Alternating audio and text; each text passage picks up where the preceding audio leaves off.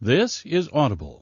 Harlequin Audio is proud to bring you The Last Summer at Chelsea Beach by Pam Jenoff, performed by Colleen Marlowe. Prologue. New Jersey, August, 1944. I sense home before I can see it. 5 miles out, the wet, salt air enters my mouth and fills my lungs, and the cries of the gulls rise harshly to meet me.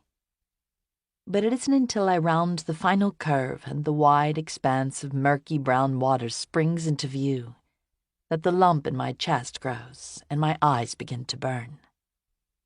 "Damn you," I say aloud as I pull to the side of the road. "God damn you to hell."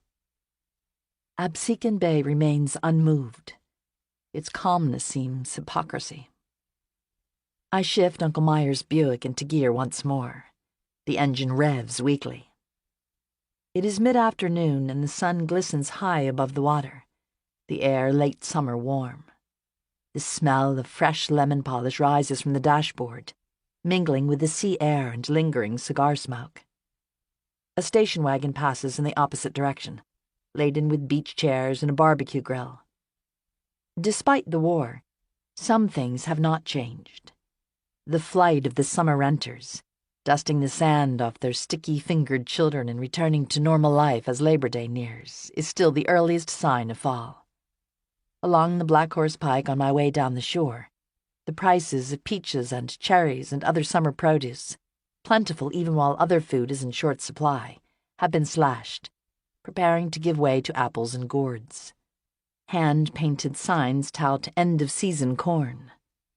Some of the drive-up stands that did a brisk business in hot dogs and root beer floats all season have already closed. I pull onto the road, passing signs that exhort me to watch the coast vigilantly for German ships and to buy war bonds. As I guide the car along the edge of the bay, high sea reeds rise from the marshes, obscuring my view of the water. Exhaling, I focus on the casual tangle of shops ahead. Everything had seemed so much bigger in my mind's eye. Now the houses with their blackout curtains and flags are miniature, like the ones Uncle Meyer built alongside his model railroad. The whole place could use a coat of paint. I begin to climb the gentle arc of the bridge. A narrow strip of water lined with docks and small boats comes into view. I startle, accidentally slamming on the brake and scarcely hearing the car horn that blares behind me. I wipe my damp palms against my cotton skirt, which has become wrinkled during the drive. Then I press my foot against the accelerator and continue south, clenching the steering wheel, knuckles white. "Knock it off," I mutter aloud through gritted teeth, "or you'll never make it." Which, as I think about it, does not seem like a half-bad idea. Just before the Esso station marked with rationing notices, I take a right turn and then another.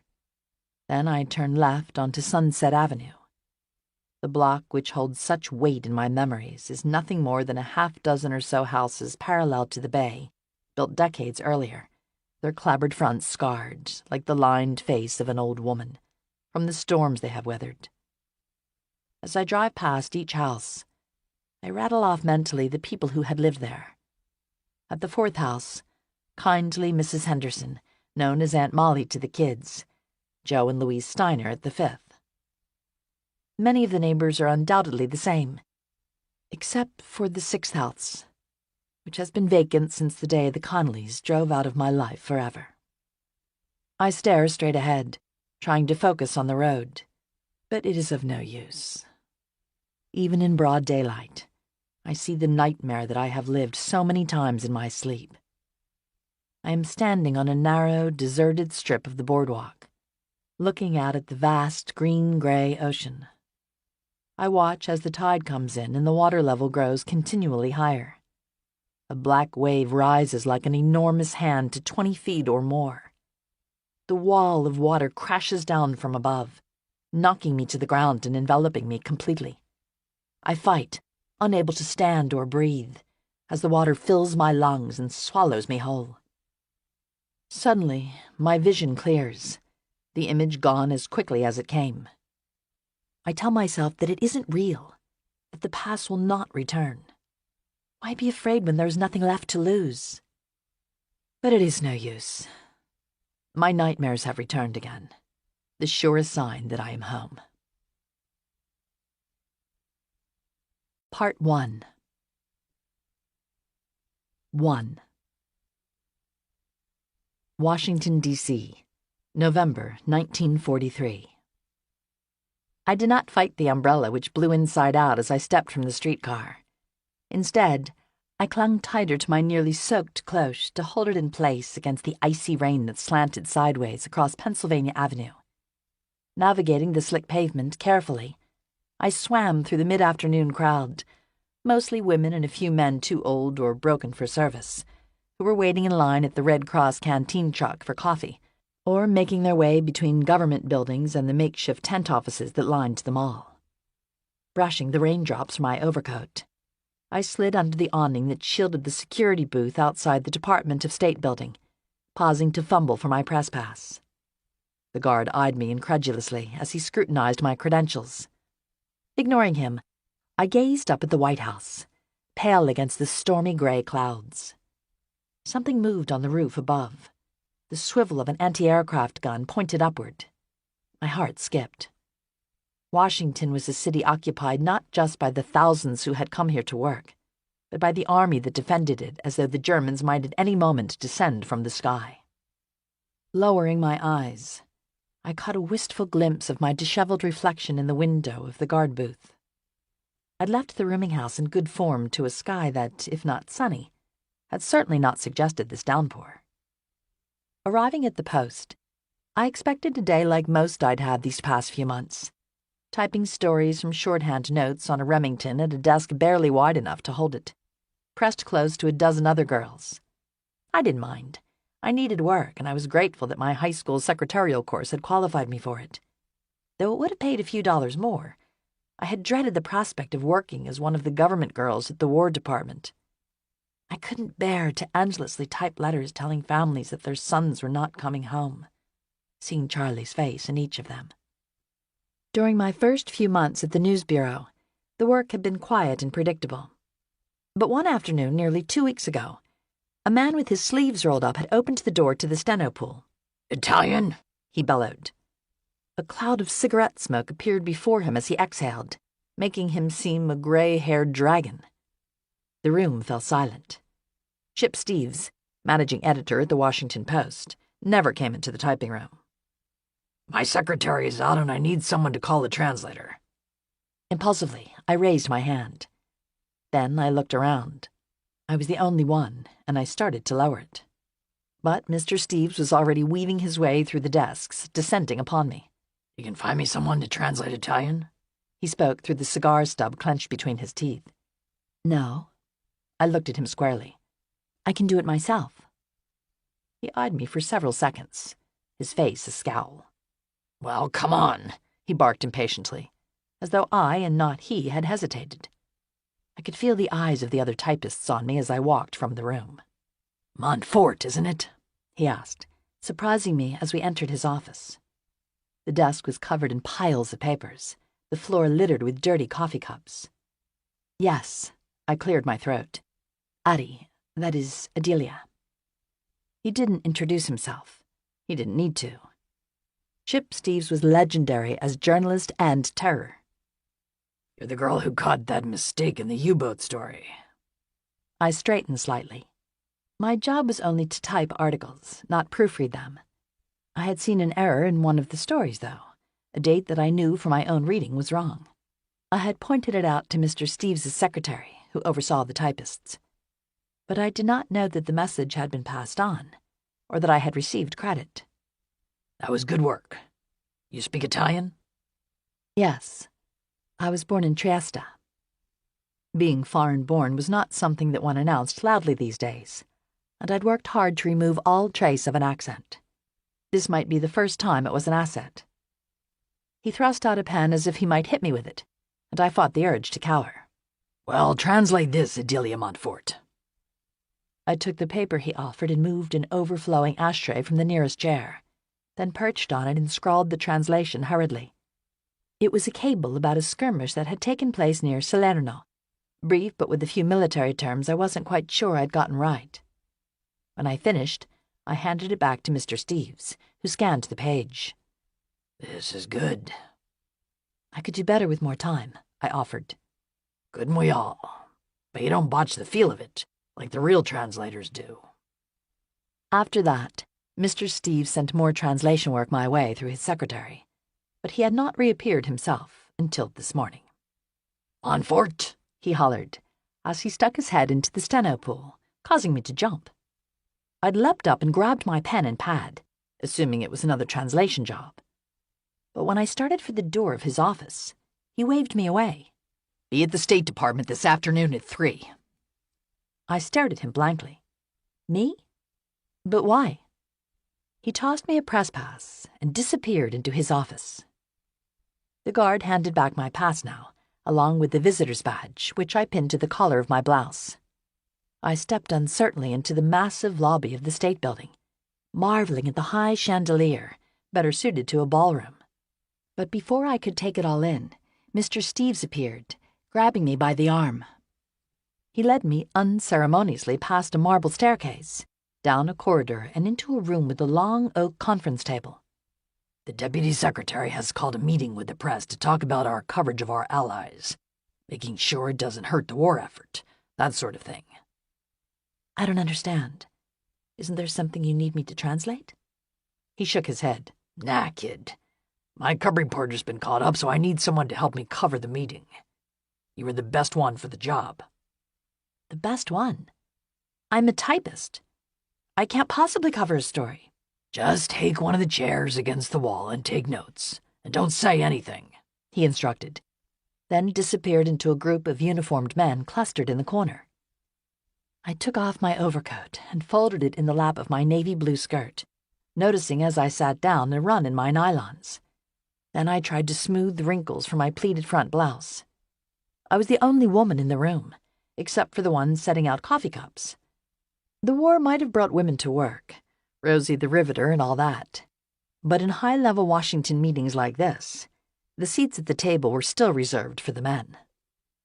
The door opened, and a man I recognized from the papers as Undersecretary of State, Edward Stettinius, came in.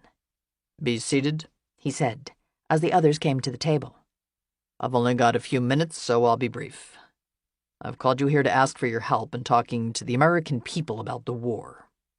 He launched into a discussion of a new initiative by the Office of War Information to work with the press on the way it would communicate information about the fighting. I scribbled furiously.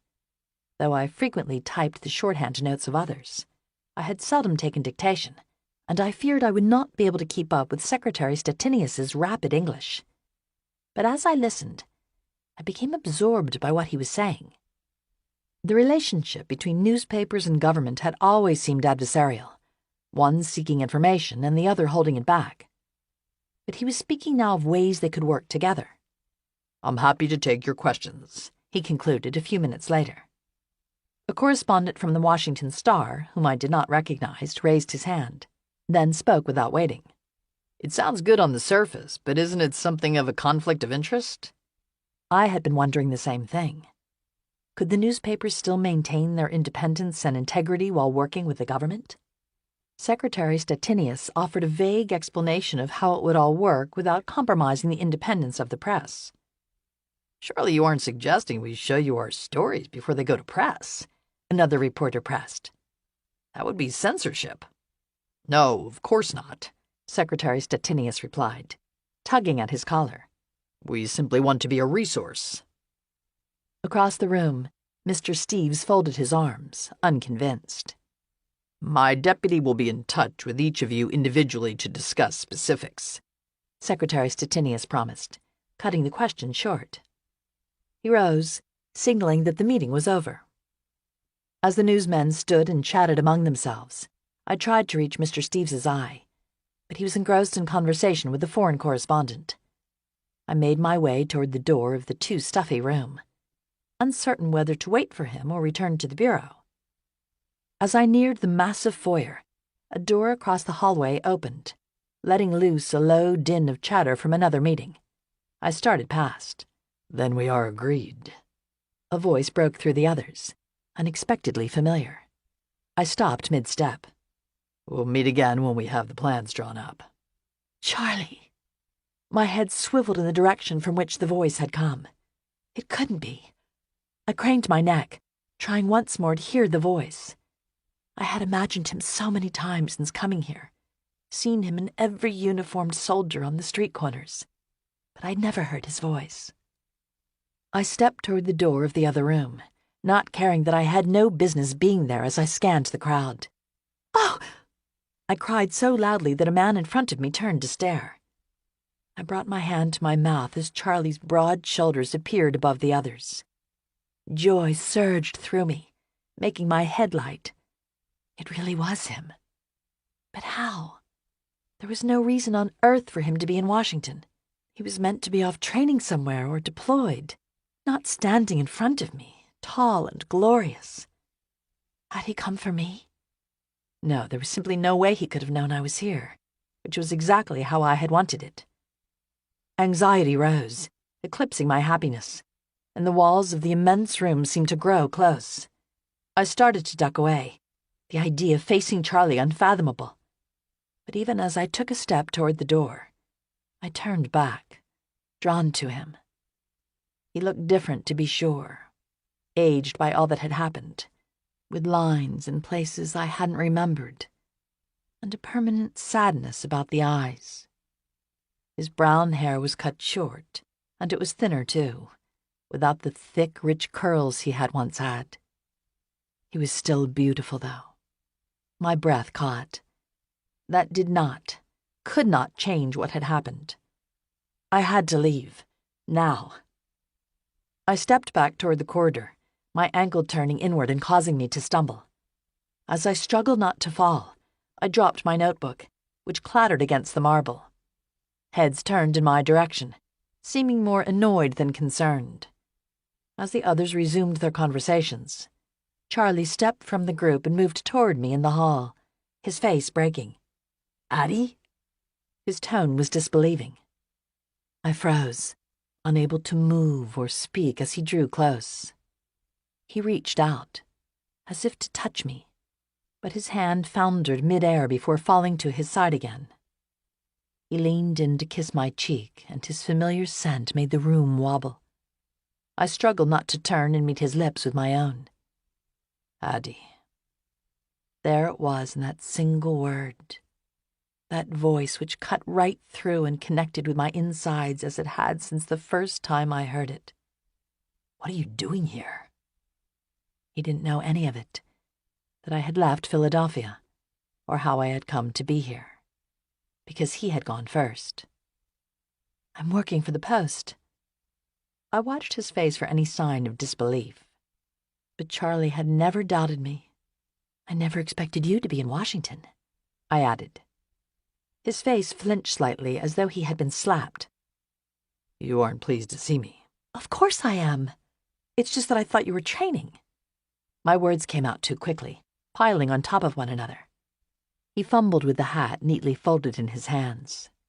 "I was, for almost a year, but now I'm here for some extra briefings."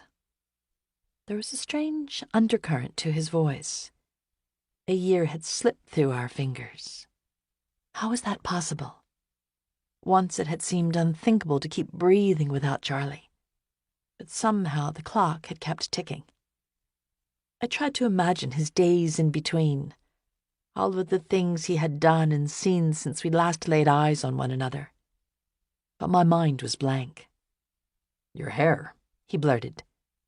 I raised my hand to my temple, wincing at how tousled I was from the rain. "It's short." It was the bob, so different than the last time he had seen me. "I mean, I like it." I couldn't tell if he was just being kind. "How's your family?" "Holding up as well as can be expected." He shrugged, helpless but not indifferent. "My folks are in Florida. Mom has thrown herself into the Women's Auxiliary." It sounded so much like Mrs. Conley that I had to smile. "Dad's dad." Guilt at having left them flickered across his face. "It tore them apart, you know." Yes, I knew only too well. The Conleys lived in a place where their grief would always be as raw as the day it all happened, no matter how much time passed or how far away they moved. They're together, but in a separate kind of a way. They know now, he added, and I wanted to ask if he meant about the army or what had been between us, or both. The question stuck in my throat. And the boys? I asked instead. Jack, well, he works at a plant in Port Richmond. He's taking night classes at Temple, though. Jack had been the real brain of the boys. He might have gone to an Ivy League school and practiced medicine as he once dreamed, but for money and circumstance. He hasn't been called up yet, thank God. Mom couldn't bear to lose another son. I swallowed. And Liam? Charlie stared hard at the floor. I'm not sure. But surely his parents knew about Liam's whereabouts and whether or not he was okay. Or had they cut ties with him as well? My stomach tugged. I still hated Liam for what he had done, yet I could not help but worry. Charlie and I watched one another, not speaking. We had talked about everyone, of course, except the one name we could not say. "How long will you be in town?" I asked, not sure what answer I was hoping to hear. Before Charlie could reply, voices came from the conference room behind him. He looked over his shoulder. There's another meeting. I'm going to have to go. A knife ripped through me at the idea that he might leave again just as quickly as he had appeared. Addie, I want to talk to you. Meet me tonight, he said suddenly. The old Ebbet Grill at 7. So he did not want our chance reunion to end either. I peered at him, trying to read the meaning behind his words. Were we merely two old friends trying to catch up? No. It was still there. That hungry, yearning look in his eyes I had first seen the night on the dock. He wanted to pick up once more and return to that moment when we had stood on the edge of the world, gazing down at everything that lay before us. He wanted to make things whole again. Something licked at my insides then, familiar, like a forgotten dream. Hope. Even after everything that had happened, Charlie still reached a place in me that made me believe things could be good again. But something held me back. I don't know. I was suddenly angry. Did he really think we could put all of those broken pieces back together and not see the cracks? Doubt thundered beneath my feet like a freight train, and the ground began to sway. I had managed to make my way back from the place that nearly killed me and stand despite it all. I could not afford to let him in and risk going there again. Please, Addie. I'll wait for you. There was a desperation about him I had only seen once before in my life. Before I could answer, the men spilled forth from the conference room, enveloping Charlie, and we were separated by a sea of suits and uniforms giving off the odor of cologne and cigarette smoke. I had not had the chance to answer. Our eyes met and locked, his making a silent plea before he slipped from sight. 2. Philadelphia, June 1941, 2 years earlier. I struggled to stand in the crush of unwashed bodies that surged forward from the ship on all sides. Then I squeezed my way to the side of the dock, pressing back against a rotted wood railing that I hoped would hold. I lifted myself to the tips of my toes in Mama's 2 large shoes, struggling to see above the ocean of heads around me. Shoulders pushed close, blocking my view. I hoisted myself onto the rail, grasping it tightly so as not to fall, and scanned the sea of travelers. I wished that I might see the familiar face of one of the girls from steerage. Not that they had been so friendly. But I recognized no one from the massive ocean liner, even after traveling on it for 7 wretched, seasick days. The travelers moved in small clumps, couples and families of 3 or 4.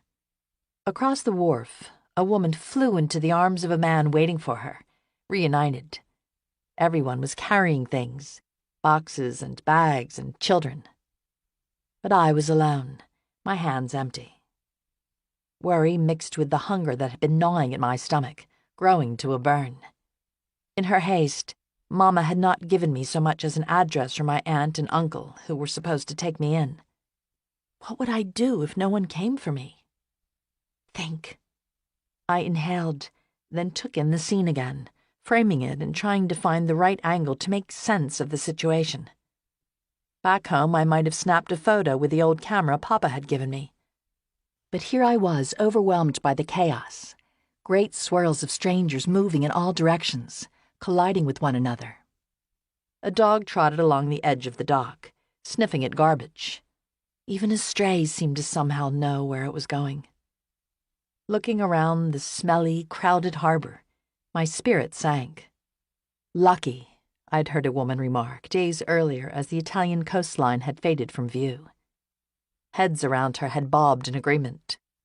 We were fortunate to be away from the violence that had worsened ominously against the Jews in recent months. But as the ship pulled from the Stazione Marittima, I did not feel lucky, but alone.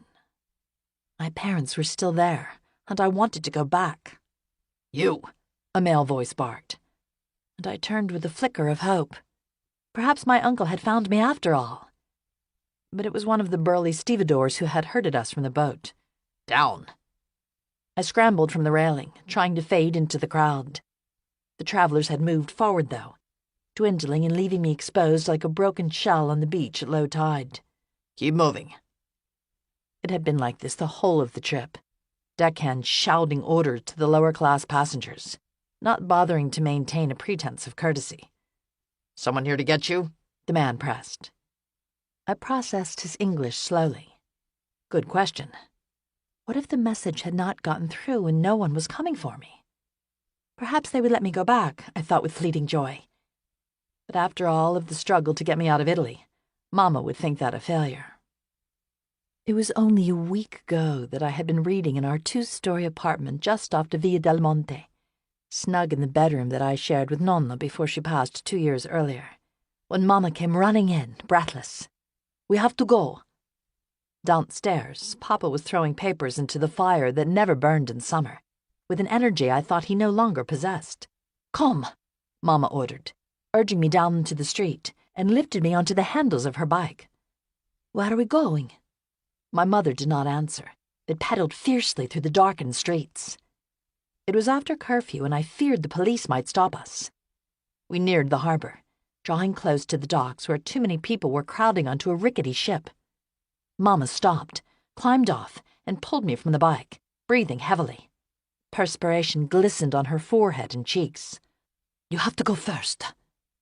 I stared at her in disbelief. "Where?" "America." She handed me a satchel heavy with coins and a ticket and papers, though real or forged I could not say. She could not possibly be serious. I reached for her, panicking. "I can't go alone." The sight of the dark water behind the ship filled me with terror. "There's no other way. You'll be fine. You're strong." Mama had never coddled me, forcing me to find my own way from our apartment through the city to market from a young age, and do almost everything for myself. It was as if she had known and somehow been planning for this. "Why now?" "These documents," she gestured. "That ship. You'll have to transfer in Gibraltar. But there's no telling when we might get another chance." But her voice was evasive, and remembering Papa burning the papers, I knew it was something more. I would be leaving them behind in danger. "Papa and I will follow." I knew it was a lie. Papa was too weak to travel. She urged me forward onto the rotten-smelling dock, finding gaps in the crowd that I could not see and making her own with shoulders and elbows where none existed. Her hair fanned out around her, a lioness with her cub. We neared the front of the crowd and Mama pushed toward a uniformed man and handed him a fistful of bills, saying a few words I could not hear. She turned back. "Come." We reached the edge where the dock met the ship and my toe caught in the gap. Mama grabbed my arm hard to keep me from stumbling. "Stay out of sight as much as you can." Her fingers bit into my skin. "Talk to no one. I will send word to Papa's brother." She took her Mizpah necklace, with its half-heart pendant made of gold that she had always worn from around her neck, and fastened it on mine. My father had given it to her years earlier, keeping his half in his breast pocket, close to his own heart. She did not kiss me, but pressed me tightly to her once, firm and hard. Then she released me, and before I could follow, disappeared into the crowd. "Hey!" The stevedore's voice came again. My vision cleared. Impatient now, he gestured with his thick hand in the direction of the large building ahead. "You gotta go in there. Police come for the kids who've got no one to claim them." There was a quiet thud in my chest as I carefully pieced together his words. What did the police do with those kids? I ran my tongue over the chip spot on my front tooth as I glanced back over my shoulder at the ship. Once dirty and confining, now it seemed a refuge. But I did not have money for a meal, much less a return ticket. "You can't go back, only forward." The man stood with his arms folded, blocking the way behind me, and I had no choice but to move in the direction of the building. Inside the high-ceilinged arrivals hall, bodies pressed together, making the air warm and thick. Conversations in different languages, German, Yiddish, Italian, rose and clashed around me. I hung back from the queue that shuffled forward, trying to figure out what to do. In an alcove to the right, a few of the other kids from the ship sat forlornly on a wood bench. A policeman lorded over them in the doorway. Nothing good was going to happen to that lot, and I didn't want to join them. But I was not about to go up to immigration and announce that I was alone. I saw a sign for the ladies' room at the far side of the terminal and made my way toward it. Pressing inside through the wall of stench, I grimaced at my reflection in the cracked mirror. On the boat, I had tried to cowl my thick dark hair back into braids, as Nonna had done each morning, but pieces stuck out in all directions. The scratch on my cheek had just begun to heal. I pushed my way to the basin where women jostled at the sink like pigs at a trough. Reaching my hands into the fray, I managed to get a few drops of water. I desperately wanted to drink it, but didn't dare. Instead, I used it to smooth my hair and wipe a smudge from my forehead. Back in the main hall, the crowds from the ship had thinned. I walked to a newspaper stand in the corner, pretending to be interested in the headlines. 10 minutes passed. "You buying?" the man behind the kiosk asked. I moved away, feeling exposed in the vast, emptying arrivals hall. If I stood here any longer, the policeman who took the kids was going to notice. In the short queue which remained ahead, a family with several children was nearing the immigration desk. I moved close to them, hoping to slip through with them. But as the family stepped past the desk, a hand caught my shoulder, stopping me. "Papers?" I drew myself up to my full 4 feet 8 inches, then handed my passport to the man in a dark blue cap and jacket, whose eyes darted back and forth as he scanned the paper in front of him. An open pack of Lucky Strikes peeked out of his breast pocket. I held my breath, praying that the papers were good, and that the money my mother had given the ship's purser was enough to have my name added to the manifest. The waiting room on the far side of the immigration desk, where cleared arrivals met their hosts, stood just feet, but oceans away. The man looked up beneath bushy brows. "Who's sponsoring you?" I shook my head at the unfamiliar word. "You have family here?" he asked more slowly. My aunt and uncle. They're expecting me. My accent sounded thicker than when I had practiced speaking English with Mama back home. "Where are they?" I faltered. "Children have to be collected." He made me sound like luggage. I bristled at the notion of still being called a child at almost 17, then decided not to complain. He gestured toward the guarded side room with the kids. "Otherwise you'll have to go to the home until your relatives can collect you." Home? I repeated, picking out the word I recognized.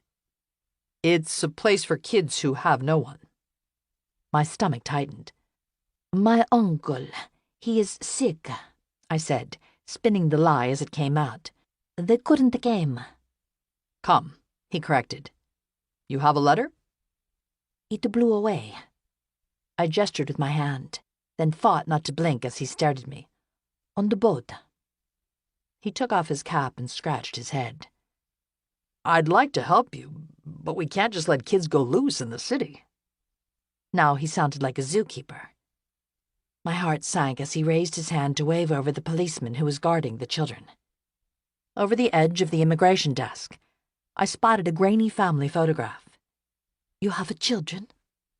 The man hesitated, unaccustomed to others asking the questions. Then he lowered his hand. 4. A girl and 3 boys. Your daughter is beautiful. How old? His face softened a bit. Mary's 6. The officer rubbed his right temple with thick fingers. Behind him, the clock struck 5. Joe, we're headed to O'Shea's, another man called from behind him. My aunt and uncle lived close to here, I said, not stopping to correct my grammar as I sensed a crack in his resolve. I will bring my aunt back tomorrow to sign for me. Please. The man hesitated. What's their address? 2256 South 5th, I replied, making up the numbers and hoping they sounded right. I could lose my job for this. You won't. I'll come back. The man stamped my passport. I took it and hurried past him. I scanned the waiting room, but did not see anyone who might have been my aunt and uncle. Not daring to linger in case the immigration officer changed his mind, I scurried through the station and stepped out into the light. On the far side of the door, I stopped again and scratched the back of my head, hoping I had not picked up nits. The street in front of the Port of Philadelphia was packed thick with buses and taxis and black sedans, choking the already thick summer air with exhaust. An enormous American flag flapped in the breeze above. At the corner, a hot dog cart gave off a savory smell. My mouth watered. Food had run out in steerage almost 2 days before we docked. I had not eaten, except for the scrap of bread an upper-deck passenger had carelessly tossed below in waste. I moved closer to the cart, eyeing the soft pretzels stacked high on the edge. I could take one without anyone noticing. No, I was not going to start my life here by stealing. Better hungry than a thief. I turned from the cart, focusing on the street in front of me. I had made it through immigration, but I still had no idea where I was going. Adelia? A voice called behind me. I froze. They were going to stop me from leaving after all. But this time the voice was female, and it had spoken, not barked, my name. I turned. A sturdy woman in a flowered dress and thick brown shoes was walking toward me, a thin, stooped man at her side. My shoulders slumped with relief. So Mama had been able to send word after all. A look of something, disapproval perhaps, passed over the woman's face as she neared. She leaned in to kiss my cheek, flinching at the travel smell I could not help. I'm your Aunt Bess. This is your uncle, she added, gesturing toward the gray-haired man in horn-rimmed glasses who stood behind her.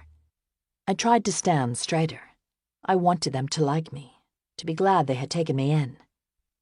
Meyer, he offered, switching his cigar to his other hand so he could shake mine. I strained to hear his voice, one step above a whisper. There was something familiar around his dark, almond-shaped eyes that made him an older, less handsome version of Papa. Homesickness washed over me. I'm so sorry we were late. There was construction on the road, and then we had the wrong dock, Aunt Bess said, sounding harried. I struggled to keep up with her rapid-fire English, catching only a fraction of what she said. I suppose we have to clear you through customs. She pointed to the building. I already did. As if on cue, I saw the immigration officer who had let me go walking from the terminal, jacket thrown over his shoulder.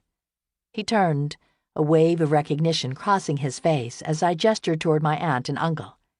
I had been telling the truth after all. He raised his hand, wishing me good luck with a kind of salute before rounding the corner. But how did you manage that? Oh, never mind, Aunt Bess added before I could share my tale.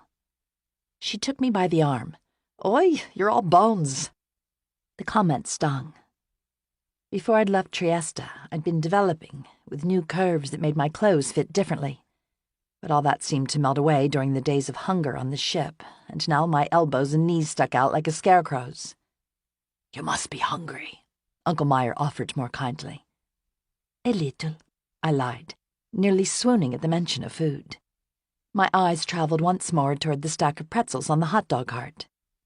But Aunt Bess opened her purse and fished out a bagel wrapped in tissue.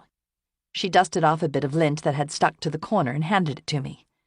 Thank you, I managed, trying to mask my disappointment as I bit into the stale, crusty bread. I gulped the first mouthful, then forced myself to slow down as my stomach roiled. You don't have bags? I shook my head. Well, I'll have to get you some things, Aunt Bess said, as though it had only just occurred to her. I followed them to a black car at the corner. We're headed to the shore, that is, the beach, Atlantic City. We take a place there in the summer. It's nothing fancy, just a few rooms in a boarding house. But we thought the sea air might do you good. Aunt Bess spoke quickly, using too many English words that I did not know. Do you understand? She must have noticed my confusion. I tended to wear my emotions on my face, a habit I'd been trying to break. Si, I mean yes. You like that, no? Uncle Meyer asked, his whisper kind. I did not answer. How could I explain that, even though I'd been raised in coastal Trieste, the ocean was, in fact, the one thing I hated most? A tear escaped from my right eye then and trickled down my cheek. Oh, dear, Aunt Bess said, mistaking my sadness for gratitude and hugging me awkwardly. I let myself be folded into her stiff, unfamiliar arms and took a step into the life that was waiting for me. 3. Hearing the screen door slam behind me, I shielded my eyes and peered up at the slope-roofed beach duplex where we occupied the second floor. Aunt Bess labored down the rickety wood steps, straw purse tucked under her arm. Though it was not yet mid-morning, the sticky July heat had already caused damp spots to form at the armpits of her dress. I'm headed to Margie's. Aunt Bess's routine was always the same. The only question if it was canasta at Margie's or mahjong at Flo's. Do you want to come? I considered saying yes, just to see her reaction. No, thank you. Aunt Bess's shoulders dropped slightly with relief. She'd hesitated in that way she always did, not quite sure what to do with the teenage girl whom she'd only just inherited less than a month earlier. Things were especially awkward during the week. Uncle Meyer traveled in the Buick, selling pots and pans and other household items to the housewives of Elkins Park and Cheltenham and other neighborhoods northeast of Center City. Until he returned Friday afternoons, it was just Aunt Bess and me. There are some leftover cabbage rolls, in the icebox for lunch. Aunt Bess's family had come from Pinsk some 30 years earlier, fleeing the pogroms. She regarded herself as American, but little bits of the old country seeped through, like a white slip peeking out beneath the hem of her dress. Sometimes I felt as if I were an embarrassment to her, the immigrant niece, a reminder of the world from which she tried so hard to distance herself. There's cheese for sandwiches and some potato salad, she continued, as if rattling off a grocery list. She was forever trying to feed me. I'll be back this afternoon. I watched as Aunt Bess padded, dingy white sandals scraping, down to the corner of Monmouth Avenue. She was not an unkind woman. She simply did not know how to do this, like a muscle stiff from lack of use. I did not dare to ask if she ever wanted kids of her own. I was supposed to be grateful, I knew, from the looks and not-too-low whispers of Aunt Bess's friends. Grateful to her and Uncle Meyer for the clothes that were new, but not quite the right size, and for the second-hand books that were a few years too young for me. Grateful that they had taken me in, even though they really hadn't had a choice. And I was grateful, but I wished they might just once ask me what I wanted, or even let me choose for myself. When Aunt Bess had disappeared from sight, I climbed the steps of the duplex and went inside for some calamine lotion. We had 2 rooms, if you counted the screened sun deck with the daybed that made me an easy target for the mosquitoes as I slept, plus kitchen privileges down below. I rubbed the lotion into my legs, avoiding the scrape on my left knee. Then I straightened, licking the salt from my lips and peering out across the horizon, where greenish bay water met overcast gray sky. My hand wrapped reflexively around the Mizpah pendant, fingers feeling the engraved Hebrew. May the Lord keep watch between you and me when we are away from each other. Or so Mama had told me once when I was little and had asked about the charm around her neck. Hebrew was non-existent in our home, and the item's value to Mama was sentimental, not religious. I had not taken it off since Mama fastened it around my neck that night she put me on the ship. I pictured the other half in my father's pocket, close to his heart. Sadness seemed to seep from the cool metal through my fingers as I thought of them and what might have happened in the week since I left. Had their lives gone on much the same without me? The sound of a car engine interrupted my thoughts. I looked down through the screen window, surprised. Our street was narrow and not a major throughway. Vehicles this time of day other than the milkman and garbage truck were scarce.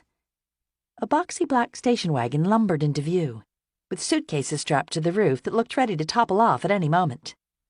The car stopped just past the duplex.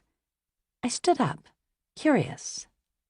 The sprawling house next door, with its wraparound porch, had been vacant since we'd arrived 3 weeks earlier, and Bess had sniffed at its dilapidated state. But I liked the empty place.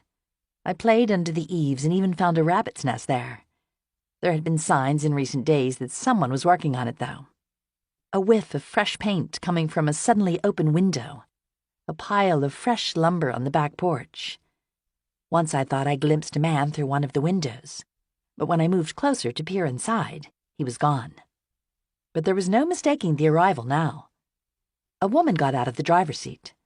She was pretty, with pale skin and strawberry blonde hair I would have loved for my own, and a smattering of freckles that said she'd better keep out of the sun if she didn't want more.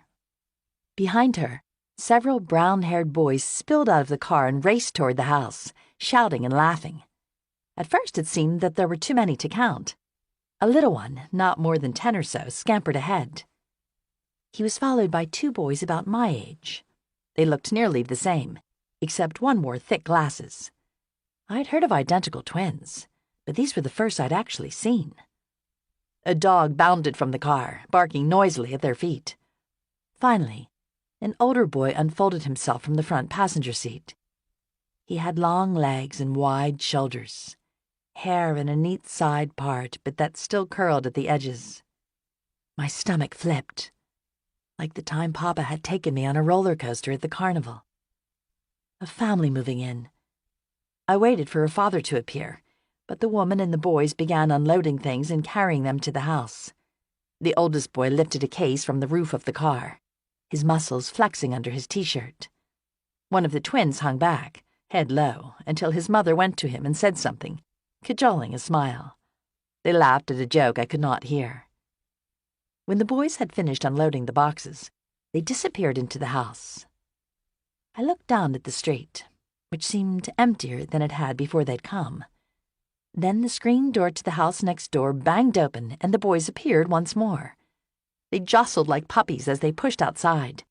One of the twins carried a football, which the boys began tossing among them on the thin strip of grass that separated our 2 houses. I watched the scene play out below, wanting to go down and join them. I stepped forward, starting toward the door that led downstairs. Then I stopped. But I kept watching, fascinated. The hair of the oldest boy seemed to glow gold in the morning sun. He didn't so much run as fly, feet barely touching the ground. He leapt for the ball and his shirt pulled free, revealing a bit of midsection. I inhaled sharply at the unfamiliar sight. "Hey!" a voice called out. It took a second to realize that it was directed at me. The youngest boy had his head tilted upward toward the porch, hand raised to shield his eyes from the sun. I stepped back from the window, but it was too late. He waved his brothers over. "A kid!" The others stopped playing and gathered to peer up at me. "A girl," the oldest boy corrected. "Don't be shy," he coaxed in a voice too rich and hypnotic to resist. "Come down and join us. We won't bite." "We might," the twin without the glasses taunted. I hung back. Then, curious and struck by the kindness of the oldest boy's eyes, I opened the door and started down the steps. "I'm Jack," the twin with glasses said, when I'd reached the bottom. He held out his hand. Closer, I could see that he had a fuller face than his brother, splashed with freckles. Long lashes blinked behind the thick lenses. I opened my mouth, but no sound came out. "Adelia," I croaked finally, wishing my accent was not so obvious. The leaner twin cocked his head. "She must be the greenhorn from Italy that Dad mentioned." How did they know about me? I blinked, caught off guard by the rudeness of his tone. My cheeks reddened and I started to turn. Coming downstairs had been a mistake. "Don't mind Liam," said the oldest boy, his voice low and resonant. I stared up, not answering.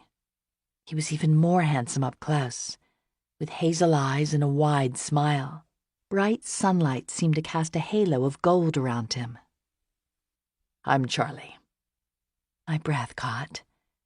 I brushed my hair from my face, trying to think of something to say that would impress him, make him take notice. He cupped his hand on the head of the youngest boy standing beside him. "And this is Robbie." I smiled down at Robbie, who had wide, round cheeks that seemed to cushion his eyes, and front teeth still a bit too big. He stood very straight, trying to look taller in a way that I recognized from doing it myself. "Nice to meet you," I said solemnly. "Adelia," Charlie said, as if trying my name on for size. Hearing him say it, my insides warmed. "That's a mouthful. Is it okay if we call you Addie?" I nodded, liking the short, easy sound. "Si, I mean yes." I blushed. My knowledge of English was not awful. Mama had insisted that I learn other languages since I was a child. I had read as much as I could since coming here, mostly Ladies' Home Journal and the other women's magazines Aunt Bess loved. And I had listened to the radio programs, too. But I had not had much opportunity to practice speaking, and when I was nervous, it all seemed to fade away. "Come meet our mother." Before I could reply, Charlie strode across the lawn, covering it in about 2 steps. The others followed. "Mom!" The red-haired woman emerged from the house, wiping her hands on the apron that covered her light blue shirtwaist dress. "This is Addie. She's staying next door." The woman smiled from the kindness that said she had heard about me. "Hello. We've been summer neighbors of your aunt and uncle for years, though we usually get here a good deal earlier. I'm Doris Conley." "Where did you come from?" Robbie interjected. "From Trieste in Italy, on a boat." "All by yourself?" he asked. I nodded, standing straighter. "Well, that's something," Mrs. Conley said, her voice full of admiration. "I normally wouldn't even make the trip down to the shore by myself, but my husband had to work and the boys wanted to be here for the fireworks on the 4th. "Who lives there with you?" Robbie resumed his interrogation, pointing up to the screened porch where I had stood minutes earlier. "Just my aunt and my uncle." "No brothers or sisters? Any pets?" I shook my head twice, trying to keep up with his questions. "Boy, you'll sure be glad to have us around." His brothers chuckled. Robbie turned to his mother. "Can we keep her?"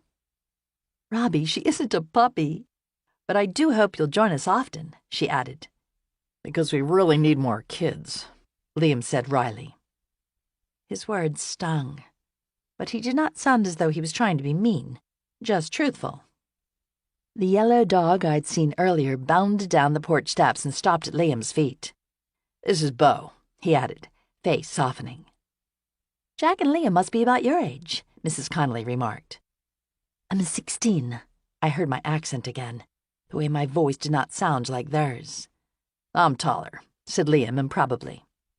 "Okay," I conceded, because it seemed to matter to him a great deal. "Would you like to join us for lunch?" Mrs. Connolly offered. "I haven't much till we get to Castle's, just sandwiches." I still could not get over the way Americans spoke so casually of food, something I would never again take for granted. "I wouldn't want to impose." Mrs. Connolly smiled. "Hardly. With these boys, I'm already cooking for an army. Come on, everyone, let's eat." Charlie lifted Robbie across his shoulders like a sack of potatoes and started for the door with the twins at his heels. Inside, the house was airy and cool. There were little touches, like the carved oak banister and wide windows, that said the house had been built for someone to live in year-round, and not merely as a vacation home. As we passed through the living room, I paused to admire a chess set which sat already unpacked on a low table. "It's a lovely," I said, fingering one of the carved wooden rooks. "Do you play?" Charlie asked with new interest. I tried to calm the fluttering in my stomach. "I did. My father taught me." In recent years, when he had become broken and withdrawn, it was my one way to still connect to him. Papa had no one to play with him now. I imagined the chessboard sitting unused by the fireplace in our apartment in Trieste. It had been my dearest possession, the one thing I might have brought with me had I known I was going. I followed Charlie through the open boxes that littered the floor to the freshly scrubbed kitchen smelling of lemons. Mrs. Connolly unpacked a basket of meats and cheeses and began slicing thick white bread. My stomach rumbled embarrassingly. Even after several weeks here, every meal felt as though it might be my last. The boys whooped and hollered their way to the kitchen table, its enamel top scratched from years of use. Charlie plunked Robbie down in his chair before grabbing Liam and Jack under each arm and pretending to bang their heads together. "Boys," Mrs. Connolly admonished, but her tone was good-natured, as if the chaos was normal. She turned to me. "Why don't you sit here next to me where these little rascals can't bother you?" "Thank you." I slid into the chair Mrs. Connolly indicated, then looked hopefully at the empty seat next to mine. But Charlie dropped down between the twins on the other side of the table. Mrs. Connolly passed me a plate of sliced tomato. "We just bought these at the farmer's stand on the way into town." The piece I took was warm.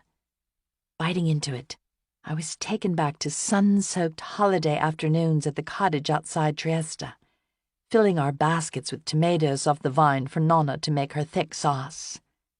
Mrs. Connolly handed around the platter of sandwiches and glasses of milk. The kitchen turned quiet as the boys attacked their lunches. Each of them ate differently. Charlie wolfed his meal down in great bites, barely pausing between mouthfuls to breathe or speak.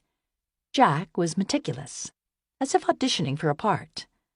Liam sat back and nibbled disinterestedly, while Robbie played with his food just shy of irritating his mother. I ate carefully, taking care not to leave crumbs. From where I sat at the kitchen table, I could see that the house was a bit down at heels, the paint peeling and woodwork worn. "It's been in my family for generations," Mrs. Connolly said, seeming to notice. "It's a lot to keep up, but I couldn't bear to sell it." "We live in South Philadelphia back home," Jack offered between bites. "We do too, I think. Fifth and Porter," I said, repeating the location I'd heard from Aunt Bess. "That's the Jewish neighborhood," Liam observed. "Liam, mind your manners," his mother cautioned. "Is it true that Jews don't believe in Jesus?" Robbie asked. I nodded. His eyes widened with disbelief. "We're Catholic." "Sort of," Charlie corrected. "Dad is, and we go to church sometimes. But Mom is a Quaker." "What's that?" "It's just a different kind of church," Mrs. Connolly replied. "And we Quakers are pacifists, which means we don't believe in fighting or war." Still not fully understanding, I made a note to look up the words later. "Is that why you don't want America to help stop Germany?" Charlie asked his mother. His voice was rich and resonant. "Because you're a pacifist?" "Partly, I suppose. Mostly it's because I have 4 sons." My heart sank. I had heard such talk at the drugstore and among Aunt Bess's friends. Back in Italy, I'd just assumed that the Americans would come and help stop the Germans, that it was only a matter of time. How could they not? But here, people spoke of the war as though it were unreal, a book or movie, or simply someone else's problem. "We live about 10 blocks from you," Jack said. I turned to him, grateful for the return to an easier subject. "You'll attend high school in the fall?" Mrs. Connolly asked me. "Ugh, only Mom would ruin a perfectly good lunch with the S word." Liam ducked as his mother swiped at him playfully, then tried to wipe mustard from the corner of his mouth. "At South Philadelphia High School, I think." It's called Southern, Liam corrected disdainfully. Us too, Jack chimed in. Charlie's going to be quarterback of the football team. Charlie shrugged and waved his hand. We don't know that yet. Nah, unless Tommy Thompson decides to stroll down from Eagles practice and try out. I think you're in like Flynn. I smiled, trying to look as if I understood. When the food was gone, I stood to help Mrs. Connolly clear the plates, then returned to the table. She passed each of us a miniature Hershey's bar. I stared in disbelief. Aunt Bess's idea of a treat were the cookies she'd brought from the kosher bakery in the city, dry even before they had gone stale. I had not had chocolate since coming to America. Thank you. I tore off the paper and popped the whole thing in my mouth.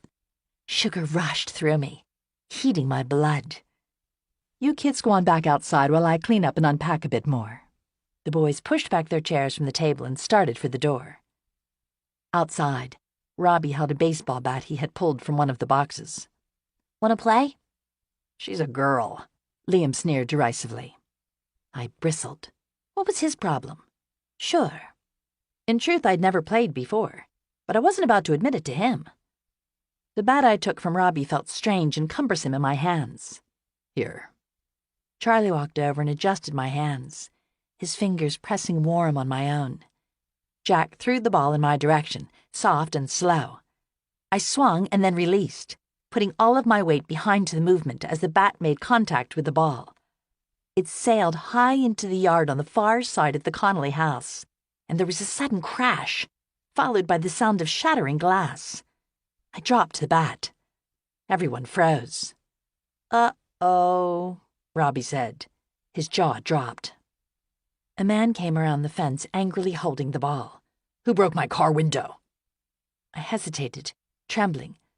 I did, a voice behind me said. I turned, surprised to see Liam stepping forward before I could speak. Mrs. Connolly burst through the door. Liam, how could you? I've warned you boys about playing ball by the houses. She reached into the pocket of her dress as she walked toward the man.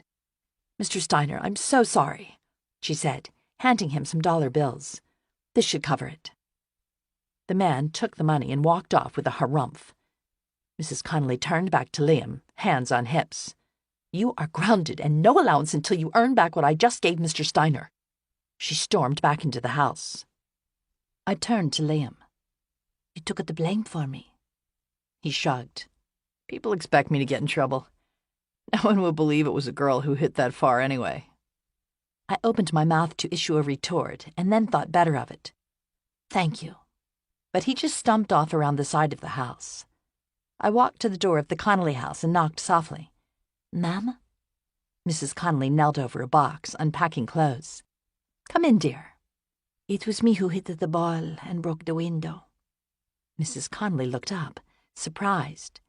Liam was just protecting me. Mrs. Connolly straightened. Why didn't you say anything? I looked away. I know I should have. I'm sorry. But was afraid. Afraid of what? I swallowed. That they would have sent me back. Something had changed in the past few weeks, I realized. Though I desperately missed my parents and wished they would join me here, a growing part of me wanted to stay in America. Today, having met the Connollys, more than ever. To Europe? Oh, honey. Mrs. Connolly opened her arms and I stepped into them, inhaling the cinnamon smell. That won't happen. This is your home now. I relaxed slightly, secretly relieved, and a bit guilty for feeling that way. A moment later, I pulled away. I should have let my aunt know where I am. Really, Aunt Bess would not be back for hours, but I didn't want to overstay my welcome. Well, hurry back. I tilted my head, not understanding. You'll go to the beach with us? I faltered. I'd managed to avoid the beach since coming here. Aunt Bess had offered to take me once, but I'd made excuses, and though puzzled, she hadn't pressed. I could not tell Mrs. Connolly about my fear of the water, which seemed silly even to me, and I did not want them to go and leave me behind. I'll be right back. I hurried next door to the boarding house, finding the polka-dot bathing suit Aunt Bess had bought me. with the gimbals tag still on it. When I walked downstairs a few minutes later, the Conleys had assembled in front of their house, buckets and other beach toys in hand. I stopped, suddenly self-conscious of my new suit. When Aunt Bess had given it to me, I'd loved the bright pink color and ruffles. Now I was embarrassed at how it clung in some places and gaped in others. "Wait for me," Robbie called, struggling to keep up with his brother's long strides as we started down the block. Charlie reached down and scooped up Robbie, then hoisted him to his shoulders. I studied the boys out of the corner of my eye as we walked.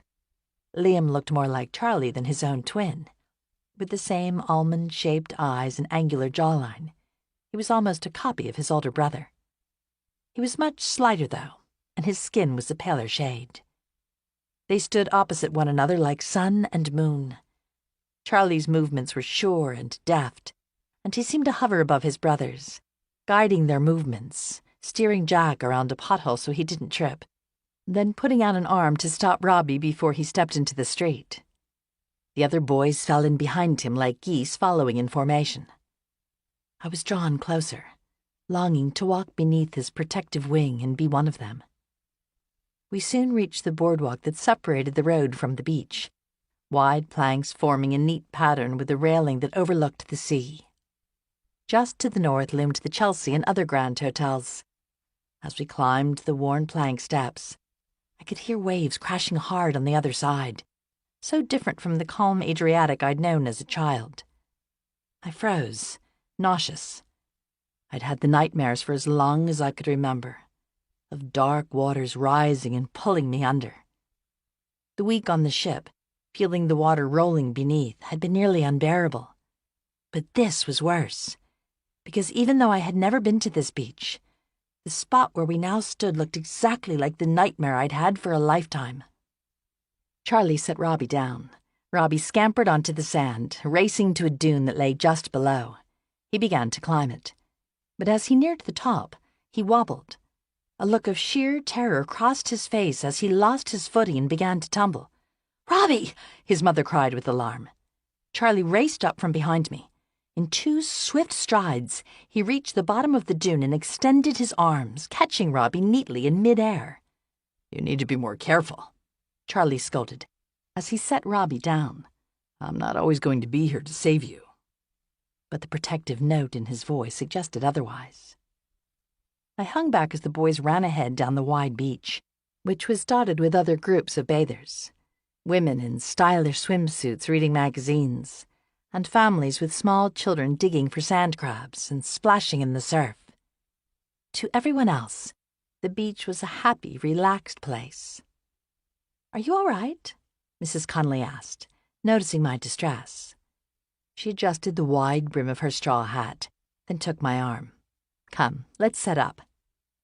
I followed her to the spot where the boys had cast down their things and helped spread out the blanket. I tried not to stare as Charlie pulled off his shirt, revealing a broad torso and muscular shoulders. His eyes traveled in the direction of a girl a few years older than me, sunning herself in a suit with a cut-out midriff. My heart sank. I could never hope to fill out a swimsuit like that. "Are you coming?" Charlie asked as he started toward the water. I shook my head. "I'll take you," he offered, softer now, seeming to sense my fear. How I wanted to trust him. I almost felt as if I could. Then a wave rose behind him and thundered down. Panic gripped me once more.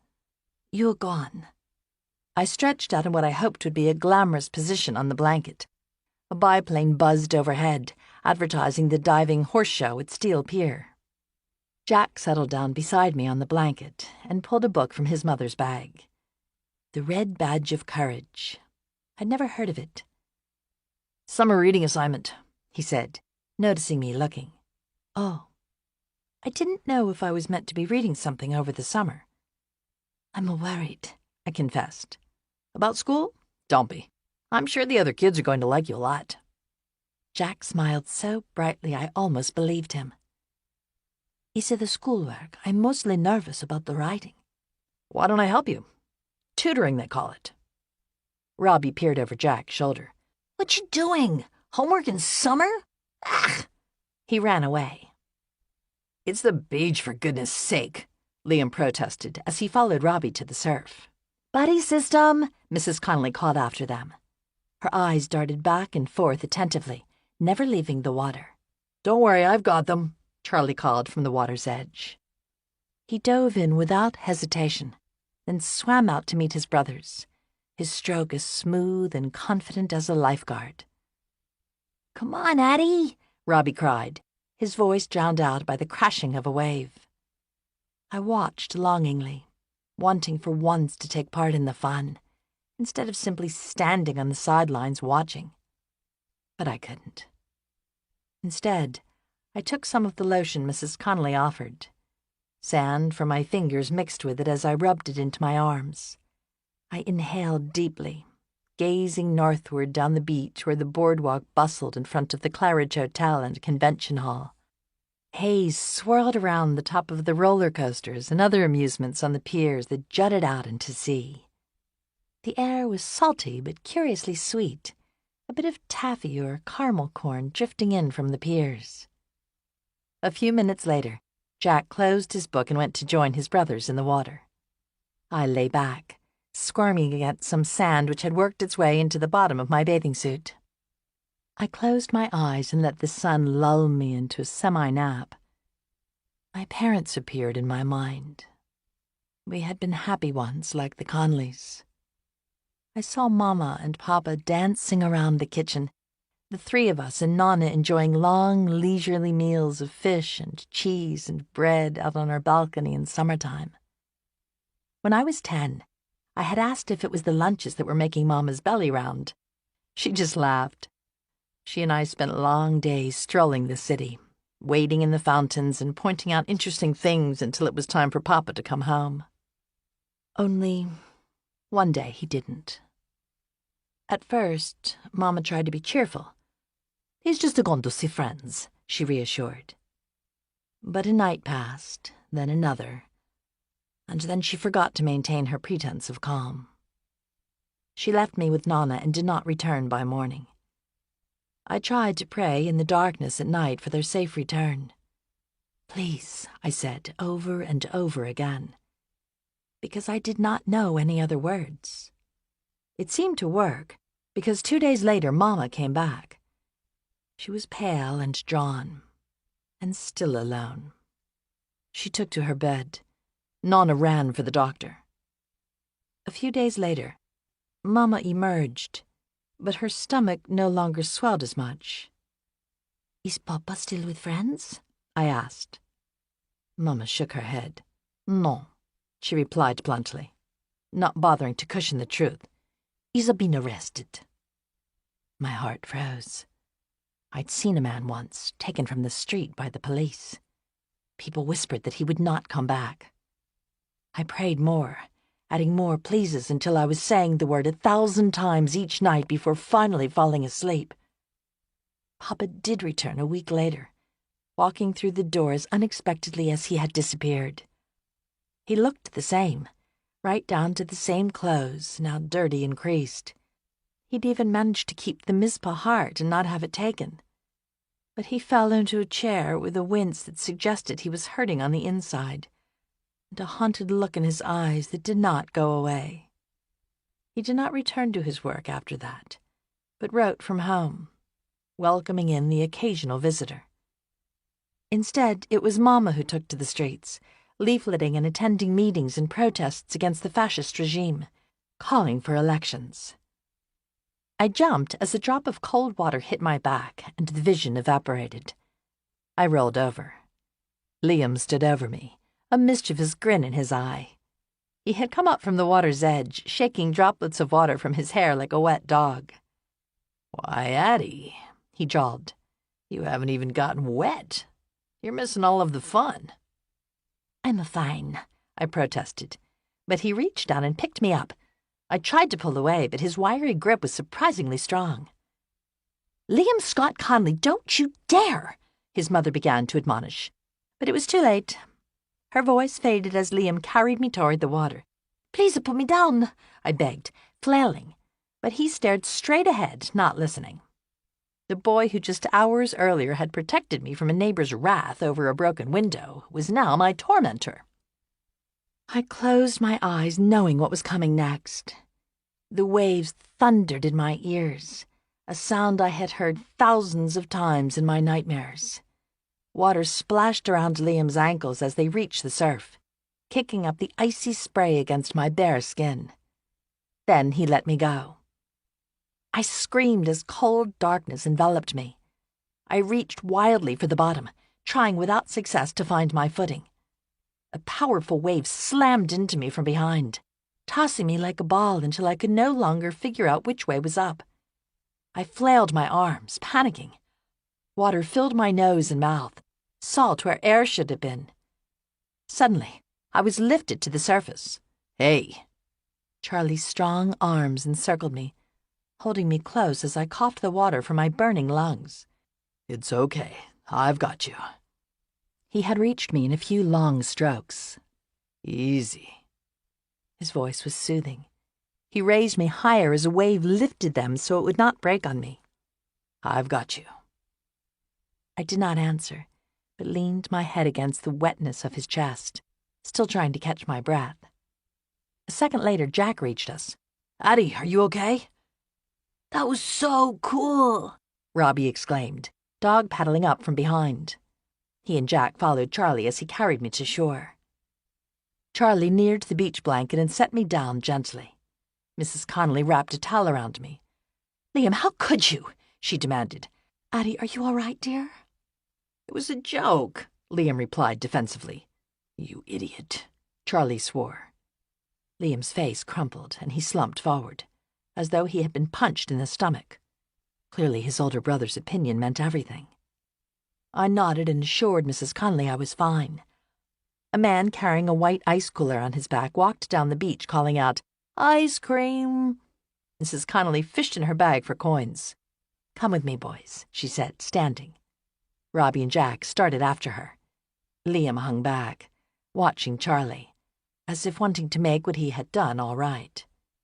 But Charlie did not look away from me, until finally Liam followed the others reluctantly. Charlie put a hand on my shoulder and slid closer. You want to talk about it? My trembling eased slightly. There's nothing to tell. I fought the urge to put my head on his shoulder. Though I'd only just met Charlie, he seemed to have a way of making everything okay, even the beach. But Trieste's on the coast, isn't it? You've lived by the water your whole life. You can't swim at all? I don't know, I confessed, pulling the towel closer around me. I can't even breathe when I get near the ocean. I could try to help you. No, thanks. You're not ready. I understand. I wanted to tell him I never would be. I hope you'll come to the beach with us anyway. 'Cause I promise, he added, shooting a murderous look down the beach toward Liam, that what happened today will never happen again. 4. I was losing the battle to stay awake in civics class as Mrs. Lowenstein droned on about wartime production in Britain. I blinked against heavy eyelids, but the polka dots of her dress seemed to blend together, making my vision swim. Normally, I enjoyed the class, which purported to be about the past 2 centuries of history, but in fact focused unabashedly on the war in Europe. But Mrs. Lowenstein's monotone recitation of facts about steel manufacturing today hardly seemed relevant. The rest of summer had passed much like that first day with the Conleys. Afternoons on the beach with the boys and trips to the boardwalk in the evening. But then the days began to shorten, and we only had a bit of time on our Schwinn bikes after dinner before the sun dropped low to the bay. There was a tiny release in the humidity, like air leaking from a balloon. One day, I spied Aunt Bess taking out a large box. "What are you doing?" "Packing. It's only a week until we return to the city and we have to register you for school." Life at the shore was all that I had known here. I had almost forgotten about Philadelphia. "What grade will I be in?" Aunt Bess looked confused. "I suppose I'll have to test you." "Will I need to bring my own school supplies?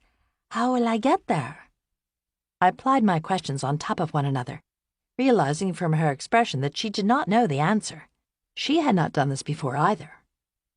She paused to set down the pile of shirts she'd been packing, then swiped at her brow. "I suppose," she said, "we will have to figure out all of this together." "I don't want to go," I had burst out to Jack as he helped me through Steinbeck's Of Mice and Men on the porch of his family's beach house that evening. "We're not that far from you in the city," Jack offered. "We might even have classes together." But I was not consoled. It was not the same as being next door, hearing their laughter through the open window as I fell asleep. I waited until a few days after we returned to the city to ask, "I want to go see the Conleys." We had just finished supper at Aunt Bess and Uncle Myers' house on Porter Street in the small dining room sandwiched in between the parlor in front and kitchen in back. The row house was so narrow I could almost touch both sides with my arms outstretched. We moved into the parlor after eating, sitting 3 across on the flowered slip-covered sofa, facing the fireplace we never used. Aunt Bess may have tried to seem American outside, but the house was filled with tarnished framed photos of grandparents and other relatives from the old country, and the Shabbos candlesticks and Kiddush cups sat on the mantel. Aunt Bess was reading Home Chat magazine, while Uncle Myers smoked his cigar and listened studiously to the news on the radio. I had waited until after the weather report to bring up the Conleys. Uncle Meyer followed the forecasts and their accuracy as studiously as though he was embarking on a great sea voyage. Even Aunt Bess, who spoke at him constantly, did not talk during the weather. But I had to ask quickly. After the news, Uncle Meyer would retreat to the basement, where he'd constructed an elaborate model railroad, complete with farms and a town, stretching nearly the length of the parlor above. I wondered if he'd wished I'd been a boy so he might have someone to share it with. "I have their address," I added hopefully. "You can't go," Aunt Bess replied distractedly, bending to smooth the area rug which was a bit frayed at the edges. "It's practically across town." I had looked at a street map and knew this wasn't true. "It's no farther than walking to school. I can do it." It was the first time since coming here that I had spoken up for something I wanted, and it felt good.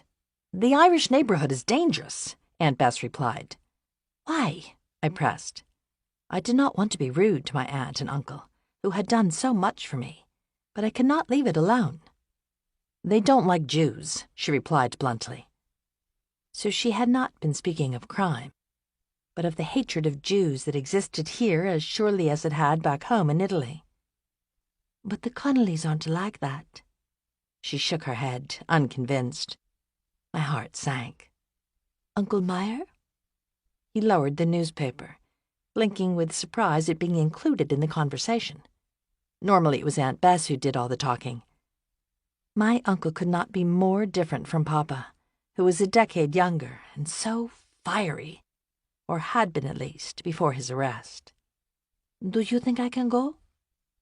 My uncle adjusted one of the 2 pens that always protruded from his shirt pocket, then glanced over at Aunt Bess before answering. "It's different here," he said, his voice stilted. "This isn't like at the shore. The Goyim and the Jews.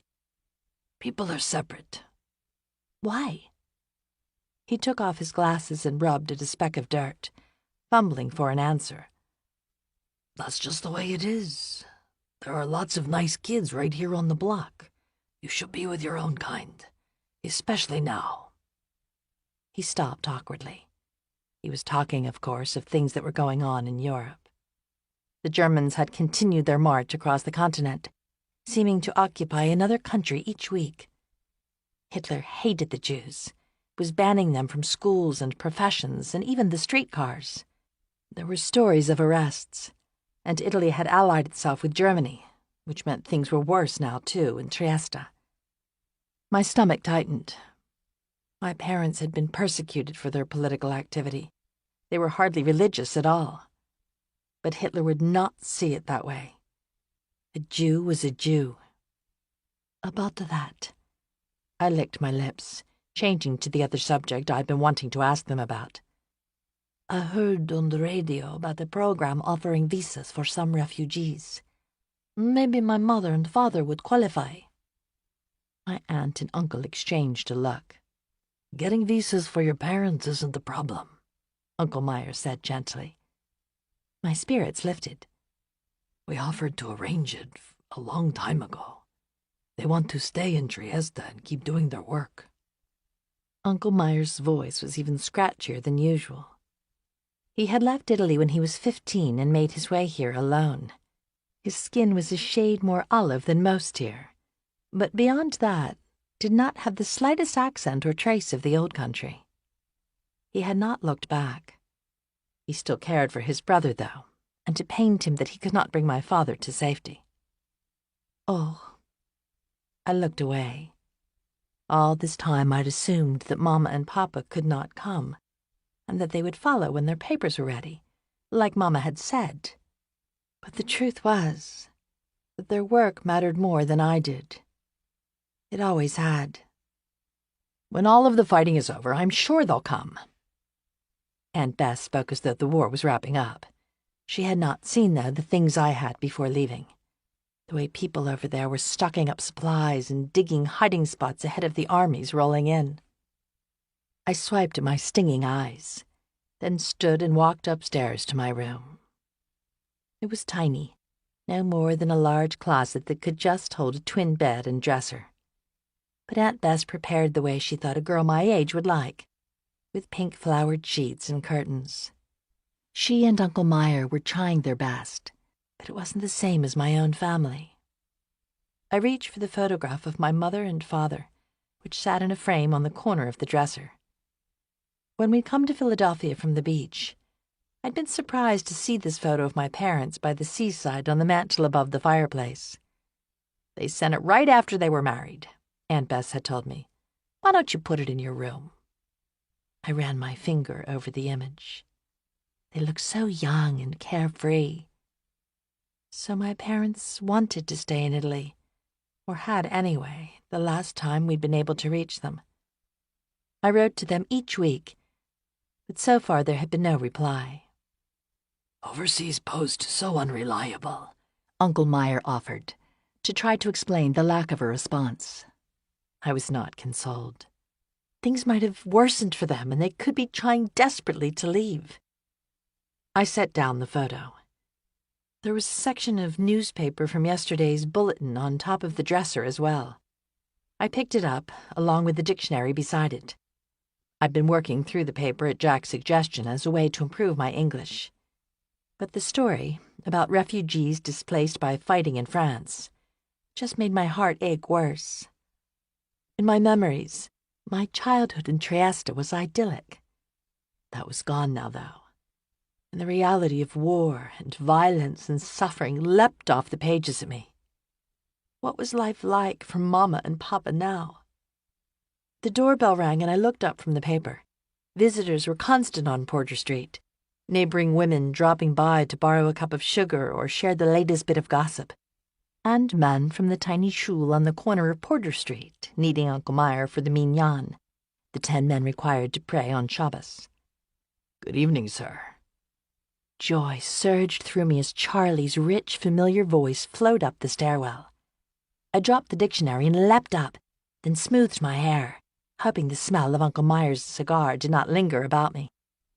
"I was just in the area," I heard Charlie explain.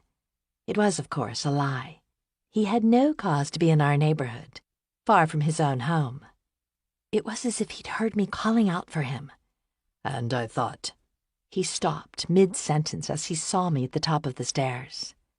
I had seen him just days earlier at the beach, but here, dressed more formally in chinos and a collared shirt, with his hair held in place by a bit of pomade, he seemed somehow older and even more handsome. "Hi, Addie. Would you like to come over for ice cream?" Trying to contain my excitement, I turned to my aunt. "May I?" "I don't know." She looked at Uncle Meyer uncertainly, hesitant to be rude to Charlie by saying no outright. "It's so far, and she doesn't know the neighborhood." Her voice was heavy with concern. My heart sank. They were going to say no. "I will walk her there and back personally, sir," Charlie said, voice solemn and low. There was something about him that could be trusted. Uncle Meyer relented. "Fine, but have her home by 8. Don't overstay your welcome, my aunt cautioned in a low voice, and I wondered if she was just talking about the Conleys or if I had somehow been a burden here, too. I tried to stay neat and out of the way, not cause extra work or expense. Charlie held the door, and I hurried past before my aunt and uncle could change their minds. Outside, it was still warm, and neighbors sat on their porches or marble steps, smoking and watching the children play handball in the street. They stared curiously as we made our way down the block. Everyone knew about the immigrant girl from Italy who had come this summer to live here. But who was this goy walking with her? Charlie seemed not to notice, whistling a bit as we reached the corner, passing the barber shop where Uncle Meyer and the other men played cards.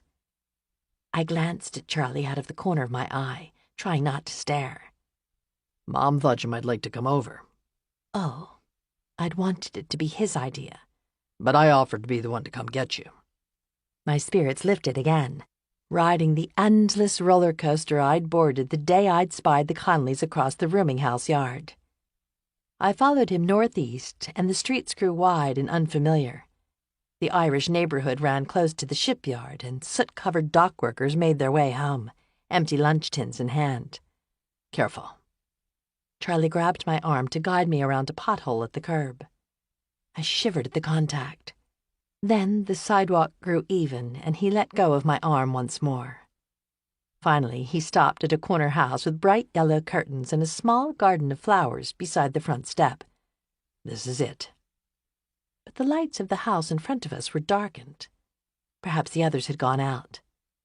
I followed Charlie inside uncertainly. Did he mean for us to be alone? Surprise! Lights flickered on, and the Conleys stood around their dining room table, a cake before them aglow with candles. Got her, Charlie said, sounding as if he'd gone to the grocery store for milk. Addie! Robbie cried, running to me and wrapping himself around my waist. I was too surprised to respond. Robbie had asked me once at the shore when my birthday was, but I hadn't thought anyone else had heard or might remember. As they sang to me, a chorus of smiling faces, illuminated by candlelight, my mind whirled. September 9th, my 17th birthday, was still 3 days away, and Aunt Bess had mentioned something vaguely about going out to dinner on Sunday to celebrate. But I hadn't expected this. Mrs. Connolly served the cake. It was just big enough to hold the candles that had been crammed on top, and there was a tiny slice for each of us when it was cut up, none left over for seconds.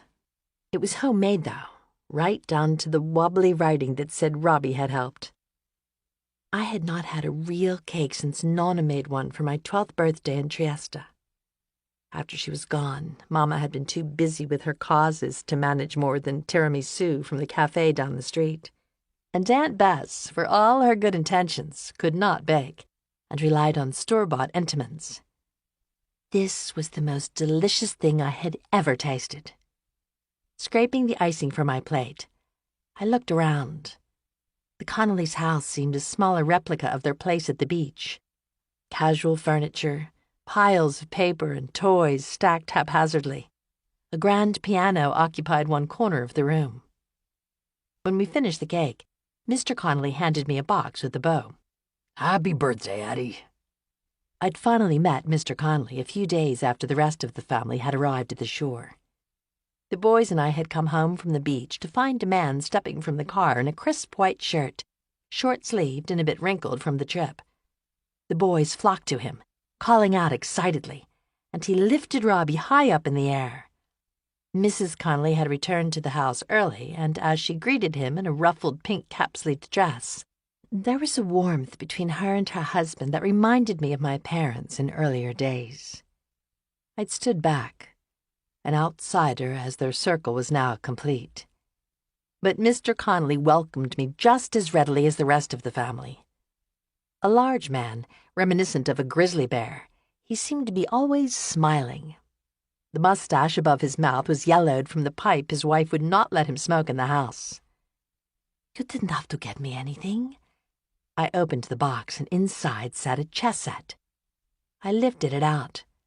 Though it was not an exact replica, The pieces were iron just like the ones back home in Trieste. Mr. Connolly cleared his throat. I saw you admiring ours several times, and I remembered you mentioning something like this. He's perfect. They had really thought about what I wanted. My eyes stung with happy tears. "Help me with the dishes, Addie?" Mrs. Conley asked, and I followed her to the kitchen, pleased to be of use. After we cleaned up, we all settled in to listen to Abbott and Costello on the radio.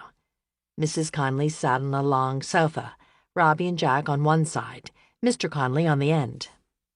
Liam hung at the edge of the room, seeming uncomfortable in his own house. I started toward him, wanting to draw him in. "Game of chess?" He had a smart, analytical way of looking at the world, and something told me he would be good at it. Nah, I've got plans. Happy birthday, Ed.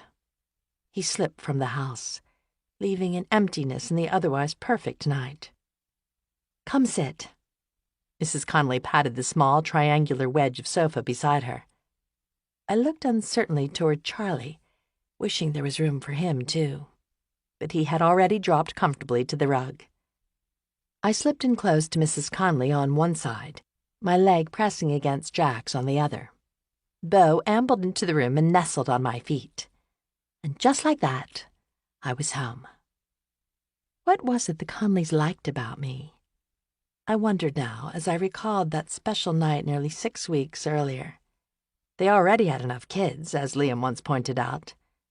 How strange that in this family that was already so full, there seemed to be a place waiting for me.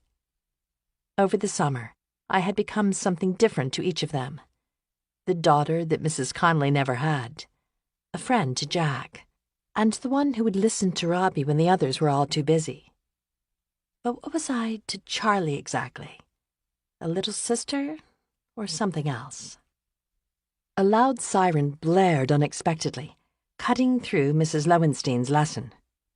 I sat bolt upright, suddenly wide awake.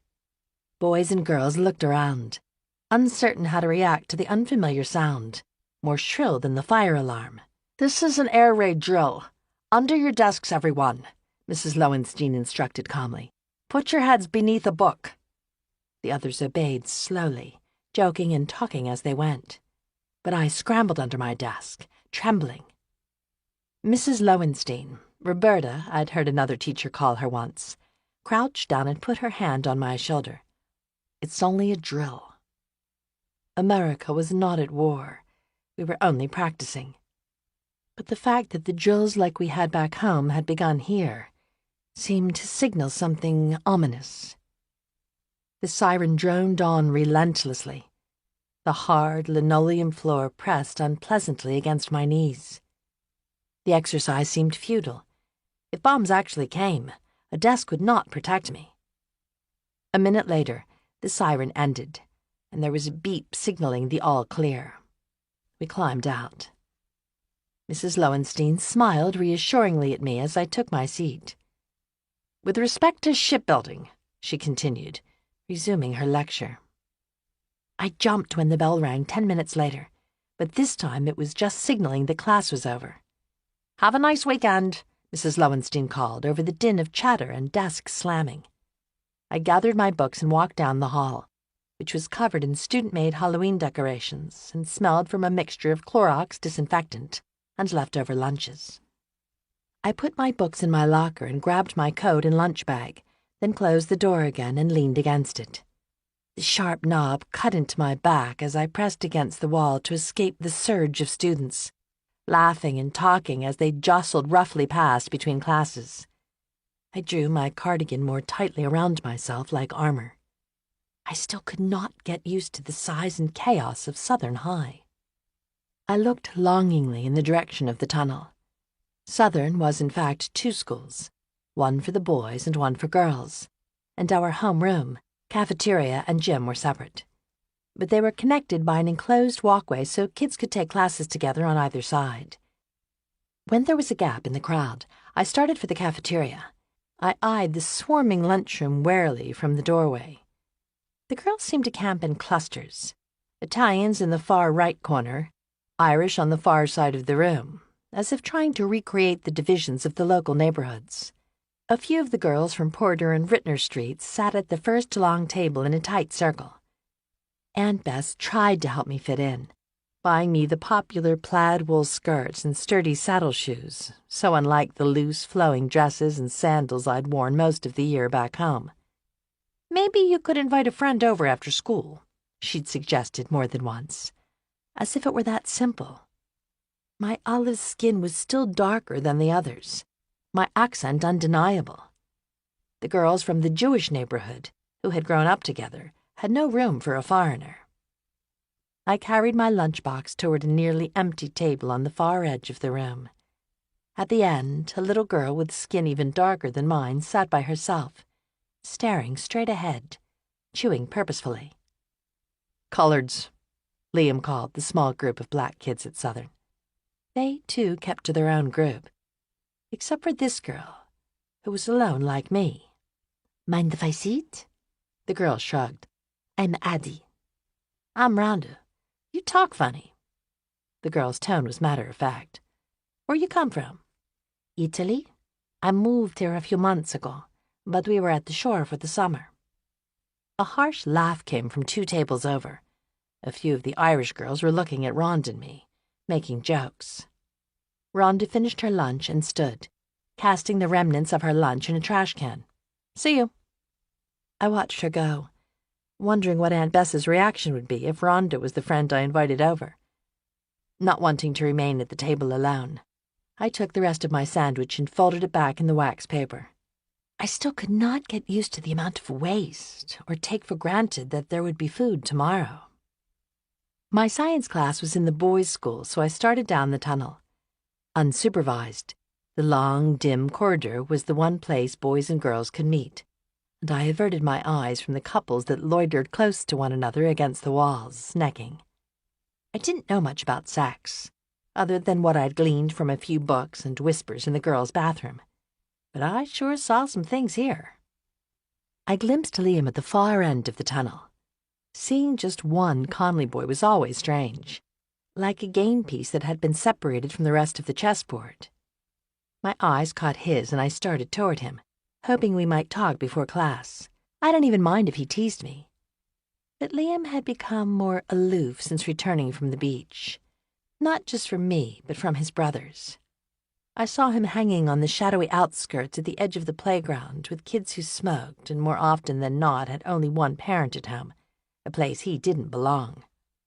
As I neared the boys' school, Charlie appeared from behind the open door of a locker.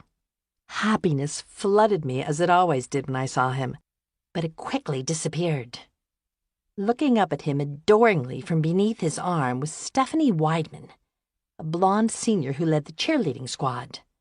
Her hair was neatly rolled and pinned back, and the cuffs of a crisp white blouse peeked out beneath her pink cashmere sweater. I should not have been surprised. It had not taken me long to figure out that Charlie was very popular with the girls. "Why are you giggling?" I demanded of the girl at the locker next to mine the very first day when he'd passed by. I would not have anyone make fun of him. "He's Charlie Conley," the girl explained, her voice hollow with awe. "The quarterback." At the shore he had just been Charlie. Here, though, he was larger than life. The bee's knees, one of the girls called him.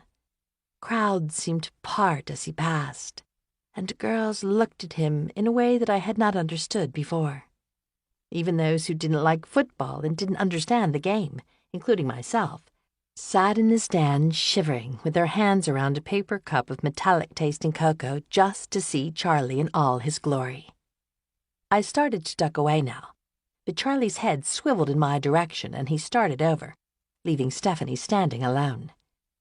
There was a hushed silence in the tunnel around us, then whispers and stares as the school's star quarterback walked over to talk to the small, foreign girl who nobody knew. "Hi, Addie." Charlie smiled brightly, as though we were at the beach and it was just the two of us. He wore his varsity letter sweater, black with the red S. He'd grown taller since summer and wore his hair in a neat comb back with pomade, not loose and curly as it had been at the beach.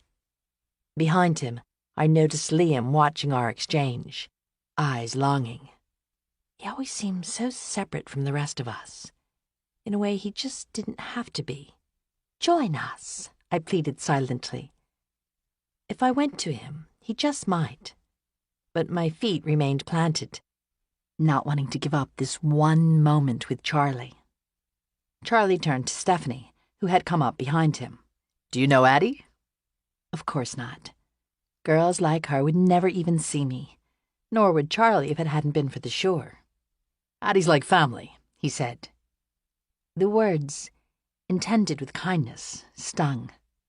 Not family. Like family. There was always that one step separating me from them. Stephanie sniffed, unimpressed, and turned and walked down the hall. Charlie looked after her, as if he wanted to follow. But he did not. Warmth surged through me. I loved him. Loved. I had realized it late one afternoon near Summer's End as I watched the boys play in the lot between beach houses, sunlight streaming down. I knew he did not feel the same. But the very idea seemed to change things. It wasn't just his image. He was smart and sure, and he had a way of making everything safe and all right when he was in the room. I had begun to dream about him, too. The previous night, I dreamed that he had pulled me from the water, rescuing me as he had last summer. In my fantasy, though, he did not set me down, but held me, bringing his lips to mine. I'd woken up breathless, my skin damp. I had other dreams, too, not the kind that came unbidden at night, but the film that ran all day in my head. What if Charlie really saw me? We could go steady, be a couple. I imagined myself on his arm. No, it wasn't that he didn't quite think of me as family that I minded. I wanted him to think of me as something more. He looked over his shoulder, then lowered his voice. "I saw you with that colored girl before in the cafeteria." I was flooded with confusion. I always looked for Charlie, but I hadn't known he'd noticed me as well. "Rhonda?" He shrugged, as though her name was unimportant. "What about it?" "It's just that colored and whites, they keep to themselves here." "Why?" I demanded. He blinked. Charlie was not used to being challenged. "I don't know," he said, revealing a crevice of doubt that he could not show as the oldest always trying to protect the others. "You play football with some of the colored boys, don't you?" "That's different." He glanced uneasily over his shoulder. "Maybe we should discuss it at home." "Who's home?" I liked Charlie, and the last thing I wanted to do was fight, but I couldn't let it go. Because if what you are saying is true, then perhaps the Jews and the Irish, they should keep to themselves too. I was right, and he knew it, but he clenched his jaw, as though admitting he was wrong would somehow be a weakness or a flaw. Charlie saw the world in terms of black and white. "It isn't that simple." We stood facing one another squarely. He was clearly surprised that I'd stood up to him in a way that few people had, but he would not back down either. There was a light in his eyes, a respect that I hadn't before seen. "Anyway," Charlie cleared his throat, retreating. His eyes softened, holding mine. "I'm glad to see you." My stomach flipped. Had he somehow guessed the truth about how I felt? From across the hallway, I heard a snicker, unmistakably aimed in my direction. My face flushed. The fact that I did not fit in here. It was always bubbling beneath the surface with my accent, my slightly darker skin. Kids simply could not imagine why the Connolly boys, especially Charlie, wanted to be friends with me. Charlie did not seem to hear it or notice. Things like that were below his line of sight. My anger grew. They're laughing at us. This, coupled with the girls laughing at Rhonda and me in the cafeteria, was too much to take. I started down the hall. "Addie," Charlie cautioned, wanting me to just leave it alone for the sake of peace. But I had never been able to look away from unfairness. My mind reeled back to one of the first mornings on the ship, when I had awoken to find the chain which perpetually hung around my neck, holding the Mizpah, gone. Across the narrow galley, I saw an older girl palming it casually. "Give it back," I demanded. When the girl ignored me, I lunged for it. I was on the ground then, pinned under the larger girl, nails gouging like fire at my cheeks. With all my might, I lifted my knee and pushed the girl off of me, grabbing the necklace that had skittered across the deck. I put it back on, defying the other girl to try to take it again. I hadn't been able to leave it alone then, and I couldn't now. I approached the boy who had laughed at us. "Something funny?" His eyes widened, unaccustomed to being called out for his bullying. Why don't you go back where you came from? As I opened my mouth to answer, the bell rang. "Come on," another boy said, urging him outside. I started toward class. But as I neared the end of the tunnel, there was a clamoring outside, and I saw Liam crossing the playground with swift, long strides toward the boy whom I'd confronted minutes earlier. I opened the door in time to hear the other kid say, "Jew lover?" Liam drew back his arm. I heard a sickening crunch, flesh splitting, as Liam's fist connected with the boy's face. "Liam!" I cried, running toward him. He had a quick temper, an Irish temper, his mother had called it. He was forever getting into arguments.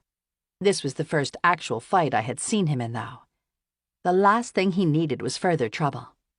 But Liam was on top of the boy who lay on the ground now, both hands around the boy's neck. "Apologize," he commanded. The boy gurgled helplessly, blood trickling from his nose. "Liam, he can't apologize if he can't breathe." I tugged at his shoulder. "Let him up." Teachers and lunch aides surged forward, pulling Liam and the other boy apart. Charlie rushed up beside us. "What were you thinking?" he admonished. The principal, Mr. Owens, crossed the courtyard. "I should expel you." Charlie stepped forward quickly. "Respectfully, Mr. Owens, that isn't necessary. I will take him home right now myself." The principal paused, then acquiesced. "Fine." Charlie was a student leader, someone he trusted. He wagged a finger in Liam's direction. "But next time, you're out of here. Dad's going to wallop you." Charlie scowled once the principal and other teachers were out of earshot. My heart ached that Liam would be punished simply for sticking up for me. Again. I wanted to run after him and explain to his parents. "And now I'm going to be late for class." Liam's face fell. He could handle expulsion or whatever punishment his folks might hand out. It was Charlie's disapproval that was too much to bear. "But he was only trying to stick up for me," I began. "I don't need your help." Liam cut me off tersely. He did not care about punishment or what the other kids thought of him, except for Charlie. "Come on." Charlie started to lead Liam from the schoolyard, then turned back. "Addie?" My heart lifted as it did every time he said my name, wondering if maybe this time he would mean it differently. Was he finally noticing? I spun back hopefully. "Yes?" "Will you stop by the science lab and tell Mrs. Ferguson I'm going to be late?" They set off across the parking lot, leaving me behind. "Sure." I turned away, dejected. How could I possibly have thought he would say something more? 5. I had always been able to sense change, like the way Nana's leg used to ache before a storm. My neck would tighten and stay tense for days. My appetite would fade to non-existent, and I'd grow tired, sleeping long, restless nights that were full of vivid dreams, even darker and stranger than usual. I'd awaken more exhausted than I'd ever gone to sleep, as though I had traveled great distances in my dreams. I'd been that way for more than a week now, and I yawned as I stood in my wool coat on the porch, which was still damp from the night's rain. I hadn't seen the boys since school on Friday. I still went to the Conleys most nights during the week. Charlie, or Jack during football season when Charlie had practice, would call for me after dinner and then bring me home. My aunt and uncle had stopped fighting me about visiting the Conleys, as long as my homework was done.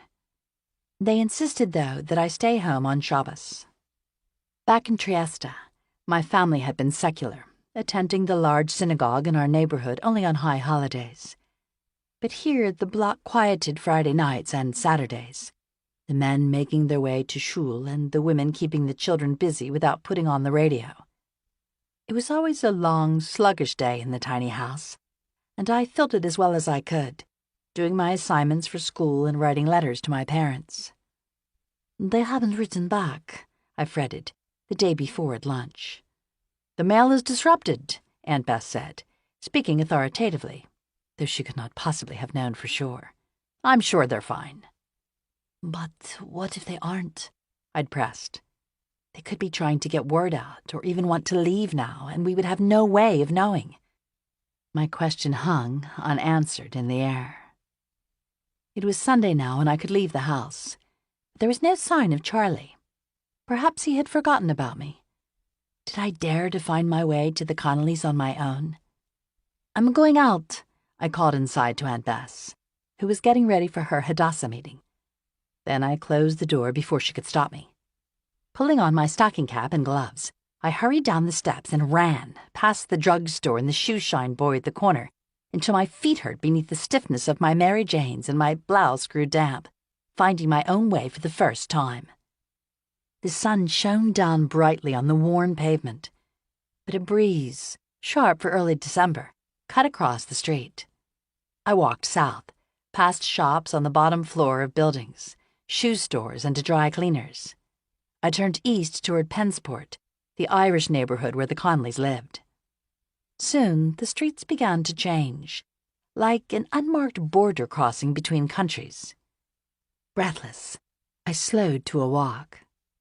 Though Christmas was nearly 3 weeks away, almost every house sparkled with lights, one brighter than the next. I passed a tavern, noisy through its open door even before lunchtime. Older, noisy boys played stickball on a corner lot. My skin prickled as I recalled Uncle Meyer's admonition months earlier about the dangers of this strange neighborhood. Perhaps coming alone had been a mistake. But soon I reached the Connollys and knocked. No one answered. The house was usually bustling with activity, so it had not occurred to me that no one would be home. I considered leaving. Instead, I turned the doorknob and stepped inside the house, looking around the empty living room uncertainly. "Hello?" I called out. "Mrs. Connolly?" I eyed the piano in the corner, as I had so many times on my past visits. I made my way toward it, taking off my coat and then stroking the keyboard. It was a grand piano, so much bigger than the creaky old upright we'd had wedged into the dining room back in Trieste. I sat and played now, a simple piece that Papa had taught me back before his arrest when he still played. The notes rose above me like bubbles. Hearing the door, I stopped abruptly. Mrs. Connolly walked in and removed her coat, revealing her cornflower blue dress. "Addie," she said, taking off her hat. "I wasn't expecting you." I stood hurriedly. "I'm so sorry. I shouldn't have come in." "Not at all." She waved away my concern. "We were at church for the O'Neill baby's baptism, and there was lunch, and the boys stayed to help with the nativity. They should be home soon." Church. The Connollys went so infrequently, and so it had not occurred to me that was where they might have been. But now the word seemed to magnify the differences between the Connollys and myself, which were otherwise so easy to forget. "Do you like it?" Mrs. Connolly asked, gesturing to the piano. I had hoped one of the boys would take it up, but none of them did. They can't sit still long enough. "I'm sorry I didn't ask first." Mrs. Connolly waved her hand. "Don't be. It does my heart good to hear it make music again. You should come play it whenever you want, and I hope that will be often. I'm going to change out of my good clothes. Why don't you play something else for me?" I sat and began to play again. Torna a Sorrento, a song that Papa knew could always get my mother to smile. Once I had struggled with the notes, but now my fingers seemed to move of their own will, as if he was here, leading me. I finished the piece, the last notes echoing through the house.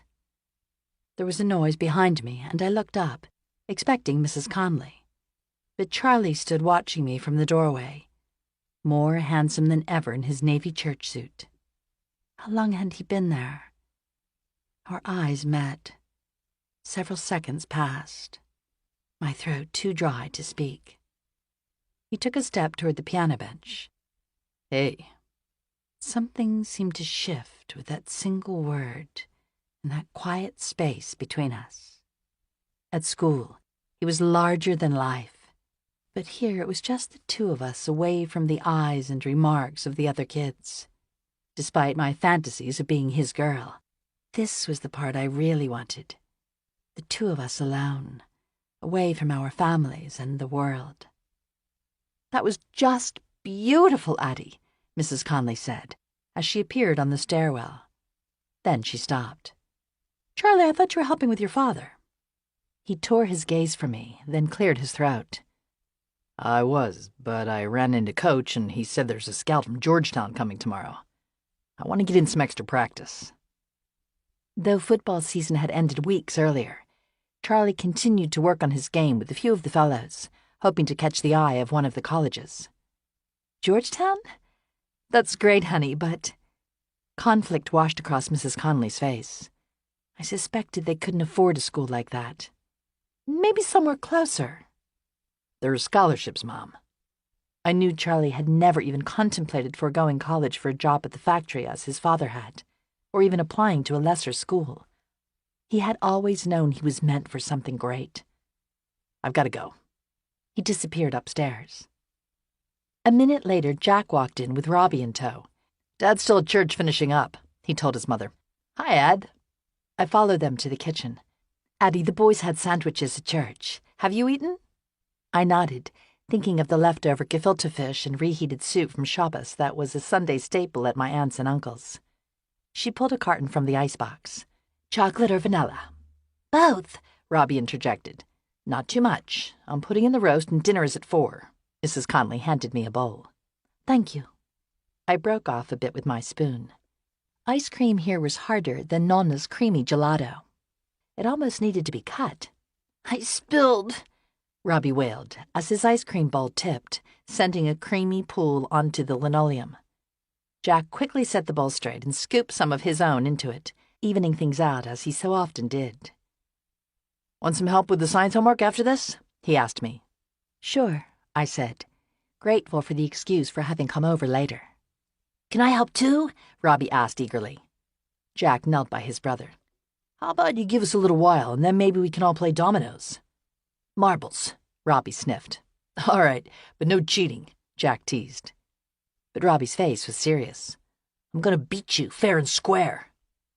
Why don't you let the dog out first? Mrs. Conley suggested to Robbie. He leapt up, whistling for Bo. Come on, boy. When he was out of earshot, Mrs. Conley turned to Jack. Have you seen your brother? Which one? Ha ha, wise guy. Where's Liam? Jack shrugged. I'm not his babysitter. But worry creased his face. Though Liam hadn't been in any more trouble since the fight in school nearly 2 months earlier, he was more withdrawn and absent than ever.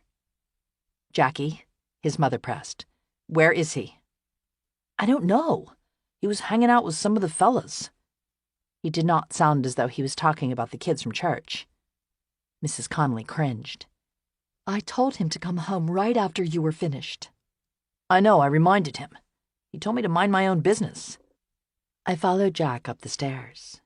Through an open door, I could see where Robbie had constructed a giant city out of his blocks, using cardboard boxes when he ran out. He loved to build, and Jack loved to read, and Charlie loved football. But what did Liam love? Perhaps it was the lack of a passion that stirred him to trouble. I'm worried about Liam, Jack confided, when we reached the room he and his twin shared. You should be. He's gone from school more often than he's there, and those kids he hangs out with are awful. We have to do something. Like what? I searched for an answer. Liam wouldn't listen to us. Telling the Conleys and getting him in further trouble would only make things worse. I'll be right back. I raced downstairs and outside after Charlie, who had changed into his practice jersey and was climbing on his bike, shoulder pads slung over the handlebars. He turned and my breath caught, as it always did when he was near. What is it, Ed? He asked. I've got to practice. But his eyes were soft, his voice warm. What would he do if I kissed him right now? I'm worried about Liam. He cocked his head, not following. How could he not have noticed? He's missing school a lot. He's always been a wild kid, Eddie. He just loves to give Mom and Dad the business. But he's different now. He could be drinking. Though I had not seen Liam with beer or liquor, I knew from conversations I'd overheard at school that some of the wilder kids drank. Or worse. It's a phase. He'll get over it. What if he doesn't? I pressed. Charlie's brow wrinkled fleetingly. I'll talk to him. I promise. But right now, I've got to get to practice. He rose up on the pedals and started forward. Don't worry, he called over his shoulder as he pedaled away, his voice fading in the wind. Longing tugged at my stomach. If only he would see what was going on with Liam. If only he would see me. I started back through the living room toward the stairs. Addie, Robbie called in a stage whisper, though no one else was around to see or hear. His head stuck out from a doorway beneath the stairs. He'd first shown me his secret hiding place in early fall, waving me in from the dining room during one of my visits, while the others were busy debating the Lend-Lease Act, to a small door that I had always assumed was a broom closet. I lowered my head and peered inside. Come in, he'd urged. The tiny space with its low ceiling was barely big enough for the two of us, but he had decorated it with photos and pictures he had done at school and put 2 pillows on the floor. I'd squeezed onto one of them. My hideaway. I understood. The house was so overrun. 2 boys to a bedroom, noise in every corner. This was the one place he could call his own. No one else knows, he'd whispered. Though quite sure his mother did, I nodded solemnly, flattered that I was the one with whom he had shared his secret. I hesitated as he waved me in now. Jack was waiting for me upstairs to finish homework. But I slid into the closet and Robbie curled up under the crook of my arm in a way he surely would not do for much longer. Look, he said, pointing to the sloped ceiling of the closet. He'd stretched black paper across it, and in white, he'd sketched the stars, trying to replicate the constellations.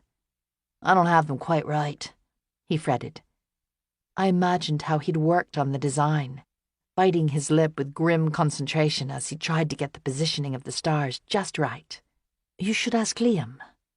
Last summer at the beach, Liam was forever pointing out the different patterns of stars visible in the night sky. His eyes would light up as he explained a particular constellation. It was the closest I'd seen him to taking an interest in something.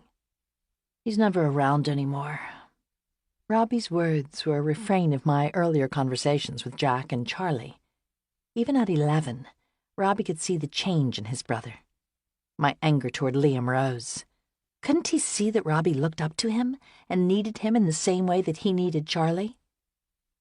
Charlie's always practicing, and you and Jack are busy with homework. Robbie's voice was dangerously close to a whine now. I'm bored. Wait here. I walked to the living room and picked up the chess set that the Conleys had given me. I'd left it here for the occasional game with Jack, since neither my aunt nor uncle played. Robbie's eyes widened as I lowered the chess set into his hideaway. Dad says I'm too young. Not at all. I started playing when I was 7. I held up the first piece. This is the pawn, and it moves a single space straight ahead, but diagonally. From outside the closet there came a clattering.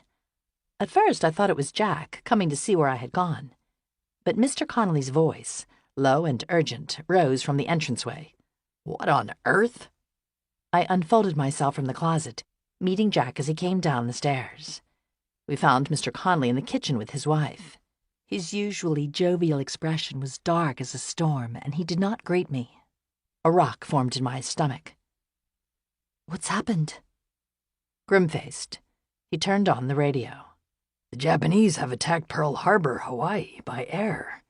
The attack also was made on all military and naval activities on the principal island of Oahu. America will enter the war for sure now, Jack said. My heart lifted. Surely the United States would declare war on the Germans, too. But Mrs. Connolly was gripping the counter, knuckles white. "What's wrong?" I asked, forgetting not to be forward. "Don't you want the Americans to help? I know that the Quakers don't believe in fighting, but surely now that it's for good reason." "It's not that," Mrs. Conley replied quietly. "Then what?" "Our boys are too young," Mr. Conley soothed, reading her unspoken thought. "And it will be over quickly." "Yes, of course." Charlie ran in breathless, still wearing shoulder pads under his practice jersey. "The Japs bombed!" He stopped, realizing we had already heard. We stood huddled for several minutes, listening to the reports of the devastation in Hawaii. Ships destroyed, casualties possibly in the thousands. I had seen the edges of war in Italy, homes burned and shop windows smashed, people arrested. But the scope of the damage described on the radio was simply unfathomable. Charlie cleared his throat. "Will you go down to the enlistment center with me tomorrow, Dad?" he asked. His mother's face seemed to fold with horror, as though her worst nightmare had come true. "You'll be 18 soon," his father said grudgingly. "I suppose you'll need to register." Charlie shook his head. "Not just register. I want to join up." My heart stopped. Charlie could not go to war. "Charlie, no. You need to finish school. You may not even get drafted." "You don't understand. I want to go now." His eyes burned bright with an idealism that made me love him even more. "There's a chance to make a difference and really help." Liam slammed through the door. "Mom, I was just—" Then, seeing us gathered, he stopped short. "What gives?" "The Japanese attacked our base in Hawaii," Mrs. Conley said, "and your brother wants to enlist." She did not have to say which one. Liam rolled his eyes. "Figures." "There's no need to enlist. The war won't last long," Mrs. Conley said. This was the first time I had seen the Conleys disagree. As much as I wanted to be part of their family, I felt like an intruder listening in. "Exactly. I want to go now while I can help." As the debate went back and forth like a ping-pong match, I watched Liam. He was looking at Charlie, rapt, his face a strange mix of adoration and resentment. "But what about college?" his mother persisted. "You were just talking about a football scholarship." Charlie bit his lip, trying to reconcile his dreams. "It's out of the question, Charlie," Mr. Conley added firmly. "But this is my decision." "What if you just registered for now?" Liam spoke up unexpectedly, before his parents could respond. All heads turned in his direction. Usually it was Jack that made peace. "I mean, that way as soon as you graduate you can go." "I don't want to wait to enlist," Charlie replied sharply. "And we don't want you to go at all," his father shot back. His suggestion rejected by both sides, Liam slunk from the room. Mrs. Conley turned toward me, Jack, and Robbie. "Kids, would you excuse us, please?" As we left the kitchen, I saw Robbie eyeing his hideaway, wanting to escape. The family quarrels were perhaps hardest on him. I put my arm around him. "Come on." At the front door, I looked back at the stair closet, wondering if it would be useful as a bomb shelter. Uneasily, I shooed the thought away and followed Jack out onto the porch. Clouds had formed, turning the air cold and blustery. I scanned the street. Where had Liam gone? I wanted to find him and tell him I thought his suggestion had been a fine one, but he was nowhere to be seen. Pigeons huddled on the rooftops across the street. Jack pulled a pack of juicy fruit from his pocket and offered both of us a stick.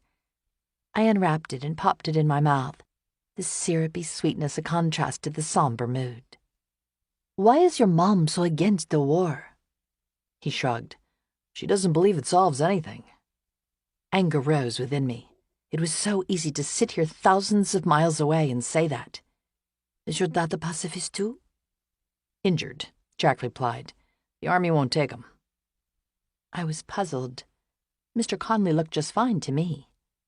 "He had such a hard time during the Depression," Jack added. I didn't understand what that had to do with being able to fight. Before I could ask further about their father, the door to the house opened and Charlie walked out, slamming it behind him. "Charlie, I began, searching for the words. I wanted America to go to war, but not him. Please wait. But he walked straight past and stormed off, not seeing me, leaving me feeling small and cold. 6. The smell of marsh grass baked in the late August sun rose from the ground as I walked down the steps from our rooms at the beach house, brushing at some sand that lingered on my knee. A faint breeze, cooler than the day before, threatened to lift the hem of my pale yellow sundress, then set it down with a swirl. I ran my fingers over the shell bracelet which Robbie had won for me from a boardwalk ring toss a few weeks earlier. It was hard to believe summer had come and gone again. We had arrived just before the 4th of July, a day after the Conleys. Here there was no rushing home across the city after dinner, or worrying about the long walk between neighborhoods. Instead, we had fallen back into our familiar routine of leisurely days on the beach and jitney rides up to the boardwalk some evenings. It was as if we had never left. But everything was not the same. The country had been at war for more than 8 months now. Life had changed in 1,000 small ways, from the blackout curtains that lined the windows to the things like white sugar and sometimes butter that we were all meant to do without for the war effort. One day, just after the war had broken out, my name was called over the intercom when I was in Mrs. Lowenstein's class, asking me to come to the principal's office. This had never happened before, and I hurried down the linoleum corridor, trying to figure out what I had done wrong. I was surprised to find my aunt and uncle waiting for me. They seldom ventured beyond the neighborhood. "We need you to come with us," Aunt Bess said. They were both wearing their best clothes and their expressions were somber. My apprehension rose. "Is it my parents? Have you had word?" Uncle Myers shook his head, and I followed them as we boarded the trolley downtown. Immigration and Naturalization read a sign over the door of the office building at 5th and Market, to which Uncle Meyer led us. Despite my uncle's denial, hope flickered in me for a second. Perhaps my parents were coming after all, and we needed to get them visas. I turned to Aunt Bess questioningly. "Your citizenship paperwork came through," she said. Annoyance rose in me. They had not asked if I wanted to be American. They had just presumed and filed the application without asking me. For a minute, I considered refusing. "It will make things easier," Aunt Bess added. Easier for whom? We sat in a waiting room with a dozen other people where a clock ticked above a water fountain. Finally, my name was called and we walked into an office. Would I have to take a test like I'd heard about in civics class? But the bald man behind the desk just asked me to repeat after him words I did not quite hear over the buzz in my ears. Something about defending the Constitution. "Congratulations." He handed me a certificate with coarse, dry hands. Was that it? My heart sank a bit as I passed the paper to Aunt Bess, who folded it neatly and tucked it in her purse. "That was wonderful," Aunt Bess said, hugging me as though I had won an award, though I had in fact done nothing at all. Wonderful. I was not so sure. More and more lately I had wanted to be like the Conleys and others here in America. I even dreamed in English, a transition that had happened so subtly I couldn't say when. But now a small piece of me slipped away permanently, widening the gulf between me and my parents and the world I had left behind. After leaving the immigration office, we went for a late lunch at Famous Deli and ate our corned beef sandwiches silently. "Now that I'm not an Italian citizen anymore," I began. "Shh," Aunt Beth said, sneaking quick glances in both directions. I understood then the rush to naturalize me. With war raging overseas, people were growing more suspicious of foreigners here by the day. It was important to simply fit in, especially for a girl from Italy, which had declared war on America just days after Germany. Even on Porter Street, the chatter between porches that had mostly been Yiddish had become almost all English. "I'm American now," I told the Conleys when I'd visited them afterward. "Congratulations!" Jack exclaimed brightly. "Great," Liam, on a rare evening home, remarked wryly. "You're just like everyone else." His words echoed my own misgivings. It was as if the part of me he'd admired, the part that was different, was gone. The shore had changed, too, Atlantic City and the surrounding towns seemed to have been swallowed by the war. Fresh-faced young men in crisp new uniforms were everywhere, and Convention Hall had been taken over as a training center. Camp Boardwalk, they called it. In the morning, troops marched and drilled in neat lines before scores of onlookers. Though bathers still took to the beaches, they scanned the horizon as if a German U-boat might appear at any second. "Maybe we shouldn't go to the shore this summer," Mrs. Conley had fretted in early spring. Hearing that, my heart sank. The long summer days at the shore without the Conleys were unthinkable. "The Germans won't attack the coast," her husband replied gently. He spoke with confidence, certain the war could not possibly reach America. But I had thought that once in Italy, too. Now newspaper stories ran pictures of fighting in the cities and villages, ordinary people arrested. My parents were smart, I told myself. They would have left and gone into hiding if things got too bad. It did little to ease my fears. Thankfully, the Conleys had come. I crossed the yard and Beau bounded out around the side of the wrapped porch in greeting. I knocked, not waiting for a response before opening the door. Though it was dinner time, the smell of bacon and eggs filled the air. Boxes were strewn across the floor, much as they had been the day I'd met them. But this time, they were packing to leave. At the base of the stairwell stood a small trunk. A lump formed in my throat, the bag that would go with Charlie when I would not. They were all gathered in the kitchen. Robbie and the twins picking at the dishes their mother was cooking before she could swat their hands away. A radio played on the counter, President Roosevelt talking about how each American could help the war effort. "Addie, we've got eggs!" Robbie exclaimed, excited about the dinner he once might have scoffed at. I ruffled his hair, noting Mrs. Connolly's pained expression over his head. With rationing, it was hard to get enough food for 4 growing boys, and even the ordinary things had become occasional treats. Charlie sat at the table with his father, sharing sections of the newspaper. He wore a white t-shirt and his hair was still damp from his post-beat shower. Though I had seen him just an hour earlier, my stomach jumped. Charlie looked up and his eyes seemed to hold mine just a beat longer than usual. "Hello, Addie," he said. Did I imagine the odd twinge to his voice? There were moments, just a few, where I wondered if he might like me as well. Like back in the city last winter, when I had gone with all of the boys to see The Wizard of Oz downtown at the Stanley. About 3/4 of the way through the movie, right about when Dorothy tried to go home in a hot air balloon, something brushed my hand in the darkness, and I lifted it, thinking it was a fly. Charlie's fingers hovered just above mine, then settled on them lightly. I wondered if it was intentional, but he stared intently at the movie, seeming not to notice. I did not breathe for fear of interrupting the moment. A few minutes later, the lights came on and he stood, leaving me confused. As we made our way down the street to Horn and Hardart for hot cocoa, I searched his face for an explanation. But his expression was impassive and conversation ordinary. So ordinary I might have imagined it. Things like that made me think that maybe he could like me, too. Why not? He was only a year and a bit older. But then he would retreat into his world of senior friends and dances and football, and I knew he would never feel the same way about me. He had spoken to me less recently, too, avoiding my eyes in a way reminiscent of Liam. I had wondered more than once if he was angry, though about what I could not fathom. "Sit, sit," Mrs. Conley urged, setting a plate before me. Guilt nagged at me as I inhaled the savory bacon smell. My aunt and uncle kept kosher at home. They didn't ask what I ate at school or with the Conleys, but I felt fairly sure they hadn't contemplated anything so trafe.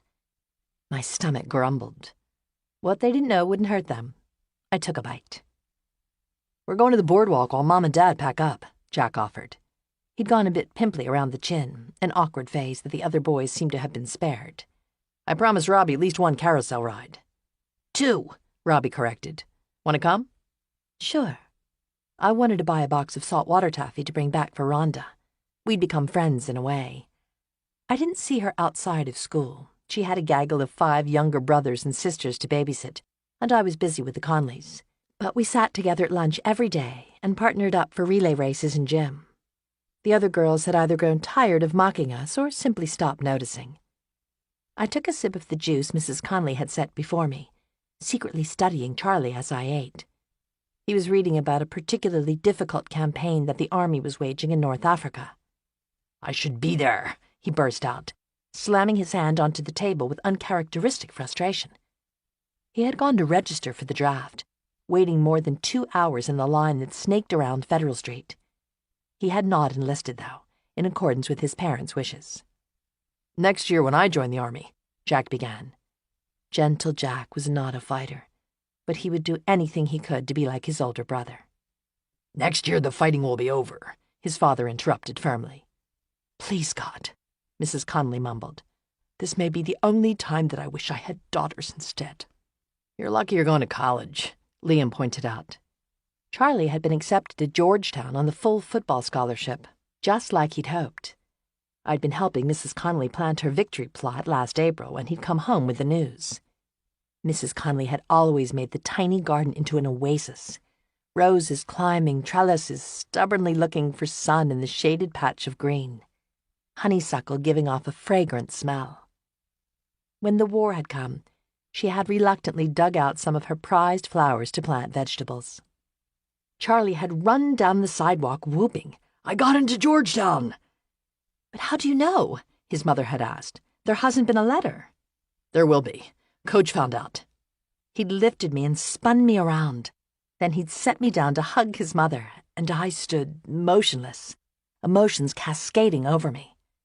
His dream had come true, and he was going to school, not war. But I was still losing him.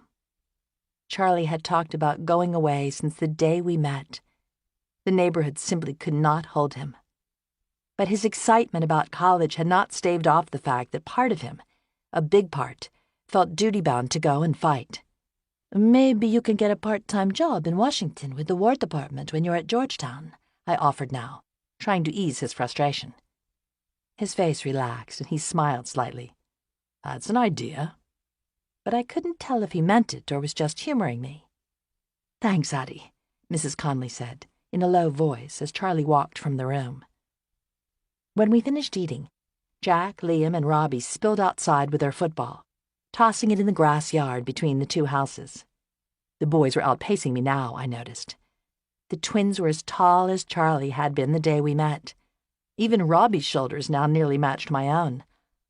And Charlie. I looked back at the Conley house. Why hadn't he come out yet? From our rooms above, I heard the scrape of a window screen and saw a curtain move. Aunt Bess had been watching me with the Conleys, her expression undoubtedly one of disapproval. Though I had been friends with the Conleys for over a year, it seemed to bother her and Uncle Meyer now more than ever. They were forever trying to push me toward Jewish kids back in the city. There's a dance at the Y, Aunt Bess had said tentatively at dinner about a month before we'd come down the shore. I thought maybe you would like to go. I had not answered. It wasn't that I disliked the Jewish kids, but even if they would have accepted me, I didn't want to go. I had the Conleys. I didn't need anyone else. You're almost 18 now, Aunt Bess had pressed. You need to meet some nice boys. And the Conleys aren't? I demanded. Uncle Meyer blinked in surprise at the forcefulness of my voice. It's not that, but being Jewish matters. After everything that you've seen, I would have thought that you would appreciate that. I pushed aside my aunt's disapproval and watched the boys play as they had done dozens of evenings this summer. But this time was different. It was the last time. Tomorrow it would all be gone. Swatting back a tear, I ran up the stairs to my room and grabbed the camera that Uncle Meyer had given to me as a birthday present. I noticed you admiring it, he confessed. It was smaller than the one Papa had let me use and not as new, but I didn't mind. I took it everywhere, capturing bits of the city like the shopkeepers beneath the sagging awnings at the Italian market and the old men who fed pigeons in Mifflin Park. I saved a bit of my allowance each week to buy film and had gotten permission to use the darkroom at school, rinsing the images until the contrast was just right. I stood on the stairs, snapping shots of the boys as they tackled one another, their hair and skin golden in the late-day sun. Hey, Liam scowled at the clicking sound. No pictures. I lowered the camera and walked down the steps. Why not? I challenged. You gotta be careful with that. Someone might think you're an Axis spy. Liam, Jack cautioned. I didn't mean anything by it. His face flushed, but there was some truth to what he'd said. People looked at me differently since the war began. Even though I was an American citizen now and my accent had faded with time, my past meant I would never truly be one of them. I was an outsider, foreign once more. I doubt the Germans would want a photo of you anyway, Jack chided his twin, trying to break the tension. Liam did not answer, but stormed off around the side of the house. But Liam, we're going to the boardwalk. Robbie could not imagine anyone passing up on that. His voice was drowned out by the choky rev of Liam's dirt bike engine, then tires squealing. Seeing Robbie's face fall, I walked over and squeezed his hand, which was still a bit slick with bacon grease. Jack looked at me helplessly. Liam was so much moodier and more distant than a year ago.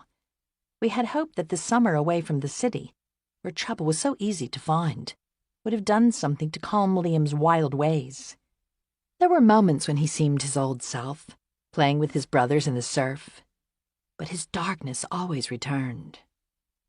Mrs. Conley stepped from the house, shielding her eyes as she scanned the side yard. "Where's Liam?" "Gone, on his bike. He said something earlier about meeting some friends at the beach." Mrs. Conley's face fell. "I hate that thing," she said bluntly. The bike had been a reward. Liam was allowed to buy it with the allowance he'd saved in exchange for finishing the semester with no Fs. But it had backfired, allowing him to roam farther and longer than ever before. "He's having such a hard time." She seemed to be pleading with me to do something, though what I did not know. Before I could ask, Jack came to my side with Robbie in tow. "Ready?" "What about the others?" I asked, purposefully vague. But the point of my question could not have been more obvious. "Charlie's got plans. A date," Robbie piped up cheerfully. "Robbie, don't." Jack shifted uncomfortably. He had been trying to spare my feelings. A foot seemed to kick me in the stomach.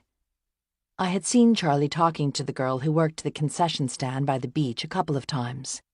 A strawberry blonde a year or two older than me. But I had not actually thought he would go out with her tonight of all nights. It was our last night at the shore, for goodness sake. How could he waste it with someone he hardly knew? A few minutes later, the jitney came and we paid a nickel each to board. Our nights had changed since last summer, when the whole Connolly family had made the trek to the boardwalk on Saturday nights to ride the Ferris wheel and watch the lights twinkle along the hazy coastline below.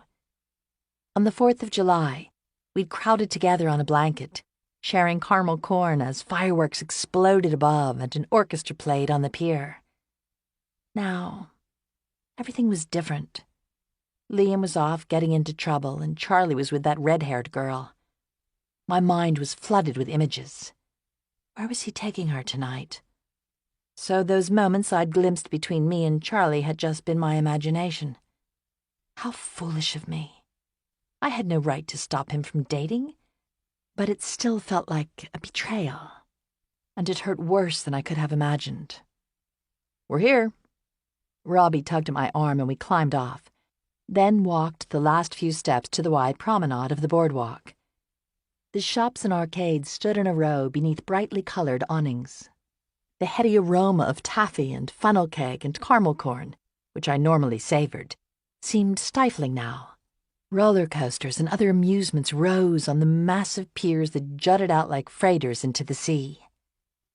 Across the boardwalk, a serviceman who had not yet shipped out yet stole a kiss from the girl in his arm. We walked past the Warner Theater, its marquee alight touting a Gary Cooper film. Once the boardwalk would have come alive with twinkling lights even before dusk, but now they were dimmed out. Lights covered with a special blue film in a precaution to make the coast less visible in case of an attack.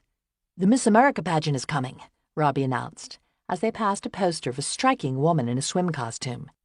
"She sure is a dish," Jack chimed in, but the words sounded forced and silly. "Hey!" Normally, I didn't mind the boys' rough banter.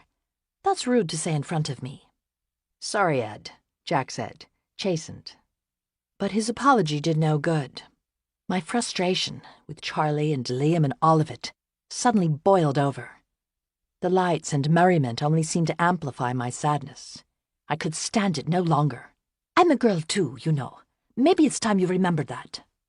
I turned away blindly. Ignoring the boys' calls, I dodged through children licking ice cream cones and to the wicker rickshaws pushed by colored men. I ran south, my sandals flapping against the boards until the sound and lights faded behind me. Finally, I slowed a bit, breathing heavily. The sun was setting in great layers of pink, like wide swaths of strawberry frosting on a cake I'd once admired through a bakery window. The boardwalk grew quiet except for the cry of a few gulls and the rhythmic thunder of the waves. When I reached Chelsea Avenue, I saw a cluster of kids sitting around a fire down on the beach, and Liam's dirt bike propped against the side of the boardwalk. Before I knew it, I was going after him. I took off my sandals and then stepped onto the beach. The sand, still warm, grew damp and harder beneath my feet as I neared the water. About 15 feet away from the group, I stopped.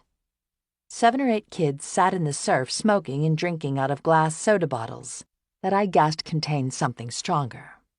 Liam was not among them, and for a moment I was grateful I had been wrong. Then a familiar whoop came across the water. Liam was almost 50 feet out paddling on a surfboard, scarcely visible at dusk. It wasn't accurate anymore to say that Liam had no hobbies. He had the dirt bike and surfing, which he had picked up earlier this summer. He was drawn, it seemed, to anything dangerous. He rose up and the water seemed to dance beneath him. I momentarily forgot my fear of the water and stood transfixed. As Liam played to his audience, he scanned the coastline. Seeing me, he lurched in surprise. The board flew out from under him and his legs went flying through the air. "Liam!" I called, panic surging through me. Seconds passed and I watched the surface, willing him to appear. A minute later, he emerged in shallow water, his hair dark and slicked with water. As he saw me, a light came to his eyes, and for a moment he almost smiled. Then his face seemed to close again, and he turned from me, starting toward the group by the fire. "Liam, wait!" As he neared, I noticed an odd smell mingling with the salt water, and his eyes were glassy. Hey, Ed. He reached into his bag and held out a flask to me. His look was daring, sure that I would say no. I didn't think so, he sneered when I hesitated. I took the flask from him, and as I raised it, the acidic smell took me back to the glass of vodka Nonna always had before supper. Wanting him to trust me but knowing better than to sip, I took a swig, cringing at the burn. The other kids were packing up now, and I feared Liam would follow, leaving me behind. I shivered. He pulled out a shirt and passed it to me, and I could smell the sweat and smoke and beer it had seen as I rolled up the 2 long sleeves. He dropped to the sand and I followed, leaning back. There was a great white streak of cloud across the night sky, seeming to light it, as if someone had taken a piece of chalk and brushed it sideways. One of Robbie's ceiling sketches come to life. I stared up at the sea of stars. "So much darkness," Liam said. I turned in amazement. Was that really what he saw? "What are you doing here?" he asked. "Running away," I thought, "just like you." I drew my knees close under the sweatshirt and wrapped my arms around them. There were moments when Liam and I seemed to get each other, like last February when snow had blanketed 2nd Street in fresh white. The boys had built forts out of shoveled snow on either side of the street, and it had been Liam and I on one side of the snowball fight, just the 2 of us against the world. "I was thinking about school this fall," I said instead, trying to find a topic easier than admitting the real reason I had come. "School's really more Jack's turf. Anyway, what's the point? We could have had this conversation at home." "Except you're never there," I accused. "Or when you are, you're so busy trying to cover up the fact that you are drunk or whatever that you ignore everyone." He raised an eyebrow. Wow. That may be the first time I've ever seen you lose your cool. My irritation rose. Don't mock me. I'm serious. I'm serious, too. You're always so composed. I may be screwed up, but at least I know I'm alive. This isn't about me, Liam. The hell it isn't. You want to talk, fine. But it's got to cut both ways. You can't just sit there like some kind of shrink and look inside me. Fine.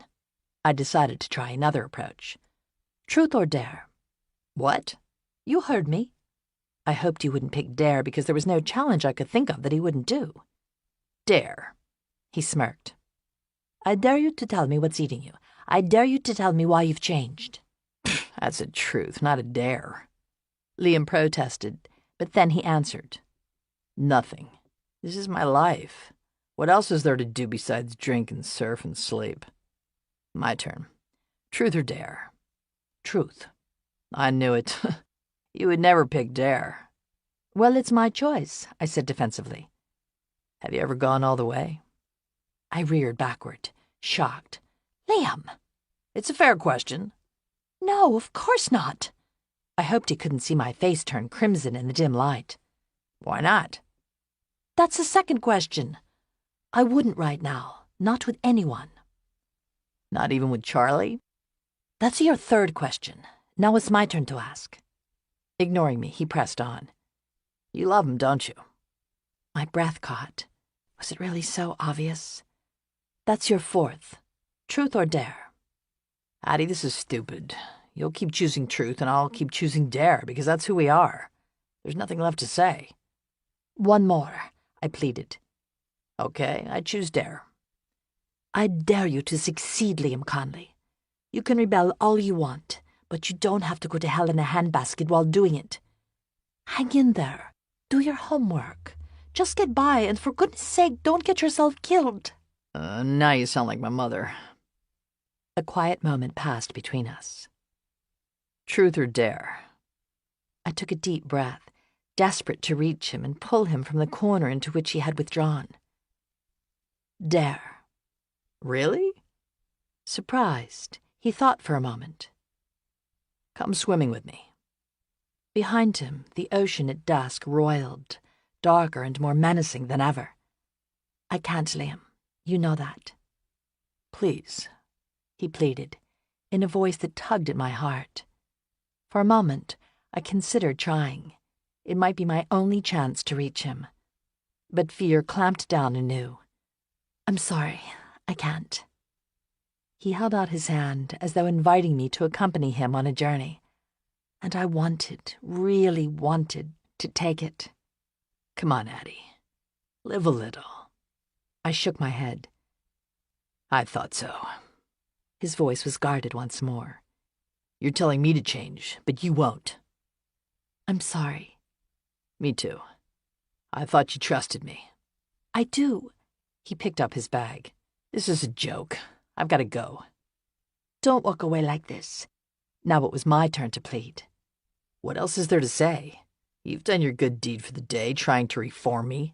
But you can't turn me into a cause, or return me to my family like some kind of trophy.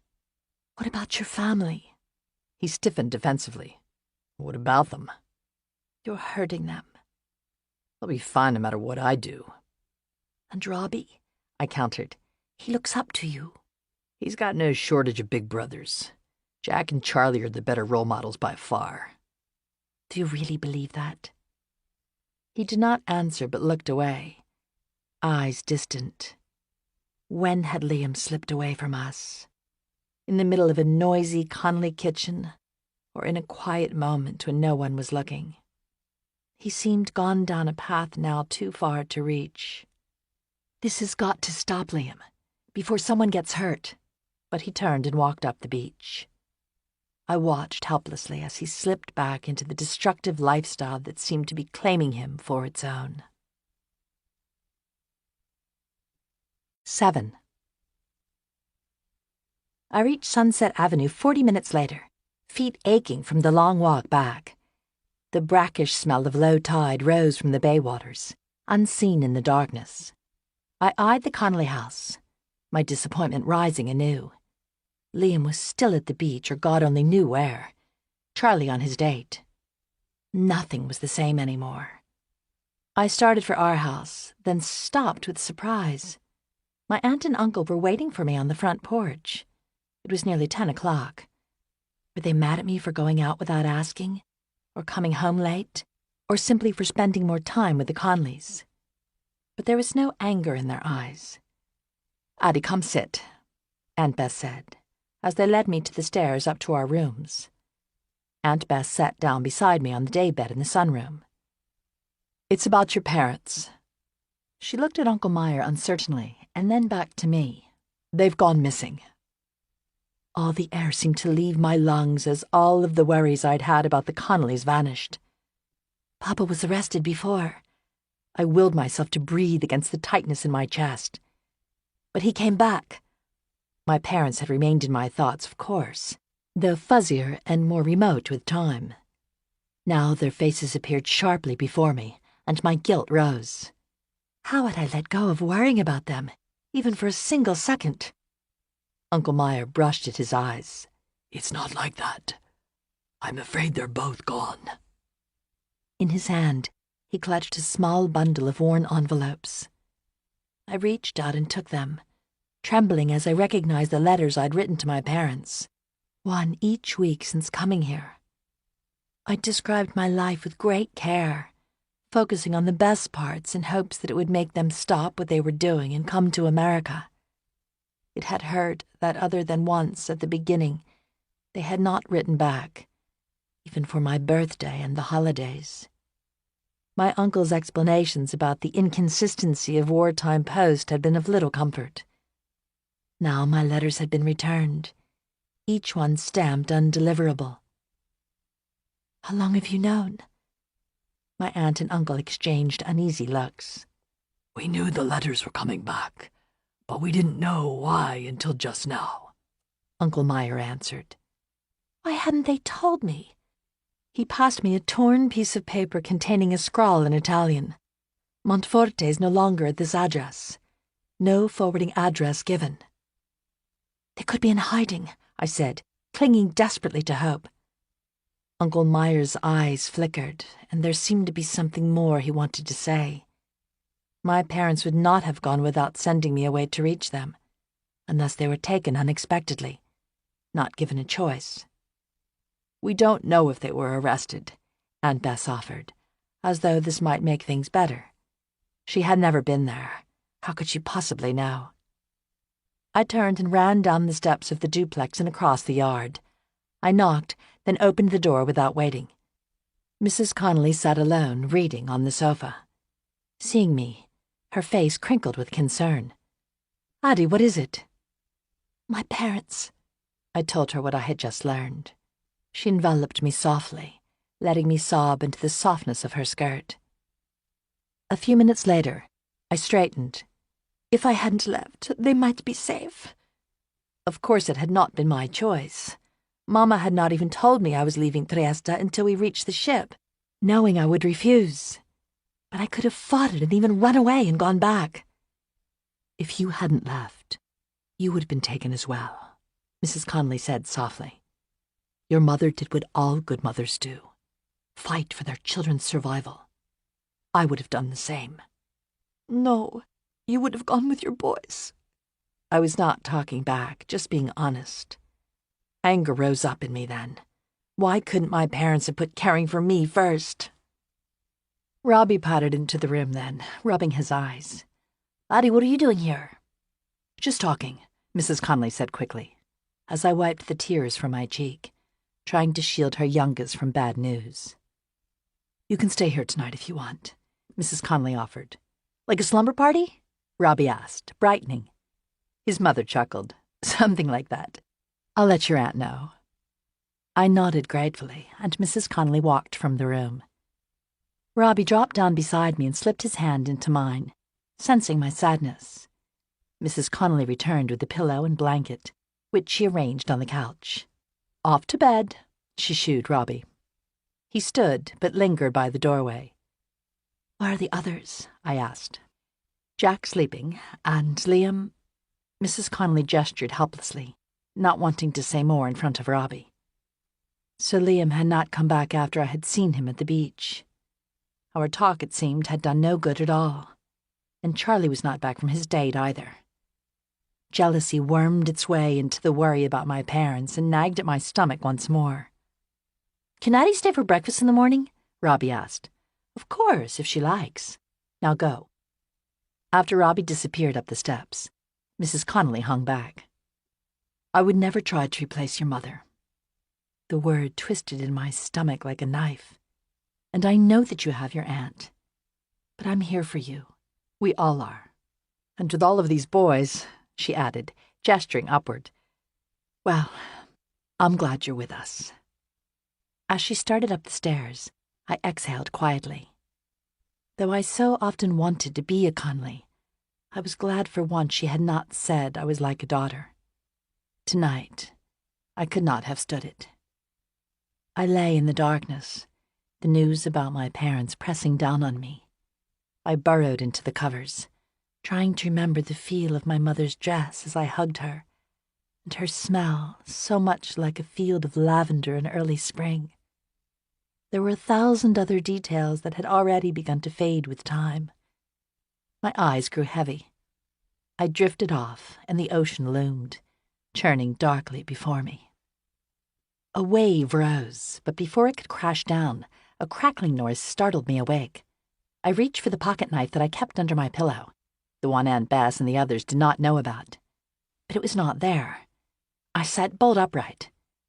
"Easy," a familiar voice said. Charlie. His hands were on my shoulders, firm and soothing. "What are you doing here, Eddie?" I sat up, recalling that I was on the Connolly's couch, not in my bed. My grief swelled thinking about my parents, threatening to drown me, and for a moment, I wanted to throw myself into Charlie's arms. Then I remembered he'd been on a date. I stood, the blanket from my makeshift bed falling to the floor. "I was just headed home. Don't turn on the light," I added, hearing the hoarseness in my own voice. I didn't want him to see my tears. "Wait. Want to go for a walk?" I turned back, surprised. "Isn't it late?" "Does it matter? Last night here. No sense wasting it sleeping." No, he had wasted it on a date with someone else. But I didn't have the strength to argue. I slipped on my sandals and followed him outside. The street was still except for our footsteps as we walked toward the inlet, following the curve of the bay. "How was your date?" I could not keep the note of recrimination from my voice. But he ignored or did not hear it. "Okay, I guess. We just didn't have much to talk about."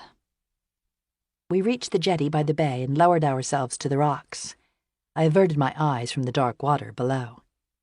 "Hard to believe I'm leaving for school tomorrow," he remarked. I swallowed over the protest that rose in my throat. This was it. We would no longer all be together.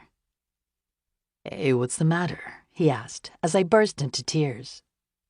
"My parents," I said, because somehow it was easier than admitting I was crying over him. I told him Aunt Bess's news. "They're gone, Charlie. Really gone." He drew me close, and I cried into his t-shirt, dampening and then soaking the material. He did not speak or try to make it better by offering false hope, but simply held me in the way that was exactly what I needed, even though I had not myself known it. "And the worst part is that I'm angry at them for choosing their work over me. Isn't that awful?" "Our family isn't perfect either, Addie," he said, a gravelly undercurrent to his voice. "Things got bad during the Depression," he continued, and it was as if he was opening a door to reveal things about their family. "Dad's business shut down and he couldn't find work. We would have lost the house in the city and the one here, too, if they weren't already paid for. Dad was drinking a lot, and some days he wouldn't even get out of bed. I was just a little kid, but I could tell. And one day, Charlie broke off. He tried to hurt himself." My stomach dropped as I tried to reconcile the story I was hearing with the sunny, loving father I'd come to know. Anyway, he got help and he's better now.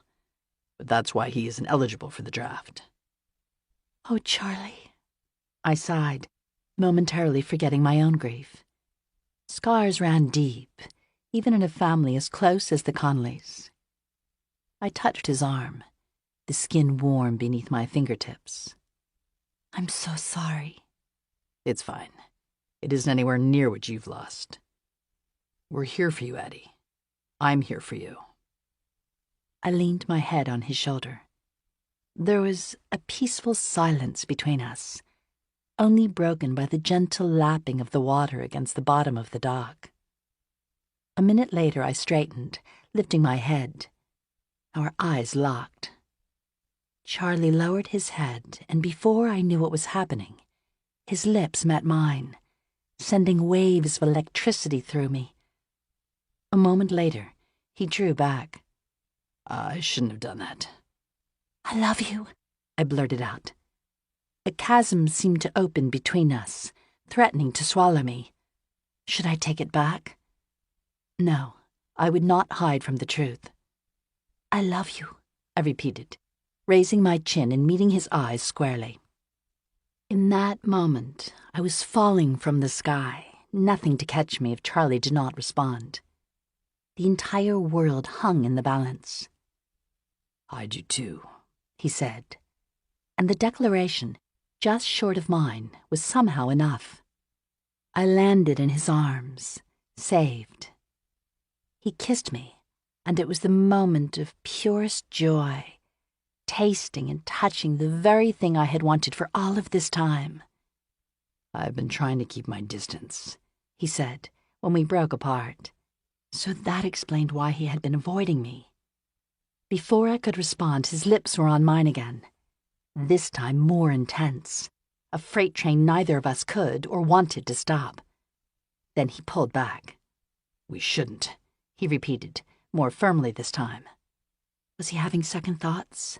Perhaps I had done something wrong. Heat crept up from my neck.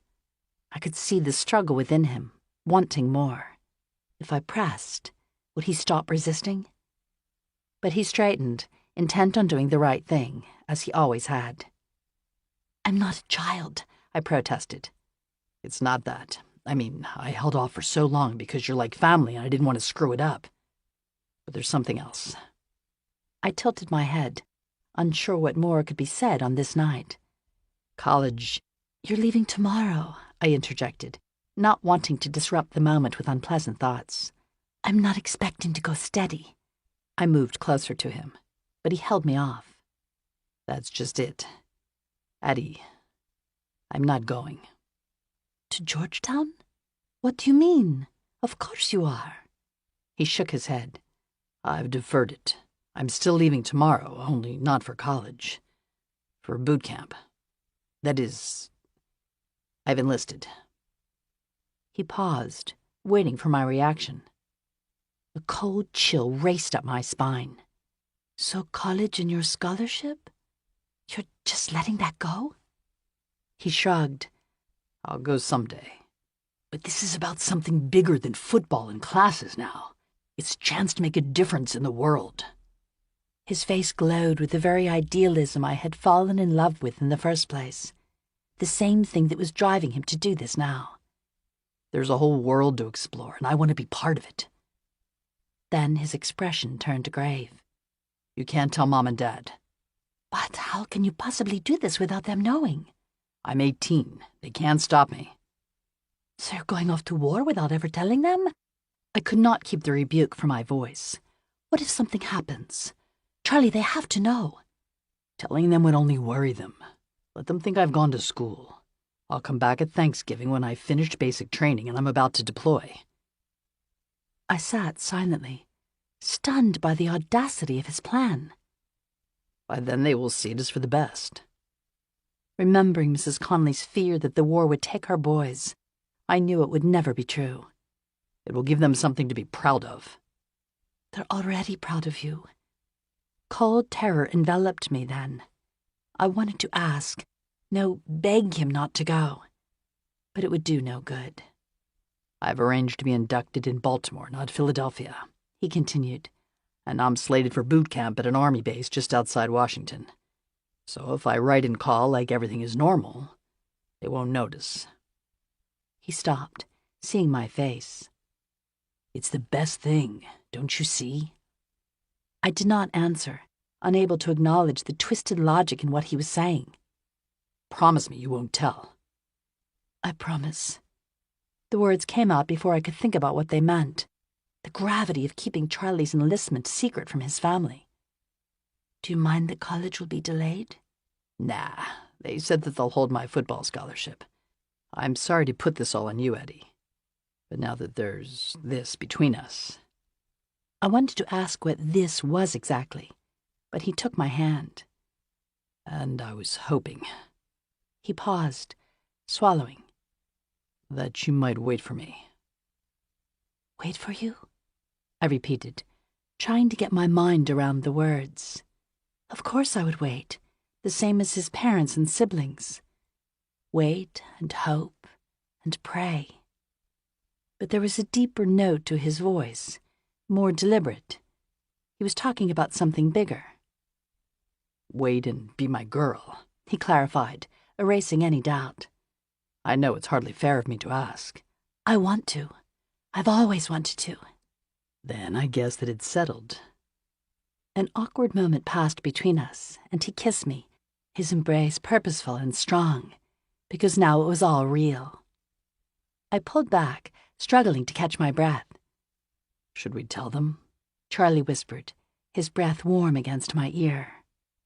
For a moment, I was puzzled. He had just insisted on not telling his parents about the army. But he was talking now about the two of us being together, not his enlistment. I considered the question. I wanted to savor the newness of whatever this was between us. I wasn't ready to face the scrutiny of our families. "We have to tell them, don't we?" he continued, not waiting for an answer. "Dad'll be thrilled. Mom, too, I think, though she'll be more worried about you than anything. And the boys should be okay with it, as long as I'll still share you." It was thrilling and terrifying, the notion of saying this aloud and acknowledging it in the light of day. Surely it would change everything. But things were already changing, weren't they? I raised my hand. "Let's wait a bit. We'll tell them at Thanksgiving when you come back," I added before he could protest, "when we are all together." "We'll get engaged as soon as you graduate." His words came out in a tumble as though he had thought about them for years. "Or maybe we should get married now," he offered, an uncharacteristic sheepishness to his voice. Couples were doing it all over, making it official before the men shipped out. There were lines in front of the courthouses, weddings thrown together quickly in the churches and shuls and parents' living rooms. But me and Charlie, it was all moving so quickly. We had barely yet kissed, and I wasn't even 18 yet, for goodness sake. A few hours ago I had not been sure Charlie even liked me, and now he was planning our wedding. He had always moved at 100 miles an hour, a freight train plunging headlong into the future, taking charge. "It was a silly idea," he added quickly, retreating. "Not at all," I replied quickly, placing my hand on his. "It's just all so fast." There was part of me that still could not believe he would want me. "I just meant in case anything happens to me." "Don't even say it." I cut him off too late. The war, all that stood between this moment now and our happily ever after, the dangers looming large. "You'll be fine. It could not possibly be otherwise." He kissed me again, and I responded instinctively, matching his passion as though we had been doing this for years and not minutes.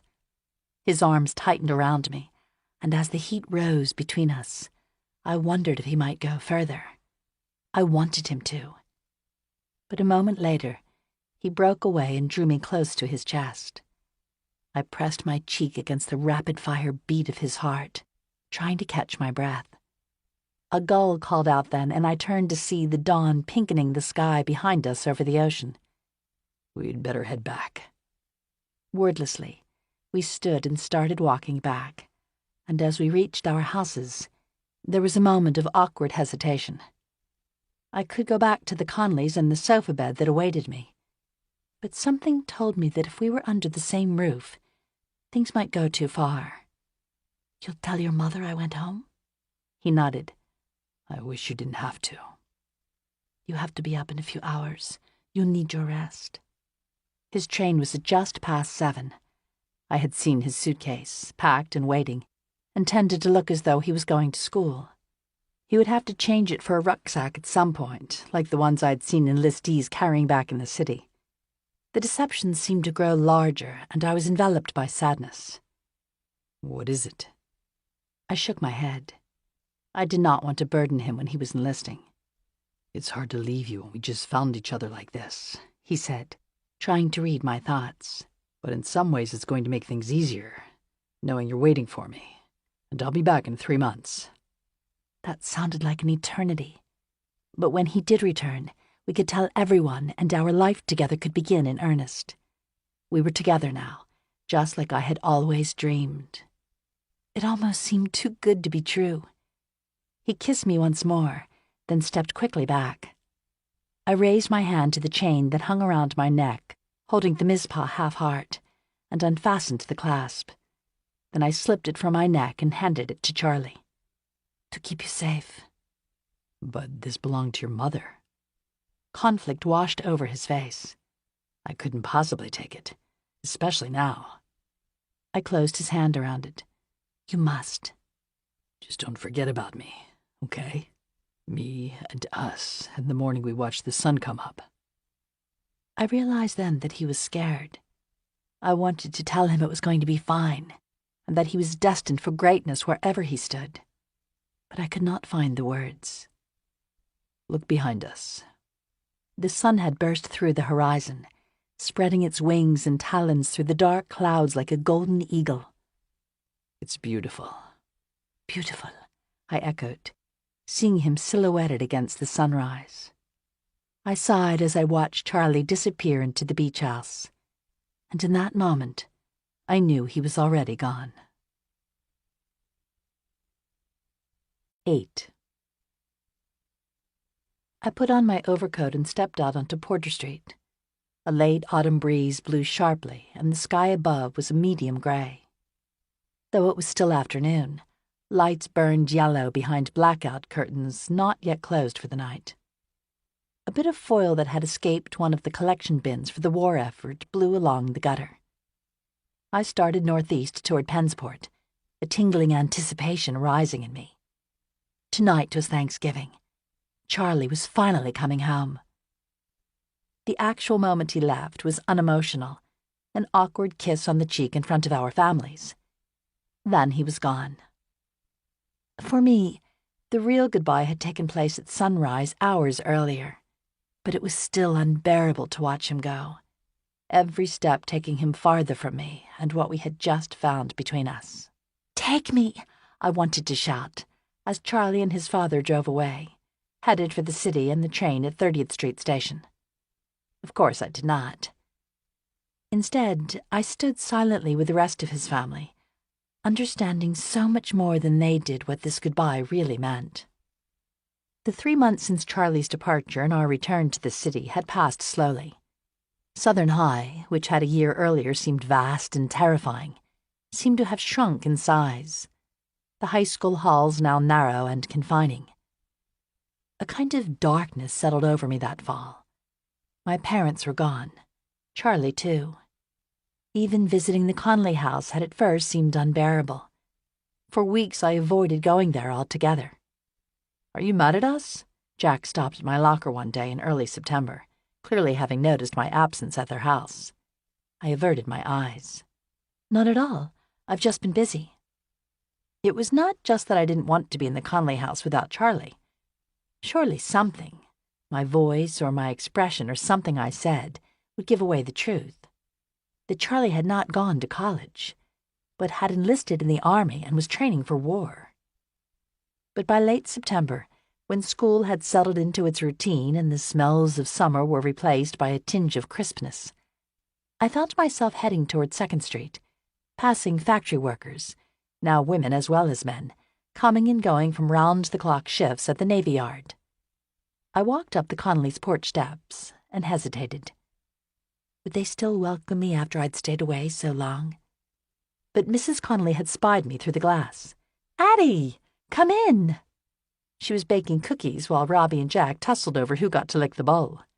The smell of warm vanilla enveloped me, nearly making me swoon.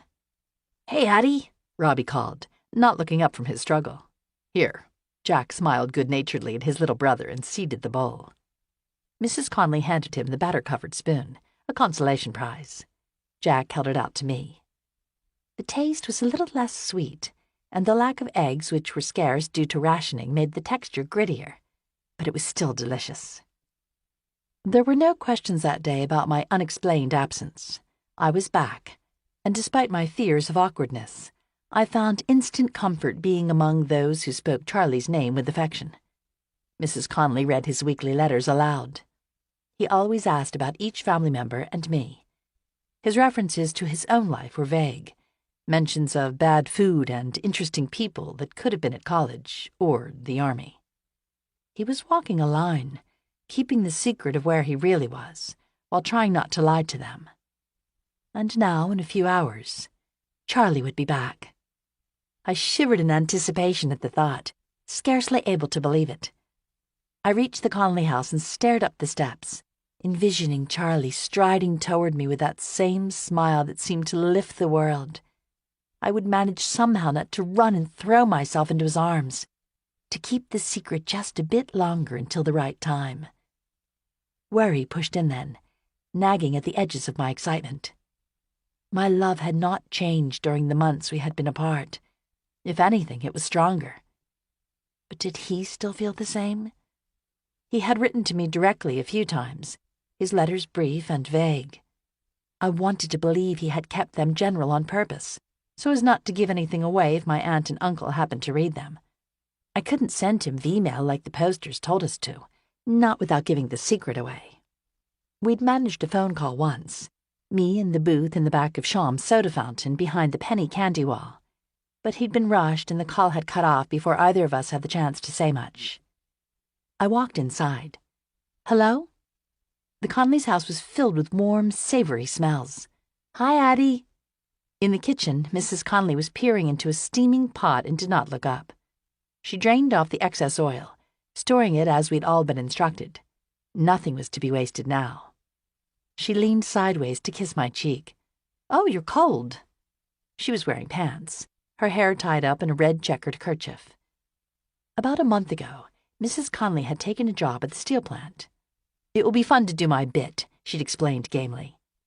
Remembering what Charlie had told me about his dad, I suspected there was more to it than wanting to help the war effort. The Connollys needed the money. Footsteps came pounding from the floor above, then down the stairs. Robbie, swathed in a tangle of glittery tinsel, skidding into the kitchen. "Here," he said breathlessly, offering me one end of the tinsel. "Jack wouldn't let me carry anything else," he explained, as he spun around like a top to unravel himself. "I told you we aren't getting the tree until after Thanksgiving," Mrs. Connolly said. I exhaled silently, relieved that the tree would not be up tonight. Mrs. Connolly had invited Aunt Bess and Uncle Meyer to Thanksgiving dinner a few weeks earlier. "We can't," Aunt Bess had replied quickly, when I had extended the Connollys' invitation. "Why not?" "Well, for one thing, they aren't kosher." Aunt Bess sounded flustered. "You eat at Woolworth's," I reminded her. "You could make an exception, just this once. Please." I, too, had been hesitant when Mrs. Connolly had first mentioned it to me. It was hard to imagine Aunt Bess and Uncle Meyer socializing with the Connollys. But it was suddenly important to me that we all be in one place when Charlie and I broke the news of our relationship. Aunt Bess had conferred with my uncle that night, and hesitantly, they agreed. "I thought having the boys pull down the decorations would keep them out from underfoot," Mrs. Connolly confided to me now in a low voice. She smiled ruefully. I was wrong. Robbie paused mid-spin to look at me, and his eyes widened. "Wow, you look like a girl." The pale pink velvet dress, with its matching soft wool cardigan, was an early Hanukkah present from Aunt Bess that I'd felt obliged to wear. She had bought it a size too small, and the stiff bodice and skirt above the knee gave it a sophisticated look I was quite sure she had not intended. "Thank you, I think." Mrs. Connolly and I laughed. "What?" Robbie demanded. "I meant it in a good way." "I'm sure you did," Mrs. Conley said, and she held the end of the tinsel to her youngest son's mouth like a gag. The war had taken a toll on her, adding faint lines around her eyes, a few gray hairs sprouting, but her smile for her boys was as bright as ever. "Where's Liam?" I tried to sound casual. Watching her smile fade, I regretted the question. "Out somewhere. I haven't seen him since I finished my shift." With her working, the boys were left on their own more than ever, which for Liam was the worst possible thing. "Mr. Conley's gone to the station to get Charlie," she added now. "It will be so nice to have him home again." Her eye searched my face. Had she guessed? "I finished work at 10, so I'm a little behind." She turned to Jack. "Your math teacher called. You've missed some homework and you've failed a quiz." Her mouth pulled downward. "I expect that from your brother. But you?" "Sorry, Mom. I'll do better." "How can I help?" I asked now, eager to change the subject. "You can set the table, with the good dishes from the break front." I escaped the kitchen, grateful for the task to keep me busy as the minutes until Charlie's return seemed to stretch to hours. The dining room had been transformed, all of the clutter gone and a fresh flowered cloth on the table. Candles flickered on the mantelpiece. I set out the plates, 10 of them pressed close. I had just finished folding the napkins when Jack came in and began helping me with the silver. "What happened with that quiz, Jack?" I asked. "You've always been aces in math." "I picked up an extra route after school for the Inquirer." Jack had long had a paper route delivering the bulletin, but now with the war he had picked up a second and was working harder than ever, which explained why he didn't have the time to study.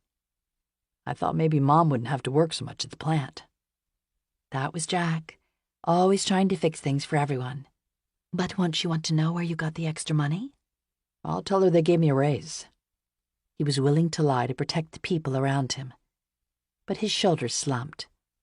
"It's just, with Charlie away and everything with Liam, I want to help out, make Mom happy." I walked over and squeezed his hand. "I know." It couldn't have been easy for him, sandwiched between Liam's dark and Charlie's golden light. "I almost forgot." I went back to the foyer and pulled out the Green Lantern comic book I had bought him earlier at the drugstore. I was going to save it and give it to him as a Christmas present, but he looked as if he needed it now. I walked back to the dining room. "Here." "What's this for?" "Just to say thanks for all the homework help this semester. It's a new one. I didn't think you had it yet." "I don't." His cheeks rose in a wide smile behind his glasses. He was used to thinking of others and not the other way around. "Thanks, Ad." Jack and I worked together to set the table in a familiar rhythm, neither speaking further. In some ways, he was the most like a brother to me. Would he mind that Charlie and I were together now? "What are you going to do after graduation?" he asked unexpectedly. I considered the question uncertainly. I'd been so wrapped up in Charlie's return that I had not given it much thought. But we were seniors now, the future looming uncertain before us. My aunt and uncle did not have the money for college. "I don't know. It's only November. You?" "I don't know. Maybe Mom and Dad will change their minds and let me and Charlie enlist." Jack felt duty-bound to go into the army, but it was impossible imagining the gentlest of the brothers actually fighting. "Or get a job at one of the plants and take some night classes. You could do that too, I did not respond, as I took out the porcelain cups with the rose pattern that I loved. Most women were working now like Mrs. Conley. I saw them trudging off mornings with their lunch pails, returning 12 hours later aged a decade, the dust lingering in their hair, steps slow. Nice, patriotic girls were supposed to work dutifully in the factories, but the notion of hunching over an assembly line all day made me nauseous. I couldn't bear the thought. I did not have pretensions. I knew the place where I came from did not lead to a fancy college, or indeed college at all. But there had to be something in between. Get a job, maybe? I've been doing well in typing class. One of the cups on the stack I carried started to teeter, and as I tried to right it, it slipped and shattered on the hardwood floor. Hearing the sound, Mrs. Conley rushed into the room. "I'm so sorry." She moved me aside gently and began to sweep up the mess. "It's all right, dear. They're only things. But I still felt awful. She had trusted me with one of her treasured possessions and I'd broken it. You couldn't fix that. Outside, tires screeched. Charlie!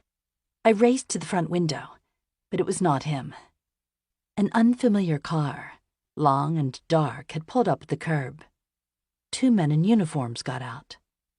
My heart stopped. Were they bringing bad news about Charlie? Stay here, Mrs. Conley ordered, more firmly than I'd ever heard her speak. I started after her, not listening. I breathed a sigh of relief when the men walked to the house next door. Mrs. Conley hurried outside, climbing over the low railing that separated the houses to grab her neighbor, Mrs. Dennison, before her knees buckled and she fell to the porch. Jack looked at me helplessly.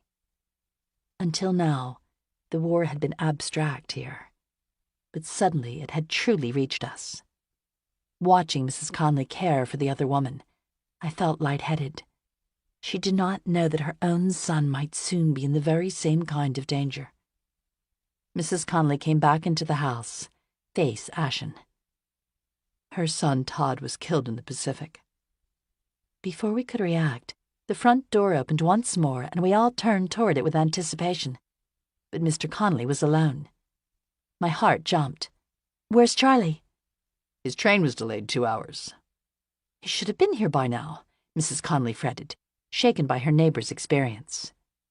2 more hours seemed unbearable.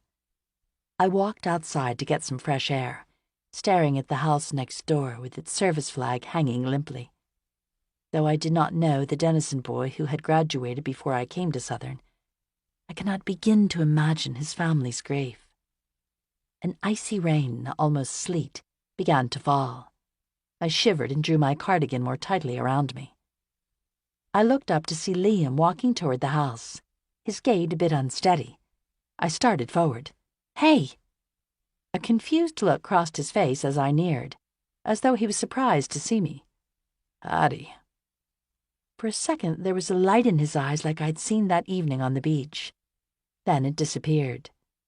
You look swell. He jammed his hands in the pockets of his black leather biker jacket, which reeked of stale cigarettes. I flushed, unsure if he was sincere or mocking me. It's for Thanksgiving dinner. The lines on his brow deepened. The holiday was everywhere, from the bulletin boards at school to the shop windows. How could he have forgotten? He eyed the house warily, then started to turn away. I gotta go. But Liam... What do you want? I want you to come back to us. But telling him would not do any good. Your brother's enlisted, I blurted out. I had not meant to break Charlie's confidence, but some part of me thought if I shared the secret with Liam, he might open up to me. It's not as if he talked to the rest of the family enough to tell them anyway.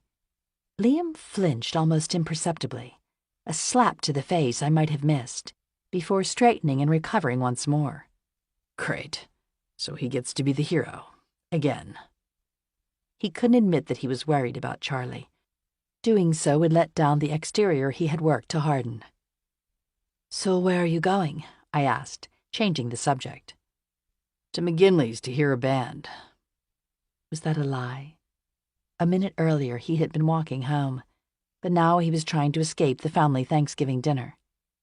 You can come with me, Liam said, his voice challenging and just a bit hopeful. I realized with surprise that part of me wanted to say yes, and not just to make him happy. I was nervous about dinner and all that was to come with it. But Charlie would be home soon, and I had to be here when he arrived. Your mom's made a big dinner, and my aunt and uncle are coming. Fine. He struggled to make his voice indifferent. You could stay? Liam did not answer, but turned and pulled his dirt bike from where it had been chained against the gate. He wheeled it to the street, then climbed aboard and revved the engine. Liam, wait. I wanted to tell him that I knew what it was to feel like an outsider, to be different than the rest. But he was already speeding away, accelerating too quickly as he neared the corner. I looked back over my shoulder, wondering if I should go after him. From the other direction, my aunt and uncle were coming down the street from where they had parked, huddled together under an umbrella, tentatively navigating the strange block as though it was a war zone. Uncle Meyer wore his best suit, and Aunt Bess had put on her good brooch, the one that seemed to choke the folds of her neck. She clutched a bouquet of store-bought flowers close to her breast. I saw the Irish neighborhood, which I'd long grown accustomed to, through their eyes then. The Christmas decorations were already starting to go up, amplifying the differences between where we lived and here. I went to meet them, grateful that they were trying, despite how difficult it was for them. Together, we entered the Conleys. Uncle Meyer hung back, but Aunt Bess stepped forward. "Thank you for having us." Mrs. Conley, who had changed into her holiday dress, took the flowers Aunt Bess held out. "How lovely," she said warmly. "Please, come have a seat." Aunt Bess and Uncle Meyer perched on the edge of the sofa, and Mr. and Mrs. Conley flanked them in the armchairs on either side. Though neighbors at the beach for several years, this was the first time my aunt and uncle had socialized with the Conleys. "So the Eagles are having a good year," Mr. Conley ventured gamely. Uncle Meyer stared at him with a blank expression. He did not follow football. There came a sudden clattering from the foyer. "There he is," Mr. Conley bellowed. Charlie filled the doorway then, his hair damp and sleet-covered. The candlelight illuminated his soft skin and cheekbones, the perfect features that I had wanted for so long, that were now finally mine. I started to stand and go to him, then forced myself to remain seated. "They said you'd been delayed 2 hours. I would have come back to the station for you," his father added. "The train made up time. I caught a cab."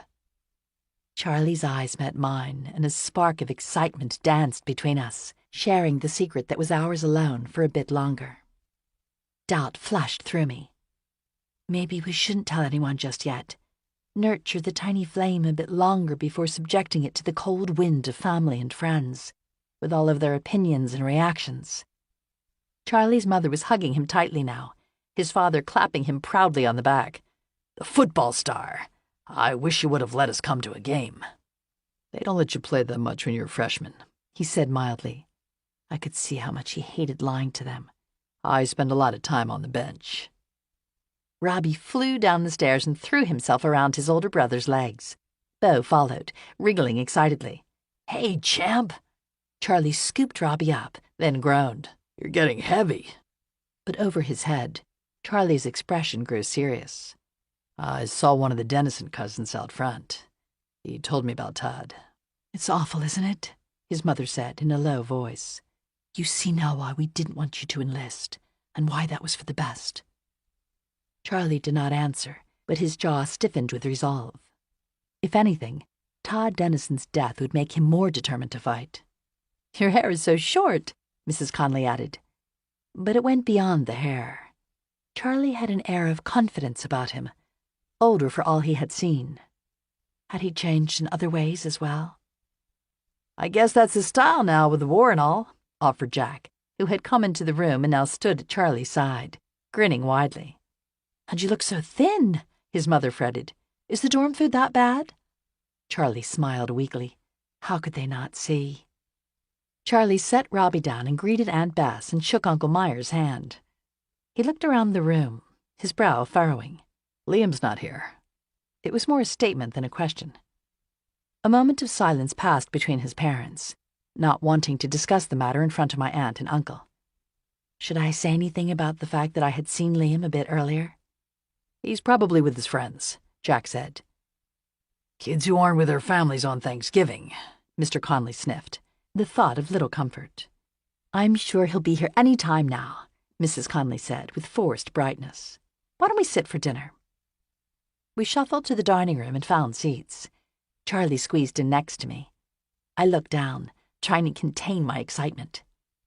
"Gee, what's to eat, Mom?" Jack joked, as he eyed the huge spread she had put out on the table. We were all seated, an empty place remaining for Liam. The Conleys started to bow their heads to say grace, and Uncle Meyer and Aunt Bess's expressions turned confused. They sat quietly until the prayer was over. "It's delicious," Aunt Bess said when the first course, a squash soup, was served. "It's so hard now with the rationing," Mrs. Conley lamented as she passed a basket of warm rolls. I know, Aunt Bess replied, seemingly energized by having found common ground. I found a wonderful cookbook put out by Hadassah. The recipes are all about making do. Underneath the table, Charlie's fingers found mine. I wished my hands were not so clammy. Excuse me, I said, suddenly warm. Not waiting for a response, I stood as if starting for the bathroom, then made my way through the kitchen to the back porch and sunk down, just shielded from the icy rain that fell beyond it. Why was I so nervous? It was just Charlie. Except it wasn't, because everything had changed now. The door opened behind me, and Charlie's hand was warm around my shoulder. What's wrong, Ed? He asked, dropping to the step beside me. Our breath formed white puffs, like captions in a comic book that might hold their thoughts or words. My aunt and uncle, I fibbed. It's awkward having them here. It's not so bad, is it? They're trying. And Liam's not here. I hated bringing it up. Why did I always find the dark spaces between light, even in the happiest moments? I saw him earlier, before you got home. It was not even dinner and he was already in pretty bad shape. I spoke in a low voice, even though it was just the two of us. Liam will be fine, and he'll be home later. He sounded as if he really believed it. With Charlie here, the picture seemed to right itself and become whole once more. Then he wrapped his arms tightly around me. I missed you so much, Ed, he said, pushing away the darkness as he always had. I sank back against him, enveloped by the warmth I had barely tasted before he left, and that I had missed so terribly all of these months. Joy surged through me and the air seemed to shimmer. Would I ever get used to this? I'm just so happy, he murmured against the top of my head. And now we can tell everyone. Hesitation crowded in, nipping at my happiness. Though we had planned this moment for months, there was so much we hadn't thought through. So you're still going to tell them about the army, too? He nodded. Which will you tell them first? He shrugged. Does it matter? It was a fair point. His secret enlistment and our being together would both be equally shocking. I tried to imagine my aunt and uncle's reaction. Being friends with the Connolly boys was one thing, but Charlie was not Jewish. I fretted that I should have told them at home and weathered the storm in private. When? After dinner. The timing is awful after what happened to Todd Dennison, but I don't feel right keeping it from them any longer. Are you sure we should tell them about us tonight as well? 2 surprises together might be too much. Absolutely sure. He nodded, smiling brightly, unable to see a possible downside. He wanted to share the news with everyone, like a new toy or good grade in school. Charlie? His mother's voice called from inside the house. We pulled quickly apart and stood up. I'm coming, he called back. Wait, he said to me, catching my arm as I started inside the house. I turned to him. I've got something for you. He reached in his pocket. What? I wasn't expecting anything. Christmas isn't for weeks. It's not that kind of gift. My breath caught as he held out a small jewelry box to me. We had been dating, and not even really that, such a short time. He couldn't possibly think about proposing. But when I opened the box, it was his class ring from Southern, nested in a bed of white satin. I thought you might want to wear it, he offered, just to make things official. I should have given it to you last summer, but everything happened so quickly. Relief and a tiny bit of disappointment mixed with my joy as I undid the clasp on the gold chain I wore around my neck, which had been bare since I gave him the Mizpah last summer, and added the ring. A part of me had wanted him to propose, even as the notion terrified me, but I was so happy to have this. Then I turned away and lifted my hair so he could refasten it, shivering as his fingers grazed the nape of my neck. The ring pulled the chain beneath the neckline of my dress, hanging heavy between my small breasts, a hidden treasure only the two of us knew. I love it. I tilted my head upward, yearning for him to finally kiss me. But before our lips could meet, there was a clattering in the doorway, and Robbie appeared. What are you guys doing out here? It's freezing. We separated hurriedly, and I noticed then how cold it had gotten. Back inside, everyone seemed to be finishing seconds of turkey and mashed potatoes. As I sat before my untouched plate, Charlie passed behind me. His hand brushed my shoulder, and though it had done so dozens of times before, the gesture was somehow more purposeful this time, more possessive. Mrs. Conley noticed, and a look of something flickered across her face. Not approval. I was suddenly anxious. Mrs. Conley loved me like a daughter. Surely she would not mind me and her eldest son being together. Or would she? "Addie, are you okay? You were gone so long." Aunt Bess looked concerned. "I'm fine. I just needed some air." Charlie sat down beside me once more and took my hand, squeezing my fingers as if to say everything will be fine. I relaxed slightly, looking around the table, contented to all be together. One of the happiest moments I had known. All that was, except for Liam. "I would have thought Liam would have at least come home for dessert," Mrs. Conley said. "I even found pecans for the pumpkin pie, just the way he likes."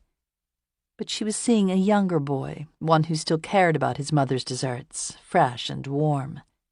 Across from her, Jack's jaw clenched. Robbie pushed back from the table. "This is bullshit," he declared, trying to sound older than 12. "Language," his father barked. Uncle Myers started to rise from his chair. "Perhaps we should go." "Nonsense. I insist you stay for dessert," Mrs. Conley replied. My uncle sat once more, staring hard at his plate. I felt a moment's guilt for having snared them into this, but Aunt Bess seemed to watch with interest, as though following one of her soap operas on the radio. Mrs. Conley reached for her youngest son's hand, trying to soothe him. "Robbie, darling, sit down." But Robbie slipped through her grasp. "I'm not going to let Liam ruin Thanksgiving." I gestured toward his hideaway beneath the steps. "How about a game of chess while we wait for dessert?" I suggested. Robbie had an amazing aptitude for the game, and we would sneak in a few minutes whenever we could. But he shook his head. Even our special hiding place could not console him now. "What are you going to do?" Jack demanded, rising, as Robbie walked toward the door and put on his coat. "What can you possibly do that the rest of us haven't tried?" "I can try not giving up on him," Robbie said resolutely. "I can try bringing him home." He ran out, letting the door slam behind him. Charlie stood. "I'll go get him." But I put my arm on his. "Robbie feels he has to try, just like the rest of us." I pushed my own anxiety down.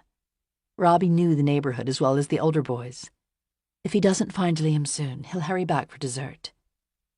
I stood to help Mrs. Conley clear the plates, grateful to have something to keep me busy. But my hand shook. Would Robbie be able to find Liam and actually persuade him to come home? It was odd with Liam gone, but having him here, drunk and maybe hostile, could be worse. I hated the thought. Tonight, though, I wanted everything to be perfect. We were halfway through dessert when the first concerns were voiced aloud. "They should be back by now," Mrs. Conley fretted.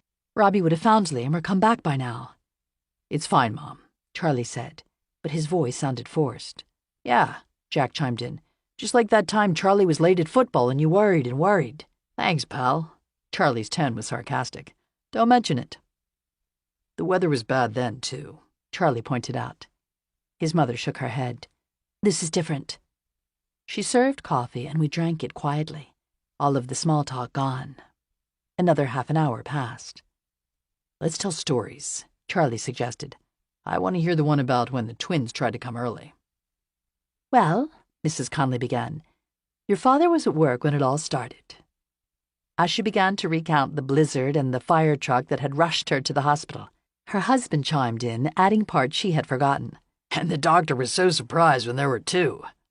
"If you think he was surprised, imagine how I felt," Mrs. Conley added. My aunt and uncle laughed appreciatively. "Folks, there's something we want to tell you," Charlie began, when the laughter had subsided. So he meant to tell them about us first. All eyes turned toward him. Though we had wanted everyone to be together when we shared the news, I knew he could not wait any longer. He cleared his throat. Mr. Conley looked curious. his wife pleasantly expectant, as though she might have already guessed. I looked away. Through the window, I noticed a man standing at the front door. We had been laughing so hard we must not have heard the first knock.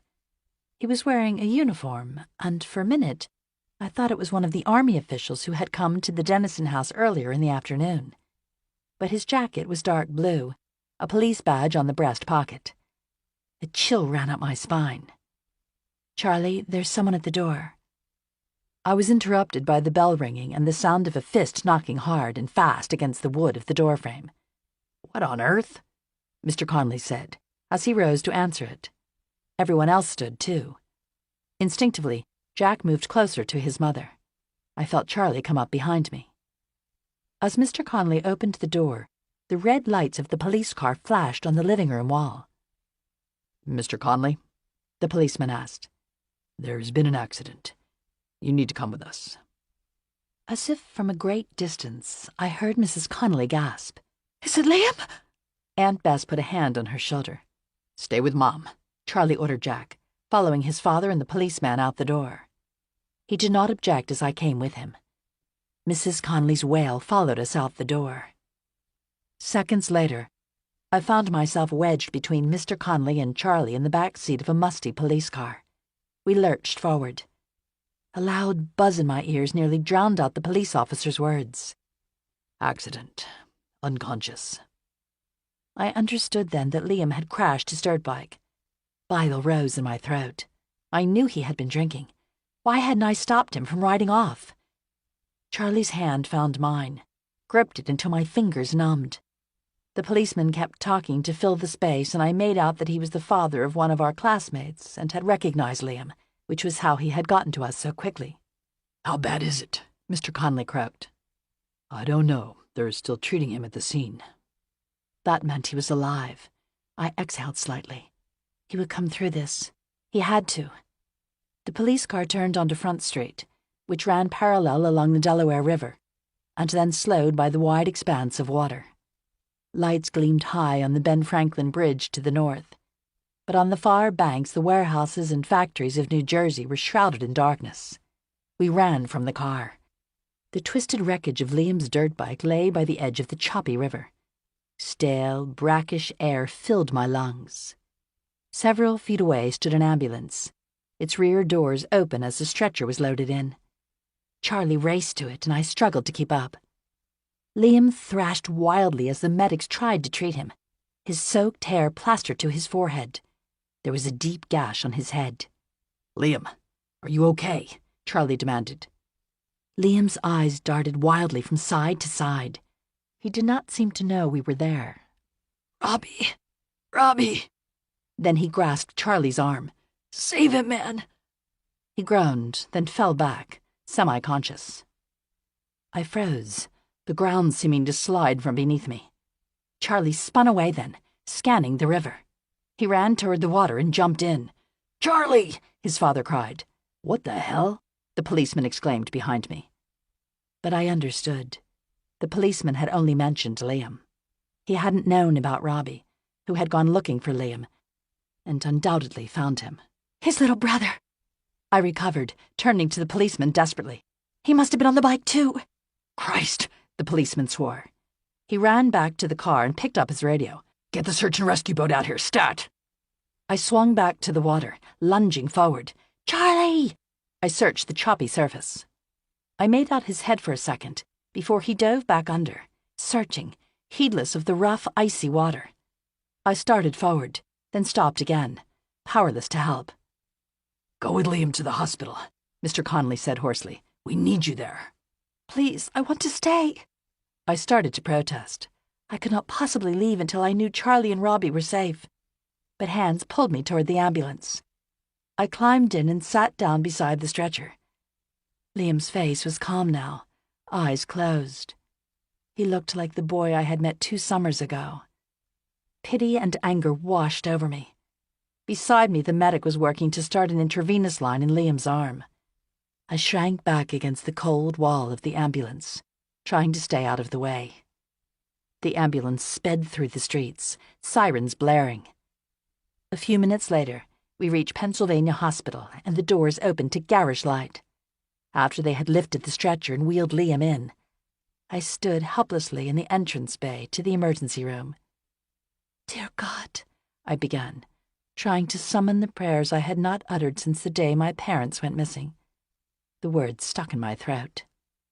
With a futile attempt to compose myself, I went to face what was waiting inside. Mrs. Conley and Jack had been brought straight to the hospital. They stood inside the doors, locked in the same embracing position in which I had left them at the house, as though they had been magically transported there. Should I tell them about Robbie? But their faces, frozen in horror, told me they already knew. My aunt and uncle were there too, hovering in the background, now part of the strange tableau as they waited for me. Aunt Beth stepped forward and draped my coat around my shoulders, then led me to a chair. Minutes passed like hours. A doctor appeared. "Liam's going to be fine," he said, unaware how little those ordinarily joyous words could do to quell their terror. "Just a concussion and a cut to the head. He's a very lucky fellow." The outside doors to the hospital opened then. Charlie limped in, gray-faced, wearing a soaking wet blanket someone had placed around his shoulders. I ran toward him. "Charlie!" But he continued past, not seeing. His arms were half extended before him, still etched in the shape of the object he had been carrying, the body that was now gone. Years later, witnesses would still tell the story of how the oldest Conley boy had jumped into those dark, stormy waters, diving repeatedly to find his youngest brother. He had at last pulled Robbie to the surface, but unable to reach the shore, he had remained afloat, treading water and cradling his brother for 20 minutes. When the rescuers finally reached them, Charlie would not release his brother, and so they were pulled gently to land together, Charlie whispering softly to the lifeless body he held. 9. Washington, D.C., November 1943. I blinked and my vision cleared, the memories of love and pain pulling me back to the present like the tide. I was still standing on the corner of 15th and H Streets, letting the crowds swirl around me as they had on the dock the day I arrived in America, and so many times in the halls of Southern. The rain was heavier now, flattening my bangs against my eyes. Usually, I loved the way it lifted the smells from the pavement, as if giving new life to the city. But now the stench of dirt and ash caused my stomach to turn. I started walking quickly, past 2 policemen on wide motorcycles, desperate to get as far away as I could from the sight of our encounter. Not that it would help. Charlie was here. All of the time and distance I had put between myself and the ache of what had happened evaporated like mist when I saw him standing before me. I hurried past Woodward and Lothrop, the early Christmas decorations in its windows, more austere than they might have been in peacetime, a kind of forced merriment. Workers passed one another, eyes straight ahead, not seeing. For all of the excitement of the holiday in the bustling city, Washington had a bland, antiseptic feel, so unlike Philadelphia's messy patchwork of ethnic neighborhoods. No one, it seemed, was actually from here, or expected to stay very long. At the corner stop, I boarded the streetcar. I gazed up through the smudged window of the dome of the Capitol, its lights blackened now in case of an air raid attack. But an eerie glow seemed to cast faint gray around it, silhouetting it against the twilight sky. As we wove through the rain-slicked streets, Charlie appeared once more in my mind. I had thought of him constantly these many months, wondering if he was still off and training somewhere or had already been deployed. And I worried about him, in a way that I had no right to, really, now that he was no longer mine. But I had never expected to see him here, even though Washington had been his place first when he'd been accepted to Georgetown, and might still have been if he had not enlisted. Yet here he was in front of me, and he wanted to see me again. What could he possibly want? A single tear rolled down my cheek, hot and unfamiliar. I brushed it away before any of the other passengers could see. I had not cried the night Robbie died, nor any of the days after. I had functioned mechanically, taking on the jobs that everyone else was unable or unwilling to manage, such as getting Robbie's clothing for the funeral home. I had stood in the empty foyer of the deserted Connolly house, flooded with images, my grief threatening to burst forth from its tight wrappings. I had remained dry-eyed, but I almost broke down as I looked at Robbie's secret hiding spot beneath the stairs. It was almost as if I walked slowly toward it, Robbie would be there waiting for me in our hideaway. Our last chess game lay unfinished on the other side of the door. I had walked upstairs and ran my hand over the duvet, lumpy with stuffed animals Robbie had not quite outgrown, toys strewn across the floor. I laid out his navy suit, threadbare and worn at the knees and elbows from being worn by at least 2 brothers before him, then looked around his room for the white sneakers he insisted on wearing all the time. But those were gone now, one missing when Charlie carried him from the water, the other God only knew where, most likely at the bottom of the river. Choking back a sob, I had grabbed the clothes and run from the bedroom. The funeral had taken place 2 days later on a grey morning with the coating of snow that had come too early in the season, covering the sidewalks and cars for a few hours. At the church, I'd hung at the back, overwhelmed by the dark chapel and the sea of people. Among the other kids from school and families from the Pennsport neighborhood, there were faces strangely resembling the Connollys. Out-of-town relatives I hadn't known existed from New York and other places. My aunt and uncle sat on either side of me. I had not been sure they would come, but they had been waiting for me in the living room that morning, dressed in black. The doors at the back of the church swung open. Aunt Bess cried softly into her hand at the sight of the small casket, borne by men I did not recognize. The Connollys followed. Charlie and Jack each held their parents' arms to keep them upright. I thought I caught Charlie's eye, but he looked away. We had not spoken since that night at the hospital, but I was sure he would find me after the funeral. When we were seated, a priest began to chant the Mass. I craned my neck to see the front row. The Connollys had sat reflexively in their usual order, leaving spaces for Robbie and also for Liam, alone in the hospital with his guilt and grief. I looked to the back, half expecting to see Robbie bound in and interrupt the service noisily. He could not be in that tiny box.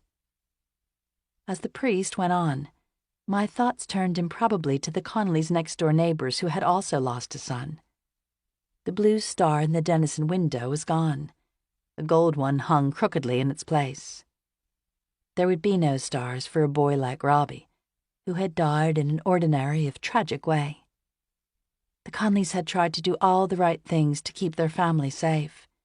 They had worried about the war being fought thousands of miles away, all the while never guessing that danger and death might be lurking right around the corner on a street they had walked or ridden down hundreds of times. And now Robbie was dead. I clasped at the shell bracelet he had given me at the beach last summer. Icy waters seemed to swirl up around me now, as if I was there with him. He must have been so afraid. Had he called for his mother or one of the boys? Or perhaps he had blacked out and not known anything at all. He could not have possibly survived more than a few minutes. There were more prayers in Latin and English, and then it was over, and we all rose as the casket was carried from the church. Someone should have spoken about the wonderful 12-year-old who loved blocks and chess and his dog, Bo. But the family was in no shape to do it, and they had not asked me. In other times, the Irish would have had a wake where everyone came back after to drink and reminisce. Here there was only pain, and this quiet funeral where words failed. By the time I reached the door of the church, the Connollys had already gotten to the long black car that would take them to the cemetery close to the shore for a private burial. No one had asked me to go. I watched Charlie through the window of the limousine, remembering the hospital after the medics had taken Robbie from his arms, and raced away in a last futile attempt to save him, even though we knew it was too late. Charlie had stood, soaked and shivering, apart from the rest of us. I had rushed to his side. "Charlie." I waited for him to tell me it would be all right, to take charge as he always did. But he remained silent, arms still limply outstretched, wings broken. Nothing, not that night on the dock at Trieste or any since, had terrified me more. Anger rose in me as I watched him seated in the limousine, remembering. He was supposed to be able to make things okay, but he had failed, even when I had tried to warn him about Liam. But I had failed too, and so had Jack, who always tried to fix everything, and their parents. And now Robbie was dead. We were all a little bit to blame, except for that sweet, innocent boy lying in the cedar box. I stepped forward toward the limousine to go to Charlie, but Aunt Bess was holding my arm and guiding me away. Give them time. I was too numb to argue, so I stood watching as the car door closed. The window opened and Charlie looked up at me with hollow eyes I hardly knew. For a second, my heart lifted, hopeful despite it all. I took a step forward. "Wait for me," he mouthed, and then he was gone. The next morning, I rose early, the awfulness of what had happened knocking into me anew. Outside, the air was icy, hinting at more snow to come. As I crossed through the neighborhoods, chin tucked against the wind, I tried to figure out exactly what to say, the words that could make things, if not right, then just a bit better. I reached 2nd Street and steeled myself as I neared the Conley house. Then I stopped. Though it was after 8 o'clock, the front curtains were still drawn. They must have been exhausted after the drive back from the cemetery.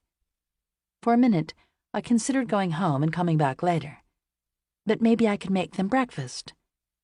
I walked up the steps to let myself in, as I often did, and tried to open the door, but it was locked. I reached under the flower pot for the spare key. The door did not budge. The second lock, the one they'd never used, was bolted. I peered through a crack in the curtains. The house was dark and still, as if it had been that first night Charlie brought me here to surprise me for my birthday. "They've gone," an unfamiliar voice said from behind, causing me to jump. I turned and recognized Mrs. Dennison, whose eyes were still hollow from her own loss. "Gone?" My mind raced. Perhaps they'd taken a room by the cemetery, or even stayed at the beach house. "The boys packed a lot of bags and left first thing this morning. Asked me to tell the milkman they won't be coming back." A hard lump formed in my throat. There had to be some mistake. Charlie would not have just left. "They've gone," Mrs. Dennison repeated flatly, before turning and walking back into her own house. I had returned home and, with Aunt Bess's help, called the hospital and learned that Liam had been discharged the previous night. Neither he nor Jack returned to school after that, and the guidance counselor would tell me nothing. Rumors swirled about where they had gone. I went by the house every day after school, hoping that I would see Beau in the front window, Mrs. Conley at the door waiting for me. But the house remained dark, and a few weeks later, I gave up. There was simply nowhere else to look. "They couldn't have just disappeared," I burst out one night at dinner in frustration. My aunt and uncle exchanged knowing looks, and Uncle Meyer patted my hand. "I think," he said gently, "they just don't want to be found." The rest of the school year was a blur, the halls and streets filled unbearably with ghosts. As I sat in class, it played over and over again in my head. The moments before the police had come, so filled with joy and anticipation, and then everything that happened after. Even images I had not actually seen, like Robbie laid out motionless on the gurney after they had pulled him from Charlie's arms, his face crooked and faintly blue, had gone through my mind so many times it had grown fuzzy, a record warped from being played too many times on a phonograph. What if Robbie had never gone after his brother? Liam would have come home, late and maybe drunk to be sure. Charlie and I would have shared our news, seeing the surprise and hopefully happiness on their faces. But that moment would now never be. And in the darkness, the nightmares always returned. Most nights, I sat bolt upright, trying to clear the non-existent water from my lungs, gasping for breath. Sometimes there was a moment in the haze of awakening I could forget. Then the reality would wash over me like ice. Robbie wasn't back home, playing in the yard with Beau. He was in that box I'd seen at the church, now buried underground. I went to graduation because Aunt Bess insisted on it. She and Uncle Meyer sat somberly, clapping as hard as they could when my name was called. They'd brought me a too large bouquet of carnations and planned a fancy dinner at Stouffer's, trying to fill the empty space left by the Conleys. There would be no great whooping crowd as there would have been if the Conleys had been there to cheer on me and the twins. Were Jack and Liam graduating somewhere else? A few weeks earlier, when we had gotten our yearbooks, I'd opened to the page where their photos should have been, half expecting to see Jack's gentle smile beside Liam's taunting grin, or at least a blank space where their images might have been. But the spots had been filled in by the pictures of other classmates, as though they had never existed. "I should start packing," Aunt Bess said, the day after graduation. I looked at her blankly. For what? The days ahead stretched before me like a blank canvas. I would have to do something, take some classes, though I had not formally applied to college. There were night classes in which I could still enroll. And find a job, hopefully somewhere other than the plants. "The shore," she replied. "We can get into the house tomorrow. I thought it would do you some good to get away." I had noticed the warm weather, of course, but I had not actually considered that we would return to the shore after all that had happened. Something lifted at the corners of my heart. Perhaps the Conleys will be coming. I scarcely dared to hope that our other world still existed. Aunt Bess shook her head. "I'm sorry, honey. I asked the landlord. The house next door is closed up, and she doesn't think anyone will be there this year." I ran upstairs and threw myself across the bed, sobbing. The city without them was bad enough, but how could I face the shore without the Conleys? I looked across at the corner of my dresser, where under a paperweight I'd kept all things Charlie. The ticket from the movie we'd seen, a scrap of paper on which he'd written me a note. It all seemed so silly now. He'd never think things were special just because they were from me. My hand grazed something under the bed. I pulled out the box that I had nearly forgotten putting there, shortly after arriving nearly 2 years earlier. Neatly folded inside were a change of clothes and a pair of shoes, and foodstuffs that would not spoil, like a can of milk. How I would open it exactly I had not figured out. Things that, as a scared little girl just off the boat, I had thought I might need just in case. I had learned well that night Mama had plucked me from our apartment to always be ready to go. I lifted up the old shoes. There had not been a suitcase the night I left Trieste. Mama had rushed me from the house, and it was not until we neared the docks and she set me down to catch my breath that I noticed I was not wearing shoes. "Mama." I looked down. Desperately, she had taken her own shoes, 2 sizes larger, from her feet, and put them on mine. Then she'd led me to the ship, heedless of the stones that cut into her own bare feet, causing them to leave a thin trail of blood. I slipped the shoes onto my feet and felt the cracked leather, remembering. They fit almost perfectly now. Aunt Bess had bought me new shoes shortly after my arrival and other times since. Dress Mary Janes and sneakers and sandals. But I kept Mama's shoes. It was one of the only pieces of my parents that I had. I slid the box back under the bed and left the room. I slipped from the house without calling to Aunt Bess, who was in the kitchen. Outside, I found myself headed north. At the turnoff for Pensport, I stopped. I always walked slowly past that spot, because if I closed my eyes and imagined very hard, Charlie might just be there, waiting for me. But he was gone, and all that was left were the dark memories, looming large. "As long as I stay here, I'll never be free," a voice seemed to say. I turned and raced west, then north of 9th Street, skirting the edge of the Italian market where the smells of meat and cheese and garlic wafting from the open stalls were heady, even with wartime rationing. But I did not stop. Grief chased me, nipping at my heels.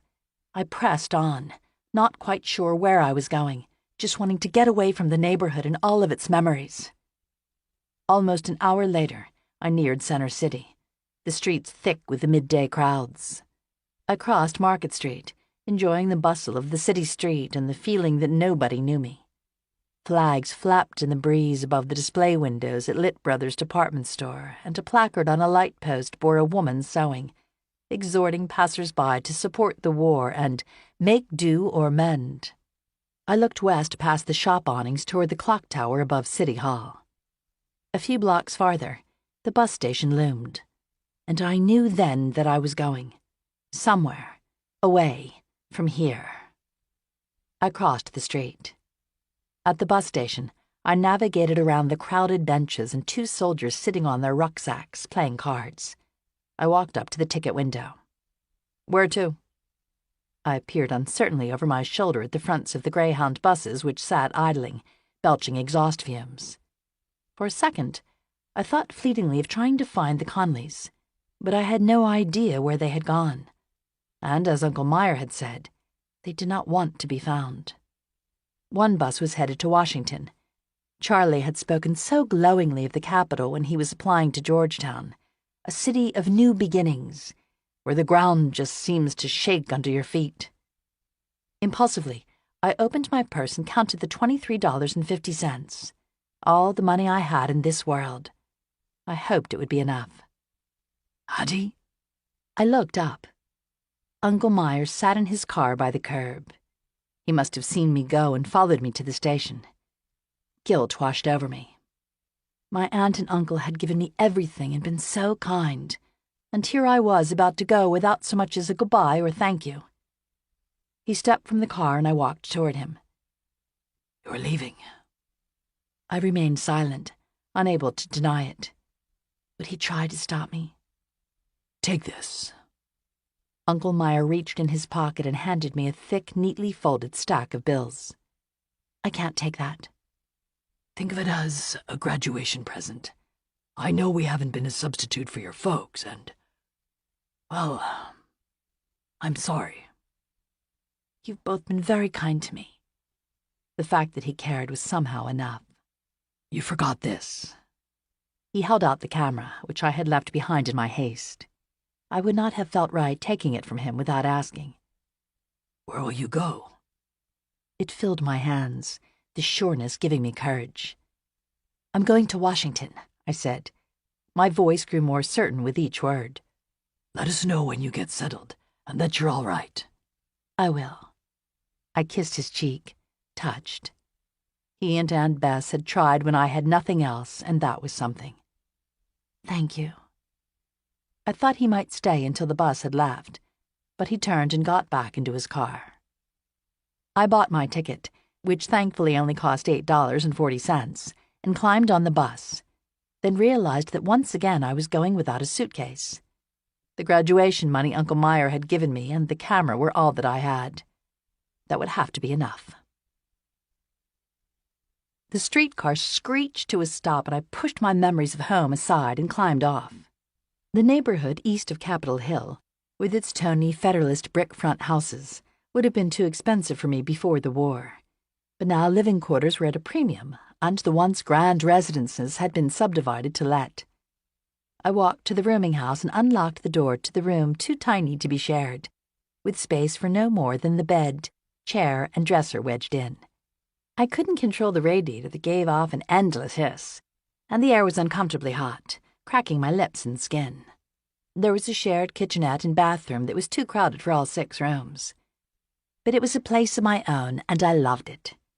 The other girls were friendly enough, and I joined them sometimes for a movie, or in the parlor downstairs where we would listen to the radio and play cards, some writing to the boys that had gone overseas or their families back home.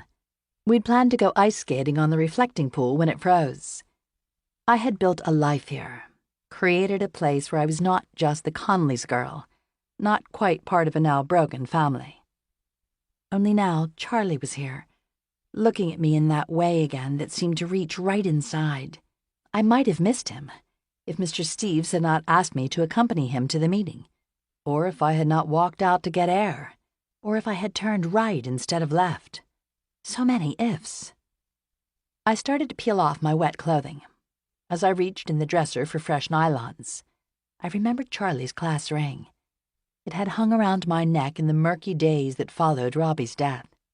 At some point that spring, I had taken it off. I pulled it out of my drawer now and held it aloft, considering. I had not had the chance to give it back, nor had I really wanted to part with it. It had seemed wrong, though, to wear it still when everything between us had been blown to bits. Charlie had said he loved me. I had thought that what I had with him, with all of them, had been permanent and real. But he had walked away without so much as a backward glance, leaving me alone. I tucked the ring in my bag. Then I fixed my hair and changed into a dry dress, trying not to think as I applied my powder and lipstick with a bit more care that it was for Charlie. 40 minutes later, I stood before the old Ebbett Grill, a historic Beaux-Arts oyster bar I had passed a dozen times but never dared to enter. In the reflection behind me, the crowds had thinned and a few straggling commuters made their way home for the night. I peered through the wide front window, taking in the velveted mahogany parlor of cigar-smoking men. I had never understood bars, groups of people standing among perfect strangers, all for the purpose of having a drink. My breath formed a cloud on the window pane. On the other side of the glass, I saw Charlie, and my pulse quickened. For everything that had happened, my feelings were there, stronger than ever. But my excitement quickly faded. A glass of clear liquor sat before him on the bar, nearly empty. Charlie had not drank back then, ever. His face had storm clouds where once there had only been light. Charlie was talking to himself in that way he did when he was intensely concentrating, rehearsing what he was going to say to me. Would he tell me that nothing had changed? I couldn't bear it if he did not love me anymore. There had been something in his eyes, which I could still read even now, that said he still wanted me, just the same as he had that night and the ones before it. My heart lifted. Why couldn't we go back? I could run to him right now and throw myself into his arms. I reached out as if touching him through the window, stroking his hair and his cheek. All that I ever wanted was on the other side of that glass, waiting for me. A hand seemed to stop me, making it impossible to breathe. My scars had healed over the months away, forming a kind of protective armor, and I could not fathom reliving the pain if I ripped that off again. I stood frozen in place, Charlie just beyond reach. We weren't the same people anymore. We were different now, broken. Anger rose in me then. He had left that night. He might have stayed and clung to me, but he had gone. And now he was here just expecting me to take him back, if that's what this was all about. How could we be together if none of it had ever happened? Happiness seemed wrong, a betrayal of Robbie. I could not go in there and face him. I've got to get out of here, I said aloud to no one. This is everything I didn't want back home. This is why I left. I turned and ran, shoes smacking against the still damp pavement. One of my heels broke, but I kept running as well as I could, not quite sure where I was headed until I had reached the newspaper bureau. Though it was well after 7, a light still burned behind the blackout curtain in the second-story window above. I climbed the stairs awkwardly on my broken shoe and knocked at the door to the editor's office. "Mr. Steeves," I began, waving away a cloud of smoke. As his eyes lifted, I faltered. How could I dare approach him, much less make this request? "What do you want, Montfort?" His tone was brusque, but not unkind. "I'm on deadline." "I'll make it quick. I understand you're building up the London bureau." I'd heard some of the other typists talking about it a few days ago during a break. With the war intensifying and America's invasion of the continent a growing certainty, London was becoming an even more critical base of operations for the press. He nodded. "We had to pull men out of Berlin and Paris, and with thousands of GIs headed overseas each month, we need the coverage in Britain." "I'd like to go." The words came out in a wobbly voice that did not sound like my own. "Go?" I nodded. "You'll need secretarial staff, surely." My voice grew more certain. I'd come here impulsively. the notion of what I actually wanted vague and uncertain. But as the words formed, they felt right, and I suddenly wanted more than anything to go as far and fast as possible. We were planning on just staffing that locally. But someone with some experience with the paper, and I speak other languages, Italian, Spanish, even a bit of French. I made the case I had not known I wanted to win. Why London? Because it was not here. Better than the translators, it's true. It'd be good to have someone who knows the home bureau, he conceded. But wait, didn't you come from Europe? Italy, as a girl, yes. And you want to get out of here that badly? I did not answer. You've seen the stories, haven't you? It seemed like a silly question, given that I worked for the Post. But lots of the girls out in typing never read the very newspaper they worked for, or if they did, only the entertainment and style bits. It's a war zone, a ton of bombings, even after the Blitz. I nodded, my stare unblinking. I know. You want to leave me, he remarked, making it sound personal. Is it about that fella at State today? He peered at me keenly, sensing a story. Not at all. I had not realized Mr. Steeves had seen me talking to Charlie, or noticed the effect the conversation had on me. It was too close and personal to speak about with anyone, especially my boss. I never should have taken you with me, he added ruefully, and I braced, sure he would refuse my request. You need to get a passport. I exhaled silently. I have one. I squeezed my purse, which held the passport Aunt Bess and Uncle Meyer had helped me get shortly after I had become an American citizen. When did you want to go? Tonight, if possible. Tonight? There's no way. You need a work visa. Hell, Montfort, I'm not even sure I can get you credentialed and all. They aren't letting many people in now. The Brits want folks out of the city, not in. I know, but you can manage it. I was surprised by my own audacity and hoped he would not find me rude. I'll board the train for New York and you can have my papers wired. You've thought of everything, haven't you? His shoulders slumped with resignation. Fine. I'm sorry to lose you. He scribbled something on a business card and held it out to me. Ask for Teddy White. He's a rising star hotshot correspondent. A Brit and kind of an ass, but you'll get the best work with him. I'll wire ahead and say you're coming, and I'll have your train and boat tickets ready for the morning. Thank you, sir. I'd been too embarrassed to ask about covering the travel, but I couldn't have afforded it myself. Don't mention it. I stood and started for the door, not wanting to take more of his time.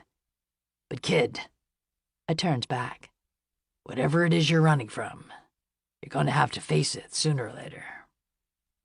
I stared at him, dumbfounded. How much did he know? Sir? Just a newsman's hunch. Then he chuckled and turned away. Safe travels, kid. He turned back to his work, not one for long goodbyes. Dismissed, I walked through the outer office. I had done it. I was going to London. I gazed through the window at the Washington Monument, which seemed to stare back remorsefully. Could I really leave, just like that? There was nothing keeping me. The life I created was transient, the city never really mine. And I'd done it before, leaving Philadelphia and the only life I had really known. The second time would not be nearly as hard. I gazed out the window towards the old Ebbet Grill. Charlie would be wondering where I was, perhaps realizing even that I was not going to show. Should I somehow send a message? No. There was no way to explain why I had not come, and he had not given me a phone number or other way to contact him, perhaps because he did not want to give me a chance to say no. I looked around at the office, knowing I would not pass this way again. Once my life had seemed a great circle of gathered holidays and returning seasons and school year rituals. Now it seemed to go straight, a great linear journey to a point unknown. I picked up my purse and walked from the office, closing the door behind me. Part 2. 10. England, November 1943. I stared out into the fog-shrouded horizon, closing my overcoat where it gapped a bit beneath my scarf, then burying my hands in my muffler. Southampton, chalky and white, was a slip thickening in the distance. My shoulders slumped with weariness at the end of nearly a week of travel. We had been scheduled to arrive the previous day, but the threat of an air raid had kept us bobbling in the choppy waters just west of the Channel for hours until the all-clear came. Now the morning sky was an ominous slate gray. The sea winds rose up, whipping my hair wildly. Gulls cried out sharply overhead. I'd left Washington in an orderly fashion, not fleeing as I had done Philadelphia, but rather returning to the boarding house to pack and notify the landlady. I'd even bought a second-hand suitcase and packed before taking the train to New York the next morning. As we neared Philadelphia and the railway tracks wound through the gritty neighborhoods by the Navy Yard, I had pressed my fingers to the glass, feeling for the places I'd once known. The train stopped at 30th Street Station to take on passengers, and for a minute I had considered hopping off and seeing my aunt and uncle. But I had closed that door months earlier and could not go back. I'd exhaled, breathing easier, as the train continued on.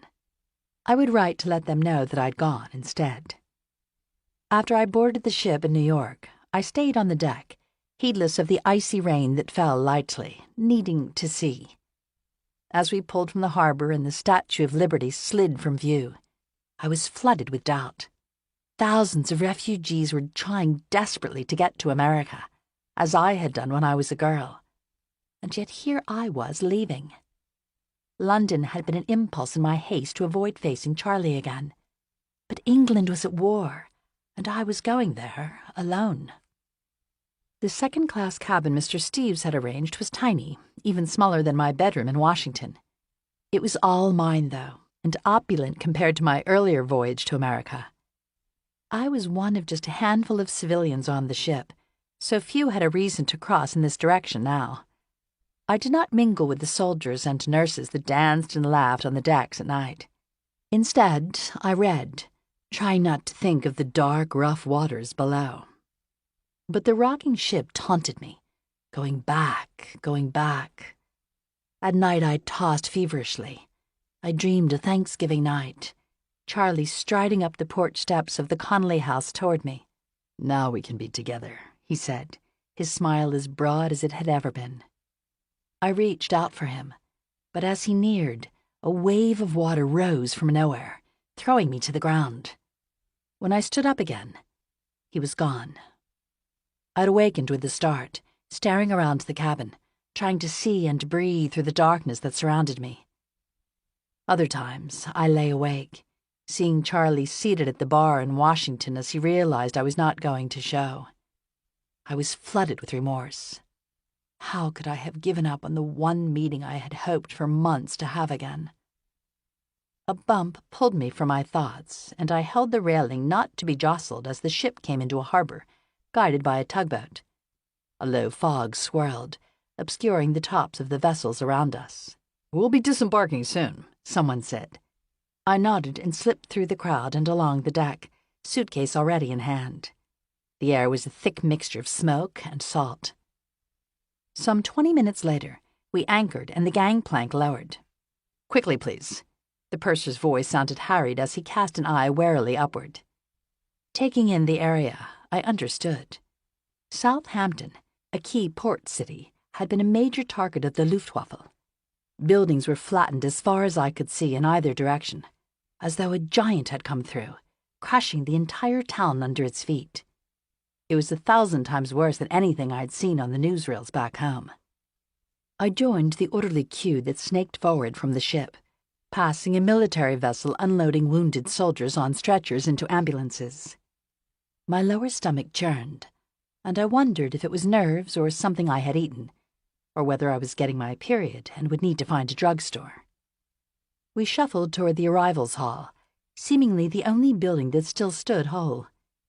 Inside, the immigration officer studied my passport for what seemed like ages before peering at me in disbelief. "You're coming to London now?" I squirmed, suddenly 16 again and afraid he would turn me away. "For work, yes." I met his gaze squarely, and my heart thumped. At the Washington Post. He looked so unimpressed I wondered if he had heard of it. You've got a place to stay? The newspaper arranged it. I lied. In fact, Mr. Steeves had made no reference to accommodation. The officer scribbled something on the ship's log. Would he send me back? But he stamped my passport and handed it back to me. Make sure you get to the city quickly and mind the curfew. I exchanged some money at a kiosk and stepped from the terminal.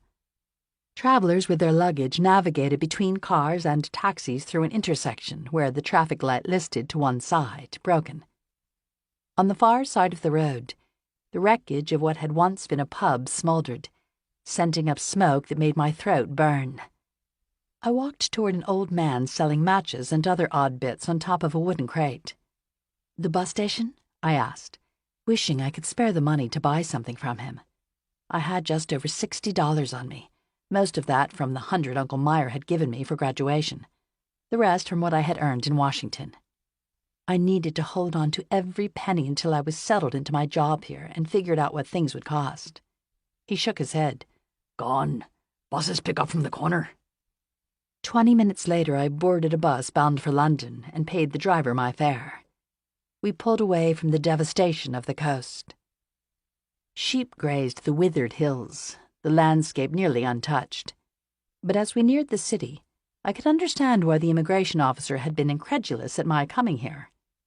At home, the war had been big posters in the train stations exhorting people to buy war bonds, grainy newsreels at the cinema. Aside from Todd Dennison getting killed, it had been almost unreal. But here the war was everywhere, inescapable. In London's outer boroughs like Richmond and Twickenham, the devastation was more sporadic. A house crushed here or there, as though perhaps a tree had fallen on it.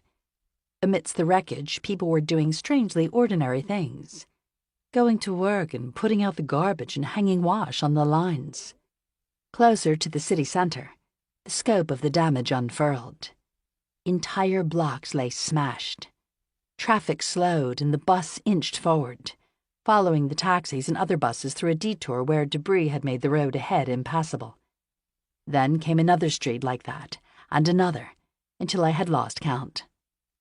Though I had read the reports of the Blitz, I had imagined London, all of England really, as one step removed from the chaos of the continent. But this was a city at war, as surely as if the German tanks were rolling down Westminster.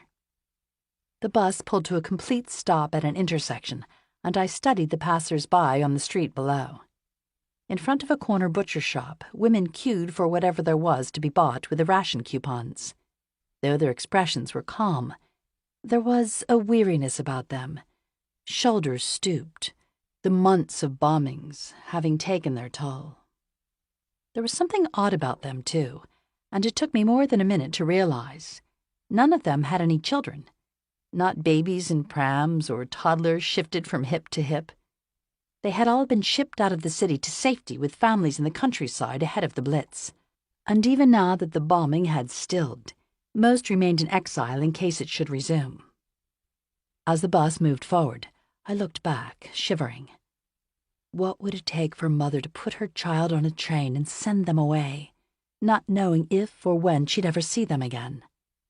Mama had done just that, putting my safety ahead of her own pain. Mrs. Conley surely would have done the same to keep Robbie safe if she could have. I swallowed back the lump that had formed in my throat. It was nearly noon when I reached Fleet Street, having decided to use a bit of my money to take a taxi from Victoria Station, rather than attempt the Underground. Through the window, storied London, with its charming Victorian houses, had looked exactly as I'd expected, and at the same time not at all. Coarse sandbags abutted most of the buildings, and the windows that were not broken were blackened with tape or paint. "Can't go no further," the cab driver said, as we reached a police blockade hastily erected in the middle of the busy street. "Closed for security reasons."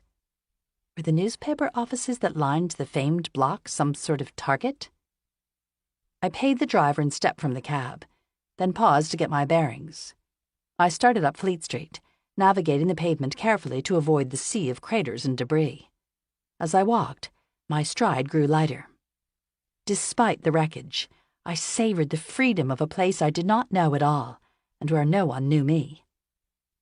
A few minutes later, I set down my small suitcase by my feet and gazed up at the massive dome of St. Paul's, silhouetted against the slate-gray sky, its dome guarding defiantly over streets and streets of buildings blown to rubble. Over the river behind the cathedral, barrage balloons floated like slow whales. Something bumped into me from behind, nearly sending me sprawling.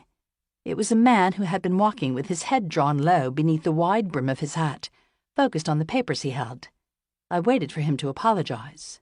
"Watch where you were going," he admonished instead, his blue eyes flashing icily. "Hey!" I stopped, shocked by his rudeness. He had bumped into me. But I bit my tongue. The last thing I needed now was trouble. Besides, the man was already out of earshot. Recovering, I inhaled deeply.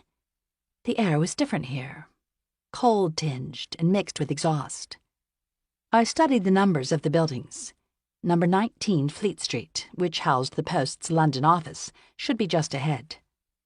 The ground rumbled unexpectedly beneath my feet. Panicking, I threw myself into a doorway, then eyed to the sky. I'd read the news articles of the sudden bomb attacks that had come out of nowhere, destroying homes and taking lives by the dozens. But around me, pedestrians carried on, unperturbed. The noise came again, and listening closely, I realized it was not an air raid, but an underground train traveling below. Embarrassed, I straightened, catching a glimpse of my disheveled hair in the glass window of a stationery shop. I could not turn up at the news bureau looking like this. I turned and walked back to a cafe I had passed a minute earlier. Inside, a group of men clustered at the counter, smoking and arguing over lunch about something Churchill had said. I slipped past them and found the toilet and freshened up. When I stepped out again, the argument had reached a fever pitch. "If Chamberlain hadn't stepped in to help Poland, we wouldn't be in this mess," one of the men at the counter said. I couldn't help myself. "That's exactly the kind of thinking that got Britain into trouble in the first place," I blurted. Then men turned and looked at me, mouths agape. I desperately wished I could fade into the walls, but it was too far gone for that. "Appeasement was a failed policy," I added. "Oh?" A head rose above the others. I stared in surprise at the familiar blue eyes. It was the man who had bumped into me on the street minutes earlier. Hat removed, his hair was blonde and neatly styled beneath. "Yes." I squared my shoulders, as annoyed by his rudeness as his politics. If Britain had not declared war, we'd be right where we are now, only Hitler would be stronger. "I agree. If you'd heard the first part of my statement, you'd have known that." He smiled, self-satisfied. "And that is why," the man continued, "the American army needs to go across the channel immediately." He turned away dismissively. I walked from the coffee shop, cheeks burning. As freshened up as I could manage, I proceeded to number 19. Inside, the reception area for the Post was small and crowded, a far cry from the stately lobby of the Washington Bureau. I waited for the woman behind the desk to set down the phone. "Is Mr. Theodore White available? I'm Adelia Montfort from the Washington office." The receptionist turned toward me impatiently, penciled eyebrows arched in reaction to my accent. Bright red lips pursed. She wore a metal bracelet bearing her name and personal details. An identity bracelet, I realized, in case she fell victim to a bombing. "He's out." My stomach sank a bit. I had come here depending upon the job Mr. Steeves had referenced. I did not have a backup plan, or even a place to stay. I tried again. "I'm here about a secretarial position." "So are they." The receptionist gestured toward the waiting area of filled chairs. She eyed me skeptically, then looked down over the desk toward my feet. Most people who came for interviews did not bring a suitcase. "You have an appointment?" "I was sent from the Washington Bureau," I repeated. I held out Mr. Steves's card, and the secretary's eyes widened slightly. "Follow me." I avoided the resentful stares of the girls who had been waiting as the receptionist led me up a flight of narrow, uneven stairs and into a long room. It was crowded with typists like the Bureau had been back in Washington. Cigarette smoke, a universal perfume, hung high in the air above. The clattering of fingers against keys was welcoming and familiar. She ushered me to an empty typewriter. "I'll give you a few minutes to get acclimated, then come back to administer the typing test." I studied the machine in front of me, which was a different style from the typewriters back in Washington. "Hello again," a voice behind me said. I jumped. The man who had bumped into me on the street, and with whom I had quarreled in the coffee shop, loomed now over the desk. "We didn't get off on the right foot, did we?" His face was pleasant now, his voice a rich baritone. I fumbled to find a response. Had he followed me? "I'm sorry, but if you'll excuse me, I'm about to have an interview." "With me," he finished. I blinked in surprise. "I'm Theodore White." He said this as though I should have already known. So this was the awful man to whom Mr. Steeves had sent me. I could feel the curious stares of the other women around me as they stopped typing to watch and listen. Clearly, Theodore White did not normally talk to the typists, much less the applicants. The receptionist appeared. "Mr. White, she hasn't tested yet. I was just about to administer the typing exam." "Never mind that." He waved his hand, then turned to me. "Come." I hesitated. He cut through the typing pool self-assuredly, taking in the room as though he owned everything and everyone in it. Inwardly, I blanched. Was it too late to back out? The last thing I wanted to do was work with this dreadful man. But I had come all this way and had no choice but to follow him. His office was cluttered, with the smeary window looking out at the fog-wreathed dome of St. Paul's. He cleared a stack of papers so hurriedly from a chair that they spilled to the ground. Not bothering to pick them up, he gestured that I should sit. "So what can I do for you, beside almost knocking you over and correcting your misconceptions about the war?" I thought he was joking, though he did not smile. He was a few years older than me, with porcelain eyes. He was good-looking, too good-looking, really, in that should-be-in-movies not-standing-here kind of way. But there was a coldness about him that made me squirm. I cleared my throat. Though I did not at all like him, I needed him to like me. "I'm Adelia Montfort. I worked for the Post in Washington. Mr. Steeves recommended me. He said he would send word." He wore a puzzled expression. Perhaps Mr. Steeves had not sent the telegraph, or it had not arrived.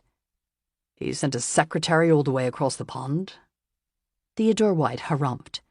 "He had to keep an eye on me, most likely." "Not at all." His eyes widened.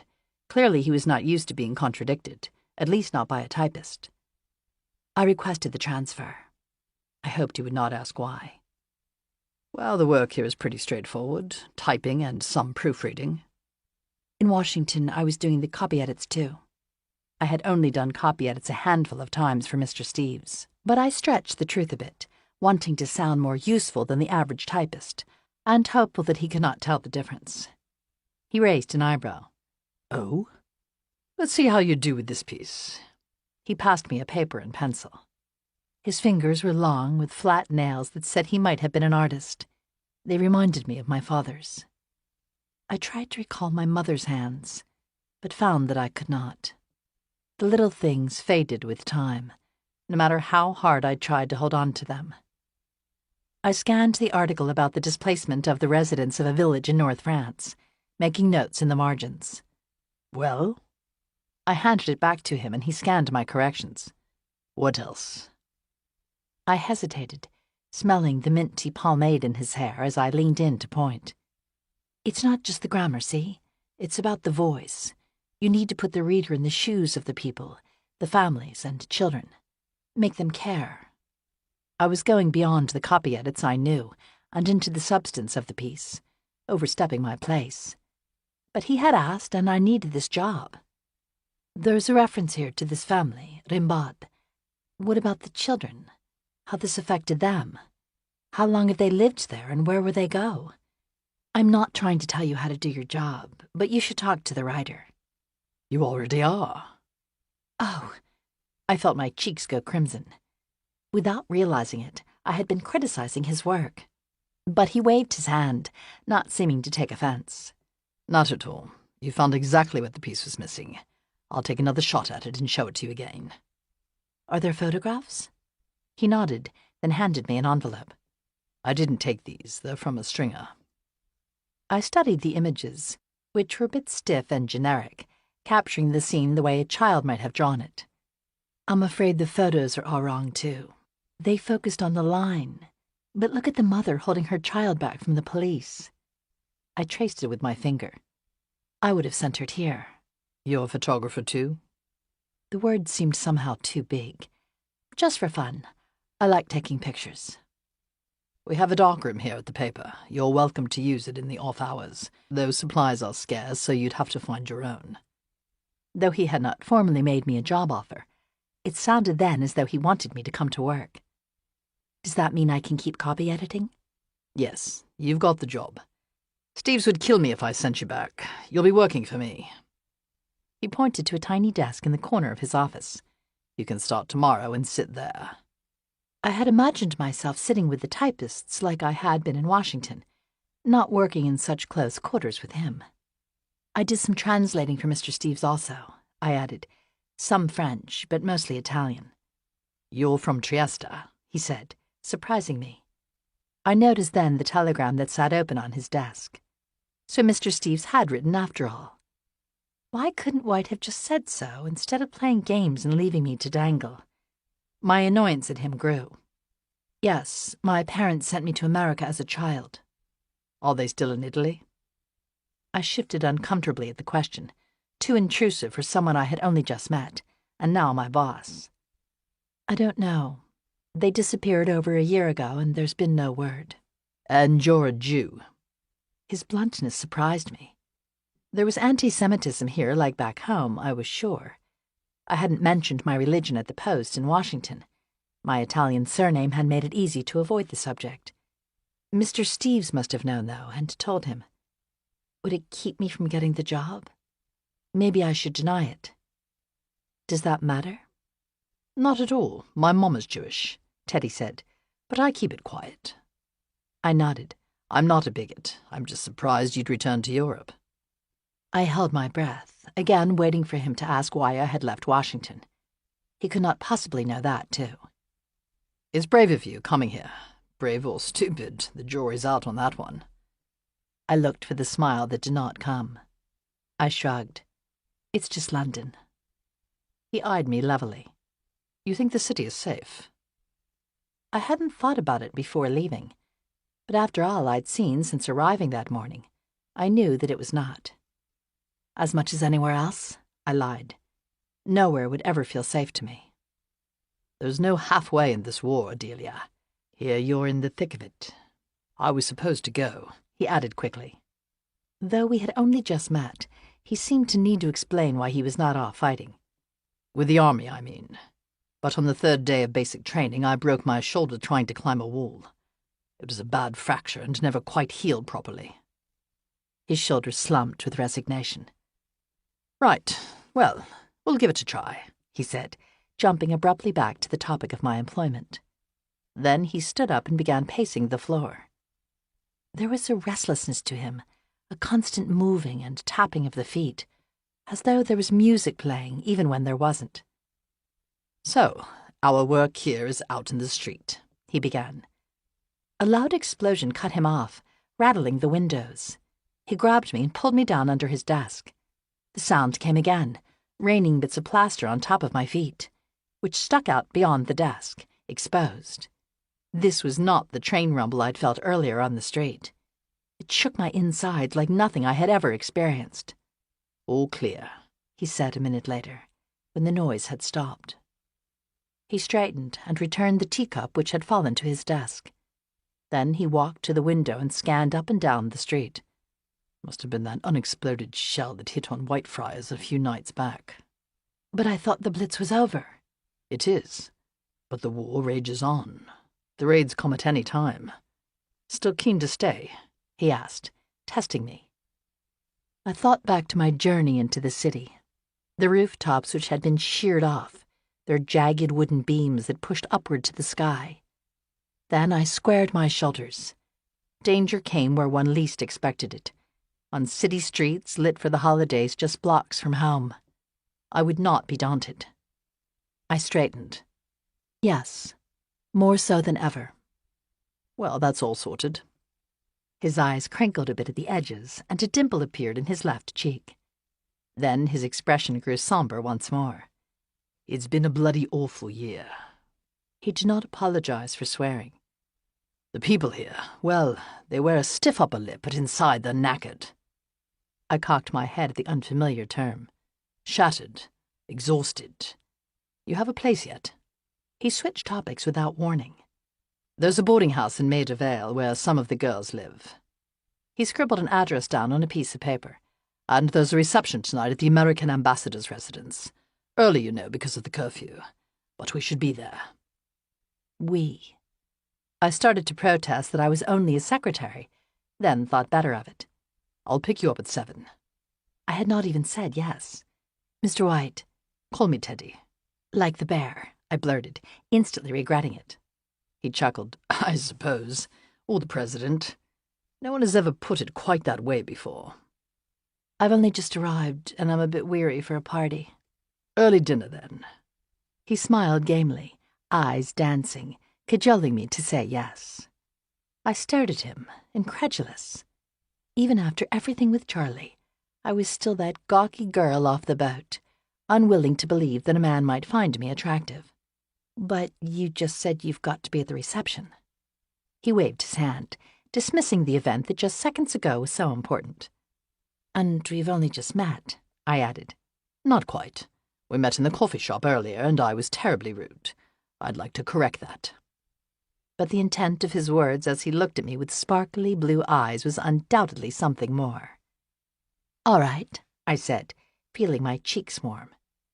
I had not gone out with anyone since Charlie. In Washington, there had been dances and parties and invitations aplenty through the other girls at the paper.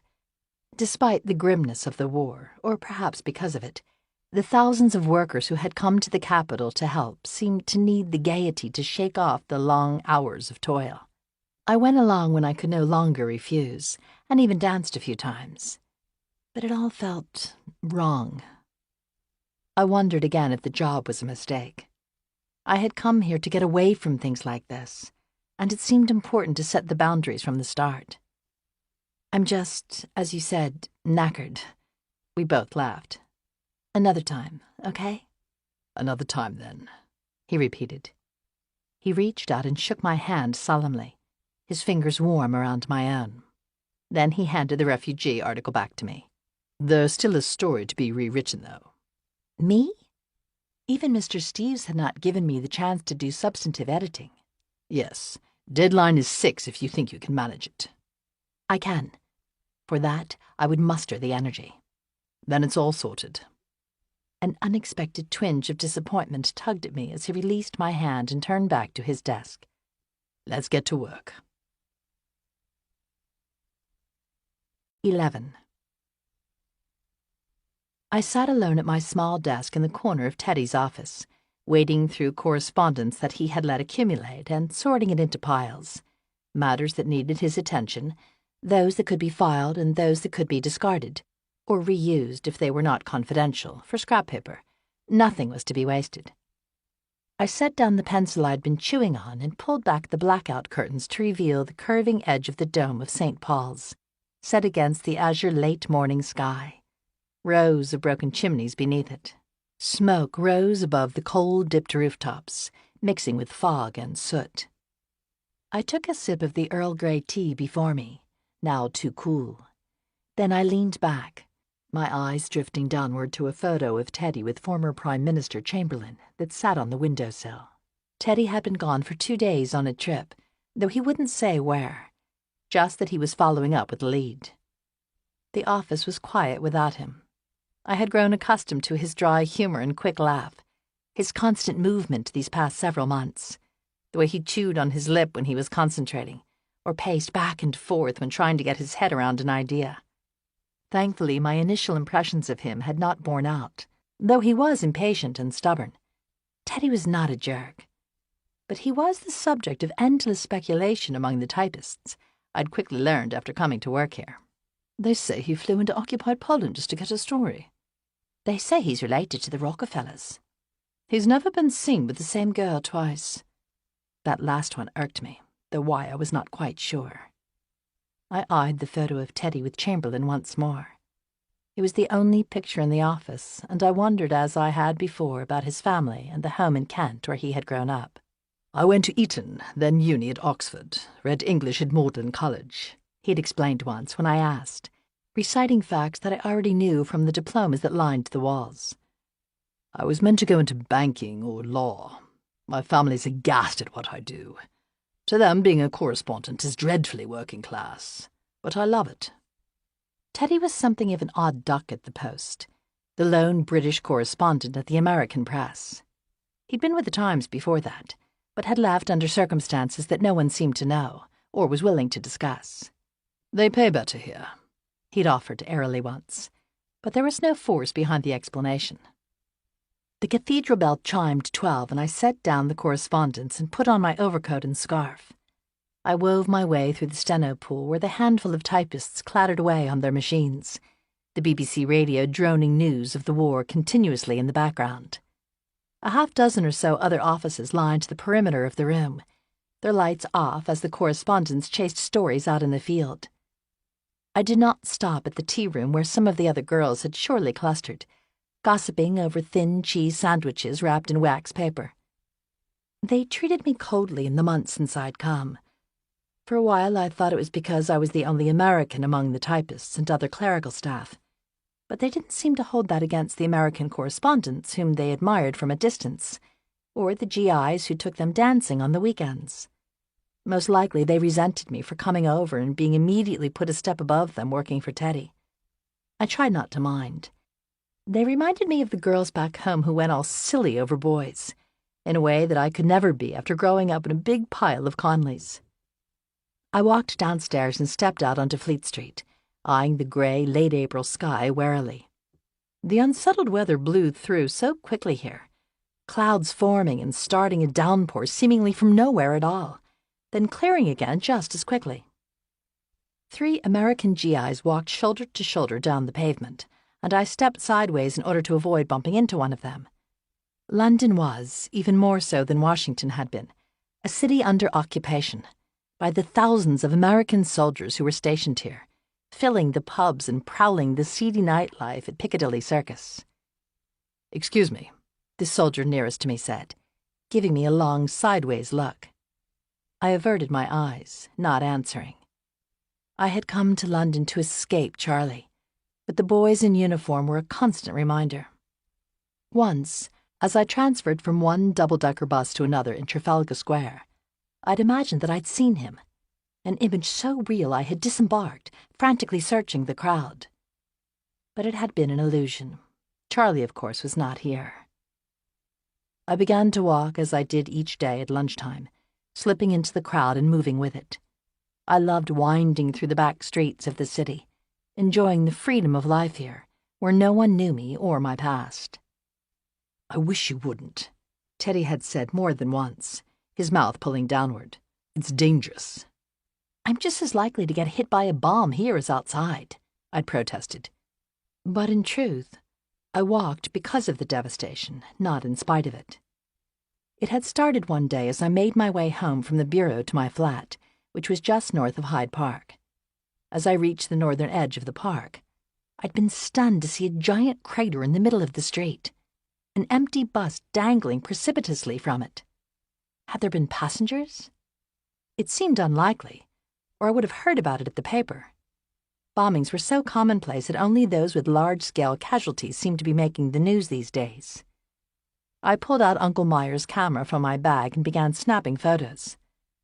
After that, I walked every day, at lunch and on the weekends too, wanting to capture it all in pictures. Most of all, I was struck by the ordinary life that persisted, like women queuing at the shops and the group of children, among the few that began to return to the city, I'd seen playing soccer by a gaping patch in Notting Hill where a house once stood, so much like the games of our childhood. It was a childhood that despite my best efforts I could not forget. It had been months since I left Washington and nearly a year since I left Philadelphia. But the assaults of the past were non-stop on my mind, despite my best attempts to block them out. The memories, when I allowed myself to have them, were always bathed in a kind of gold, sunshine soaking the yard where we'd played, lifting the flecks of Charlie's hair and magnifying them. Other times I imagined myself back on the Connellys' worn sofa in the city, wedged into the corner where I always sat beside Jack. Robbie sprawled across the three of us despite his mother's admonition to keep his feet down. Liam popped improbably into my mind now, though I thought often of the others. Charlie, of course, and Jack, and sweet, sweet Robbie. I missed Liam, too, in a way that I probably shouldn't. It was the good Liam I saw, with his irreverent humor, before he had become so dark and troubled. He would know exactly how I felt among the other typists, as though I did not fit in at all. I walked east, stepping over the edge of a curb that had been painted a striped black and white to make it visible during the blackouts. Then I skirted around St. Paul's churchyard, feeling my way south to the river. The street ended, and I stepped into the full, cutting wind of the Thames. The air was sharply cool, winter not ready to cede to spring. I sat down on a bench to pull out my gloves. A couple walked down the pavement, holding hands. An unexpected pang of longing ran through me.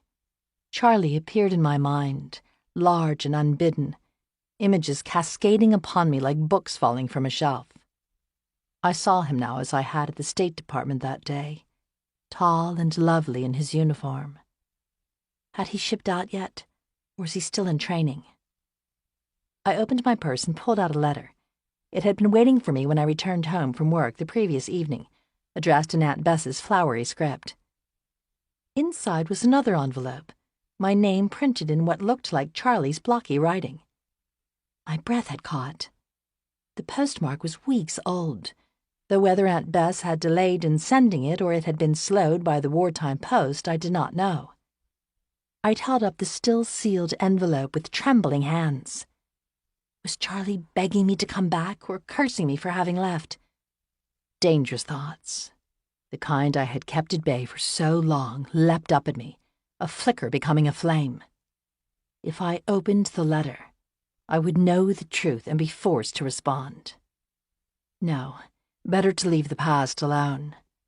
I dangled the letter over the fire in the grate. Then, thinking better of it, I tucked it in my bag. I held it aloft now, edges flapping with the breeze. A bell rang out, signaling that my lunch hour was half over, and so I returned the letter to my bag and began to make my way back to the bureau. Inside, I scanned the office to see if Teddy had returned, and felt a mild pang of disappointment that he had not. I unwrapped the leftover toast and beans I had brought for lunch.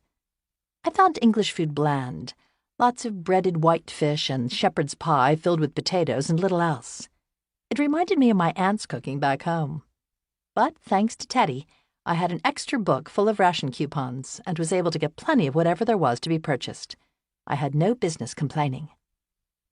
I walked through the typing pool, where the air now hummed with chatter. But the conversation stopped abruptly as I entered, signaling something I was not meant to hear. "Is there any post?" I asked the secretary, Joan, trying to act as though nothing was amiss. "I'm sure you can check for yourself." She turned away. "Is that any way to treat a co-worker?" A voice behind me rebuked sharply. I turned. Teddy was back. At the sight of him, I was filled with warmth. I had grown to appreciate his flaxen blonde hair and eyes that crinkled when he laughed. But now his normally cheerful face was stormy. "No, of course not, Mr. White." Joan turned and passed me the mail. "You're welcome," he said, when I followed him into his office. He closed the door behind us. There was a heavy stubble across his cheeks and rings around his usually bright eyes. Teddy had always been a constant worker, but now the news flowed so fast even he couldn't keep up.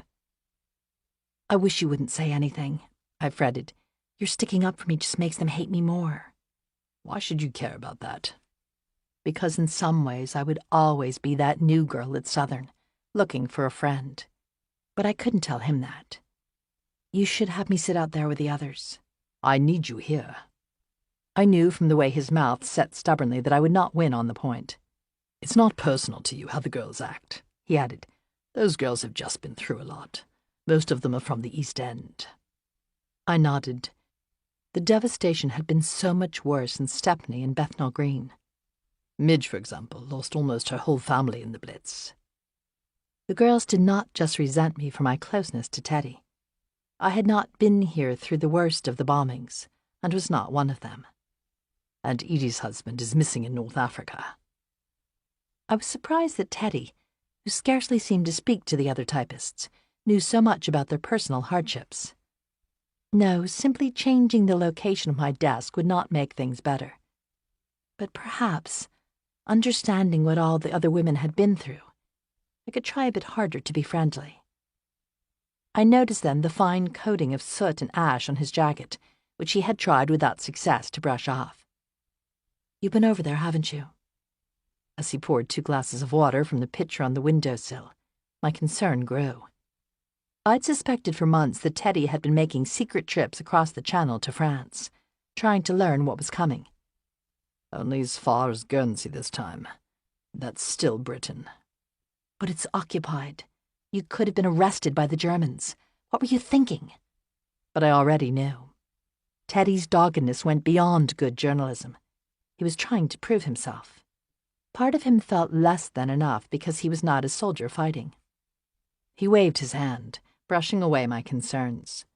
"There's something coming, Adelia. I saw it. A build-up at the coast. The Americans are really going over." Hope rose in me that someone might finally be able to stop the Germans. "How soon?" His brow wrinkled. "I couldn't tell. Weeks or months, maybe. I need to do some more digging." "I wish you wouldn't. How much farther into danger would he go next time?" "Worried about me now, aren't you?" His tone was more than a little pleased. I turned slightly away, warmth creeping up from my neck. My affection for Teddy had grown these past few months, in spite of my determination to remain unattached. "Adelia, going to the story, that's my job. I like you worrying about me, though." His lone dimple appeared. "I'm serious." "So am I. I do wish the photos were a bit better." He had to rely on stock images from the Associated Press pool photographers. "I could show you how to take the photos," I offered. Or go with you myself, I thought, though that was out of the question. But he shook his head. "I need my eyes on the story to digest it all and take notes. Anyway, there's no time to worry about all that now. I need you to come with me." "Where?" "Eden's called an urgent press conference without saying why. I want photos."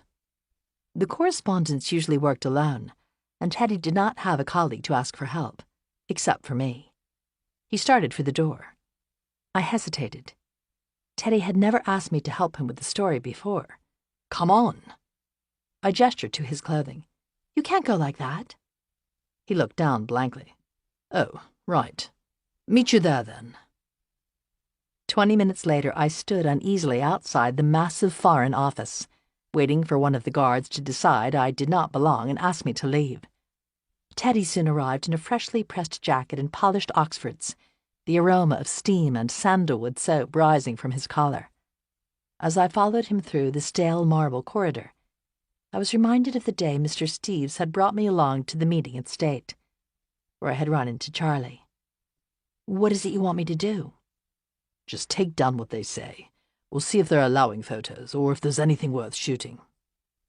The press room was full of men, correspondents like Teddy, smoking and talking and jostling for space. I was suddenly separated from him, and he looked back helplessly.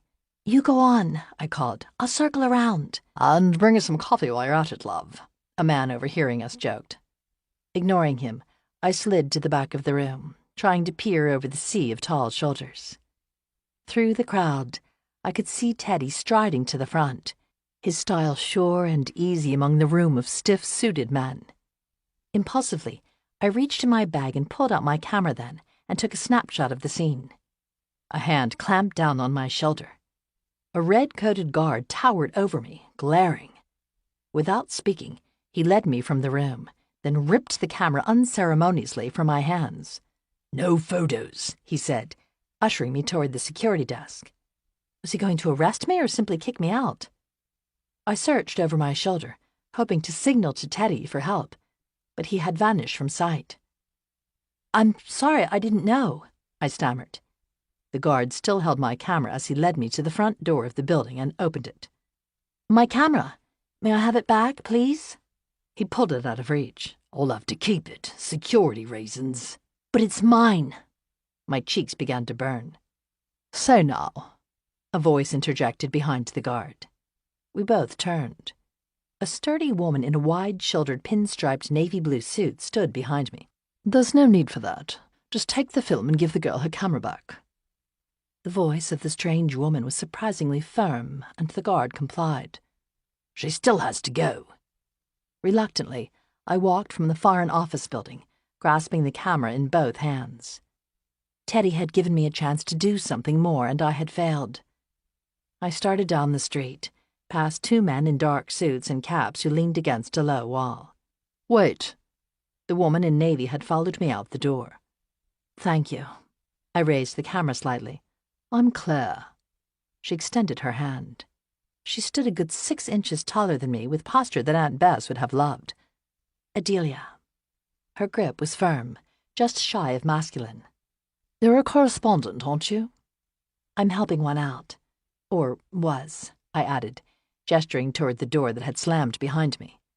I kind of messed it up. Not at all. Those blokes are missing the real story anyway. I cocked my head, curious. The Prime Minister is going to tell them about the Polish emigre who has come to England with stories of what Hitler has done to the Jews. Where's the man himself, though? Come. She led me around the corner and through a door on the side of the building. I held my breath, wondering if I might be stopped again. But a different guard nodded and let us pass. Was the woman some sort of government worker? I looked over my shoulder uncertainly, past one of the suited men I'd seen outside. Teddy would not know where I had gone. But Claire was moving swiftly, and I had no choice other than to follow her or be left behind. We crossed a corridor and entered a small study. A man, pale and slight, sat alone in a chair, smoking. This is Jan Tomasowicz, from Poland. I understood then that this man, who might have been a schoolteacher or an accountant, was the refugee who had made such a brave journey to tell the world about the Jews. Mr. Tomasowicz, can we get you anything? Claire asked.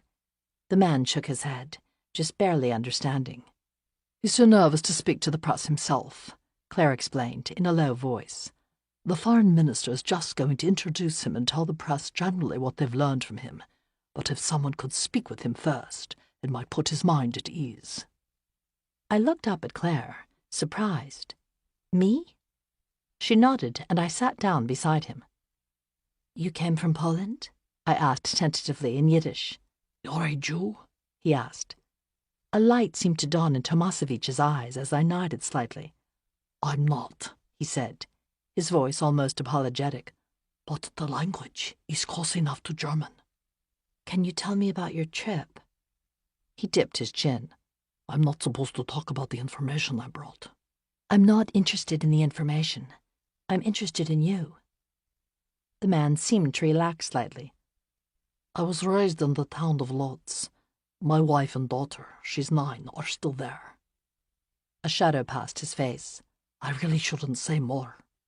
I understand. My parents put me on a boat to America when I was 16. They stayed behind in Italy. I could hear Teddy admonishing that I should not make myself part of the story. But doing so seemed to gain Tomasowicz's trust. One day, when making deliveries, I came upon a horrible sight in the woods, he began.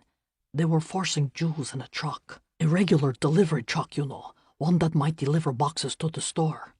He was talking fast now, telling me more than he should in the rush of emotion. They were putting them, men, women, and children, in the back and connecting something to the exhaust pipe. My pulse thudded in dreadful anticipation. There were screams, and then there were none. I gripped the side of the table. I had heard back home, of course, of Hitler's hatred for the Jews, how schools and businesses had been closed. I knew that some had been arrested, though I'd assumed that they were mostly political activists like my father. But murdering innocents in civilized Europe. They had automobiles, for goodness sake, movie theaters. I thought of my parents and felt sick. Could such things be happening in Italy too? I knew I had to tell someone. I forced myself to concentrate on his words, which poured forth now, to get the story. His eyes grew moist as he told of the family he had left behind. I tried to bring them with me, but my wife's mother was too sick to travel, and she would not leave her. Though not a Jew himself, he had risked everything to help people he did not know. From the other room came a din of voices, growing louder as the door opened and a suited man whom I presumed was a diplomat stuck his head in the room. Proszę. He gestured for Mr. Tomasowicz to follow him. Wait, I blurted. Mr. Tomasowicz, may I take your photo? He nodded. When the man who had come for him did not protest, I put in the spare film I always carried, then snapped hurriedly. The man gestured again for Mr. Tomasowicz, more impatiently this time. As Mr. Tomasowicz passed me, I put my hand on his shoulder. God bless you and your family. Thank you, I said to Claire when they had gone. We stepped into the hall. I met Mr. Tomasowicz earlier and I sensed he needed to talk, but the translator was nowhere to be found. I thought of you. Me? So the meeting had not been incidental. I knew you spoke some other languages and hoped there might be one in common. I blinked, puzzled. I'm sorry, but have we met? You're Teddy's girl, and everyone knows Teddy. I work for Teddy, but I'm not his girl. The words came out harsher than I had intended, bordering on rude. One of the suited men who I had seen earlier outside and also in the corridor was also in the hallway, watching us with interest. My skin prickled. I know this may sound silly, I whispered, but I think that man may be following us. Claire chuckled. Oh, he is following us. Security and all that. I don't understand. When I'm working, MI5 and my uncle insist upon it. Your uncle? A man in military uniform came up to them then. Excuse me, Miss Churchill. The Prime Minister is looking for you. Sorry, my dear. I must go. Good afternoon. As Claire walked off, I stood speechless, my jaw hanging in disbelief. The woman who had gotten me the interview was none other than the Prime Minister's niece. After she'd gone, I waited, uncertain whether to head back to the office. I went outside and lingered by the main door where the guard had ushered me from the building. Several minutes later, Teddy came rushing out. A dissident from Poland with proof of the awful things Hitler is doing. They introduced him at the press conference, but he didn't take questions. There's a story here, more to tell if we can just get to him. I know. I met him. I could not keep the pride from my voice. Got the interview. Met him? That's brilliant. How on earth did you manage it? I'll explain later. Right now, let's get back so you can write up the story before I forget everything he said. Me? Adelia, it's your story. You'll write it up and you'll get the byline. That would never happen, of course. At best, the story would go out under Teddy's name with a credit to me. At the bureau, we went straight to the darkroom where I began to develop the film. Tell me everything and I'll write it down. As I gently bathed the film in chemicals, I recounted Tomasowicz's tale. It's unbelievable, he said when I finished. We knew that the Germans were arresting Jews and that there had been some isolated killings. But this is a whole other level of barbarity. Suddenly, overwhelmed by everything Mr. Tomasowicz had told me about the Jews, I could not take it any more. Oh! I dropped the film into the liquid and brought my hand, which smelled of chemicals, to my mouth. Teddy was at my side then. I'm sorry. He was standing close to me in the dim light now, his arm touching mine. He put his hand on my shoulder. It's fine. It just reminds me of my own parents. Is that what happened to them? I had told Teddy before about their political activism and the way they had disappeared. He put his hand on my shoulder. Would you want to know? If it were possible, I mean. I hesitated, feeling the unfamiliar warmth through the fabric of my blouse. Something inside me stirred. I don't know. I had been born with the need to know the truth, to peel back the lid and see what was inside.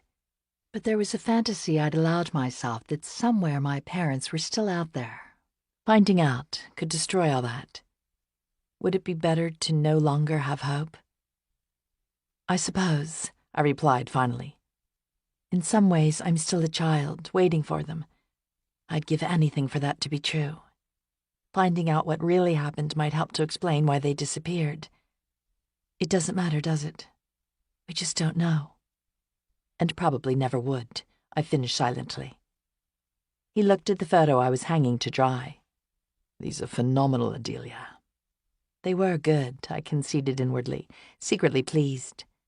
I'd caught the light so that every line of Tomasevich's face was etched, a map of bravery and grief. Dinner tonight to celebrate.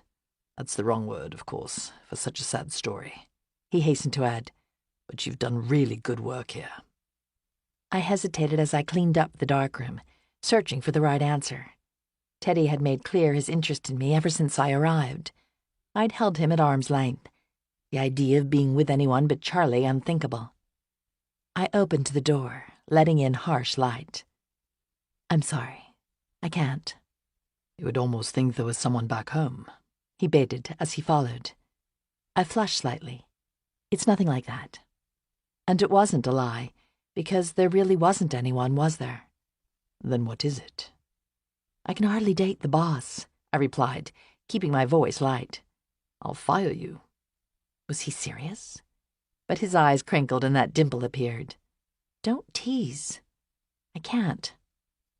He was watching me still, looking for a greater explanation of the things I could never put in words. I understood his confusion. I'm sure Teddy was used to women falling all over him, not refusing him. I'm just not going out these days, I offered lamely. At least let me see you home. That's not out, it's in. I'm planning to walk. All the way to Bayswater? I nodded. I walked home often in good weather, though it took more than an hour. I'll join you. The exercise will do me good. All right, I relented. Don't sound so excited, he chided. I'm sorry. I was still thinking about the story. I lied, then forced a smile. That would be swell. We started from the office and down Fleet Street, winding west past the shops closing early because there was nothing left to sell. But as we neared Covent Garden, the stalls were lively with shoppers, and the cafes packed thick with people enjoying a quick drink before heading home for curfew. I wondered if Teddy might suggest stopping for a cocktail. It's nearly 7 o'clock, I said, surprised at how the time had passed. And still light out, he added. It's lovely, isn't it, these long evenings? He took my hand impulsively. I stopped, caught off guard by the smooth skin on my own, so unlike Charlie's. But I didn't pull away. We continued on. At our house in Kent, you can sit on the patio in the evenings and watch the swans on the lake. You would love it. There was a suggestion of something more in this last bit. I stepped away, taking my hand from his. We strolled down Oxford Circus, eyeing the shop windows at Marks and Spencer, which bore the latest fashions as though anyone had the money to wear them anymore. My own coat was darned in places that no one could see, but I'd improved it with a scarf bought second-hand at the Portobello Road Market. The money I made at the paper was just enough to cover my room and meals. I had the remaining bit of what Uncle Meyer had given me tucked away beneath my mattress, but I wouldn't touch that unless I absolutely had to. At the end of Oxford Street, the windows to a pub were smashed, jagged glass hanging from torn blackout strips. Some American lads had a brawl, Teddy explained, a note of disapproval to his voice. I cringed, as though personally responsible. American GIs had crowded into London, packs of young men with too much time and energy on their hands, filling and sometimes fighting in the bars and clubs, talking and laughing loudly on the streets. They had taxed the restrained city to the brink with their boisterous ways, seeming to fill every stereotype Brits might have had about us Yanks. We reached the edge of Hyde Park and passed a Victory Garden, now withered to brush. I miss vegetables, I said, fresh ones from the garden. When I go home, I'm going to eat tomatoes and peppers by the bucket. Home. I didn't even know where that was anymore. There were oranges last week, he pointed out. I laughed, recalling the sudden shipment in the markets, the rinds that littered the gutters everywhere. I must have eaten 6, sucking out the juice and eating every bit of the delicious orange flesh. Then they were gone again just as quickly, as though it had all been a dream. You know we'll have those things in England again after the war. His voice was once again pointed. You could stay. The war has to end somehow first. It will. We're going to win, now that the Americans are coming. It won't be soon or easy, but it will happen. I admired his confidence. Most people, including me, didn't quite believe it yet. The Germans had rolled so easily over half of Europe, destroying boundaries and swallowing nations that had been for centuries. Would the Americans really be able to stop them? I could see it in the eyes of the Londoners as I walked the streets. Beneath the stoic resolve, this was still very much a city under siege. We reached Porchester Terrace. Despite Teddy's recommendation, I'd found my own place in Bayswater, a room atop a yellowed 4-story townhouse with white shutters far from where the other typists lived. It was owned by an Indian woman whose husband was off fighting. I loved the neighborhood with its winding back streets and tiny eclectic shops. There was a used bookseller at the corner where I could trade in the ones I had read and then get a new one from the overflowing shelves for just a tuppence. We passed the bookshop, its shades now shuttered for the night, stopping just after the red mailbox at number 59. Teddy lingered awkwardly by the porch steps as I opened the low gate. Would you like to come up for tea?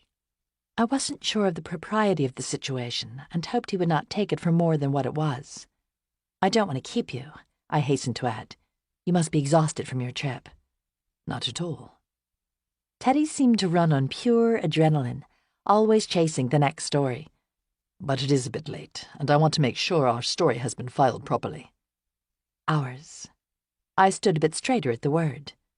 Perhaps just some water before I start back. We climbed the long flights of stairs, which smelled faintly of curry. I opened the door to my single-room flat, glad I had straightened up that morning. I braced myself, though, self-conscious about how small it must look. He did not seem to notice. Instead, he whistled, taking in the photographs I'd framed around the room of the city, the lives of the people it wore. Delia, these are fabulous. Photography isn't just your hobby. You're really talented. I blushed. Thank you. He glanced out the window then, which looked down on an alley where a man was picking through the garbage cans.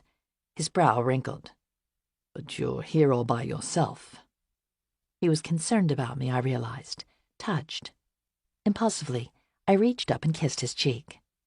His eyes widened and he turned, bringing his lips to mine. I froze. Only Charlie had kissed me before. And there was something about these strange, soft lips that was both exciting and, well, wrong. I put my hand on his chest, pushing him away.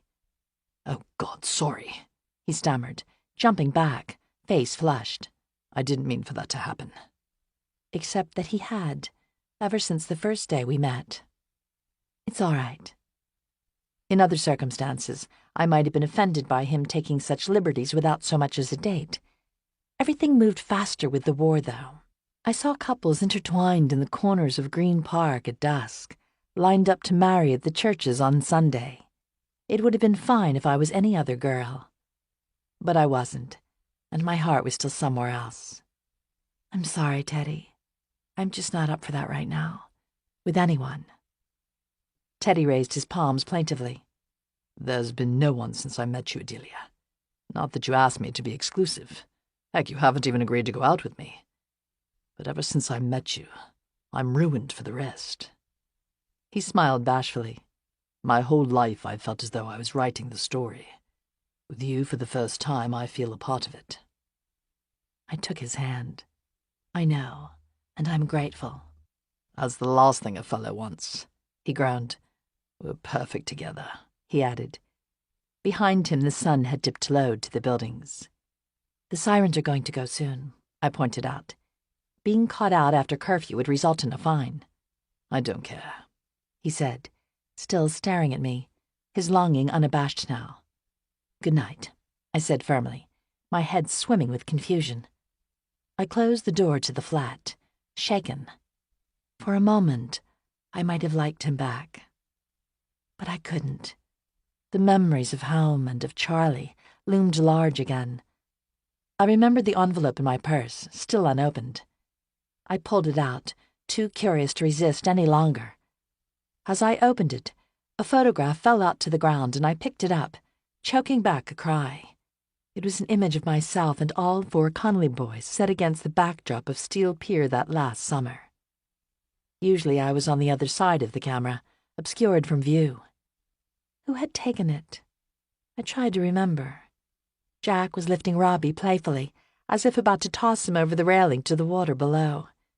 Liam stood to the side, pretending to be disinterested, but even he smiled a bit around the eyes, his anger momentarily gone. Charlie hovered behind us, protective even in his mirth, arms spread above us like giant wings. His hand was brushing my shoulder casually, and I could almost feel it there now, how that touch had sent shivers through me. I ran my fingers over Robbie's face. Though I could not remember the photo being snapped, I could feel the moment as if it was now. There was no return address on the envelope. I dropped the picture into the fire, watching as the edges curled and burned to dust. 12. Your go. Claire's long, tapered fingers, short nails filed round and painted the color of pomegranates, splayed coolly against the backs of the playing cards. Her nostrils flared with concentration.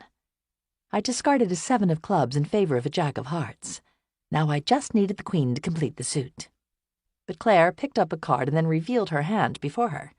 Gin. She totaled the points. Another round. She was already gathering the cards to shuffle. I had been surprised when a note arrived at my flat more than a month earlier, inviting me around for tea. A cuppa, she called it, when I'd turned up. Though I had liked Claire instantly, I had not expected to see her again. Surely the Prime Minister's niece had lots of friends. I do, Claire had replied candidly when I asked on my first visit. That is, lots of people who want to be around me and go to parties and such. But no one quite so real. I was not sure if that was a compliment, but I had gone again every Sunday afternoon since that first time I had been invited. We would sit playing cards for hours, sometimes chattering, but sometimes not saying anything at all. Claire's Kensington flat was warm and tastefully decorated in muted shades of mauve and beige. Its 3 spacious rooms on De Vere Gardens were grand in comparison to my own tiny flat. Schmaltzy, I could almost hear Aunt Bess call it. I prefer to be on my own, Claire explained once, when I remarked about it. She was, at best, a handsome woman, makeup skillfully applied, the flowing skirt designed to soften her large-boned frame. Uncle Winnie wanted me safe out of the country, but I wouldn't hear of it. I would have died of boredom. I smiled at her familiar reference to the Prime Minister. Claire had lost her own parents in a car accident at a young age and had been raised alongside Churchill's own children, a history not so very different from my own. It's nice to have one's own space, I agreed, nibbling one of the hard biscuits she'd put on the saucer. I couldn't imagine inviting Claire to my flat on Portchester Terrace. I didn't even have a second chair for her to sit down. I saw Teddy at the Berkeley last week, Claire offered, pouring more tea. She had a dizzying social calendar, out most nights at the concerts and dances that had persisted in London in defiance of the Blitz and the bombings that continued afterward. Oh? I struggled to keep my tone neutral as I envisioned Teddy at the popular dance hall. I had not been there myself, but had heard stories from the other girls of dancing with RAF pilots until the gin ran out or an air raid siren sounded, whichever came first. But Teddy always seemed so hard at work. It was hard to picture him at a dance. Whom had he gone with? I knew I had no right to be jealous. I was the one who had pushed him away. He had not formally asked me out again since our kiss at my flat. But it was always there. The casual mention of a show I might like at a West End theatre, the bit of chocolate he'd managed to get his hands on and save for me. Teddy was still hopeful, but he didn't seem to be waiting around any longer while I held him off. He didn't dance at all, Claire added. Just sat there a bit brutish, not at all like him. Her comments were subtle but persistent, questions hidden in them. That's interesting. I tried not to sound too pleased. Something's got him wrapped up in knots. Claire lifted her head from her cards. It's you, I suspect. Me? I set down my cards and picked up the teacup, willing myself not to flush. Teddy's my boss. We only work together. He'd been gone these past few days, chasing another story without saying where. Someone better tell him that. He fancies you a good deal. I very much doubt that. I mean, he asked me out once a long time ago, but I hardly think he's stuck on me. I tried to keep my voice even as I waved my hand. Teddy likes all the girls. I disagree. He's really smitten.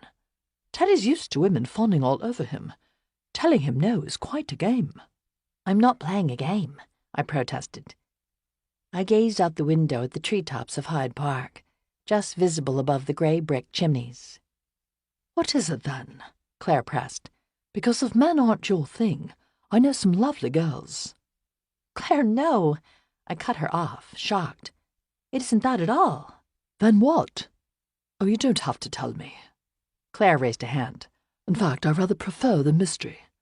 But she continued to stare at me intently. I bit my lip. Finally, I could hold it no longer.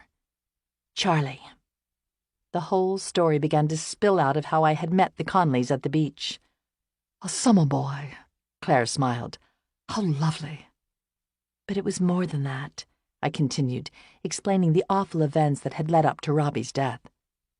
I might have guessed. There's something about you, a bit dark and mysterious, that says you've known heartbreak. How long were you together? Claire asked. I wasn't sure how to answer. In reality, it had just been that one night and the months of correspondence in between. A bit. Forever. I don't know. So then Charlie went off to enlist and he decided that we should tell everyone that we were together at Thanksgiving. Charlie decided. Claire's eyebrows lifted. Did you agree? Yes, of course, I replied quickly. In reality, I had been unsure, maybe even wanting to hold off. And after Robbie died, I swallowed, the words hurting my throat. Afterward, everyone just scattered.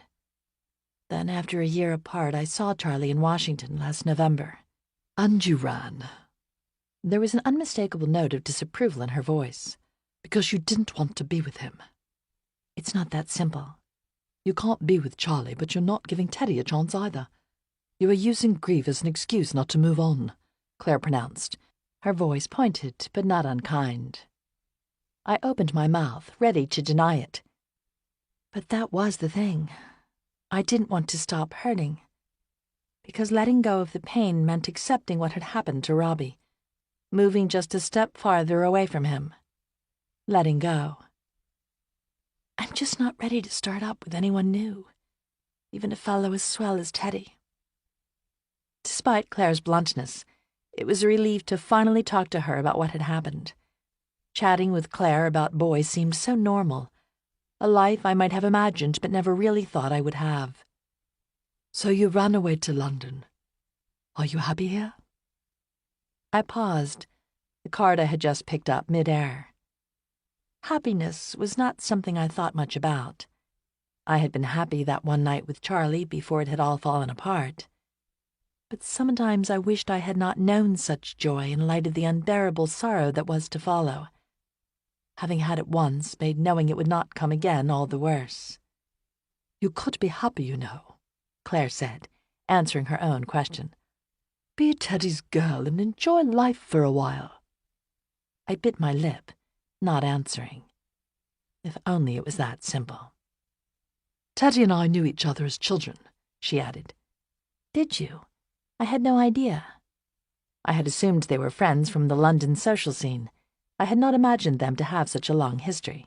Yes. When we were younger, our parents thought we might wind up together. There was a note of longing in Claire's voice. Discomfort nagged at me.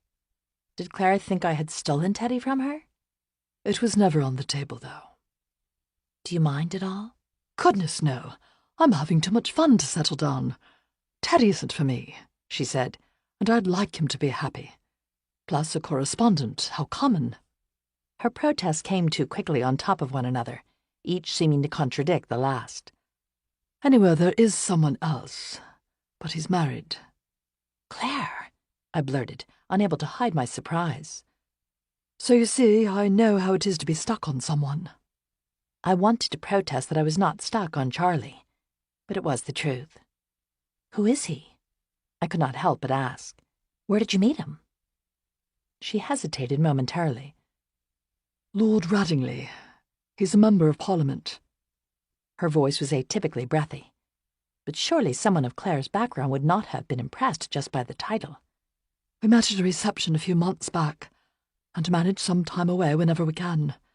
Of course nothing can come of it, she added quickly, checking herself. But the hope that lingered in her eyes made my heart ache for her. You must think I'm dreadful. Not at all, I replied too quickly. I was not one to judge, but I did not want to see her get hurt. I was thinking of going to the Tate Wednesday after work, if you'd like to join me, I offered, changing the subject. I can't. That is, I would have loved to, but my unit has been called down to Portsmouth. I tried not to let the rejection sting. Claire was a member of the Auxiliary Territorial Services, part of the women's unit of the Army. Last week, as we finished playing cards, Claire had been going to a shift manning an anti-aircraft gun near Tower Bridge. She had looked so smart in her uniform, something altogether different than the society girl I had taken her for. She was fearless, intense, and ready to fight. I envied her sense of purpose. My shoulders slumped. I'm of so little use. They won't let the American girls join the Corps. You just keep reporting the news, doll. That's you, doing your bit. There was a hint of unintended condescension to her words. Anyway, that's Wednesday. I was able to put it off until then because the spring fete is tomorrow night. You're going, of course. I nodded reluctantly. Claire had pinned me down the first week I'd visited to attend the fete, a benefit the auxiliary had organized at the Savoy to raise money for the Red Cross. And tonight we're going out dancing. Claire's London circle was one of parties, 2 late nights almost every day of the week with people who didn't seem to like each other very much, and fizzy drinks that left her with headaches the next day. You're coming with us. Tonight? I'd managed to demur the few other times Claire had invited me along. I couldn't possibly. I'm not even dressed. One of my cousins is tiny like you. I'm sure she's left something in the wardrobe that will fit. But I can't. I searched for a good excuse not to go. Until now, I had been content to spend evenings curled up in my room with a book and some cheese on toast. But nothing. You can't just sit here and mope. You're here, so make the most of it. Come on, Claire cajoled. All right, I relented, but I need to ring my landlady. Mrs. Dashini knew that I spent the evenings in my flat, and on Sundays she would sometimes bring up a bit of whatever she had made for dinner. I didn't want to worry her if she knocked and found me gone. 2 hours later, I found myself standing at the entrance to the Swan, a private club on a back street near Charing Cross. The dress that Claire's cousin had left behind was nicer than anything I had ever owned. Maroon silk and snugly fitted through the bodice, with a flared skirt that swished around my knees when I walked. The fascinator, which Claire insisted I wear, perched uneasily on my head like a bird's nest. Inside, the club was noisy from the chatter of too many people crowded around small tables and a band that played unseen behind a floor full of couples dancing a jitterbug to a lively rendition of In the Mood. I swatted at the cloud of cigarette smoke in front of me, taking in the revelry that seemed a world apart from the rubble-strewn streets outside. Claire passed me a glass of champagne, and we angled to a table in the corner. Her own dress was black and tightly fitted with fur at the cuffs. She took in the room with a dismissive sweep. It's not the same since they bombed the Paris, she sniffed. For a second, I thought she was talking about the city, but she meant the Café de Paris, a popular nightclub that had been hit by a German airstrike a few months earlier, killing scores of patrons just like us, who were simply out for a dance and a drink. I looked around the packed room warily. Perhaps we shouldn't be here. Now, if you start thinking like that, then Jerry has already won. That's him, she said, jumping topics with uncharacteristic abruptness. I followed her gaze across the room with confusion, half expecting to see a German soldier. But she had pointed out an older British man. Lord Alistair Radingley, the bloke I told you about. Her voice was pinched. The married one. I studied Lord Radingley, trying to understand the attraction. He was bespectacled and paunchy, with hair more grey than black. With his expensive dinner jacket and cuffs, he was indistinguishable from a dozen other men in the room. But Claire stared at him, transfixed. "We love who we love," Mrs. Conley had said once, not knowing that the boy I was pining over was one of her own sons. Lord Rattingley seemed benign enough, but taking him in, I was troubled. How far had things gone between him and Claire? Was it just a crush or something more? The song ended, and as the crowd on the dance floor broke, I spotted Teddy. He had not been at the bureau for the past 2 days, and I'd assumed he was still away on a story. But there he was, looking fresh and relaxed in his dinner jacket. I started toward him, torn between feeling relieved and wanting to chastise him for chasing what was surely a dangerous lead. Then I stopped. He was speaking to a willowy, blonde-haired woman I did not recognize. "Amelia Hartwell," Claire observed mildly, from behind me. "Her father is a viscount." I had no right to mind Teddy talking to another woman, I reminded myself. It was me that had told him no. I started to turn away, but he noticed me then and excused himself from Amelia Hartwell and made his way across the room. As he neared, my heart lifted. I was genuinely glad to see him, more so than usual. "Ladies?" He kissed Claire's cheek, then quickly turned to me. "You're back," I greeted him. He leaned forward, as though he wanted to kiss me too, his hair giving off a hint of Brill-cream. Instead, he took my hand awkwardly. "Only just this afternoon." His face was somber. Why wasn't he happier to see me? He dropped my hand. "I thought you said you don't go out." He was hurt that I had come here after turning him down for so long. "I don't," but Claire insisted. My explanation sounded flimsy. Perhaps Claire pressed me to come knowing that Teddy would be here. "You look busy anyway." I gestured toward Amelia Hartwell, who stood watching us. The orchestra struck up again, this time a slower song. "People will say we're in love." "Shh, enough quibbling. Let's dance." His hand was shaking as he reached out to me, and it was the first time I'd ever seen him nervous. I hesitated, sensing that even more so than the kiss at my flat, the dance might be the start of a path I was not ready to go down. "Go on," Claire urged with a chuckle. "Give the bloke a break." Not waiting for an answer, Teddy took my arm and led me to the dance floor. For a moment, I considered pulling away, but his face looked so hopeful. He wrapped an arm around my waist, surer than I might have expected. Warmth swept over me as our bodies neared, giving in to everything I had fought these past months. My muscles relaxed, and I leaned into him, leaning my head lightly against his shoulder. His breath was warm and smelled faintly of spearmint. I wrapped my arms around his neck and tilted my face to his. "Now tell me where you've been." "No work talk. Can't we just dance?" I stopped swaying. "You can't treat me like a partner on some stories, then shut me out entirely on others." I pulled back, my frustration rising. "Don't you trust me?" "It isn't that," he faltered. "I went for you." I pulled back. "For me? Went where?" "To Italy." The ground seemed to wobble beneath me. "I'd tried to find out for you about your family." I was suddenly angry. How dare he go traipsing into my past without asking me first? "I never asked you to do that." "I know, but I thought that you would want to know." Because who wouldn't, really? Part of me wanted to leave my parents where they had been, living my childhood in Trieste. But if that were true, they would have come for me, would have written.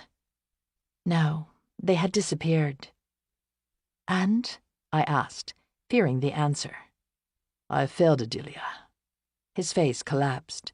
"Trieste is occupied by the Germans now, you know." Of course I did. I kept a map of Europe on my wall, updated the colored pins with every news story. "I couldn't even get close. I'm sorry." Gratitude rose up in me then. He had tried, really tried to help. I put my hand on his arm. "Thank you." "Anyway, you were right. Probably best to leave it alone." There was a darkness around his eyes that had not been there before. "What was it?" I pressed, but he could say no more.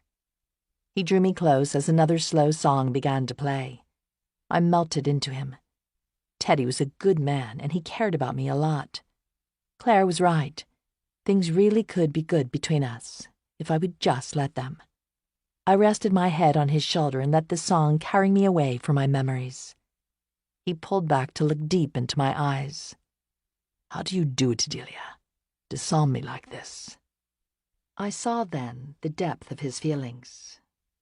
"Oh, Teddy," I said, wrapping my arms around him. He whirled me around the dance floor until the lights became a blur and the past seemed to spin off me like dust. Everything else faded, and just for this one moment it was all enough. The song ended, and I stepped away from him reluctantly, not quite ready for it to end. "Thank you." Another dance? But the room had grown warm, and the champagne caused my temples to throb. "I'm afraid I'm a bit weary. I should probably head out." He touched my arm, unwilling to let go of the moment. "Then I'll see you home." I started to say no, that I could manage by myself. But looking in his eyes, I did not want to turn away any more. "I should let Claire know. I'll meet you at the door." I found Claire at the edge of the bar. "I'm going. Teddy's taking me." I waited for her reaction, but she seemed distracted. "Do you want to come?" Claire shook her head. "I have plans." Her voice was low and conspiratorial. Across the room, Lord Rattingley had disappeared. Claire must be going somewhere to meet him. I wanted to tell her not to do it, that she deserved so much better than this. But her eyes were aglow as she started for the coat check. I debated going after her, then turned back to the gathering. Perhaps it had been a mistake to take Teddy up on his offer to see me home after all. There was something about the way he held me that suggested more between us, much more, and I was not at all sure that I was ready. But he had already started for the exit and lingered there, waiting for me expectantly. I took a step toward the door, then froze.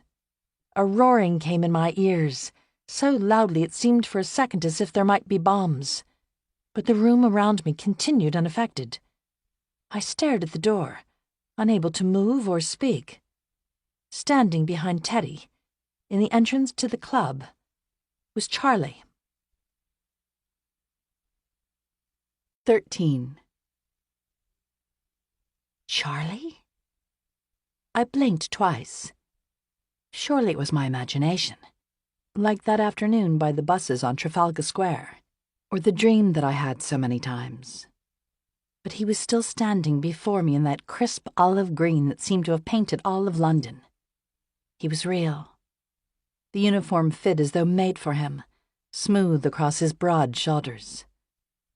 Over the months we had been apart, I'd seen his face in my mind 1,000 times, his luminous brown eyes making me swoon just thinking about them.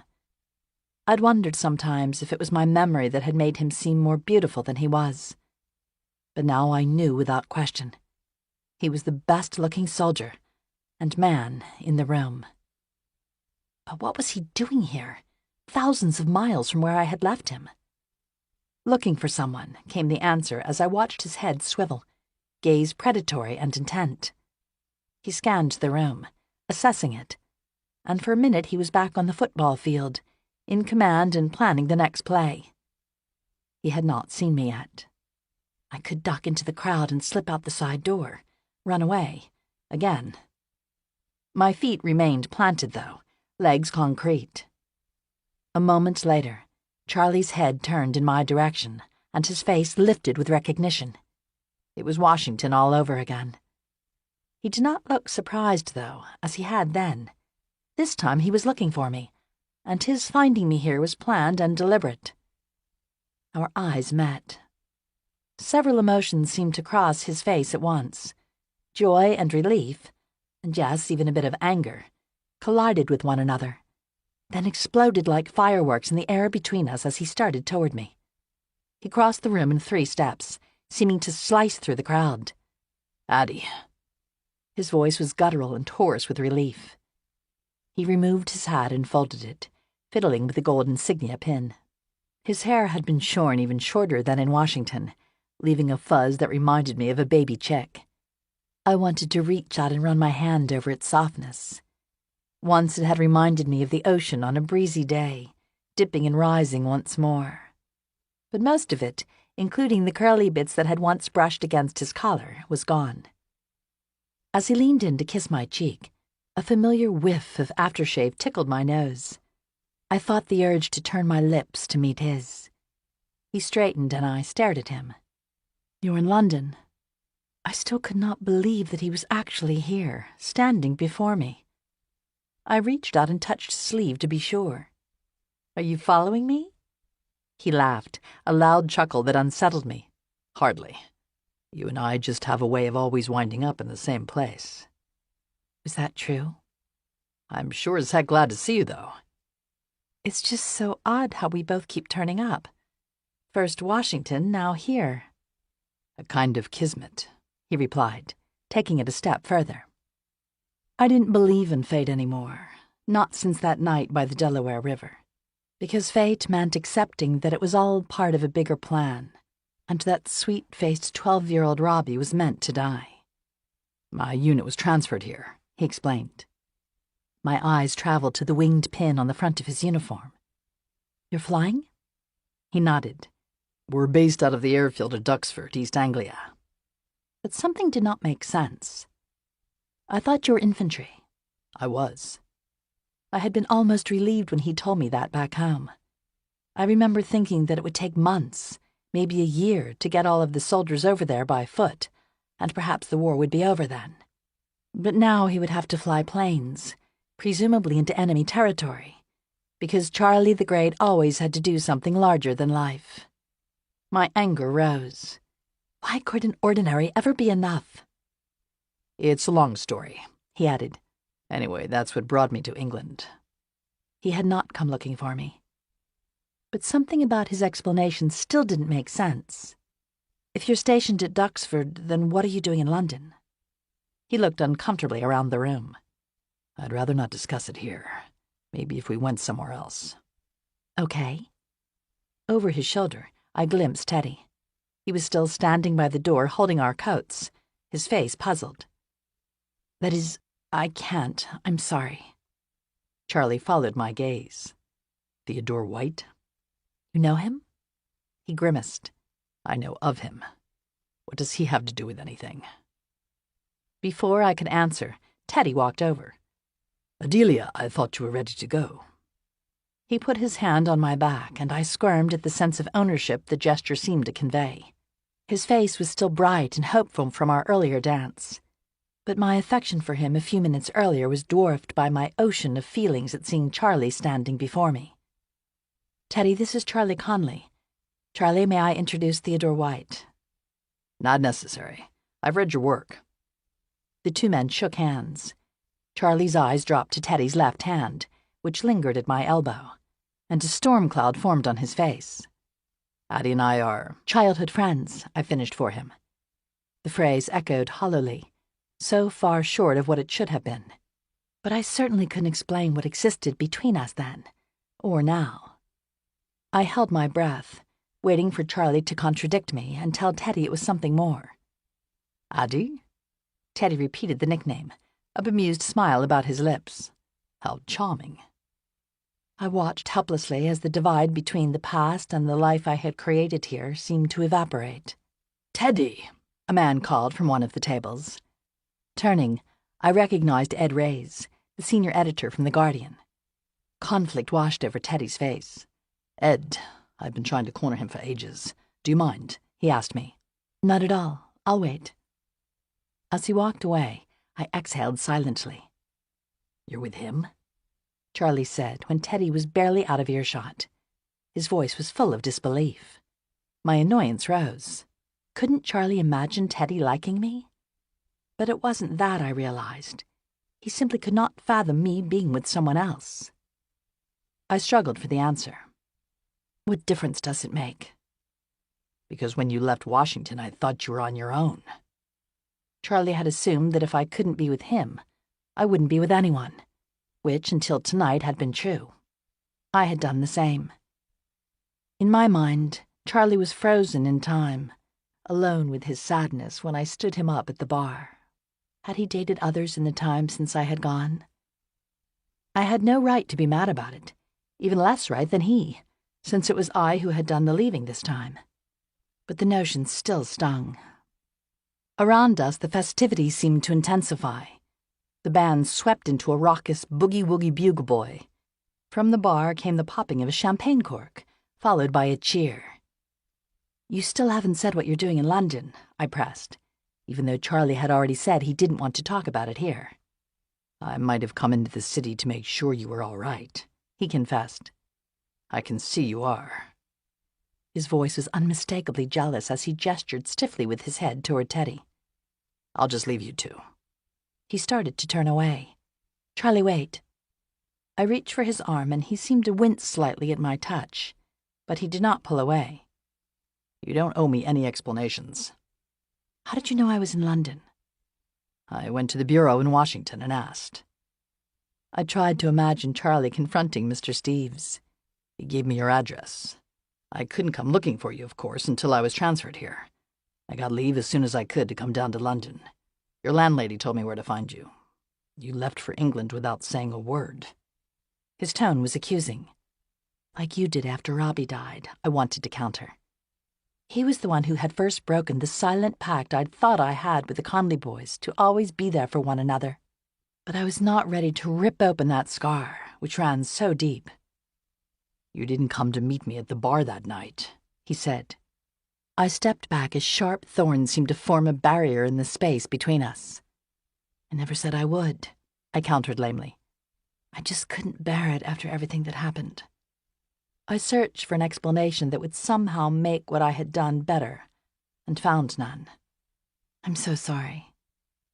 "It's okay," he said, his anger ebbing. "I'm just glad to see you. But I don't want to crash the party." He tilted his head in the direction of Teddy, who was still talking to Ed Rays but trying not to stare at us. "I should go." "Wait." My voice rose, swallowed into the din of the gathering. Was he really going to leave, just like that, after we had only found each other again? In Washington, I had not been ready to talk. Now I was hungry for his company, his presence a dream I did not want to end. I mean, we haven't even had the chance to catch up. "No." His face brightened a shade. "We haven't." "Perhaps tea tomorrow?" "No good, Ed. We tried that once, remember? Planning a meeting? You stood me up." I wanted to tell him that would not happen again, but he was right. "Let's get out of here right now." "I can't." My eyes traveled to Teddy, who was still watching me. I could not simply walk out with another man right in front of him, but I desperately wanted to talk to Charlie. "Meet me outside," I said in a low voice, and suddenly we were back home, our fledgling relationship a secret in the shadows of the beach houses. "Good evening," Charlie said loudly enough for others to hear. He put on his hat, then started for the door. I walked over to Teddy, who rose as I approached. "Sorry to interrupt. I just wanted to say goodnight, Teddy. I'm going home now. I've got a bit of a headache." His brow furrowed as he handed me my coat. "Are you ill?" Hearing his genuine concern, I felt instantly guilty. "Just the champagne, I suspect. But I'm going to call it a night." "I can go with you." "Goodness, no. You stay and talk. I'll just take a cab and see you first thing." I kissed his cheek and then sailed away before he could argue. Though I did not turn back, I could feel his sadness and confusion at losing what had almost, but not quite, been. Outside, the air had chilled, and the street lights and theater marquees of Shaftesbury Avenue were blackened. I scanned the block, straining to see through the low fog that had rolled in. Charlie was not there. My heart sank. Had he given up on me, or had I misunderstood? I started for the taxi stand at the corner. Charlie appeared suddenly from the shadows of a shop doorway. I looked over my shoulder. We needed to go before Teddy came after me. "Come on, let's walk," he whispered. I paused uncertainly. We had walked often back home during summers at the shore, on the beach while the surf crashed in the darkness or by the calmness of the bay. He had walked me home in the city, but it seemed odd to take to the night streets for no reason. It's past curfew, and there could be an air raid. He waved his hand, seemingly unconcerned as one who had already touched death too closely. This way. He pulled me down a narrow lane, away from the main thoroughfare. I followed him until we traveled wordlessly across the slick pavement, past the backs of shuttered shops, silent except for some rustling around the garbage cans. Even in this city thousands of miles from home, he led me, sure in his path. The passageway ended at a wide street. Charlie started around the corner, then jumped back, drawing me close against a building. "What is it?" He put a hand over my mouth, skin warm against my lips, as the yellow of a Bobby's flashlight flickered into view. Then he pulled me in the other direction and back down the alley, turning off in a different direction. We ran swiftly and silently, children not wanting to get caught at a game of hide-and-seek. A few minutes later, the street opened up at Embankment, the panorama of the Thames unfurling before us. Barges glided silently in both directions, skaters on dark ice. I tried to catch my breath as we slowed. We paused, staring across at the far bank in silence for several minutes, taking in the full scope of the destruction in the cool moonlight. Some buildings half standing or destroyed, still others untouched. I could not help but marvel at the randomness of it all. Strikes as happenstance and unfair as Robbie being snatched from us. Charlie looked back over his right shoulder, where Big Ben in Parliament loomed, standing sentinel. It's funny, isn't it? Just a couple of kids from South Philly here in the middle of all this. I nodded. Sometimes I think I stepped into the wrong story. But right now it was just the two of us, just the same as on the dock or in the city back home. You shouldn't be here, he said, a note of protectiveness rising in his voice. It's too dangerous with the bombings. I wasn't sure whether to laugh or take offense. You're here. And I kind of like it, he admitted. There's a realness to it all. I know, I replied, understanding. Here, the danger was apparent, not hidden as it had been back home. We should not be out, though, I thought, casting one eye uneasily to the sky as I had begun to do since coming here. Come. Seeming to read my thoughts, Charlie led me down the Strand, stopping before a pub called The Dog in the Woods. Though the windows had been blacked out and it was well after closing time, boisterous laughter seeped through the cracks. I hesitated. I wanted to be alone with Charlie, not in a place packed with others. But it was too dangerous to stay outside, and I didn't dare to invite him to my flat. Charlie opened the door, and smoke and noise poured out.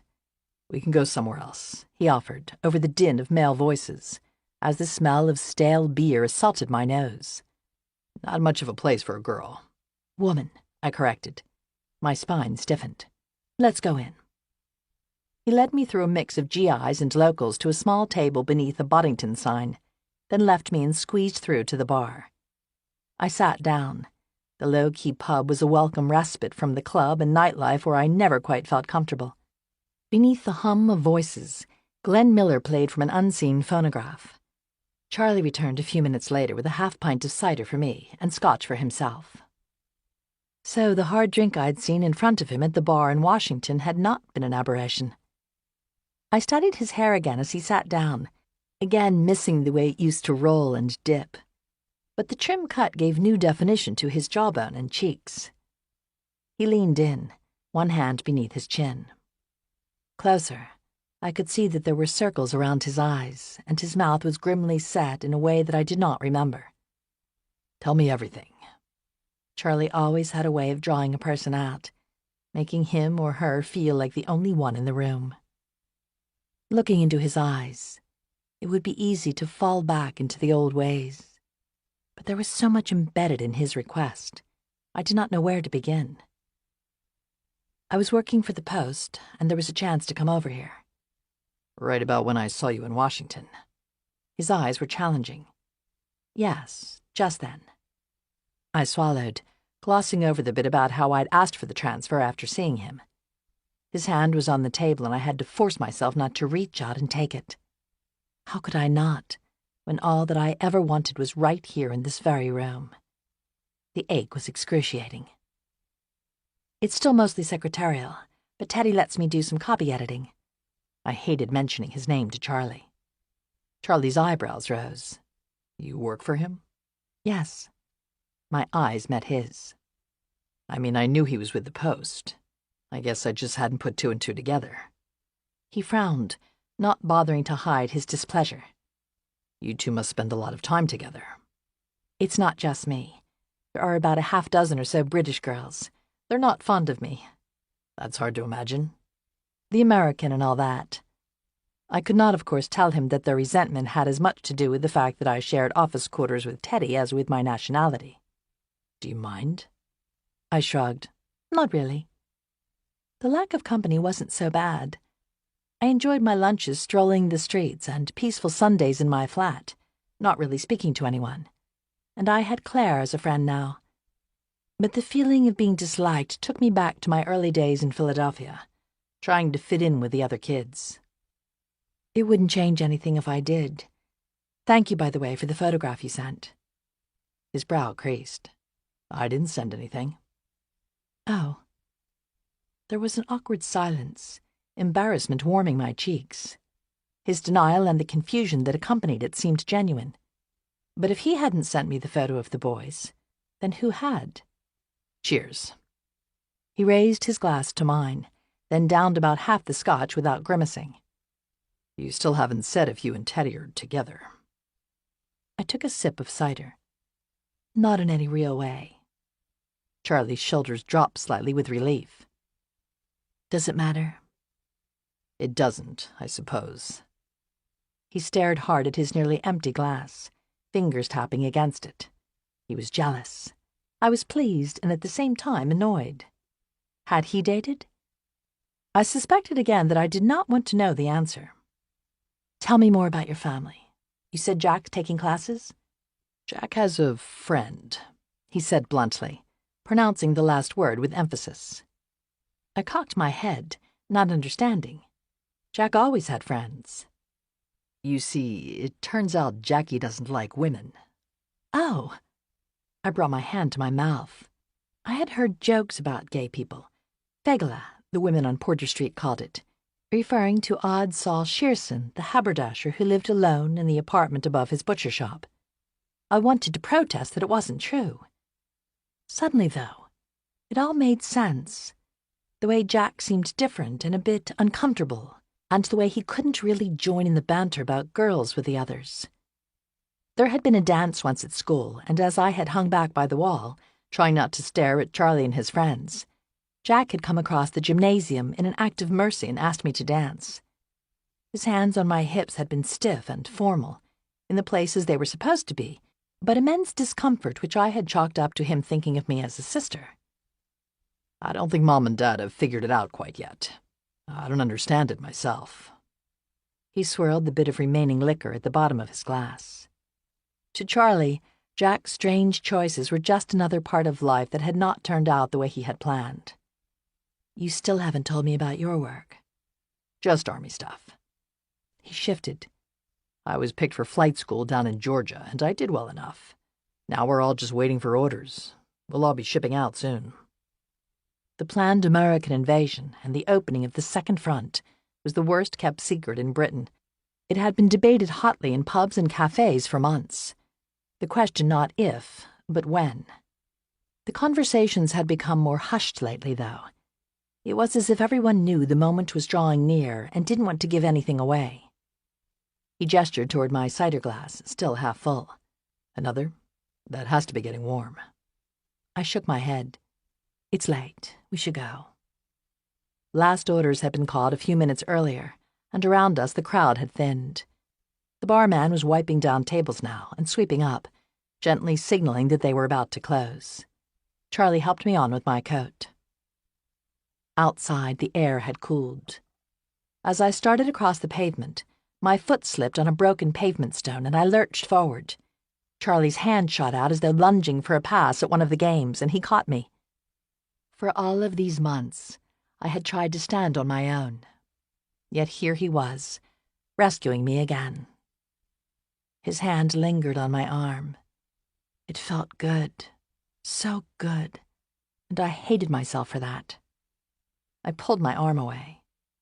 What time is the last train back to Duxford? I've got a room in one of the soldiers' hotels, just off Grosvenor Square. So he was staying. The neighborhood around the American embassy had come to be called Little America because of the thousands of troops billeted there. GIs swarmed the streets, walking in groups of 3 or 4. But Charlie had come to find me alone. I'll see you home, he offered. No need. I'll just find a cab. It's well after curfew. The tube, then. I'll find my own way. We stood motionless, staring at one another. So what happens now? I could not help but ask. For a few minutes, it had been almost like the old days, or close enough to still feel right. But he was headed his way and me mine. 2 balls bumping into one another before spinning unstoppably in opposite directions. I don't know. I didn't think about it. I just knew you were in London and came looking as soon as I could. So unlike Charlie, who had always seemed to live his life by some grand plan. I had to see you. There was an odd finality to his words. Charlie, what's going on? He'd never been any good at keeping secrets from me, but he was tense and strange in a way I had never seen. Is it your family? Did something happen? No, he replied quickly. Then what? He did not answer. My voice rose an octave. What is this all about? My work. Yes, of course. I know the troops are just awaiting orders to go over. It must be so nerve-wracking. It's more than that. His voice turned low and gruff with new urgency. I'm part of a special unit that is doing reconnaissance work. I thought you were waiting to fly out of Duxford. He shook his head. I am. That is, I'm not. I can't say more. My frustration rose. He must have had reasons, good reason for not talking about his work. But my fears grew as I imagined the unknown danger he faced. Please, I just want to know you're going to be all right. My words sounded foolish. How could any of us promise that now? But his jaw set stubbornly. I should never have told you. You work for the paper, for Christ's sake. For Theodore White. Charlie, I would never say anything. I just had to see and touch it all again one more time. You. Us. Though he would say no more, he was going soon, this time for real. Panic shot through me like lightning. You don't have to do this, I said, almost pleading. By taking on these missions, maybe Charlie was trying to rewrite the past, or to get some control of his life. Once he had taken all the right steps, following the script that had been written for him. A football scholarship. College. The night he'd pulled Robbie from the water had changed all that, and I could sense a destructive streak in him now that reminded me of Liam. Is this about Robbie? Charlie recoiled as if he'd been slapped. What happened to him wasn't your fault.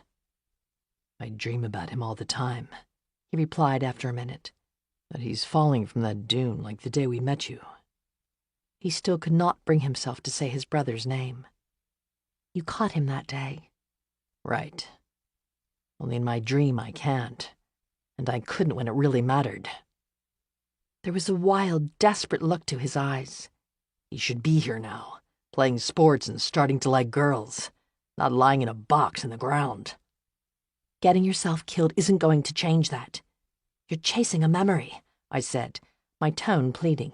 At least I'm not running away. Isn't that what you did by coming here? His voice rose. We stared at each other for several seconds. The truth laid bare between us. When did this get hard? He asked, softly now. Barely back in the same place and fighting. I don't want to part badly, Ed. Matter of fact, I don't want to part at all.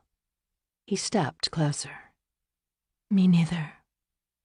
His lips were upon mine then, and his arms circling me, in the same way and the same place as they had been that one night. But it was nothing like the kiss, tentative and innocent, that we had shared on the dock. His movements were rough, hardened by time and fueled by the liquor I could taste and smell. His eyes were closed, and he was somewhere else, trying to erase all that had been. Everything was different. Stop, I put my hand on his chest. But he was demanding now, pressing me back against the cold stone of the building, trying to persuade me. His hands cupped my face to keep me close. "It isn't wrong," he murmured. "It's exactly as it always should have been." I pushed him away. "I can't. We shouldn't. Not like this." "But Addie, before everything happened, I thought we were just starting out." My head spun with confusion. I wanted him more than anything in my life, but not like this. Don't you see? Too much has happened. We can't pick up as though it hasn't. He left me once. How could I ever trust him again? He stepped back. "I'll go." The words punched at my heart. If only we had more time to figure it out. "You don't have to run again," he added softly, looking at me with those puppy dog eyes so reminiscent of his youngest brother. "Good night, Addie." He tipped his hat and started to turn. I wanted to cry out as deep regret thudded down upon me.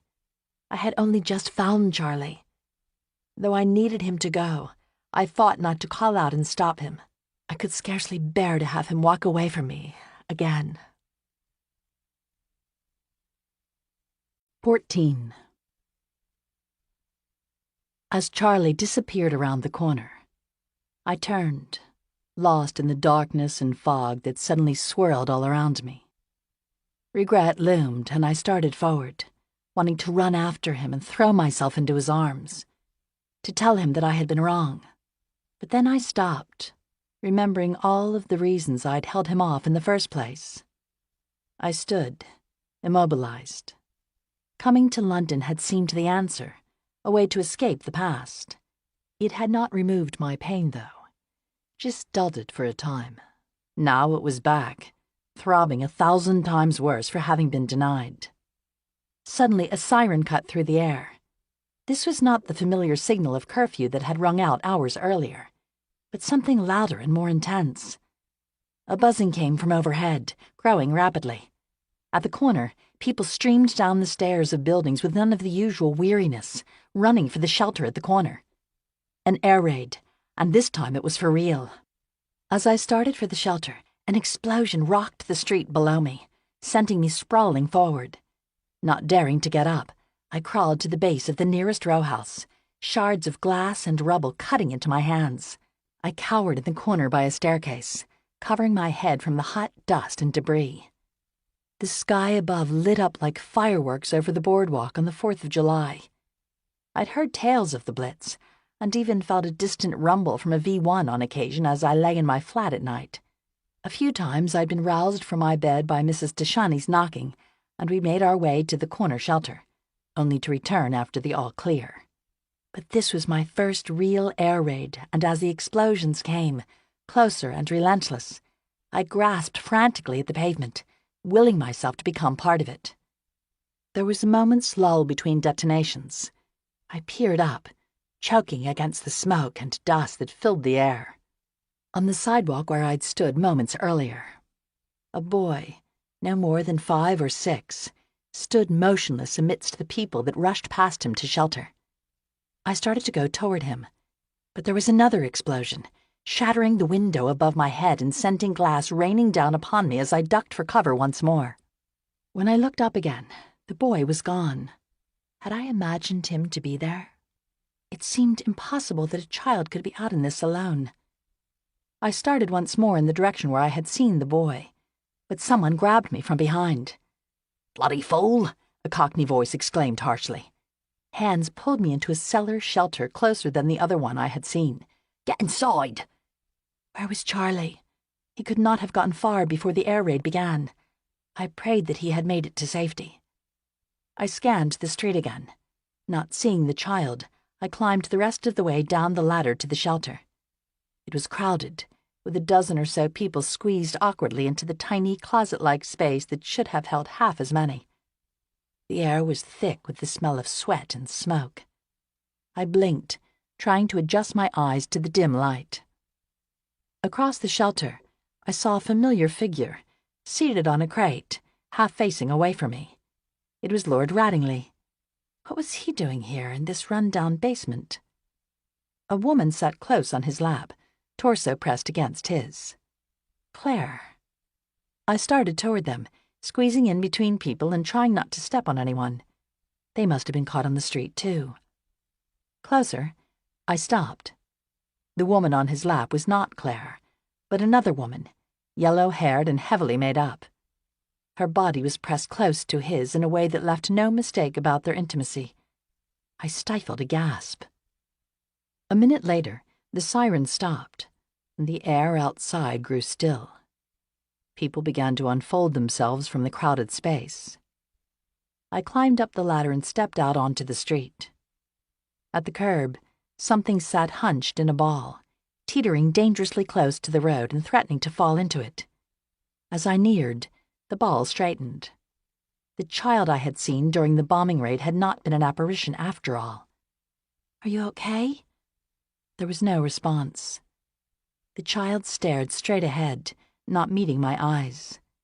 He wore second-hand clothes that had been darned at the cuffs, and his face was blackened with soot.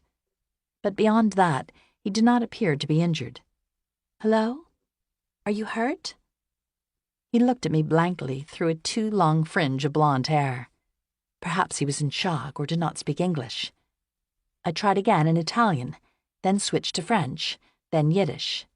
Nothing worked. People were hurrying now from the shelters back to their homes.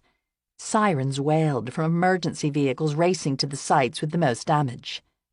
A charred smell filled the air, burning my nose and throat. "Come." I took the boy's hand and walked to a bobby at the corner, who seemed to have lost his trademark blue cap in the chaos. I found a child. The policeman covered his mouth and coughed. "No one's come looking for him. One of the street lads by the looks of him." Where were his parents? "Nearest orphanage is south of here, across the bridge. I can't leave my post, but I can have someone take him to the station house and send him there in the morning." I shuddered at the thought of the child locked up for the evening, taken by the police as I might have been the day I arrived in America, because there was no one to claim me at immigration. "I'll take him myself." "Lead Street, just over the footbridge, but you won't get a cab and I can't let you walk. There's the curfew and likely more raids before this night is over. You'll have to leave the boy with me." I braced myself for an argument.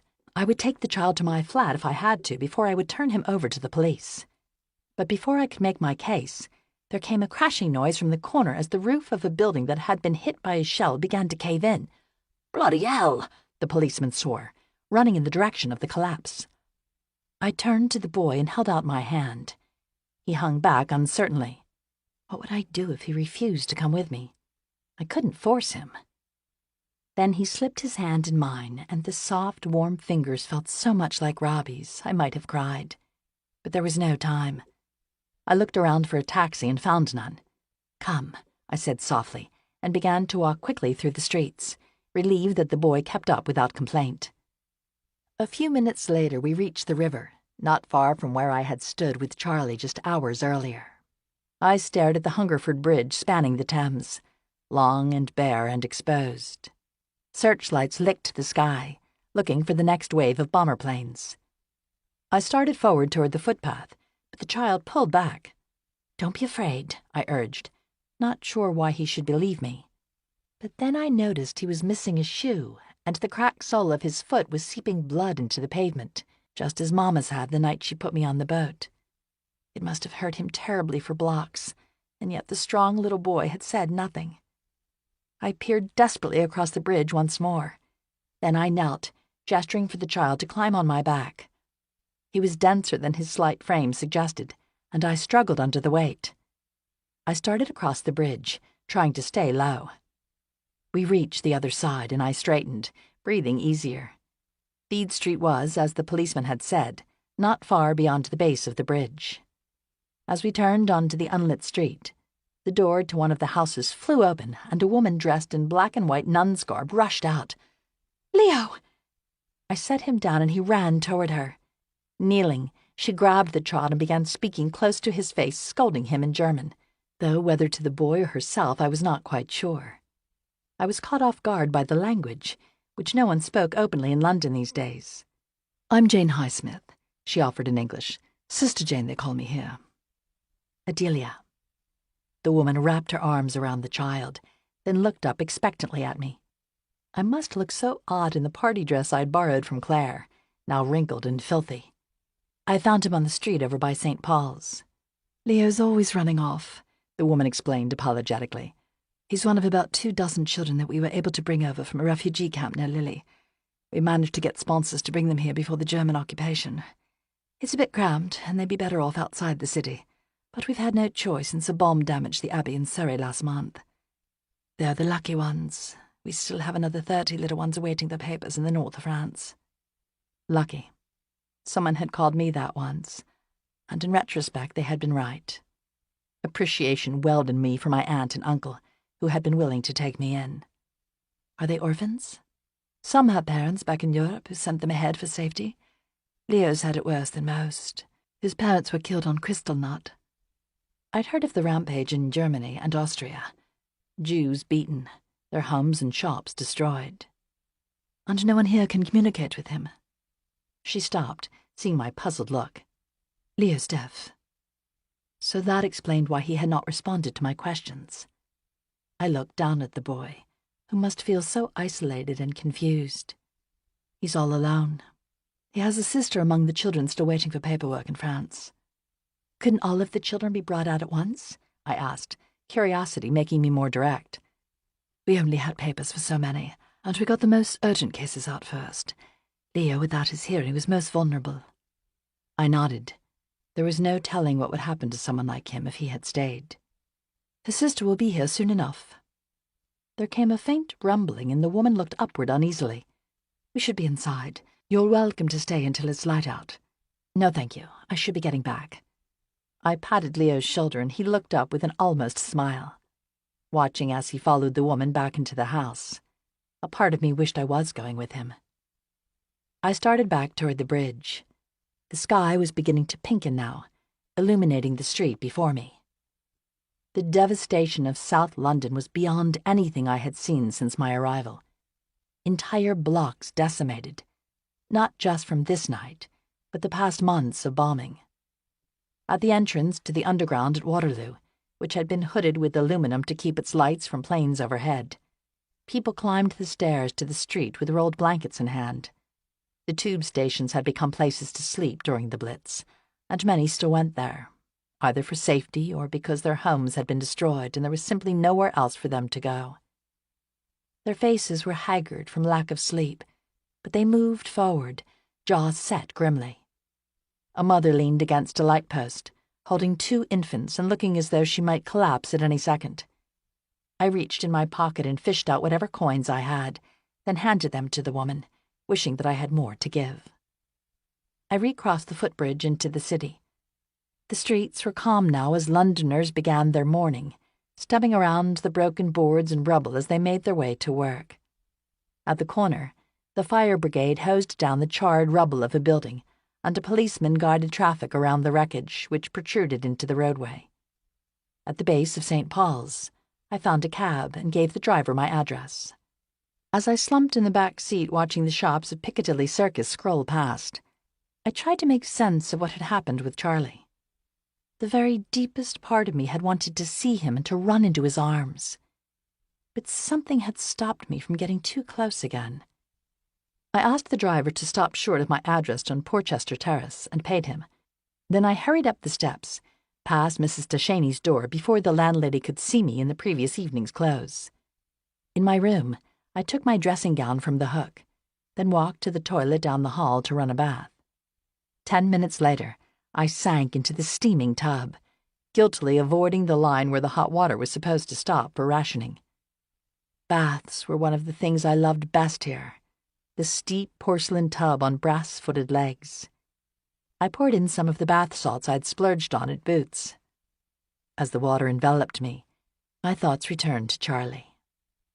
Even as I had wanted to be with him, part of me wanted to flee again as I had in Washington. Resentment seeped in that he had come and complicated things just as I found a new start. My life here was nothing grand. A tiny flat, a job which for all of the extras was still just a typing job. But I was my own person here, not just an extension of the Conleys. I would not leave again. More to the point, I didn't have anywhere to go. I sank deeper in the water. I shouldn't linger, I knew. I needed to get dressed for work. But my muscles relaxed in the warm water and my eyes grew heavy. I was standing on the beach at Ohio Avenue, watching Liam surf in the distance. The waves grew larger and I tried to shout to him over the breaking surf to come in, but he could not hear me. A wave loomed large, swallowing the beach and crashing down upon me. The current was fiercer than it had ever been before, threatening not just to sweep me away, but to tear me apart, pull my limbs from one another. Through the water, a hand felt for me, and even though I could not see, I knew that it was Charlie. I reached for him, but then he was gone. Loud knocking jarred me awake. I sat up in the tub. How long had I been asleep? The water had grown lukewarm, and I was chilled. The sound came again from down the hall. Hurriedly, I dried and put on my dressing gown. One moment. Had Charlie come to find me? But it was Teddy who stood in front of my door, his face tight with concern. Addie, are you all right? He averted his eyes from the neck of my gown. When you didn't turn up for work, I was so worried that something had happened. 10:10 read the clock on the nightstand, more than an hour after I should have been there, and it wasn't like me to be late. The landlady buzzed me in. I should have called first. But panicked, he had not. Are you ill? I brushed a piece of damp hair from my eyes. No, I'm perfectly fine. I'm so sorry to have worried you. Just give me a minute. I slipped into my room and closed the door, then dressed quickly in a fresh blouse and skirt before opening it again. Come in. But his forehead remained creased. I ran to check on you last night after you left, to make sure you were feeling all right and had made it home safely. Mrs. Tashenny said you had not come home yet. So his dark look was not only due to my failing to turn up to work. I held my breath, waiting for him to ask where I had been or demand some sort of an explanation. But Teddy was too much of a gentleman for that, and perhaps, since he had seen Charlie at the party, he already knew. I decided to walk back, I offered lamely. My explanation sounded implausible in light of the curfew and the headache that had caused me to leave the club in the first place. I found a child lost on the street and I had to get him back to the orphanage. By yourself? That was terribly risky. Did you hear about that awful raid by the river? He asked. Yes. I had not mentioned getting stuck on the street during the bombing raid, since that would make clear I was still out hours after I'd left him. The little boy, Leo, he's deaf, and his sister is still stuck in France. Tears sprang to my eyes. Now. Teddy patted my shoulder. I'm sorry I alarmed you, I said, wiping my eyes. My apology sounded as though it was about something much larger. It's no worries. I'm just glad you're safe. Teddy dipped his hat in front of him. It was filled with flowers, still damp from where he had picked them. For you. They're beautiful, I said, touched by the sweet gesture. If only they were from Charlie. I turned away, swallowed by guilt. He waved his hand at the hat. Keep it. You can give it back at the office. All right, then. I lifted the sweetness to my nose. The morning briefing, I remembered suddenly, the press conference at the War Office. I'll finish getting ready and meet you there. Don't wait for me or you'll be late. But Teddy remained in place, feet planted. That Charlie, it's quite a coincidence your old friend from home turning up. He tried to sound offhand, but his voice was pinched. It certainly is. What's he doing here? I faltered. He's based out of Duxford. And he just popped down to London to see you? I suppose. We stared at each other uneasily for several seconds. I should go. I watched him walk down the stairs, remembering with more than a bit of sadness our dance the previous night. That one moment with Teddy had been simple and joyous, a glimpse of what a normal life might have been like. I had almost been able to forget about the Conleys. But then Charlie appeared, calling me back, as if he had known I was going and somehow had to stop me. I put the flowers in water and finished dressing. I opened the door to leave, then yelped with surprise. Charlie stood on the other side, hand aloft, just about to knock. You! I exclaimed. You were expecting someone else? He wore a thick brown bomber jacket that gapped just a bit at the neck, and I fought the urge to bury my nose there. Charlie's eyes flickered as they drifted to the flowers on the nightstand. I studied his face, any remaining anger from the previous night disappearing in the soft pools of his eyes. I know I said I wouldn't bother you again. It's just that bombing raid started so soon after I walked away. I shouldn't have left you alone. He was haggard around the eyes and faint stubble covered his chin. I could still smell the liquor from the pub the previous night. He had not showered or slept. You can see I'm fine. May I come in? I stepped back, mindful of Charlie in the too close space. His body seemed everywhere at once. He glimpsed around the room uncertainly. Top floor, narrow stairs, something of a fire trap. He scowled, his tone proprietary, the concerned big brother once more. I bristled. He did not have the right to worry about me now.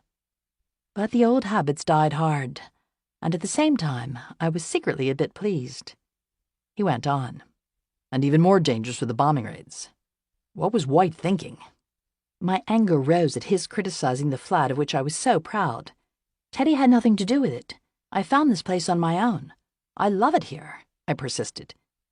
But I suddenly saw the space through his eyes, small and not enough.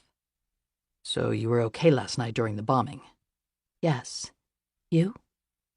I had just made it to the underground station, thankfully. It was the worst one since I've been here.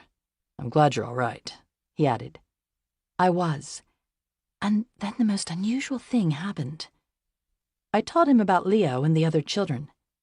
The war is bad enough, but surviving it as an orphan would be horrible. They aren't all orphans, he pointed out. Leo is, I retorted. My mother and father had still been alive when I'd come to America, but I remember feeling completely alone, parentless. Outside, a clock chimed 10:30.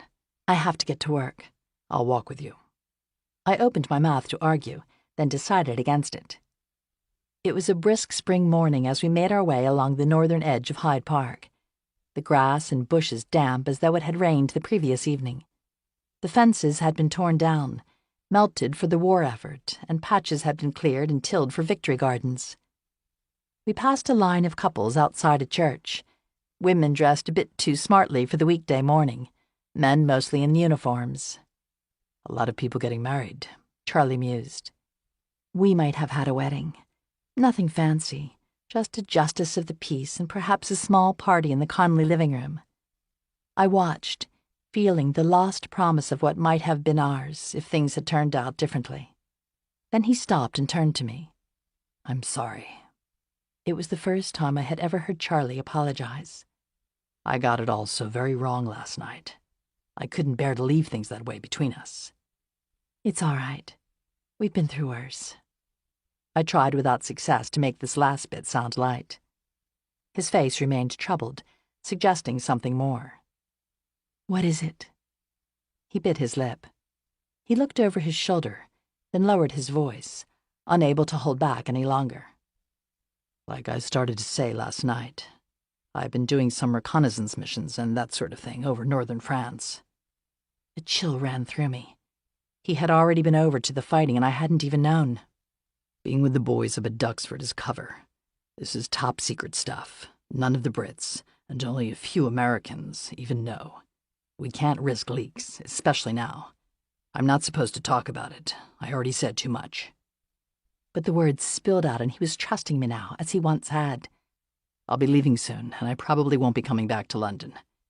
I had to see you again before I go. He faltered, unable to say more. But his face betrayed the danger of the mission that lay before him. It all clicked into place. His meetings in Washington, and turning up in London just now. Oh, Charlie. The magnitude of what he was doing finally hit me. Why couldn't he just enlist like everyone else? Because once Charlie had a plan, a way that his whole life was going to be. But that was gone now, blown to shreds. I'm sorry I couldn't tell you the whole of it earlier, he said, as we neared Whitehall. I understood then that the darkness I'd sensed in him last night had not just been about Robbie, but the mission that stood before him. I wanted to tell him that he could save 1,000 boys and that still wouldn't bring back his brother. But he needed to do this. I embraced him and drew his head to my shoulder, feeling his breath warm through the fabric against my skin. In the distance, a clock chimed 11. I've got to go. It would not be fair to leave Teddy waiting and worrying again. But I looked desperately over my shoulder, not wanting to abandon Charlie. There's a charity fete tonight at the Savoy, I offered. I know you hate those sorts of things. I do, but I'm willing to suffer through it just this once, for you. He smiled, causing my stomach to flip just as it had when I was 16. I stopped short of the entrance to the War Office. Though Teddy was surely inside, it felt as though he was peering out one of the many windows, watching me with Charlie. Until tonight, then. The briefing was breaking up as I entered. I didn't think you were going to make it, Teddy said, the mildness in his voice forced. I couldn't get a taxicab. I followed him out onto the street, waiting for him to press my explanation. You didn't miss much, but there's a story I want to get filed before the fete tonight. Yes, I wanted to speak with you about that. He stopped and turned to me expectantly. Don't tell me you're going to try to get out of going again. No, I'm still going, but I've invited Charlie. Well, there will be plenty of American soldiers there, I should expect. Good to make him feel welcome.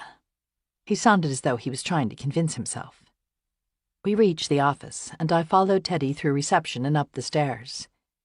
When we reached his office, he closed the door behind me. There's something else. I did some checking with one of the girls over at the American Embassy. Teddy had an endless network of contacts across London among the women who worked in the government agencies and elsewhere, whom he'd either charmed or dated and somehow left on stunningly good terms. She said there's been loads of activity around the old airstrip at Welford. Lots of supplies headed that way. I wonder if Charlie's being here has anything to do with that. I told you he's with his unit. I wished I did not know so much. He eyed me levelly. He hasn't been to Duxford in a week. You were checking on him? How had Teddy managed that so quickly? No, of course not. Teddy looked away. I just think that Charlie's being here could be about something much bigger. He stood and began pacing as he did when he was excited, running his hand through his hair. I'm going to head out to Welford today and see what I can find out. He stopped mid-sentence, seeing my face. What is it, Ed? I hesitated. If Teddy followed up on the story, he could jeopardize Charlie's mission, or Charlie himself. But I couldn't admit that without letting him know he was onto something. Maybe we should hold off. He looked up, staring at me with disbelief. I just think that with the launch coming, we might compromise something important. And Charlie? Teddy asked sharply.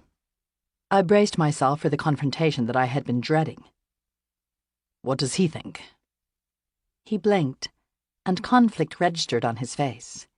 The journalist trained to ask the hard questions, but who could not bear to know the truth. Charlie. He's more than just an old friend, isn't he? No. That is, we dated briefly, but that was all over a long time ago. I shifted, unable to lie to him. Yes, we were together. But it was so much more complicated than that. I told him everything then about Robbie and that fateful night. Last night when we were dancing, I thought that maybe things were finally starting to happen between us. Teddy ventured.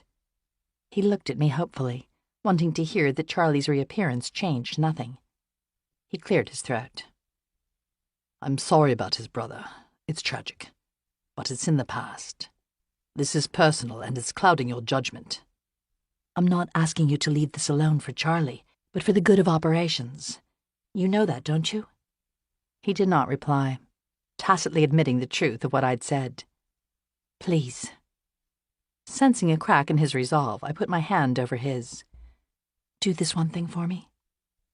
I watched him wrestle with his instinct to follow the story and how it clashed with his feelings for me. So you'll hold off? I exhaled slightly.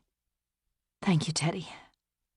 I kissed him short and full on the lips, in a way that should have been so much more. I tried not to think about how much of it was gratitude, and whether or not I was using him. Don't ever ask me again, he said, and stormed away. 15. Charlie was waiting for me out front of the Savoy that evening, breathtaking in his crisp dress uniform and freshly combed hair, framed against the eggshell blue early evening sky.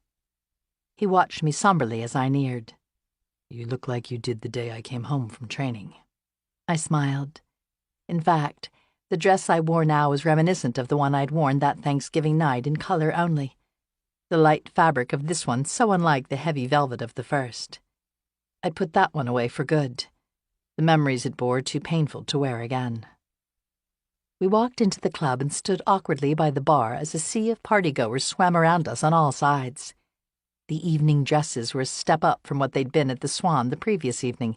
Lots of last season's Schiaparelli and Chanel. Close beneath the festive atmosphere, though, there was an air of weariness. The festivities must go on. To stop would be to admit defeat. But the war had taken its toll, and people with no reason to celebrate in their hearts were simply here because they were supposed to be. There were fewer soldiers than I might have imagined, their numbers thinned, and most of the men were civilians, tuxedo-clad. Charlie gestured toward the wide ballroom floor and the orchestra which played on the far side. "Would you like to dance?" Our brief relationship had been one of solitude, preciously few stolen moments and quiet nights alone on the bay. It felt strange to be out together in public. A harsh and unfamiliar light shined on us. We had, in fact, never danced. But as his arm circled my waist and his other hand took mine, we fell into an easy rhythm. We might have been anywhere, just the two of us. "I had the craziest dream last night," the singer, a colored woman, crooned smoothly. "Yes, I did. I never dreamed it could be. Yet there you were, in love with me." I rested my head on his shoulder. As the song ended, Claire came up and cut between us. "Darling!" I stepped back reluctantly. She kissed me on both cheeks, European style. She looked impeccably chic in a maroon silk dress with cascading lace that suited her large frame. "May I introduce Claire Churchill?" I watched Charlie's face as he processed the name. "You must be Charlie," Claire said, as he took her hand. I had called around to Claire's flat after work that afternoon to tell her about Charlie's reappearance. "The one who broke Addie's heart."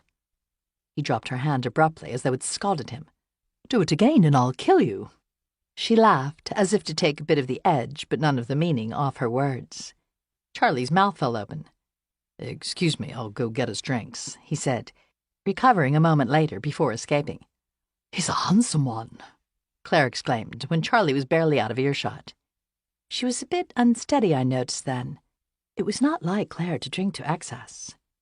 I scanned the room, looking for Lord Rattingley, but did not see him. "Does this mean you're together now?" "It's not that simple, Claire." "So you're just going to keep running?" I did not answer. "If you want to be with him, then be with him. Poor Teddy," Claire mused. Her face hardened unexpectedly. "What is it about you, Adelia?" She cocked her head. "You're not so terribly good-looking." There was a forthrightness to her words that made them blunt, but not unkind. "Yet every man seems ready to fall on his knees for you." "It's not like that," I protested. Though I'd pined for Charlie for what seemed like a lifetime, I hadn't asked Teddy to like me as well. "Don't you know I'd give anything to have a man feel about me like either of those two do about you?" She had almost everything, money and purpose and connections, but not love. "I don't see Lord Rattingley," I offered, changing the subject. Claire's expression fell. "Alistair has an early morning tomorrow, so we said good night." Was that just another lie? My anger burned white-hot as I recalled Lord Rattingley and the girl in the bomb shelter the other night. Claire should know the truth about him. But I could not bear to tell her that her married lover was in fact cheating on her as well. I cleared my throat, changing the subject. "I'm going to go check on that boy I found tomorrow or the next day." I had told Claire earlier about Leo and the other children. "See what he and the others need. Maybe I can find them some second-hand clothes. You should come with me when you get back." "Me?" Claire tossed her head. "Oh, I'm awful with children. I may actually be allergic." She chuckled at her own joke. Then her face grew serious. "But I'm glad that you found something useful to do. I just wouldn't want you to become too attached." It's just so sad, all of these children with no place to go. They have to have sponsors to come here, she replied, with the distance of one who had become callous to the harsh realities brought on by war. At least some have made it here. The Americans haven't taken any. Charlie was returning now, balancing 3 glasses of champagne. Enjoy your evening, Claire said, before he could hand her one. She sailed off. Across the room, I glimpsed Teddy speaking with 2 women and trying hard not to stare at me. Was he still mad about not running the story? There was no anger on his face, just sadness. I did care for him, but my feelings were dwarfed by what could not be denied between Charlie and me. Having felt the difference, I could not be with Teddy now, but I didn't have to be with another man in front of him. Do you mind terribly if we go? Charlie looked from me to the untouched drinks in his hand and then back again. We'd scarcely arrived. Surprise, then relief crossed his face. Of course. I only thought that you'd want to, do the ordinary things. He handed me one of the glasses of champagne, then downed both of the other 2. No sense wasting it. I took a sip, then set mine down on a table. We slipped from the club, walking as we had the previous night in the direction of the river. In the distance, a clock chimed 9. A group of young women in snug-fitting dresses rushed past in the opposite direction, giggling excitedly, leaving a cloud of perfume in their wake. As we neared Embankment, the cool night air washed over my face like fresh water. I lifted my chin to study the fog-shrouded sky above the smokestacks of a factory on the far bank. Quiet, at least for now. The fog had cleared to reveal a blanket of stars. Claire Churchill, huh? How did you meet her? It's a long story. She's quite something. She's swell. Despite Claire's cutting words a few minutes earlier, I was suddenly defensive of her. First my flat, then my friend. Who was Charlie to come in here and judge my life? I'm worried about her, though. Last night, when the raid started and I had to go to the shelter, I saw the man Claire is involved with, only he was with someone else. It'll hurt her terribly. Then don't tell her. How can I not? She would be living a lie. Maybe she would prefer it that way. There was a deeper note to his voice. We can't always help who we love, even if it's the wrong person. His words seemed a refrain of his mother so long ago. Was I that person to Charlie? I didn't ask, fearing the answer. We walked in silence for several minutes in the fragrant spring evening air, our destination unclear. Do you miss home? I asked. The old home, sure. I miss my family, even after everything. But it's easier sometimes being away, I understood. Here it was almost possible to imagine that none of it had happened. Because of Robbie, you mean? Because of everything. I've never moved on or gotten over you, he confessed, reaching for my hand. I hesitated, just for a fleeting second, but long enough for him to notice. What were we doing here anyway? He stepped back. I'm sorry. Old habits and all that. I know this isn't what you want anymore. I won't try to make it happen again. I understand you keeping your distance. You must blame me terribly. His words came out staccato. Blame you? For what happened with Liam. Not at all. We were just children ourselves. We couldn't have known. In truth, I blamed both of us. Charlie for not listening to me, myself for not trying harder to make him hear. But it wasn't that simple. The night it all happened, I was the one who stopped Charlie from going after Robbie as he ran from the house to find Liam. No, none of us were innocent. But I wasn't going to tell Charlie that now, as he raced off headstrong on a suicide mission to redeem himself. I reached for him, but he stepped back, leaving my arm floundering. You tried to warn me. Yes, but even I had no idea how wrong it would all go. You told me Liam was in trouble. I was so caught up in my own world, college and then the army. If I'd slowed down even a little bit, things might have been different. But I didn't. I never saw him. Laid bare before me was the depth of the guilt to which he clung. I could have done more to help him, he continued, but I was too wrapped up in my own life to do anything about it. It's my fault." "No." I turned and took his hands. "You couldn't have stopped him." But the question nagged at me. What might have happened if Charlie had tried to help his brother? My mind reeled back to the night it all happened. "He asked me to go with him that night," I confessed aloud. I saw Liam standing on the porch of the Conley house. In retrospect, it seemed more like a plea. My guilt rose. Surely it all would have turned out differently if I had agreed. "Liam?" To the bar or wherever he was going. If I had, I could have brought him home. I saw the night then as a movie with a different ending, coaxing Liam back to the family gathering, all of them together and safe. But I hadn't gone, because I was waiting for Charlie. "You couldn't have possibly known. Don't blame yourself." "Isn't that what you're doing?" He pulled away. "It's different. I'm his older brother." "He's my brother too. You know that." Even now. I was older. I was supposed to keep him safe. And God help me, part of me didn't want him to come home that night drunk and angry," he said, his voice hoarse with guilt. "I wanted everything to be perfect, and I didn't want him to mess it up." I know. I had felt exactly the same.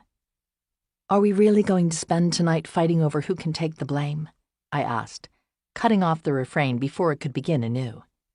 "It won't change anything." "No, but I'm trying to understand.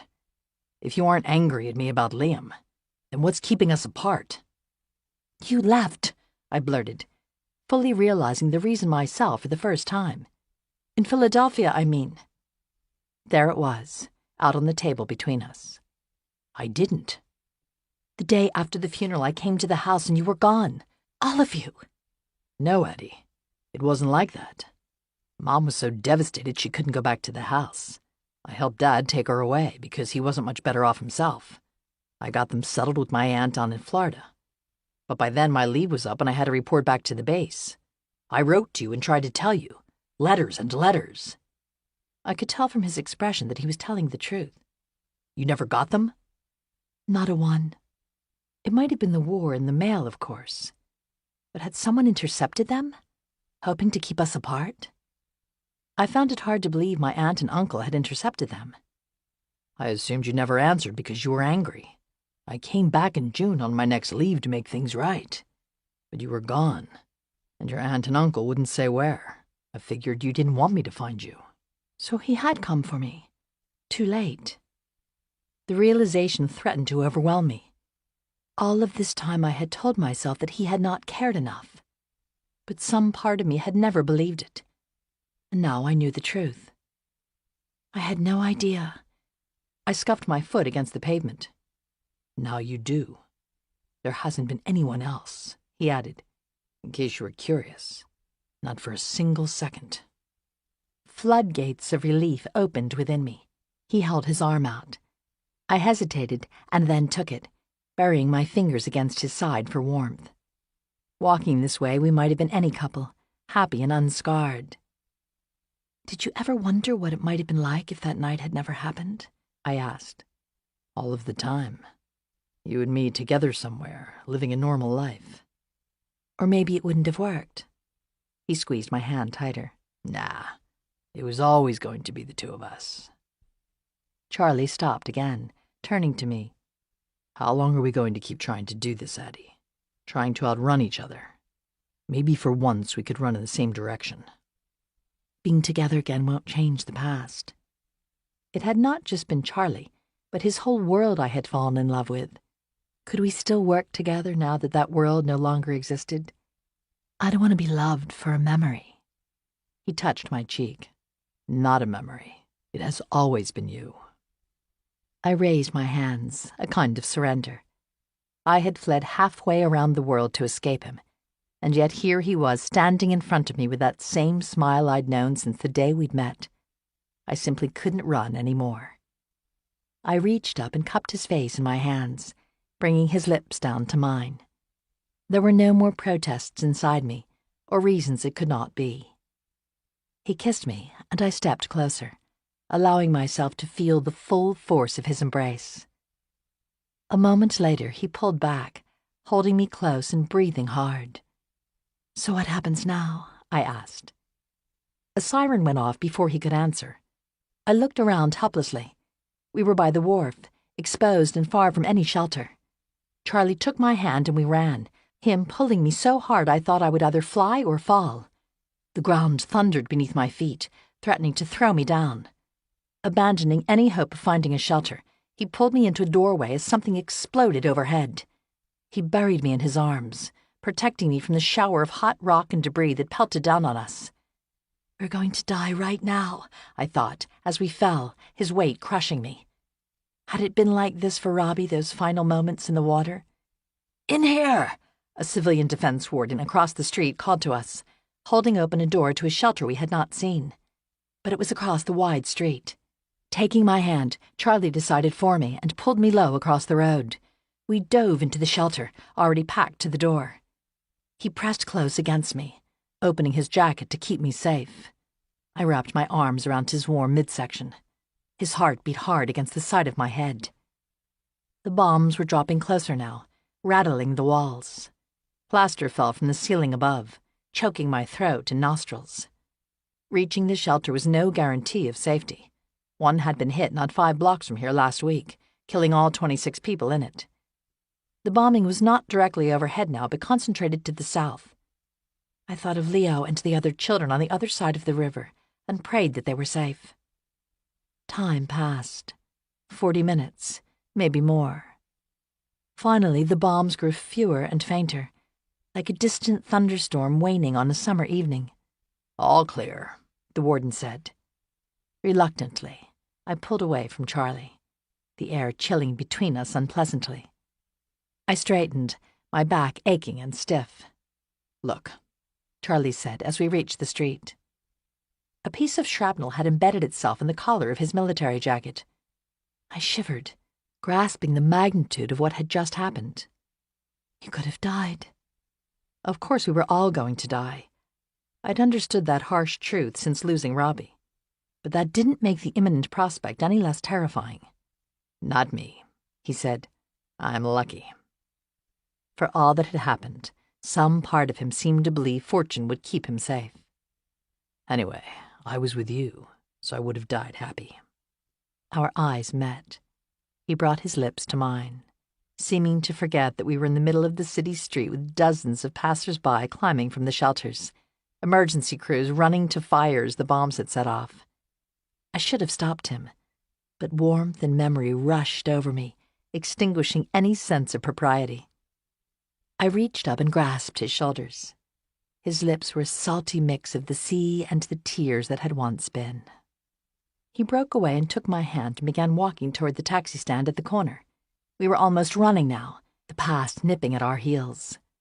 We climbed into the lone cab with its headlights half blacked out and bumper painted white. Inside, we did not speak, as if afraid to break the spell that somehow made this moment possible and all right. He gave the driver an address I could not quite hear over the buzzing in my ears. Then he slid closer. I was nearly in his lap now as he kissed me once more. His hand was at the hem of my skirt. The cab detoured around some burning wreckage, then slowed in the blackened street at Tottenham Court Road to pick up another passenger. But Charlie flung a bill into the front seat. "Keep driving." We sped up again, the bewildered face of the man on the street disappearing from the window. "Stop here," Charlie requested, at the edge of Grosvenor Square. The American embassy loomed large on the far side. "1 quid, the driver said, as though the money Charlie had handed him a moment earlier didn't count. Charlie did not balk, but handed the driver the extra fare. Rain began to fall as we climbed from the cab, pelting the leaves above and falling heavy on my hair. He led me toward a hotel that had been converted to house the soldiers. At the curbside, a gutter had gotten stopped, and a puddle several feet across had formed, blocking our way. Without asking, Charlie lifted me up, and as he carried me over, it was as if he was saving me from the water once more. He did not set me down, but instead carried me around the side of the hotel and up a set of back stairs, navigating the wet metal steps carefully. Tinny piano music tinkled above loud voices in the lobby. On the top floor, He unlocked and pressed open the door to a small room no bigger than a broom closet. There were 2 narrow beds, one made up, one bare.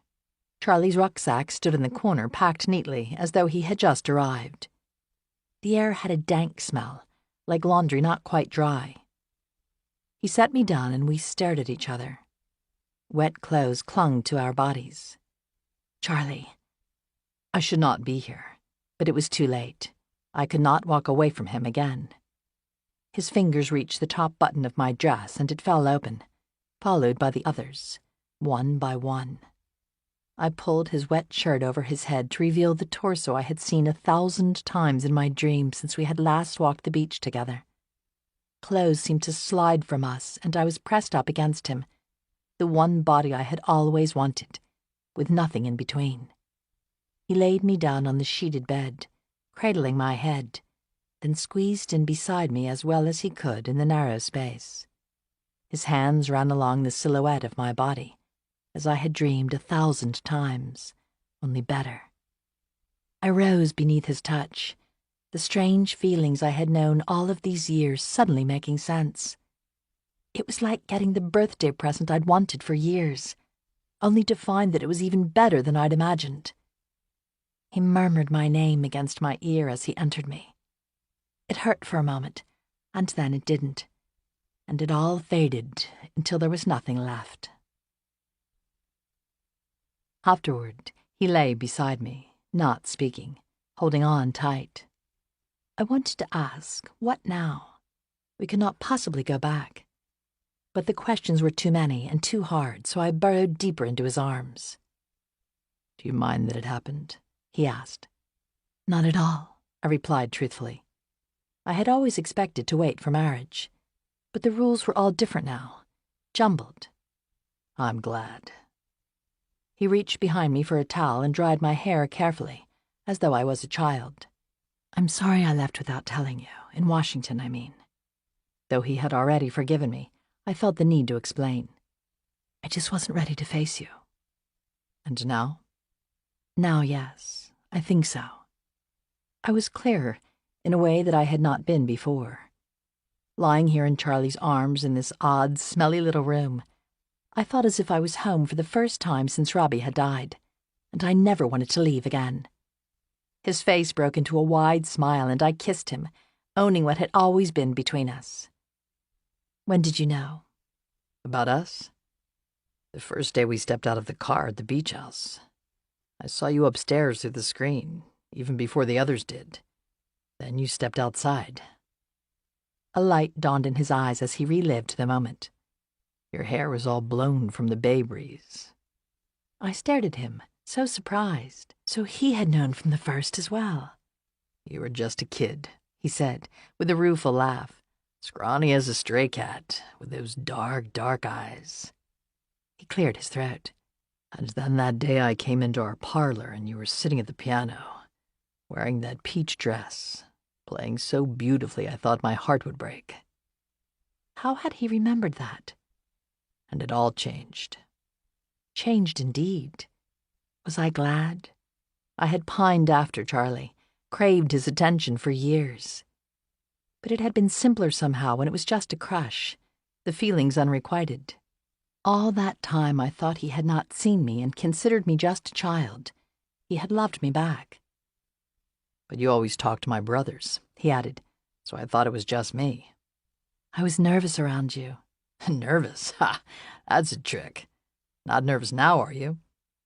He grabbed me and drew me close for another kiss. Then his face grew serious. I have to leave soon. You know that. How soon? He shrugged. I don't know. And even if he did, he might not be able to say. The work we do, you see, is going to be even more important with the invasion coming. His eyes had a wild, desperate look. Scouting out pockets of German troops, rescuing our own men who were trapped behind enemy lines. We could save hundreds, no, thousands of lives. And it was going to get him killed. Charlie, no, that's madness. Why you? Because I'm good at it. Because it's my duty. And it has to be someone, doesn't it? You think it's irresponsible, he added when I did not answer. I hesitated. I did not want to quarrel with him now, but I had never been any good at holding back. I think your family has lost enough. The Conleys had lost one son. How could they possibly bear to go through that again? I'm coming back, he said, acknowledging the truth in what I had said. I know that you are. And not just for them. His head had turned toward me ever so slightly, and he was looking at me with the faintest twinkle in his eye, the light that I had not seen in so long, so reminiscent of the boy he had once been. I'm going to come back from this, Addie, he repeated, pressing against my unspoken doubts. For everything that had happened, he still believed he could control his own destiny. I'll be back to make things right between us. You mark my words, and then we can get married. I swallowed. To me, this had been a night, a chance to have what had once been taken from us. But suddenly we were back together as if nothing had ever happened. Except that it had. Of course, if that's not what you want, I understand. Apprehension crept into his voice. No, it's not that. I mean, we'll get married just as soon as I can get leave. I always imagined having our families at the wedding. But with everything that has happened and the war, I think we ought to do it as soon as possible, don't you? Suddenly his embrace was suffocating me. I sat up. What are you doing? He asked. I should go. No, stay. It's past curfew and there could be more bombs. I'll sneak you out and see you home before first light. He put his arm around my shoulders and drew me down, then rested a heavy arm across my chest. You don't really want to go, do you? No. In point of fact, I did not. I burrowed deeper into the warmth of his chest. Would you go back to the States for me, Addie? He asked. Things here are just so dangerous. I couldn't bear it if something happened to you. I can't. Though touched by his concern, I could not help but be annoyed. How can you ask that of me? I'm worried. I feel the same way about you. Are you going to turn and run? But I have my mission. It's different. And I have my work. Should that matter any less? He did not answer, and the disagreement hung odd and unpleasant between us. You come back safely, and then we'll go home together. He rolled onto his back, clasping his arms behind his head. I'm not sure where home is anymore. Everyone is so scattered. Washington, maybe, or somewhere else. We'll figure it out. I rested my head against his chest. Let's get married now, he said, weaving his fingers through my hair. I pulled away. What? Not now exactly, but first thing tomorrow. Let's find the chaplain and get married. But I was too stunned to form a response. It was not that outrageous an idea. There were couples marrying quickly all over Britain and America now, many of them knowing one another a far shorter time than Charlie and I. And it was not a new idea. We'd planned to marry more than a year ago. Why not? Is it your family? It had always been there beneath the surface, the fact that I was Jewish and the Conleys Catholic. But in the rush, I had not even thought about my aunt and uncle, who would never, ever be okay with this. Because I'll convert if it's important to you. No, I interjected. Becoming Jewish is not something you do for another person. It would have to be because you believed it. I would, he insisted, revealing the intensity with which he wanted this, his determination to make it happen. I leaned against him, loving him more than ever. Or if not, maybe if we just agreed that the kids could be Jewish. Kids. My head swam. I had not even decided if I wanted children. This was all moving so quickly, and at the same time it had taken forever to get here. 2 days ago, I could not have fathomed that we might be together again. Now he was here. But who knew what might come next? If I had learned anything, it was to take the moment, because it might not come again.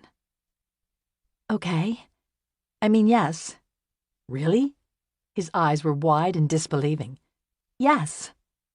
A smile, the widest of his I'd seen in years, spread across his face. There's a chapel on the far edge of Grosvenor Square that a lot of the fellas are using now. We can do it there. Let's meet at 10. Okay, but I should go now. Not yet. He reached for me again. His kisses were everything I had imagined 1,000 times in my dreams. fueled by the years of wanting. Then it was over, and I clung to him, falling into a kind of blackness where I felt everything and nothing. Later, I awakened, feeling the familiar yet strangely intimate warmth against my side. I had not planned to fall asleep. I rolled over, bits of sunlight streaming through the blackout curtains. Warmth enveloped me as I studied him. I had seen Charlie sleep before, napping on the Conleys' couch as the breeze blew the curtains through the open window.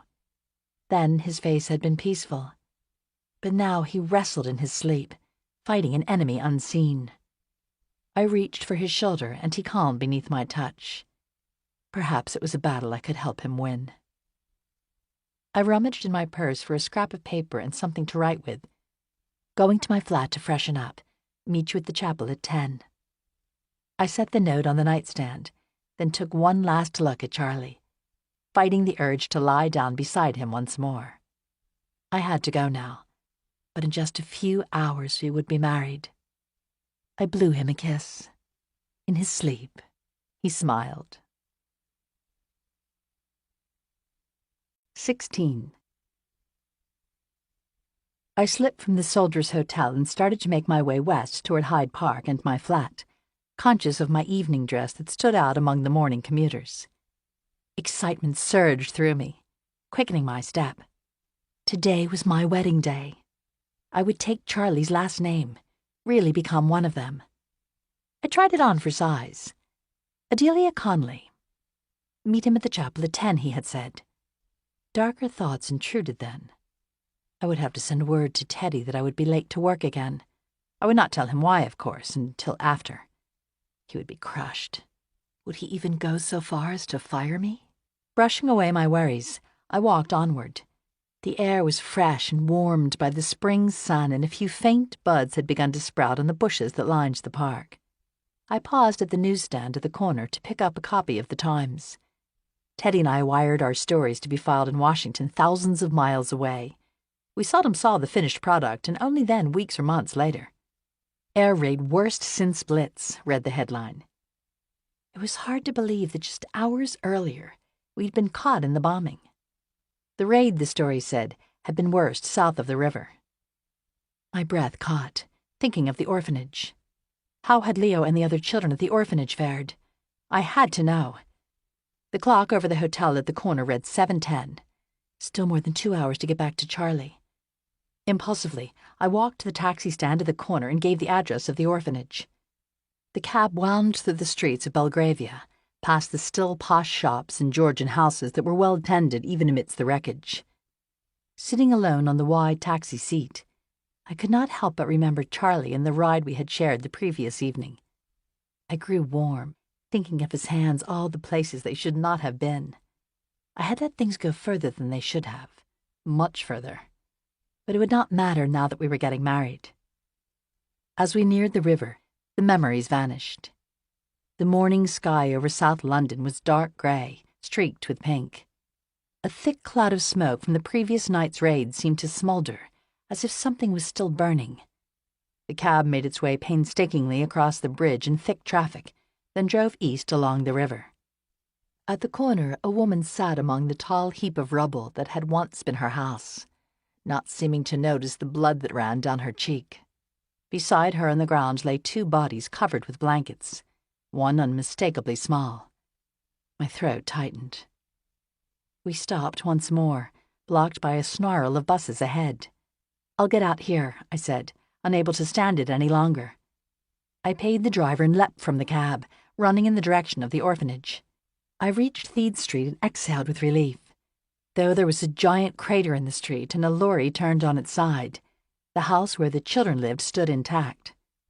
I paused to catch my breath in front of a bakery that was just opening despite its shattered front window. Then I went inside and used 2 of my ration cards to buy 2 loaves still warm from the oven. Sister Jane answered when I knocked at the orphanage. "Oh, hello," she said, looking surprised. "I hope it's not too early." She wiped her hands on her apron, then gave an airy wave. "Nonsense. With this many children, we never close." But I could see her eyeing my wrinkled evening dress questioningly. "Come in." I handed her the bread and followed her inside. The wide house with its high, cracked plaster ceilings was chilly, even in late spring. Too expensive to heat in winter, I could hear Aunt Bess say. The boys and girls were seated around two long, worn wooden tables, somberly eating bowls of porridge. Leo was at the far end of one. I raised my hand. He didn't smile, though I thought his eyes showed recognition. The children watched with anticipation as Sister Jane cut and handed out slices of bread thin enough to go around. She did not keep any for herself. I waved off the piece she offered me, then immediately regretted not taking it to slip to Leo. What these children really needed was not just bread, but a rasher of bacon or a bit of sausage to bring some color back to their cheeks and put a bit of meat on their bones. "We do what we can for food," Sister Jane said, sensing my thoughts. "But we don't have an icebox, so it needs to be non-perishable, or eaten quickly." I followed her to the sink where she resumed rinsing dishes. "I worried about how you fared with the bombings last night." "We were fine. It's difficult calming so many terrified little ones, but we were spared any real damage." She gestured for me to follow her away from the children and up the stairs. She opened a door to a room, giving me a tour, though I had not asked. "They sleep here." There were no beds, just thin straw mattresses on the floor. 10 to a room where there should have been 4 or less, blankets not more than pieces of burlap. "Or in the cellar when there's a raid." "That can't be easy. Is it just you?" "There's another sister who comes down weekends when she's able. We're managing, keeping them in a routine. That's the most important part." But as she closed the door and started back down the stairs, Sister Jane's face remained creased, without any sign of relief. "I'm afraid there are other problems, though." "Oh?" "We received word yesterday that the government has denied our requests for additional visas for the children." "That's awful." My heart sunk as I pictured a girl version of Leo, stranded somewhere dark and ominous. How can they do such a thing? "They don't want more homeless children in London. They say there aren't enough resources to care for the ones we've got without an individual sponsor for each." I stopped at the entranceway to the kitchen. "Is there any sort of appeal process?" "No. The policy isn't likely to change any time soon, and we don't have time. The children that were left behind are in a dreadful spot close to the coast. If they aren't relocated soon, they'll be taken by the Germans or caught in the fighting." Her eyes filled with tears. She brushed them back. "We've saved this lot, and that's something." Not to him it isn't, I thought, looking at Leo, who finished his bread, unaware. He had lost his whole family, except for this sister that could still be saved. "I've contacted colleagues of mine in Canada to see if they can take some children," Sister Jane said. But even if they could save the others that way, Leo and his sister would be an ocean apart. "I'm sure something will work out," she added without conviction. The children were finishing their breakfast now and clearing their dishes. "Well, thank you for showing me around. I must be going," I said, remembering Charlie. "Thank you for the bread and for checking on us." I started back toward the river, my footsteps heavy. Dark clouds had formed, blanketing the sky that had just been so bright. I'd found the children safe from the bombing, but was more worried than ever about those who had been left behind, especially Leo's sister. There had to be a way to help. I ducked into the red phone booth at the corner, pulled some coins from my purse and dialed Claire, one of the few people I knew who actually had a phone in her flat. But there was no answer. Perhaps she had found Lord Rattingley at the fete after all. I should have said something about seeing him with another woman. Bile rose in my throat at the thought of the jerk who didn't deserve her. Pushing it down, I dialed again, this time the news bureau. "Hello," Teddy's familiar voice greeted, answering his own line because he was the only one in yet. "White speaking." He was always in the office at dawn, not needing more than a few hours' sleep. "Teddy, it's me." "Adelia, is everything all right?" His voice was alert, filled with concern. It was not like me to ring. "I'm fine." I swallowed. It seemed unfair, asking him for help right as I was about to marry Charlie. But I wasn't asking for me. "But remember the group of orphans I told you about?" "Of course, that little chap you rescued, Leo." Teddy had a great head for names. "Some of them, including Leo's sister, are stuck in northern France and can't get papers. Their visas have been denied." "Dreadful." I licked my lips. Do you think there's anything to be done? There was silence on the other end of the line. I held my breath, waiting for him to tell me it was impossible. I've got an old classmate from Magdalen who heads immigration. I exhaled slightly. Teddy knew everyone. No promises, but I'll try. It was no small thing I was asking, but he did not want to let me down. Thank you.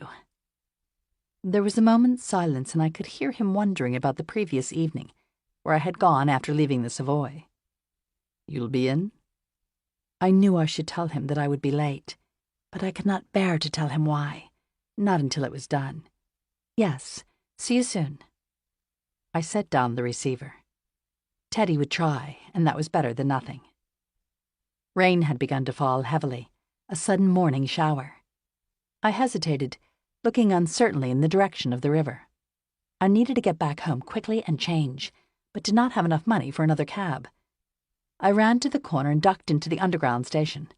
I hurried down the escalator onto the platform, which was 3 deep with passengers, crowded even for the morning commute. There was an impatience in the air that suggested travelers had been waiting for a while. But after only a minute, a train rumbled into the station and we jostled aboard. I stood, pressed closer than was comfortable, between an older suited man and a woman holding a miniature poodle. As the train began to move, Charlie appeared in my mind. Today was my wedding day. Was this really happening? I was suddenly lightheaded. A quick trip back to my flat to change, then off to meet him. I mentally inventoried my few dresses, none of which seemed quite right, even for standing in front of a chaplain. It should have been so much different, somewhere familiar, the Conley Shore House perhaps, with both of our families present. But that world no longer existed. I wrapped my arms around myself. At least we were both here and together. The train slammed suddenly to a halt, wheels grinding with an awful screech. I grabbed the pole to stop myself from falling. Women cried out and the poodle scrambled in its owner's arms, paws scratching me as it tumbled to the ground. The lights in the car went out, pitching us into total darkness. Around me there were groans and whispered swearing, the failings of London transport all too familiar. Several minutes passed, the smell of perspiration and cheap perfume seeming to intensify by the second. I drummed my fingers against the pole impatiently. I wanted time to wash and dress, to make myself look as pretty as possible for this most special of days. I seldom took the underground, and it had not occurred to me that I might get stuck. I exhaled, willed myself to be calm. Surely we would move soon. But we did not. Though I could not see a clock, I could feel the passage of time. 20 minutes, then 30, like water dropping slowly from a leaky cup. People suggested theories to one another in low voices or into the air in front of them. Mechanical trouble, a broken track ahead. I leaned against the pole. Others, weary of standing, dropped to the floor of the train car. There came a distant rumbling.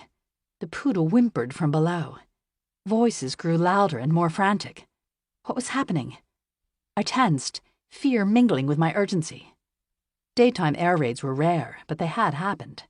My skin grew moist in the too warm air. I had left just enough time to get to the orphanage and back to change and meet Charlie. But it had to be at least 9 o'clock now. Finally, the lights came back on and the train started moving again. There was a smattering of applause. I relaxed slightly. I could still make it. Then the train stopped once more. Though the lights remained on, we did not move. The minutes ticked on endlessly. A man produced a screwdriver and tried to pry open one of the doors to no avail. Someone else suggested breaking a window. But even if we could free ourselves from the stuck car, the tunnel around us was dark and close, nowhere near a station. We were trapped. "A breakdown ahead," came a whisper, passed down through the car, though whether it was from an authoritative source I could not tell. The thought, even if true, was of little consolation. I had no idea how long something like this might last. I had to get to Charlie. "Please," I prayed silently, "not today of all days." He would be waiting for me at the chapel, and I was going to miss him. But still we sat, not moving. I imagined Charlie in his freshly pressed uniform, wearing a curiously twisted expression as he told himself that I would not stand him up a second time. This could not be happening. I willed him to somehow know that I would be coming, and that nothing would keep me from him this time. Finally, the train began to roll slowly forward. I held my breath, this time too afraid to hope. We rolled into Green Park Station and I pushed my way to the door. There was no time to go home and change. I needed to meet Charlie right away. I took the underground steps 2 at a time to the street where rain no longer fell and ran through the puddled streets toward the chapel near Grosvenor Square. The clock above the embassy read 10:45. A soldier waited anxiously in front of the chapel, clutching a handful of gardenias. But he was shorter, with red hair and freckles. "I'm looking for Sergeant Charles Conley." Don't know him, the soldier replied distractedly. I ran inside the chapel and repeated the question to the minister. "There was a young man waiting here for about an hour in his dress uniform." My heart wrenched as I pictured Charlie, thinking I had stood him up again. I started in the direction of the soldiers' hotel. I would explain everything. The hotel looked smaller and more run down in the light of day, rotting apples fallen from trees covering the broken cobblestones. Inside, the lobby was deserted except for maids sweeping the hardwood floors. The smell of stale beer and cigarette smoke hung heavy in the air. The cleaner eyed me, and I sensed that the sight of a woman in the previous night's clothes was not an unfamiliar one here. I left something upstairs. Not waiting for an answer, I ran up the stairs to Charlie's room. The door was unlocked, and the bed stripped. None of his belongings remained. It was as if he had never been here at all. I ran my hand over the mattress, remembering the previous night, and half wondering if it had been a dream. I noticed then a scrap of paper on the nightstand. "Shipping out," the hastily scrawled note read. I could see the bit of his thumb growing inky as he wrote it from that way he always held the pen too close. "Wait for me." He'd left it here, hoping I'd come back, or perhaps because there hadn't been time to send it. There was a damp spot on the paper. A raindrop, perhaps. Or something else? Clutching the paper, I hurried to the window. If he had not gotten far, I could run after him and explain. But the street was empty. With tears in my eyes, I took one last look around the room where we had shared everything, then slipped out into the cold gray morning. 17.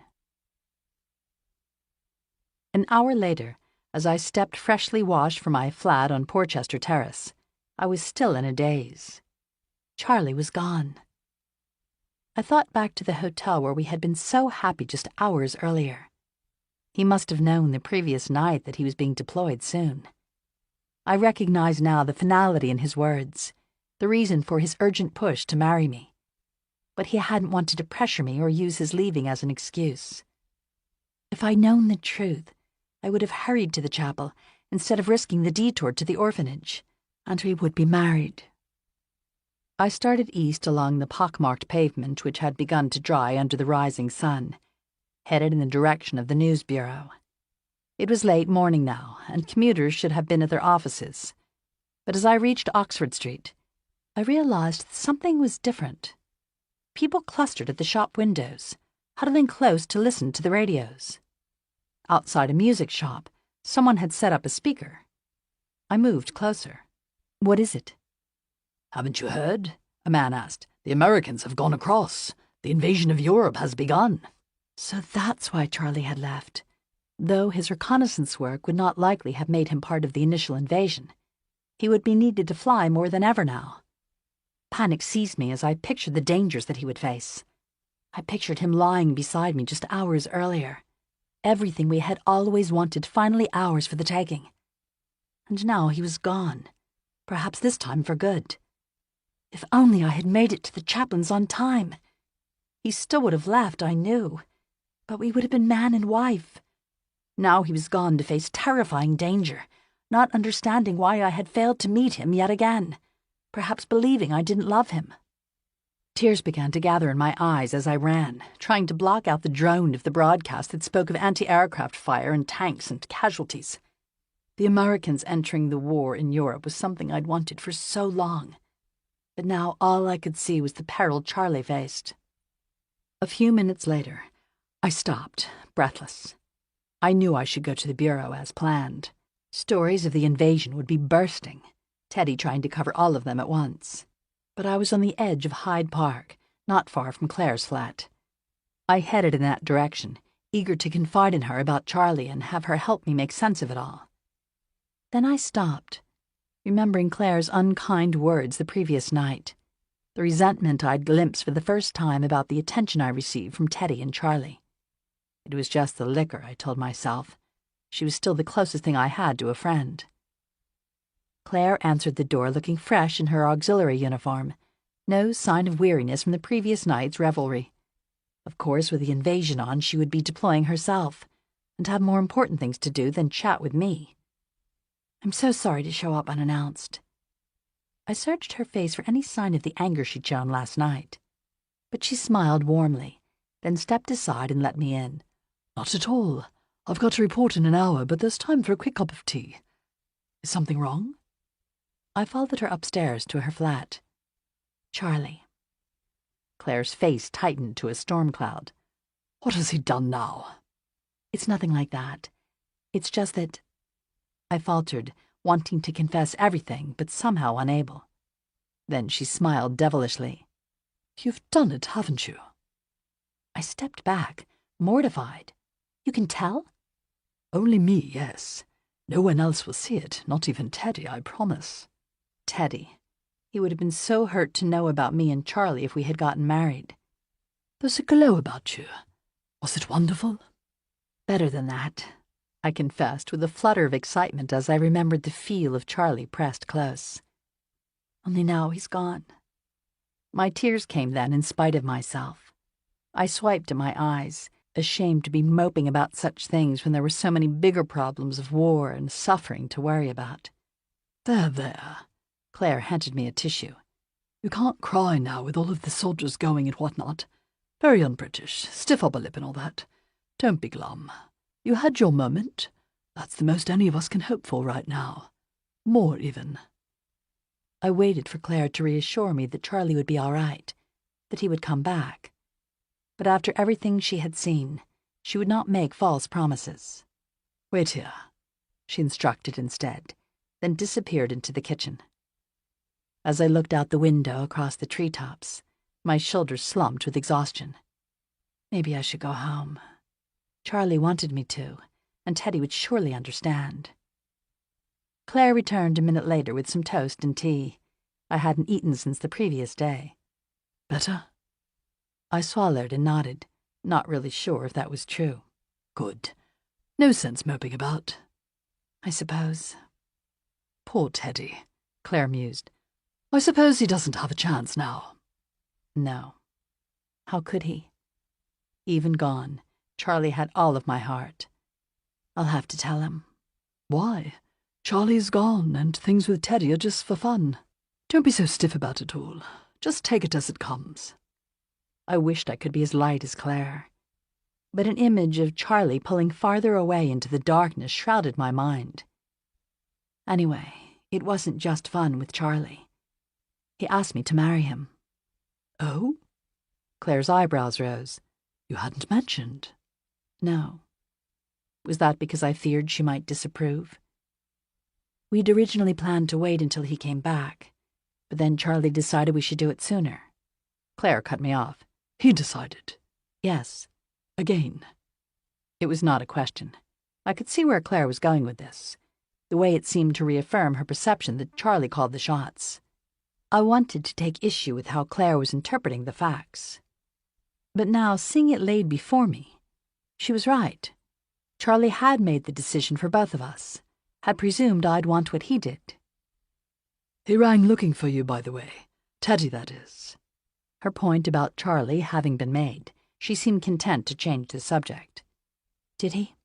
Last night. Said you weren't at your flat. So Teddy had come looking for me after the fete. I nearly forgot to mention. But had she really? Or had the omission been planned? I gazed out the window at a woman sitting on the ground by the park's edge, holding a swaddled baby in one hand. A hat lay upturned in front of her in hopeful anticipation of a few coins. How silly my problem seemed by comparison to the suffering and struggles of others. Leo and the orphans popped suddenly into my head. There's something else. Remember the orphanage I told you about? There's a small group of children left stranded in France, and they can't get papers to come over. And you want me to ask my uncle? I nodded, relieved she had guessed what I did not have the nerve to raise. Oh, Addie, how can I possibly right now? I'll try, but the immigration laws are passed by Parliament, and now everyone is completely tied up with the invasion. She stopped, seeing the pleading in my eyes. I'll try, but don't get your hopes up. Thank you, Claire. I know it's a lot to ask. I'll have to do it when I get back. I started to protest that it wouldn't be soon enough, then stopped, her words sinking in. Back? Where from? Until now, Claire's assignments had been day trips or overnight at most. But there was a rucksack, smaller and smarter than Charlie's, leaning on the wall by the door. We're going over, Claire said, with a tilt of her head south, implying the coastline. She said this so casually that she might have been speaking about a day at the seaside. It took me a minute to realize that she meant crossing the Channel into war-torn Europe. You can't be serious. A group from the auxiliary is organizing at Portsmouth. We won't deploy right away, of course, but once the Americans have pushed inland, we'll be headed to France to bring supplies to the medics. I've gotten special clearance to join them. That's so dangerous. My admiration for her rose. We aren't actually going to the front, just to a field hospital. Still, she would be risking everything to save lives, in a way that I could only imagine. But I'm leaving today to help with the organizing effort. Charlie was gone, and now Claire, and I was being left behind once more. At the full realization, my heart sank. There, you'll be fine here, and you'll have Teddy to look after you. But that wasn't enough, no matter how much I wanted it to be. I finished my toast and coffee, then gestured to Claire's uniform. You're busy. I should go. Let me get my things and I'll walk you out. She started for the bedroom. As I stood, something by the edge of the area rug caught my eye. A lone cufflink. I picked it up. Lord Radingley was here? I called through the open bedroom door. Yes. She appeared from the bedroom. I cringed inwardly as her face lit up. He's growing fonder, I think. I thought back to 2 nights ago in the bomb shelter, my awful secret about Lord Radingley and the girl. I could not tell Claire and devastate her just as she was about to undertake a dangerous assignment. I tucked the cufflink in my pocket. Claire picked up her rucksack and we walked down to the street. She paused at the newsstand, scanning the headlines, though it was of course too soon for news of the invasion to have been printed. I pointed to a black and white map of the French coast on the front page of the Times. The fighting is mostly here, so as long as Charlie's flying east of it. My voice trailed off. The woman behind the kiosk eyed me sympathetically. You poor dear, she clucked, assuming the worst from my eyes, which must have still been red. Your husband? The woman asked. Boyfriend? There was a hierarchy, it seemed, of worry and grief, and those who were entitled to them. Before I could answer, Claire slipped her hand into mine.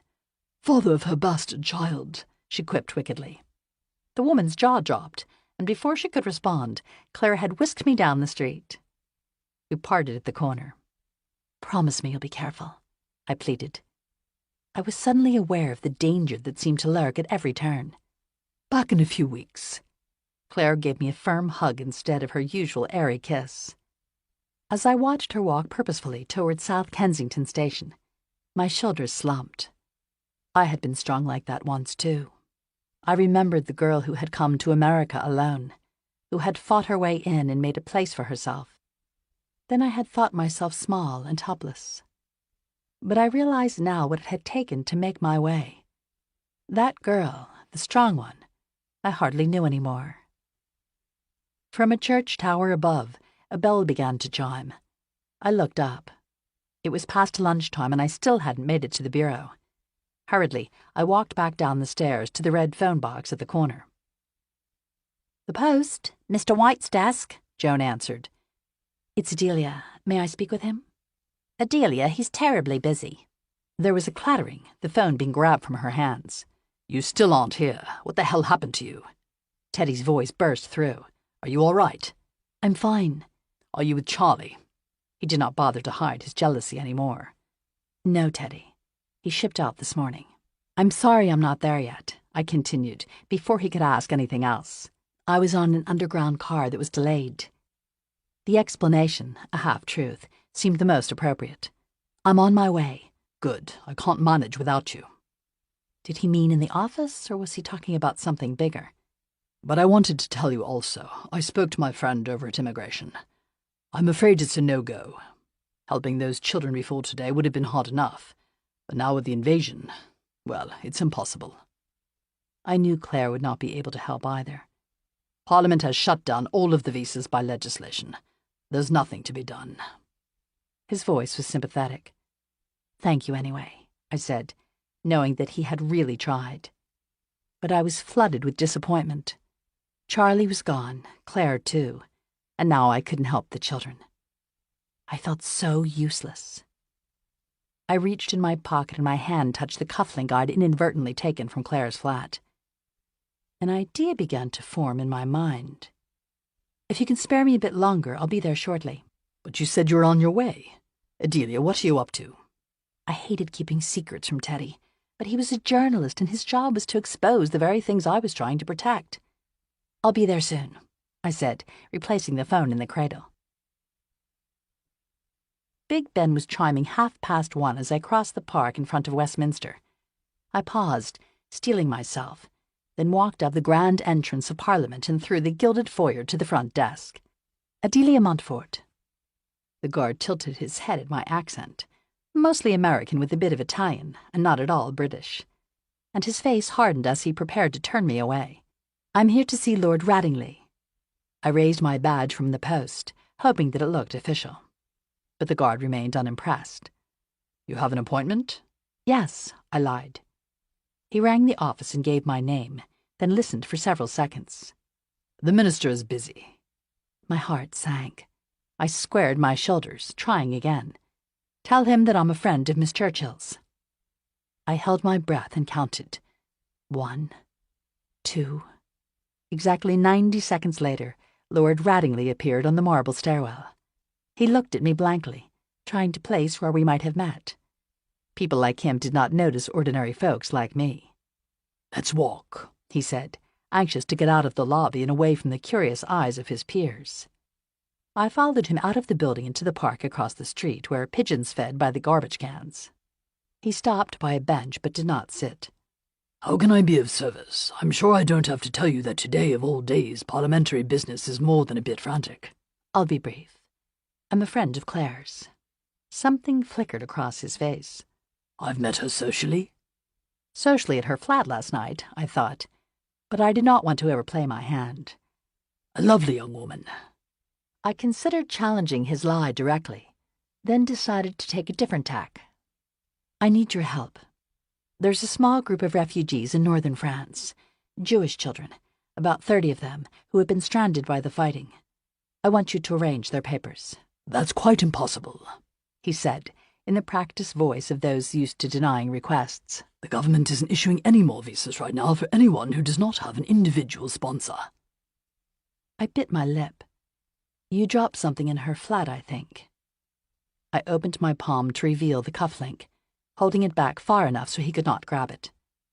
He flinched for a minute and recovered. There's no telling where I lost it. You know, I'm with the post, I said, holding up my badge and upping the ante. Surely the paper has better things to worry about than gossip-mongering, especially today. I suppose. I feigned defeat. He pressed his lips together in a faint, smug smile, confident that he had won. If you'll excuse me, I must be getting back. Terrible bombing raid the other night, wasn't it? This was the last weapon in my arsenal, the one I'd hoped not to have to use. The shelter over on Savoy was very accommodating, though. Lord Radingley's eyebrows lifted as I emphasized these last words, letting him know that I had seen everything. I'm sure Claire was terribly worried about you. The cufflink was of limited use, especially with no one to corroborate my story. But Claire, if told about the woman in the shelter, could choose to destroy him. He could not afford her wrath, or that of the Prime Minister. He considered my words for a long moment, then cleared his throat. I suppose someone really should help those poor children, he conceded. I exhaled slightly, a tiny bit of air from a too-full balloon. Give me a few days to get it in place, and the visas will be waiting for you at the front desk. And Miss Montfort? I turned back. Don't bother me again. I wanted to push and tell him to leave Claire alone, but right now I needed his help. I looked at him levelly. Lord Rattingley, don't give me a reason. Not waiting for an answer, I turned and strode across the park. 18. Addie, this is brilliant. We were sitting in Teddy's office at the Post Bureau a week after my confrontation with Lord Rattingley. Teddy fingered the slim packet of transit visas I'd handed him, wide-eyed. I hadn't told him about my visit to Parliament when I'd finally made it to the office late that afternoon, nor the next, not sure that Lord Rattingley was going to keep his word. Indeed, when I'd gone back to Parliament for the passes 2 days later, the guard at reception had looked at me blankly. Nothing, miss. But if you ring Lord Rattingley, surely he will know about it. My voice had risen. He's been called away on business, he'd said, dismissing me. I'd walked hurriedly by Westminster Abbey, past the pigeons that splashed in puddles at its base. My cheeks burned. I'd been duped. I fingered the cufflink in my pocket, which I kept close, even at night. Did I dare to make good on my threat? I could hardly do it now, while Claire was away on assignment with the auxiliary. And humiliating Lord Rattingley, while perhaps an effective bluff, would not help the orphans at all if I acted upon it. I'd checked back at Parliament the following day and after the weekend, my rage growing.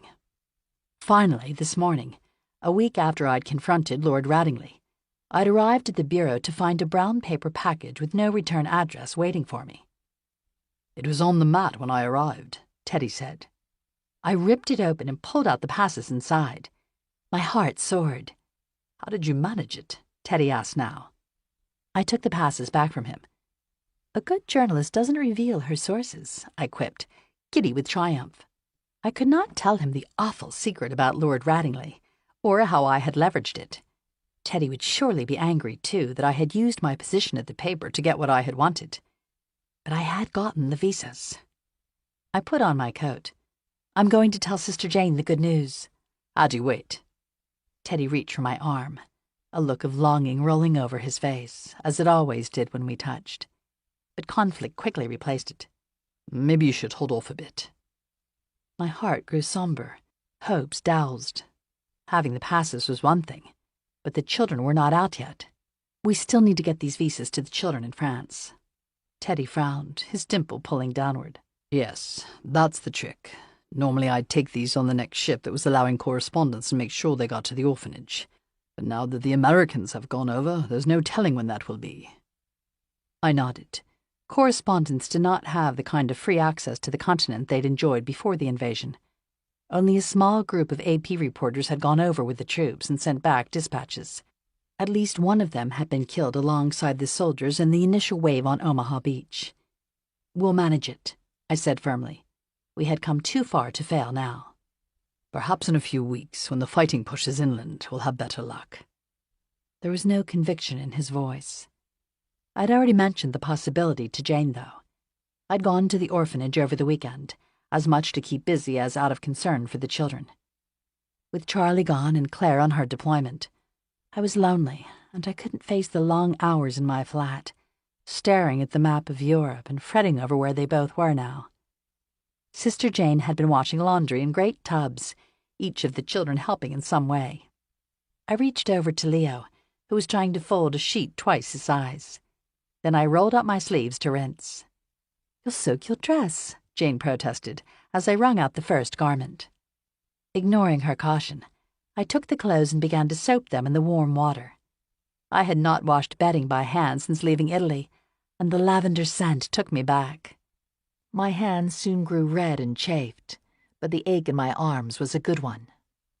I looked over at Leo, wanting to tell him, "Leo, we're going to bring your sister."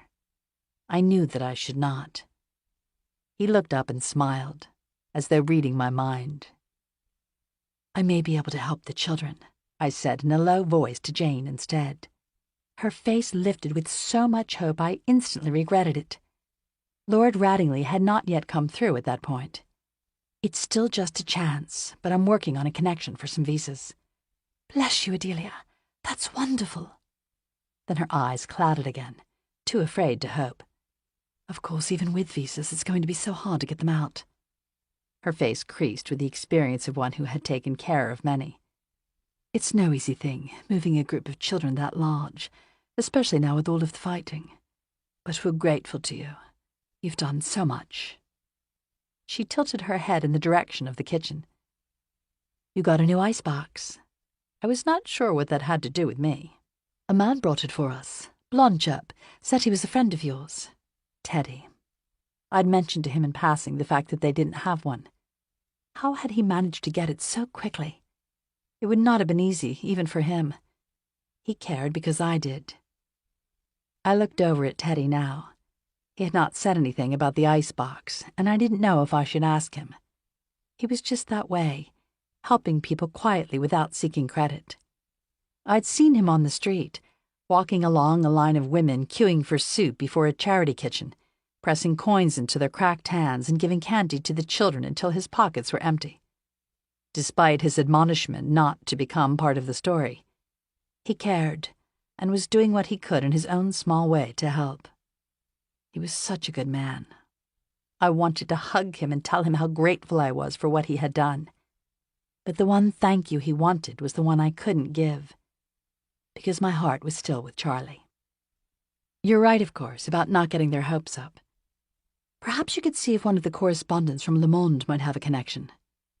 He did not answer, but looked over my shoulder with a puzzled expression. I turned.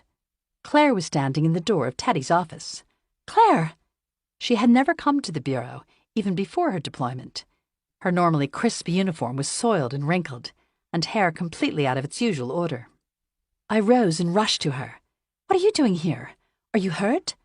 But she remained silent, her face a blank mask. I had seen that look twice before in my life. The night that Aunt Bess had told me that my parents were missing, and the night that the policeman came to the house about Robbie. A buzzing started in my ears, growing to a roar. Claire crossed the room, her face uncharacteristically grave. It's Charlie, she said. The ground seemed to drop out beneath me, and I lurched forward, stumbling into her arms.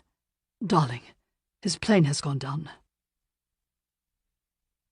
I'm not sure whether I fell or fainted. When I looked up, I was lying on the floor, Claire and Teddy hovering above me. I vaguely recalled Teddy's arms catching me as I fell and pulling me sideways so I didn't crack my head on the edge of his desk. Drink, Claire said, producing a glass of whiskey, from where I had no idea.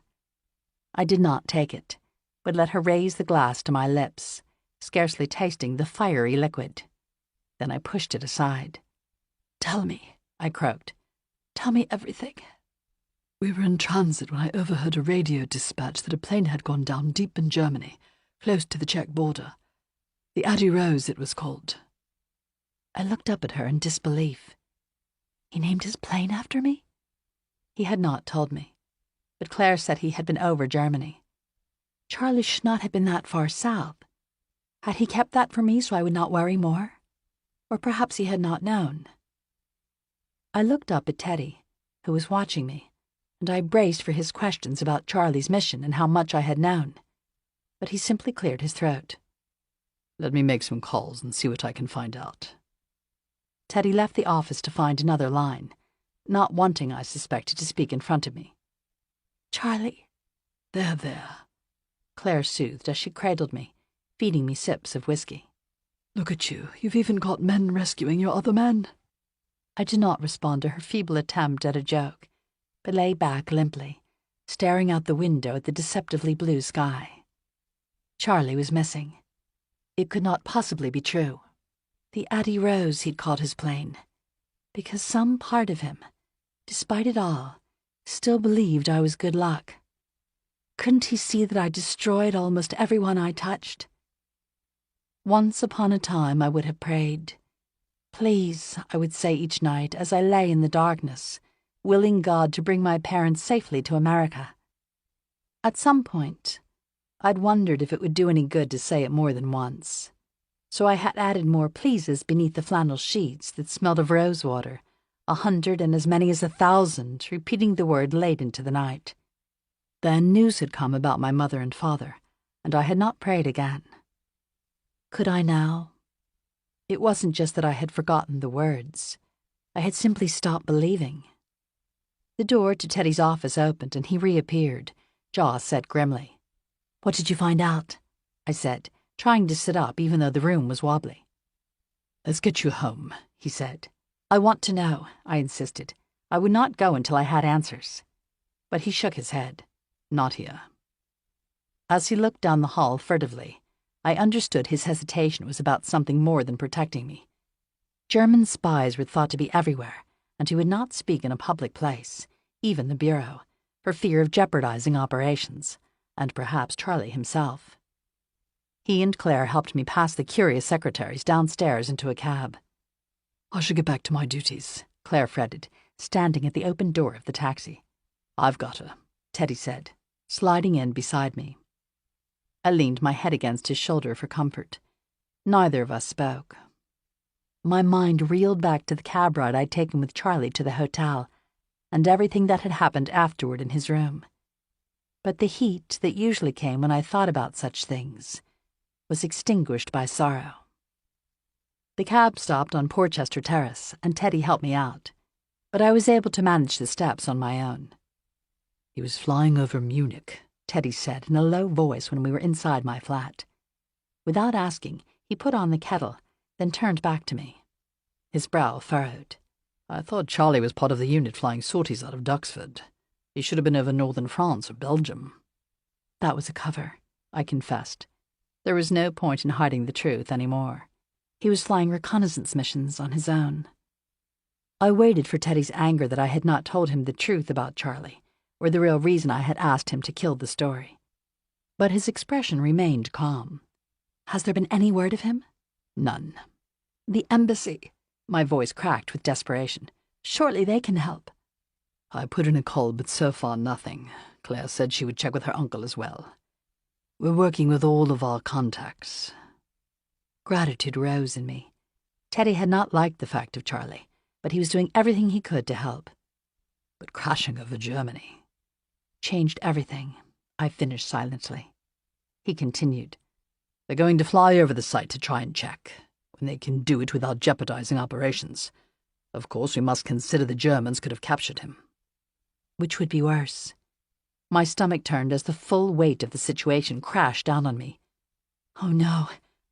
"We don't know that, Addie," he said earnestly, taking my hand. He used the Connolly boy's nickname for me now, the one he had always eschewed. Teddy might have been conflicted. Charlie had been his biggest rival for my attention. But his voice was filled with genuine sadness, which scared me more than perhaps anything else. "He could be hiding in the woods, but that's very dangerous territory. I'm afraid you must prepare yourself for the worst." I buried my head in his chest and wept. 19. I set down the book I'd been reading carefully, so as not to get it wet, then sank deeper into the bath, closing my eyes. It was Sunday night, the murmur of a BBC program and the faint smell of coriander coming through the floorboards from the Dashani kitchen below. For a moment, I could almost imagine I had just arrived in London, and life was like it was back before I'd met Claire, when I used to spend all of my nights like this, alone. Back before everything had happened. But it wasn't. It had been more than 6 weeks since Charlie's plane went down. My stomach churned as it did every morning when I woke up and remembered. There had been no further word of him. "At this point," Claire had said on one of her brief visits back from duty, "we have to assume that he is gone." She spoke kindly but firmly, not wanting to hurt me needlessly, but unwilling to give me false promise. "But we don't know. He could be arrested or injured somewhere, or in hiding." It was the last of these, the most hopeful thought, that I kept anchored firmly in my mind. Charlie had crashed in a wooded area and was simply staying out of sight until he could make his way back safely. I could not bear to think of anything worse. Claire had not pressed further to wipe away the last of my hope. She came back as often as she could between her own missions, keeping me busy with dinner and films, quieter fun more suitable than the clubs and parties she otherwise might have frequented. Teddy helped when Claire was away, offering his company in an unassuming way when I was amenable, and retreating graciously when I was not. Of course, I hadn't given up on Charlie. I'd done my own digging, visiting the War Office and other government agencies that might have information, using my press credentials and Teddy's connections to gain access. But when the bureaucrats in their dusty offices would finally see me, they would offer me weak tea and tell me that they had no information about Charlie's mission or whereabouts. Really, their raised eyebrows had barely veiled exasperated tones implied. The British government had better things to do than find a lone American. Finally, I had gotten an appointment with the military attaché at the U.S. Embassy, Colonel Miller, a man with salt and pepper hair and a deeply lined face. I understand that you're trying to find out about Sergeant Charles Conley. He pulled out a file. We don't even have his mission listed officially. He was supposed to be flying out of Duxford. He was working on some confidential matters, I said. Colonel Miller's eyebrows rose. Clearly he knew about Charlie's work, though I was not supposed to. Miss Montfort, we have hundreds of thousands of men in combat, and official channels for sending news of their well-being. I cannot simply hand a file to anyone who walks through the door. Please. I cut him off before he could refuse me. I've known him my whole life. That wasn't exactly a lie. In reality, I had only met the Conleys a few years earlier, but some part of me felt as though I had known them forever. We were supposed to be married. I just need to find out what happened. Very well. He thumbed through a file, then pulled out a sheet and handed it to me. I'm terribly sorry. The paper gave Charlie's date of birth and aircraft identification, as well as the date and location from which it had taken off. My blood turned to ice. Missing, it read. Presumed deceased. That had been 4 days ago. I dropped the paper and staggered numbly from the embassy, not bothering to thank Colonel Miller. The report had told me nothing conclusive, I reminded myself, as I hurried down the cool granite steps of the embassy, which occupied one side of Grosvenor Square. I averted my eyes from the soldiers' hotel opposite it. Of course Charlie was missing. The rest was just a guess. But I wondered why they presumed him dead. The facts and information not contained on the paper that had led to that conclusion. I had not yet told Claire or Teddy what I had learned. Saying it would only make it more real. With no further inquiries to be made, Charlie missing was the painful status quo. I stepped from the tub now and dried, then put on my gown. Charlie's image had grown clouded in my mind. I still thought of him constantly, but I had stopped dreaming about him, just like my parents and Robbie. That, even more so than the information I had seen at the embassy, was the surest sign that he was gone. And yet still I could not accept it. It was easy enough to pretend he was simply off fighting. Hope of his recovery had faded like a dying ember, but some part of me wasn't ready to acknowledge that he was gone in the same way that Robbie was, to begin grieving for him. I thought about what might have been between us. We had come so close. Our night at the hotel played over and over in my mind. We had not known it was the last time. I put on my nightgown, then walked to my desk, eyeing the stationery box. What did the Conleys know? Though I knew how news of those killed in the fighting was conveyed from my time in Washington and the Dennison boy, I was unsure if the War Department sent letters when one was only presumed missing. I should have been the one to write and tell them, but anything I'd said would have been guessing, and that would only make things worse. Beside the stationery box sat the package containing the visas Lord Rattingley had gotten for me. I'd waited for weeks, hopeful that Teddy would be able to make a connection to get the visas to the children. He'd tried as tirelessly to do that as he had to help me get word of Charlie. But though the Allies had pushed inland, The children were in an area that was surrounded by fighting, and the Allies weren't authorizing anyone to go in there now. My optimism grew fainter as time passed, and promising leads did not pan out. Even Sister Jane had stopped asking when I visited. Looking at the passes now, my frustration grew. Every day that passed meant heightened danger for the children. They might already be gone. This wasn't like Charlie, missing and beyond reach. We knew where the children were, or had anyway. If they were still there, we could help them. Impulsively, I changed into my dress and shoes, then started from the flat. I walked downstairs and phoned the bureau, but Teddy's line rang and rang. 45 minutes later, I stepped from a taxi at Hampstead and started up the fashionable High Street, its darkened shops shuttered and sandbagged, pavement deserted. Mindful of the curfew I was breaking, I hurried in the direction of Teddy's flat. It was 3 blocks north, the ground floor of a single Georgian house, set back from a quiet street by well-tended gardens. I rang the bell. As he opened the door, his eyes widened. "Addie, what is it? Is something wrong?"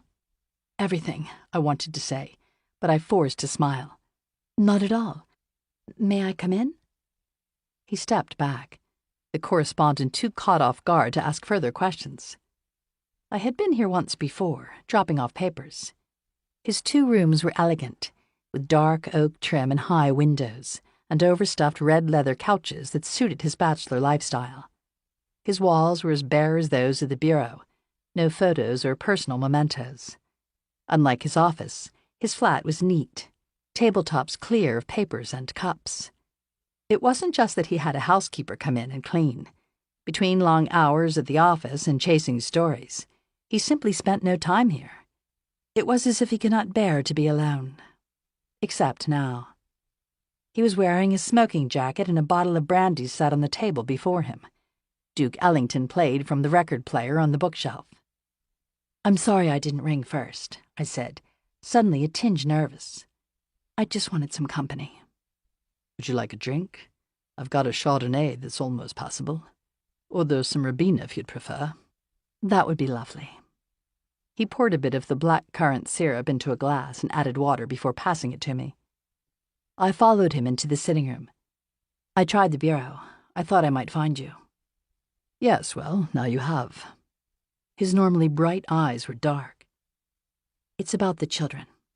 A disappointed look crossed his face, as he realized I'd come for more than just company. Then his expression turned guarded. "I know we've had no luck with the correspondence, but someone else, the church maybe, or the medics, surely someone can help." My voice rose pleadingly. "Addie, come sit down." I started to protest, then lowered myself to the leather sofa he indicated. "There's something else." His face bore that bearer of bad news look I had come to know only too well. But I was nearly immune to pain, like a wound that had not healed properly but had grown calloused and scarred. "You know I reached out to a Red Cross contact." Yes. He had told me the plan a few days earlier. Though so many leads had fallen through before, I could not help but hope. "They can't manage it. The area where the children are has been cut off by the Germans as they've fallen back. Not even food or other basic aid can get through." My heart sank. Leo's sister and the others were not only trapped, but hungry. I cleared my throat. "So what's next?" His shoulders slumped and he looked away. "There is no next." His voice was scratchy. He was more upset than I had ever seen him at the idea of disappointing me. "We can't chance putting the visas in the mail, and none of our couriers are going now." "What about taking them yourself?" "What are you talking about? One can't just go sailing across the channel these days." "It's possible. You've been over dozens of times." I looked him squarely in the eyes, challenging him to deny it. He shook his head. "That was before the invasion." "But you could manage it now. You have enough clout to get a pass. If we come up with a story about why we're traveling together—" "We? You want to come with me?" He stared at me disbelievingly. Perhaps this time I had gone too far. "You can't be serious." "You said yourself the photos are awful. I can take better ones for you." But he refused to take the bait. "It's nearly impossible to get accredited, especially if you're a woman." This last bit rankled me. How many times had I heard that as a reason why I could not do something? But just think of the stories we could get. The photographs alone could win a Pulitzer. He blanched, offended by the notion that a prize was what he was after. I mean, think of all the people we could help by telling their stories to the world. You're not a correspondent, goddammit. You're a secretary. His words cut through me like a knife. Ever since the Tomasevich interview, Teddy had treated me like an equal partner. But his words were not intended to hurt. He was just trying to stop me from going. Addie, he said, more softly now, this isn't about your being a woman. Then what? You're Jewish. He blinked hard, and with the things they're doing to Jews. I turned away, not wanting to hear what was coming next. You heard Tomasevich, interviewed him yourself. The story of the Jews being gassed was never far from my thoughts. That was just one village. But my voice was hollow, and I knew even as I said it that it was not true. He shook his head sadly. Only it isn't. There have been reports just like it of killings all over Europe like the one he described. Jews, gypsies and homosexuals and clergy too, but mostly Jews. In trucks and factories and camps, by the thousands. My stomach turned. There were stories in the papers of Jews being relocated and detained in camps. But if what he was saying was true, then why was no one writing or screaming about it? He raised his hand, cutting me off. It's out of the question. I'm not taking you. It's too dangerous, and I'm not going myself, he added, before I could jump in again. He took both my hands in his. Teddy was forever chasing stories. So why was he refusing the challenge now? I thought you wanted to make a difference. By reporting the news, not becoming part of the story. Addie, this is daft. You know I'd do anything for you. But I'd be jeopardizing my credentials and risking all the important work we are trying to do. Surely you see the big picture. I sniffed. I suppose. His point was a fair one, but all I could see was Leo's sister and the other children left behind. A few years earlier, and one of them could have been me. But we have to help the children. We don't even know if they would still be there when we arrived. His words were like a slap. With the Germans killing Jews and the children behind German lines, it was only a matter of time. Addie, I don't mean to be hard-hearted, but children are suffering everywhere, even in Britain. 80 died in a bombing at a school north of here months back, and that bloody awful bombing at the underground station. I nodded, but he seemed to suggest that these things made saving the orphans somehow less important. For me, it meant more now than ever. If there's a chance to save them, we must try, I pressed. Is this about Charlie? He asked abruptly, and I saw he was unable to hide the depths of his feelings for me. I still hadn't told him what I'd learned about Charlie at the embassy. Saving those children won't bring back Charlie. Or his brother, he added gently. I wanted to snap back at him. How dare he presume? But looking into his eyes, I realized that Teddy had come to know, really know me. He was right. I was trying to rewrite the past. This was about more than the Conleys, though, and I wasn't about to give up on these kids. No, these children really need our help. I'm sorry, I can't. His eyes darted back and forth, searching for my reaction. Addie, I want to help. You know that. Helping a few dozen children isn't going to change what they're doing to all of those people. Your people. But it would be something. And I'll be goddamned if I'll let you go, knowing now what they would do to you if you were caught. Don't be a hero, he added. Do you know what they do to heroes? What they did to Tomasevich's family? No, I breathed. Though I had only met Jan Tomasevich once, his family, and especially his 9-year-old daughter, had become real to me. I often wondered how they were doing. They were hung in the town square. Stop! I cried, covering my ears, although it was too late. And that is why I won't help you with this, even if you hate me for it. I opened my mouth to respond, then closed it again. Okay, I said simply. I would get no further with him, and neither of us needed a fight right now. I really am sorry about them, and about Charlie too. I pulled back, the unexpected mention of his name stinging. I know how hard this is for you. He was a brave chap, and well, I'm sorry. Thank you. In that moment, I was drawn to Teddy and his straightforward views of the world. He liked me and wanted me safe. It was as simple as that. I moved closer and let him put his arm around me, draw me close. When I looked up, our lips were just inches apart. For a second, I was tempted. Charlie was gone and Teddy was here, wanting to protect me. Why not accept the comfort he was still so eager to give? Because Teddy was not Charlie. I could never feel anything close to what I had felt, and it wouldn't be fair. Instead, I leaned my head against his shoulder and we both sat in silence. The record reached the end and the needle began to skip. Teddy's weight grew heavier above me. I pulled away and he did not protest, so I knew even before looking that he was asleep. I watched Teddy, with his head tilted back on the sofa. He breathed lightly, giving off the faint smell of sour liquor. His face was clear. There were none of the demons I'd seen as I lay beside Charlie. Even at his darkest, Teddy was placid, removed from the tragedy and despair that surrounded him. I reached for the throw blanket at the bottom of the sofa and covered him with it. I looked around. What now? I'd come to try once more to persuade him to help me, but that had failed. My eyes traveled to his coat, hung over the edge of one of the chairs. His press pass dangled from it.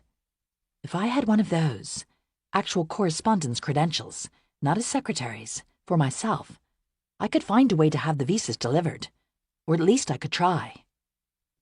But I did not. Standing quietly so he would not wake, I walked over to his desk. Teddy had said he'd learned that the orphans were unreachable by the Red Cross. But how? Perhaps there was some information, something he had missed, that might provide a clue to their whereabouts. I scanned his desk. I should not be looking through his things, I knew. But my curiosity piqued. I opened the top drawer. It creaked loudly. I froze, then looked in the direction of the sofa. But he slept undisturbed. Inside was a folder thick with papers. I was surprised. I assumed Teddy did all of his work at the office. What did he have here? There were news clippings of his own stories, and at first I thought it was simply a collection of everything he had written. But the typeset was strange. Certain letters dropped ever so slightly. To the untrained eye, it would not have been apparent, but having spent months working with the closed typeset of the newspaper, I could discern the pattern immediately. It was some sort of code. Teddy was not just writing articles for the Post. He was sending encrypted messages in the stories. He had refused to help with the orphans not just because he was worried about his career, but in order to protect some sort of operation. Why hadn't he told me? I wanted to run over and wake him and demand answers, but if he hadn't confided in me before, then there was no reason to think he would now. I rifled deeper in the desk. There was something else, a thin yellowed paper, a mimeo of some sort of report. I lifted it up, and as I saw the familiar language, my heart skipped. Italian. I recalled then how Teddy had gone checking for my family, but he had found nothing and said that it was best to leave it alone. He had not mentioned this. I scanned the paper, translating the language that always came back to me like a forgotten prayer. Gustavo and Elena Monteforte arrested for helping Jews escape. I paused, puzzled. My parents had been political activists. They had not been in the business of helping refugees. The report was dated July 10th, 1941, less than a month after I had left Trieste. The horrible truth hit me then. The police must have come to check registration cards, and I was missing. My parents were arrested and likely killed because they had helped me flee. A sob rose in my throat. It was my fault that my parents were gone.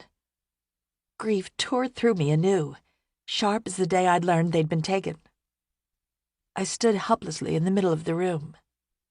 I was completely alone. I hadn't been able to help my parents any more than I could help Charlie. but the children might still be there waiting. I walked numbly to the chair where Teddy's coat hung.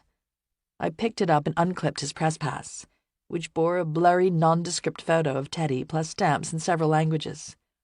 He had a ticket to get into France, and he wouldn't even use it. A pass like this, if I had one, could get me into Europe.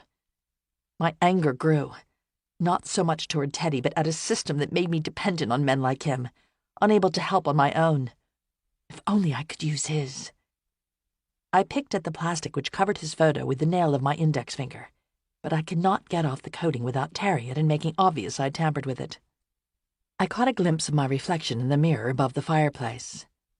If my hair was lighter and shorter, or covered with a hat, I might be able to pass. I stopped, taken aback by the audacity of my own idea. The pass clattered to the floor. I picked it up hurriedly, glancing at Teddy, who had slept through the noise. I'd come here to persuade Teddy, not betray him. But he would not help, and this might be the orphan's last hope. I would not get all the way to France on this, of course. My passport and credentials would not match. But I could at least get into the staging area at Portsmouth and perhaps find someone who was going over and might be able to help. I could go tonight and be back before he even awoke in the morning. Hurriedly, I rolled my hair up tightly and put the hat atop it. I could just about pass for a man. I went to his wardrobe and hurriedly dressed in his clothes. Then I took his hat and coat and slipped from the flat. 20. I stepped out of a taxi onto a darkened country road near Portsmouth. "Here?" the driver asked in disbelief, after I asked him to stop a good half-mile outside the naval base. "It's the middle of nowhere." That was the idea. I didn't want to attract attention by having him drive any closer. He eyed me warily, as though I might be a German spy, and I hoped he wouldn't call the Home Guard to report me. I paid him the fare up front, plus a tip in hopes of showing my goodwill, trying not to wince at the exorbitant total, nearly £20 and a good chunk of my savings. There hadn't been a choice. Buses didn't run at this hour, and I didn't want to risk waiting and having Teddy wake and come after me. I'd lucked out finding the lone cab sitting with its lights dimmed at the third taxi stand I'd tried. As the city had faded behind us and we'd bumped along the winding roads of rural Hampshire, I'd stared off into the darkness. My mind reeled from the truth about my parents' disappearance. I was to blame, just as surely as Liam had been for Robbie's death. Teddy hadn't told me what he'd learned, of course, to spare me the pain of knowing. But he hadn't told me about his other work either. So many lies. I buttoned the top of Teddy's coat and drew his hat low over my eyes, then hurried along the road in the chilled night air.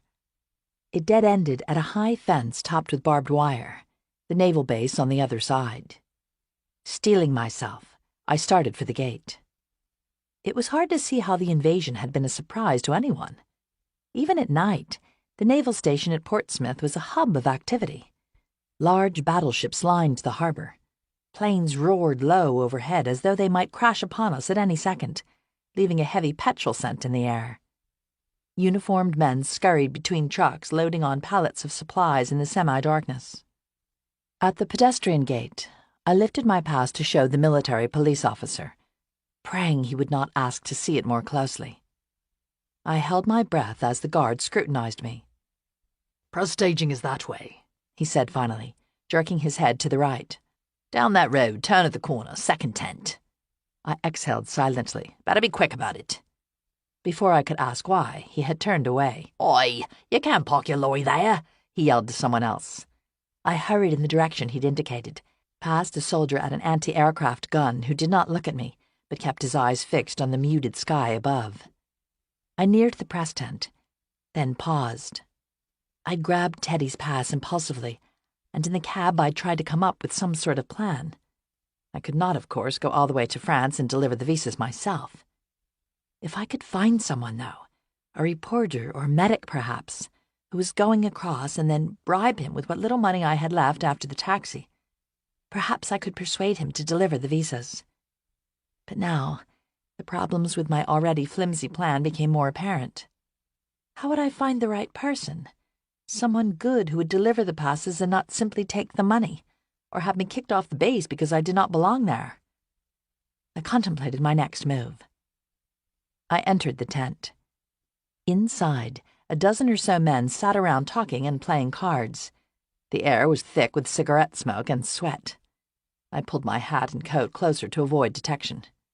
"Just arrived?" a man asked. I nodded. I could not risk talking to anyone. "You're lucky. They've been promising to get us on a ship for 2 days. We might actually get out tonight." Across the room, I spied a lone female correspondent talking to an officer. Despite Teddy's denial, there were a few women among the press corps. I started in the other direction. I might be able to fool the men, but a woman would see through my disguise. She turned toward me. At the familiar profile, I gasped. "Claire!" I blurted, in spite of myself. Her expression changed from panic to confusion and surprise. She was not wearing her auxiliary uniform, though, but rough pants and shirt made of camouflage. I sensed that she was doing some other kind of work. Delivering medical supplies had just been a cover. Her expression turned angry, and for a fleeting second I panicked that she herself might turn me in. She shook her head faintly, signaling I should not come over. Then she glanced to the right, subtly guiding me toward the exit. I slipped from the tent. A minute later, Claire joined me. "Hello," I managed to say. We eyed each other warily. For all of our friendship, this was war, and secrets abounded between us. "What in bloody hell are you doing here?" she demanded. I considered asking her the same thing, but didn't want to agitate her further. "I need to get the visas to the orphans." "Does Teddy know?" Her eyes traveled to his pass, which hung around my neck. "You're going to get yourself killed, not to mention ruin Teddy's career. You could even jeopardize operations." Did she know, I wondered, about the other work Teddy was doing through the paper? I crossed my arms. I was just "Not thinking." Her tone was accusing. "Trying to get someone to deliver the visas," I corrected. "I could ring Teddy right now, or have the pass revoked." "Or you could help me." "All correspondents," a military police officer was calling inside the tent. They were leaving, and I hadn't even found someone to take the papers. "But you won't, because you know that I'm finally standing for something, just like you." Something in her face softened. "Come on, then." She led me to the queue of correspondents that were shuffling forward. "There's a small group of journalists cleared to go, but their transit has been held up by fighting, until now." "I thought it was impossible to cross." "It was. But a few towns have been liberated. Caen, Cherbourg, and there's a small area of coast under Allied control. They found space on a supply ship headed for Le Havre. It's still terribly dangerous. Come along. We must hurry if we are to get you on that boat." "Claire, wait." I grabbed her arm. I wasn't actually planning to go myself. I just wanted to find someone to take the visas. "You are the only one that you can trust," she replied firmly. "I would do it for you, but I'm not going in that direction." "But there's no way I can manage it," I said, hating the weakness in my own voice. "It's probably impossible," she agreed, "and dangerous to boot." But it was the children's only chance. "I have to try." "Come on, then." At the front of the line, a military police guard was checking names against a list. Mine, or Teddy's rather, wouldn't be on it.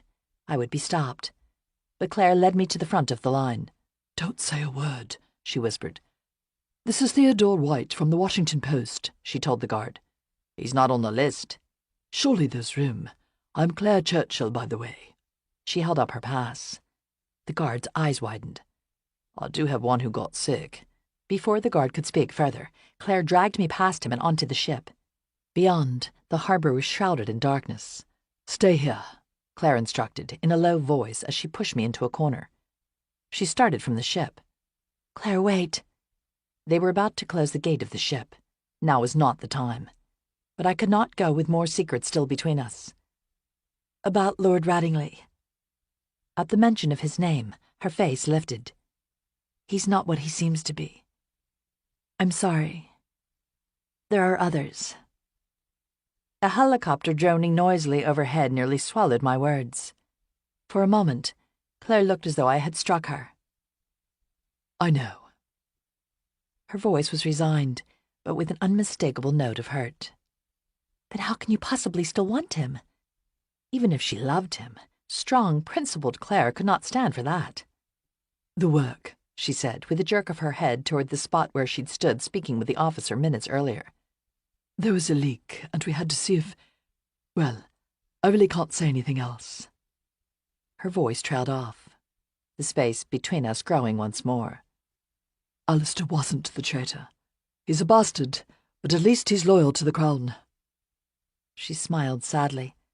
I understood then that she was close to Lord Rattingley because she had to be. But it wasn't that black and white. She had feelings for him. Knowing about his betrayal and staying close to him anyway must have been so painful. "It wasn't like that in the beginning. I'm fond of him, and I wish that had been under other circumstances." Her eyes held a mix of anger and sadness that belied her feelings for him. It was never that simple. "I didn't want to hurt you, but I thought you should know." The ship's horn blasted. Claire looked over her shoulder. "I wish I could go with you. When you dock, head south from Le Havre. There's a Carmelite convent about 40 miles from the coast, and they should be able to help you get the visas through." She squeezed my arm, unable to do more without attracting attention. "There's no special protection for correspondence, you know. Don't get yourself killed." Then she disappeared through the crowd. A sailor herded us toward an enclosed, too-warm area at the stern of the ship. "Stay inside," he ordered. The ship jolted, pushing off from the dock, and as the deck beneath my feet began to sway, the full magnitude of what I had just done began to set in. Even with Claire's instructions, I had little idea where I was going, how to get there, or back.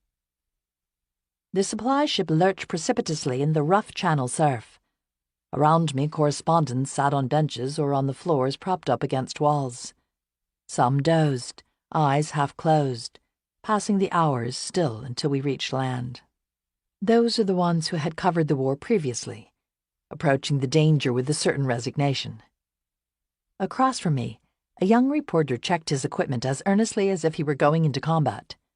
I squeezed onto an empty space on a bench, tilted my head back. Despite the danger and my nerves, there was nothing to do but wait. The rocking of the boat took me back to my flight from Trieste. Mama and Papa appeared in my mind, more real than they had been in years, so vivid I might reach out to touch them. The cable in Teddy's desk had confirmed what I'd long known, that my parents were gone.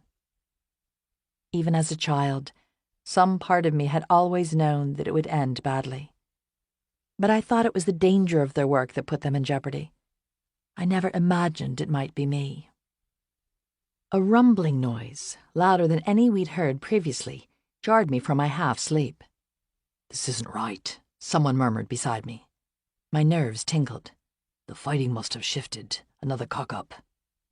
A barrage of machine gun fire rattled too close, shaking the ship beneath us, like the air raids but quicker and more relentless.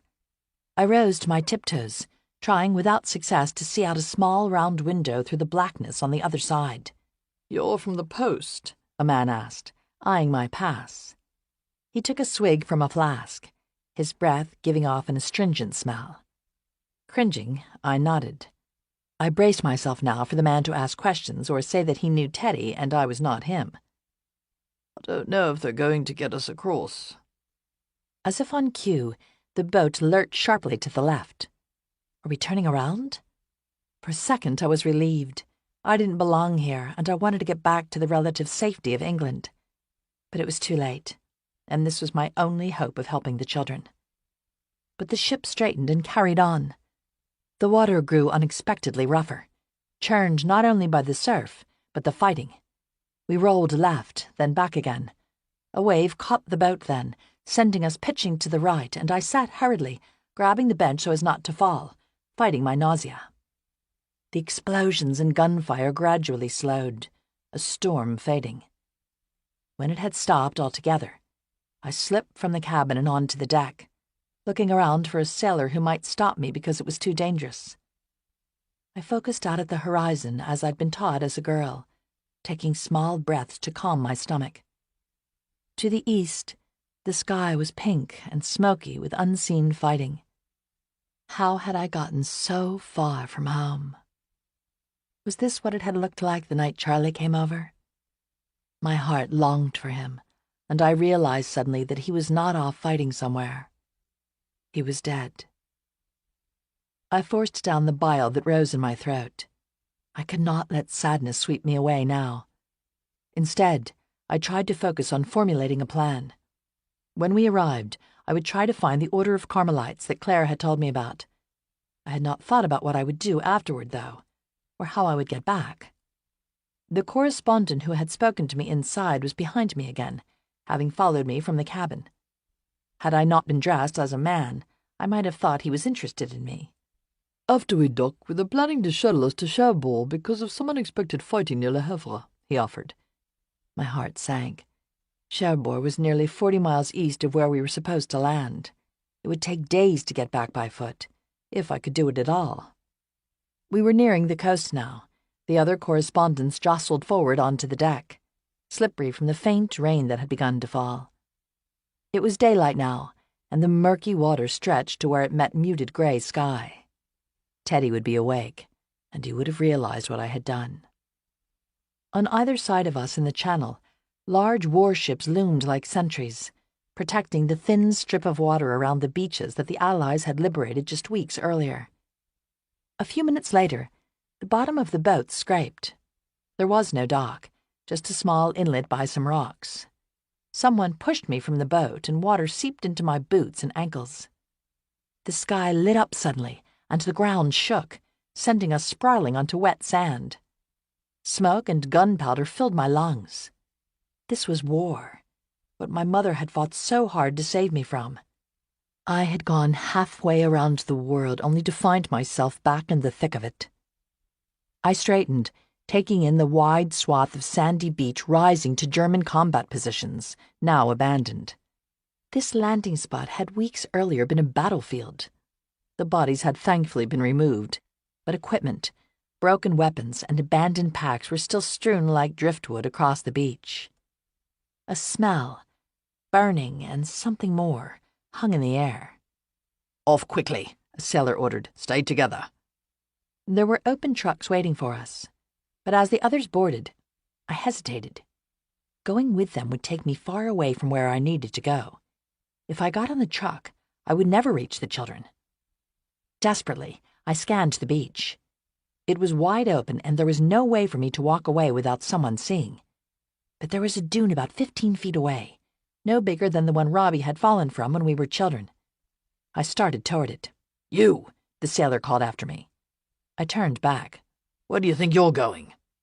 Still not wanting to speak, I made a gesture indicating I needed to relieve myself, then pointed toward the dune. "Be quick about it," he said. I hurried over and ducked behind the dune. Should I wait until the truck pulled away? But the guard would surely remember I was there. Crouching low, I began to move away from the trucks, in the direction where the rumbling grew louder. 20 feet ahead stood what had once been a building of some sort, flattened by shelling days earlier. Beyond lay a road, my only chance. I ran toward it as quickly as I could. "Stop!" the sailor's voice came, louder and angry. But I was far from him now and close to the brush. I kept running, heedless in the direction of the trees.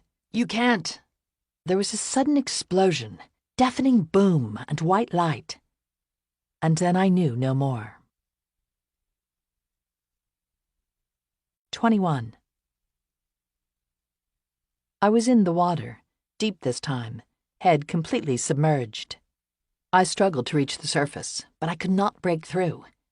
Above me, I saw a shadowy figure. Charlie. I raised my arms, reaching for him, but when I looked up again, he was gone. Instead, there was a light, blindingly bright. I kicked my legs and tried to swim toward it. I struggled to focus my eyes. In the blurriness, a shadow moved. "Charlie," I called, more certain than I'd ever been in a dream that he was here. I blinked, and my vision cleared, revealing an unfamiliar white wall in front of me. I was in a narrow bed with crisp sheets. Out of the corner of my eye, something shifted, and I turned, yelping as pain shot through my side. But it wasn't Charlie. Claire sat half asleep in a chair beside the bed. I inhaled a metallic smell, and I realized I was in a hospital of some sort. I raised my hand to find my cheek swathed in bandages. An intravenous line ran to my wrist. "Thank goodness you're awake," Claire said, sitting up, relieved. "I'll ring for the doctor." "Wait." My throat was dry and scratchy. I gestured toward the pitcher on the table beside me, and she poured me a glass of water, then helped me take a sip. "What happened? Where am I?" "You're in a hospital in Surrey. You set off an unexploded ordnance on the beach in Cherbourg when you tried to go on your own." The images rushed back to me of sneaking away from the boat, hearing the sailor yell. "You're lucky to be alive," Claire added. There was that word again. My stomach sank as I remembered the explosion just before I was knocked out. I looked around the hospital room frantically for my bag. "Where are the visas?" "Gone, I'm afraid. Your clothes, or Teddy's rather, were ripped right from you by the blast." Panic rose in me. The visas could not be gone. I would get to Lord Rattingley, beg or threaten him if I had to, in order to have them reissued. I started to sit up, but pain sliced through me. I lay back down weakly. "Where's Teddy?" "Just getting coffee. He hasn't left the hospital since you were admitted." A mustached man in a white coat appeared in the doorway. "Miss Montfort, I'm Dr. Talley." Without speaking further, he began to examine me, shining a light in my eyes. Then he gestured to my gown. "May I?" I nodded, cringing as his cold, unfamiliar hands pressed against my midsection. "We removed a piece of metal from the exploded ordnance in your side." So that explained the pain. "It didn't hit anything vital, but we are worried about infection. It will heal, and the rest are just scratches." He picked up the chart that hung from the foot of the bed and made some notes. "How is she?" Teddy's familiar voice, heavy with concern, called out as he strode through the door. Then, seeing me awake, he stopped. Relief broke across his face. "You're awake." He rushed to me and touched my cheek, not bothering to mask his affection. It occurred to me that I did not know how much time had passed. "What day is it?"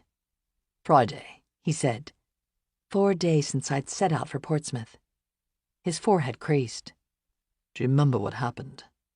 "For the most part." I swallowed. "She'll be fine," the doctor said. "We'll want to monitor the wound for infection, and she'll have to get back on her feet slowly. Plenty of rest, and she can go home in about a week." He walked from the room, leaving just Teddy, Claire, and me. An awkward silence passed between the three of us. "I'm going to freshen up," Claire said, slipping from the room. I cleared a spot on the edge of the bed for Teddy to sit, but he walked to the window, and when he turned back, the relief in his eyes had been replaced by anger. "You betrayed me," he said. "Stole my pass, my clothes. My credentials have been suspended because of you. You've threatened my reputation as a journalist." "I'm so sorry," I said, meaning it. But some part of me remained unrepentant. Tricking him had been wrong, but even as I apologized, I knew that I would do it all over again in a heartbeat if it would help the children. I had to ask about the clippings I'd seen. "Teddy, the newspaper stories in your drawer."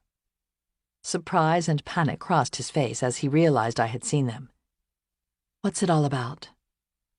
"You haven't told anyone, have you?" "No, of course not. But I had no idea." He walked to the door and closed it, then returned to me. "I'm doing some work with the Polish resistance. Even before Tomasevich came over, I was helping where I could, carrying messages and such." I thought back to his mysterious trips, supposedly chasing stories. "Then after you met Tomasevich, I went back to see him, and he put me in touch with some of the key partisan factions. I send their information back to Washington for them. I'm sorry I didn't tell you sooner. I didn't want to put you in danger. You understand now why I couldn't jeopardize that to help the children." "Completely." But my mind whirled as I tried to process everything he had told me. "I'm sorry if I risked things." "There's no way you could have known. I'll fix it." I looked up, more in awe than ever of him. "But no more secrets between us, okay?" I nodded. I should tell him also that I had seen the truth about my parents in his file. but I was too weary to talk about it now. He dropped to the bed beside me and touched my cheek. I'm just so bloody relieved you're okay. He took me in his arms, forgiving me in an instant. I looked down at the white of my hospital gown. But I failed. Not at all. It worked. What do you mean? I couldn't get to the children. No, but your going raised the alert for the Red Cross. They've pressured the Germans and have moved in to take control of the children. I was flooded with relief. They still were not safe, but they were closer now. They'll be brought to London. Claire spoke to Lord Radingley, and he has agreed to have the visas reissued. I could not imagine what that conversation had been like. Had the charade between them persisted? I lay back, exhausted but relieved. The children, including Leo's sister, I prayed would be safe. Then my spirits sank. It was a drop really in an ocean of despair, compared to the thousands I could not save. But it was something. Teddy ran his hand across my forehead, brushing the hair away from the bandage beneath. I winced. Does it hurt? No, but I must look a sight. You look perfect. He leaned closer, eyes aglow, and I wondered if he might kiss me. But just then Claire came back into the room. It's all arranged. What is? We're having you discharged from this dreadful hospital, and you'll come and convalesce at our house in Brighton. We can't keep you here in this germy hospital. The food is awful, and you're just as likely to catch something. The doctor agreed? Teddy asked. He wasn't keen at first, but I promised him full-time nursing, so it's settled. You're coming with me. I walked into the guest house and sank wearily into the seat by the window. I'd been here for almost 3 weeks. At first, Claire had not allowed me to do anything but stay in bed, but then she'd been called off for assignment, leaving me with the nurse, whom I persuaded to help me walk, first around the gardens, and later the fog-bathed apple orchards. By the time Claire had returned 3 days later, I was up and about, and it was too late for her to stop me. Fine, but don't go walking on the beach. It's mined, and you've already been through that once. I shuddered. So I walked along the edge of the estate that faced away from the coast, going a bit farther each day, watching lambs play in the rolling green fields that showed no signs of war. Today I'd overdone it a bit in the warm August air. Breathing heavily, I poured a glass of water, willing the pain in my side to ease. The nurse had left my dinner, soup and thick brown bread on a tray, and I ate, more hungry than I had been in some time. The guest house was a lovely cottage with a bedroom and kitchenette and bright yellow curtains. Claire had some of my things sent down from London, and buying everything else I lacked. Outside, a summer breeze blew the scent of cut grass upward through the open window. But the bucolic air seemed like a taunt. I needed to be back in London, working at the paper, not sitting here uselessly. I would ask Teddy again to take me back with him. My eyes drifted gratefully to the basket of fresh fruit on the table. Teddy had brought it a few days earlier, having scoured at least 3 markets to find the bounty of oranges and apples that had begun to trickle back into the city. I've got to get back, he said reluctantly, after helping Claire to bring me here. I nodded. There were stories that would not wait to be written. He had come every weekend since then to bring me food and share stories from the office. Midge has been filling in for you, he had told me on the previous visit. Her typing is good enough, but she's not much for conversation. I'd smiled, imagining Teddy trying to make conversation with a dour older woman. After I finished eating, I washed and changed into my nightgown, then slipped into the freshly made bed. The cottage sat on a bluff high above the sea, and through the open window I could smell the water. I stared out at the horizon. Light flickered over the continent, though whether it was fighting or a storm, I could not tell. My eyes grew heavy. A knock at the door pulled me from my thoughts. "Coming!" Claire was away on a mission. I imagined for a second that it might be Charlie, magically reappeared. More likely the nurse, who usually came to check me once before bedtime and to make sure I had not overexerted myself, per Claire's orders. "Addie, it's me." Teddy's voice came through the door, and the vision of Charlie evaporated. 1 minute. A bit of disappointment mixed with surprise as I put on my dressing gown, then opened the door.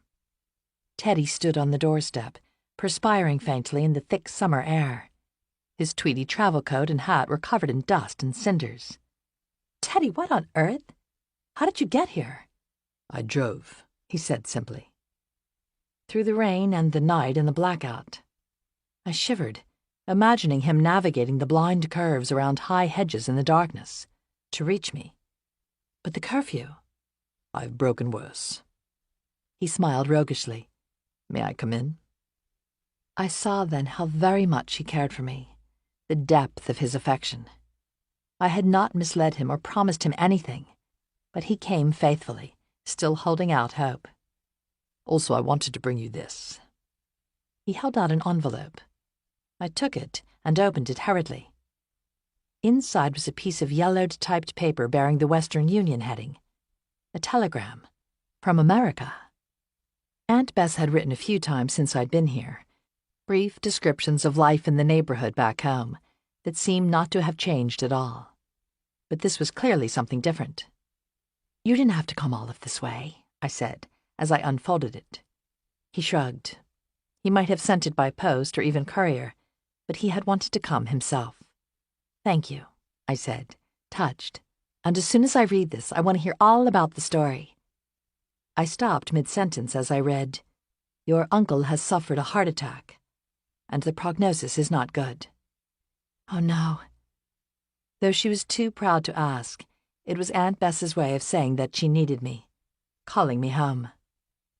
Sadness washed over me then, as I pictured my uncle in his horn-rimmed glasses and plaid vest that last day as he saw me off at the bus station. We had not been so very close, but he was Papa's brother, the closest link I had to my parents, and he had been good to me. I reached under the bed for my suitcase, which Teddy had brought from London when I first came from hospital. "I'll need a leave from the paper." Then I stopped again, looking around and picturing my flat back in London. For all of its messiness, I had created a life in England, and I wasn't sure I was ready to leave. But after all that Aunt Bess had done for me, I had to go, at least for a few weeks. Teddy stepped close and took my hand. "You're not well enough yet to travel to America." "I don't have a choice." "I'll go with you. I've always wanted to see the States." He half-joked. "Can't possibly go at this hour," he added, before I could protest. "We'll leave at first light." He was right, of course. I let him lead me to the couch. But I pictured Aunt Bess, thousands of miles away and all alone. Uncle Meyer was all that she had in this world. Looking up into Teddy's devoted eyes, I was suddenly grateful that he was here. I kissed him on the cheek. He hesitated for a minute, surprised, then wrapped his arms around me. There was another knock at the door, not waiting for an answer. Claire rushed in as Teddy and I broke apart. "So many visitors in one night," she said, taking us in. She looked down at my open suitcase. "What on earth?" "I have to leave. My uncle is seriously ill. Teddy just brought the news." "I'm going with her," Teddy said, as though it was already settled. I started to protest, then decided against it. Instead, I turned toward Claire. "I know you'll say I'm not well enough to travel." She was staring at me oddly. "What are you doing here anyway?" In all of the commotion about Uncle Meyer, I'd nearly forgotten that Claire was supposed to be off serving somewhere. No, she was not staring at me, but past me at Teddy so sadly, as if asking for his forgiveness. "Tell me," I demanded. "It's Charlie." My stomach dropped as I waited for further confirmation that he had died. Or worse yet, details about how. I thought after the last time that my heart could never break again, that nothing could ever hurt like that, because the pieces would never heal.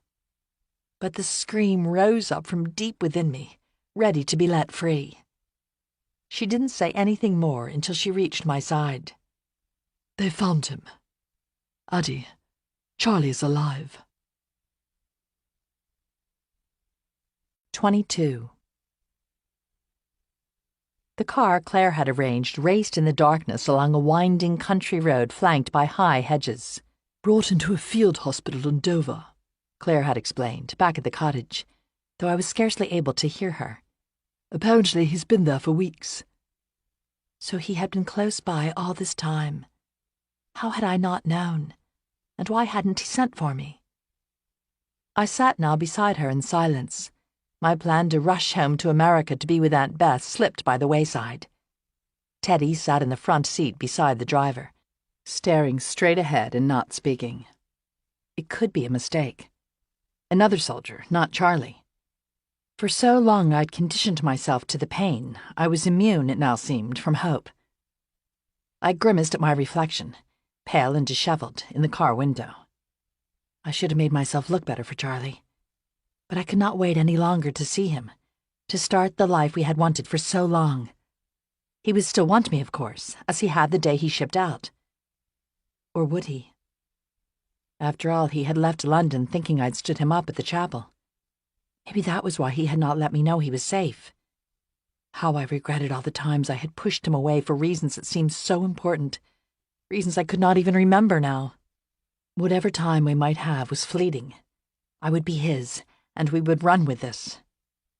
How did you find him? Teddy asked. I heard a story on base about a pilot who had crashed in Germany, just over the Swiss border. He was able to make it across on foot, despite a slight leg fracture. Quite remarkable, really. Are you sure it's really him? It could be another pilot. There was an unmistakable note of hope in Teddy's voice. I put two and two together and checked. It is definitely him. We soon reached a military base reminiscent of Portsmouth, with the same barbed wire-capped fence and sense of non-stop activity. At the gate, the car stopped, and the driver rolled down the window. Claire reached over to show her pass.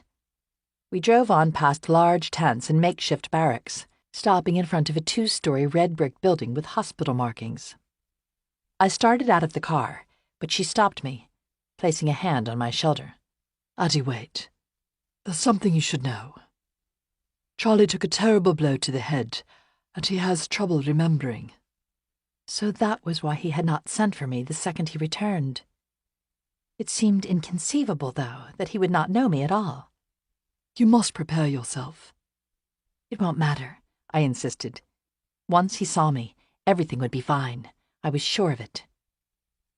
Claire led me and Teddy into the hospital, and we followed her in the direction an orderly pointed in response to her query about Charlie.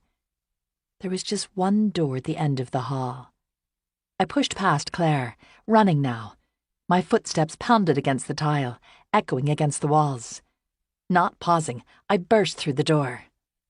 At the sight of Charlie lying in bed, my heart stopped. It was really him. His face was marred with cuts and bruises that had begun to heal in the weeks since he crashed. But underneath his eyes were clear, his face the same one that I had known for so long and loved with every breath, and that I had thought I would never see again. He was pale and shaken, but still whole, alive. Even here in this darkest of places, stripped of all glory, he was magnificent, all I ever wanted. My heart soared. Charlie? I took a step toward him, arms outstretched. But his face was blank. A pain shot through me sharper than the night I thought him dead, or the night we lost Robbie, worse than anything I'd ever felt. Charlie did not know me. His eyes were cloudy, and he blinked as though just waking up. I licked my lips and tried again. It's me, Addie. He did not respond, but smiled as one might to a stranger, his expression vague and pleasant.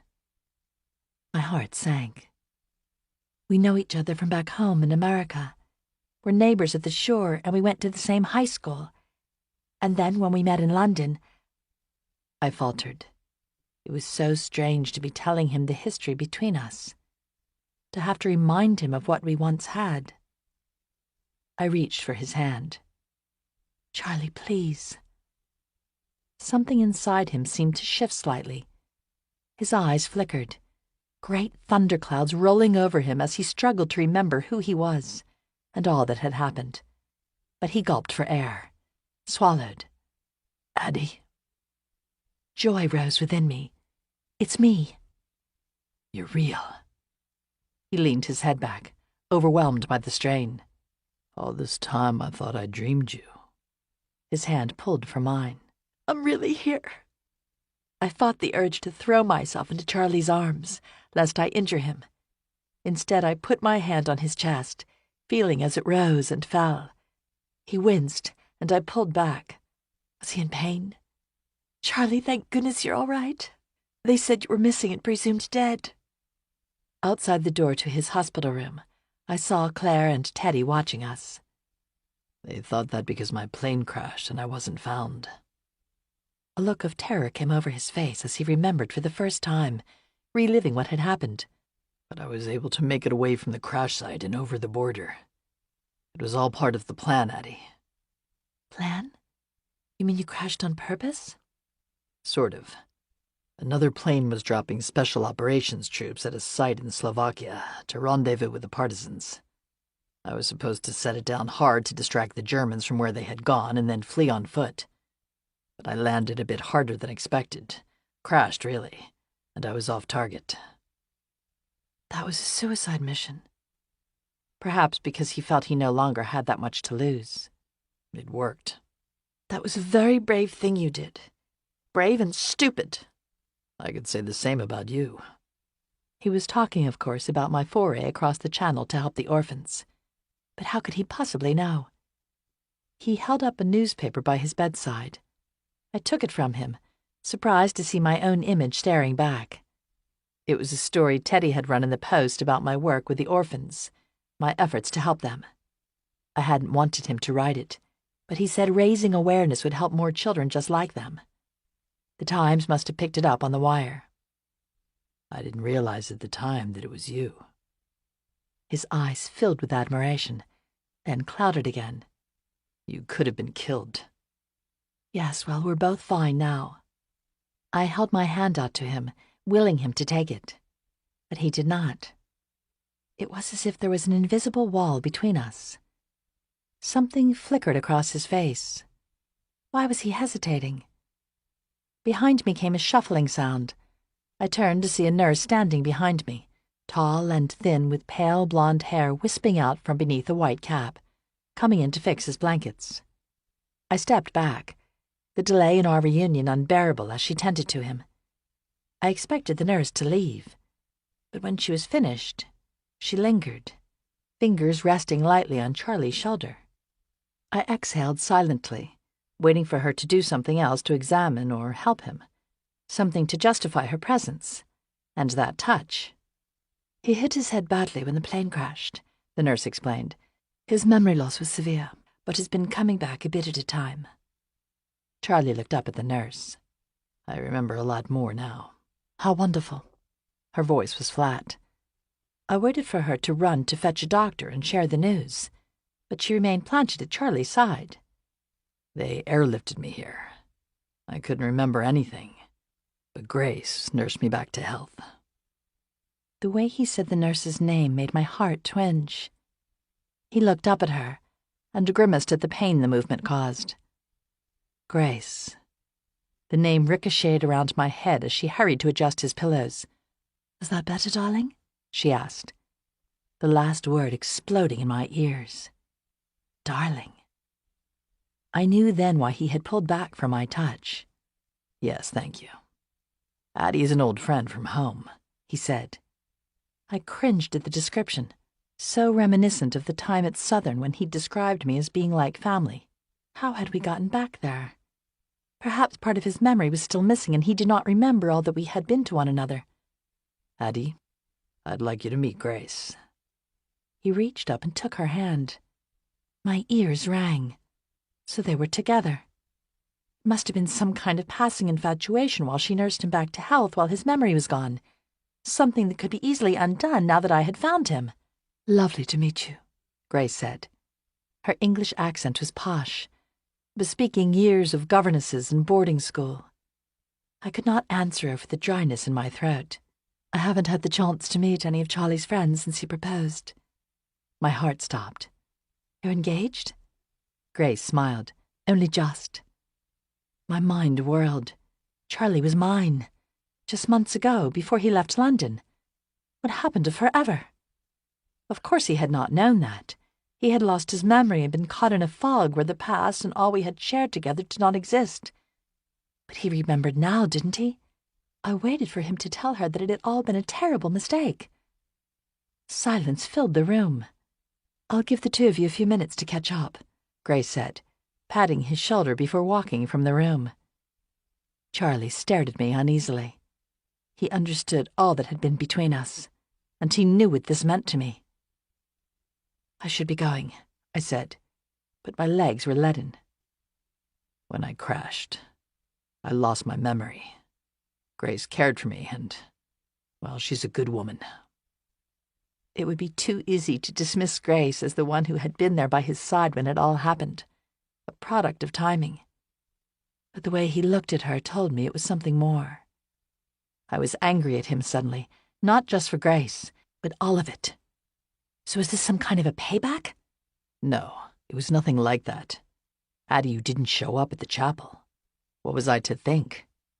I was caught on the underground on a stuck train. When I got there, you were gone. Great waves of regret rose up, crashing down upon me. So that's it then? He did not answer. We'd had a second chance and thrown it away. There would not, it seemed, be a third.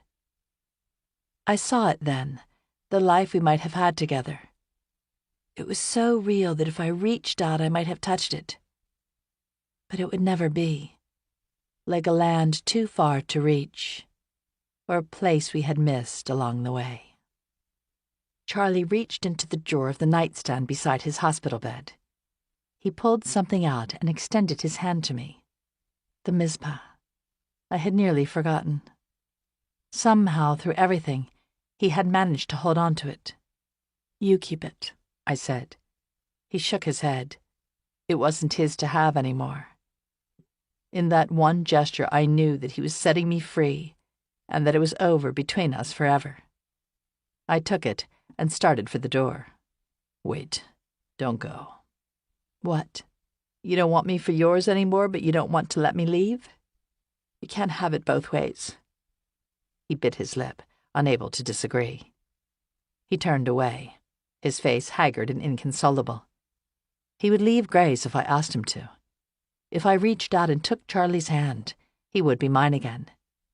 In fact, there was a desperate, pleading look in his eyes that said that was exactly what he wanted me to do. It could all be mine, and the old Addie who had wanted nothing but him would have taken it. I wasn't that girl anymore, though, and it would make him somehow less the man that I loved. From the doorway, I caught a glimpse of Grace, holding her breath, her eyes pained and fearful. I stepped back from Charlie, an inch and a lifetime, an ocean rising and filling between us. Teddy came into the room. I looked over my shoulder, hoping that Claire would come in and not leave me alone with the two men. But she had disappeared from the corridor. "Good to see that you're all right," Teddy said, walking to Charlie and shaking his hand. I imagined what a blow it must have been for him, hearing the news that Charlie was alive, and knowing it could not help but destroy any chance that something might develop between us. Teddy smiled, but beneath the mask, he was crumbling, certain that with Charlie now back, he had lost me. Then he turned to me. "Delia, I've checked and there is a liner that sails from Plymouth tomorrow." "A ship?" Charlie asked.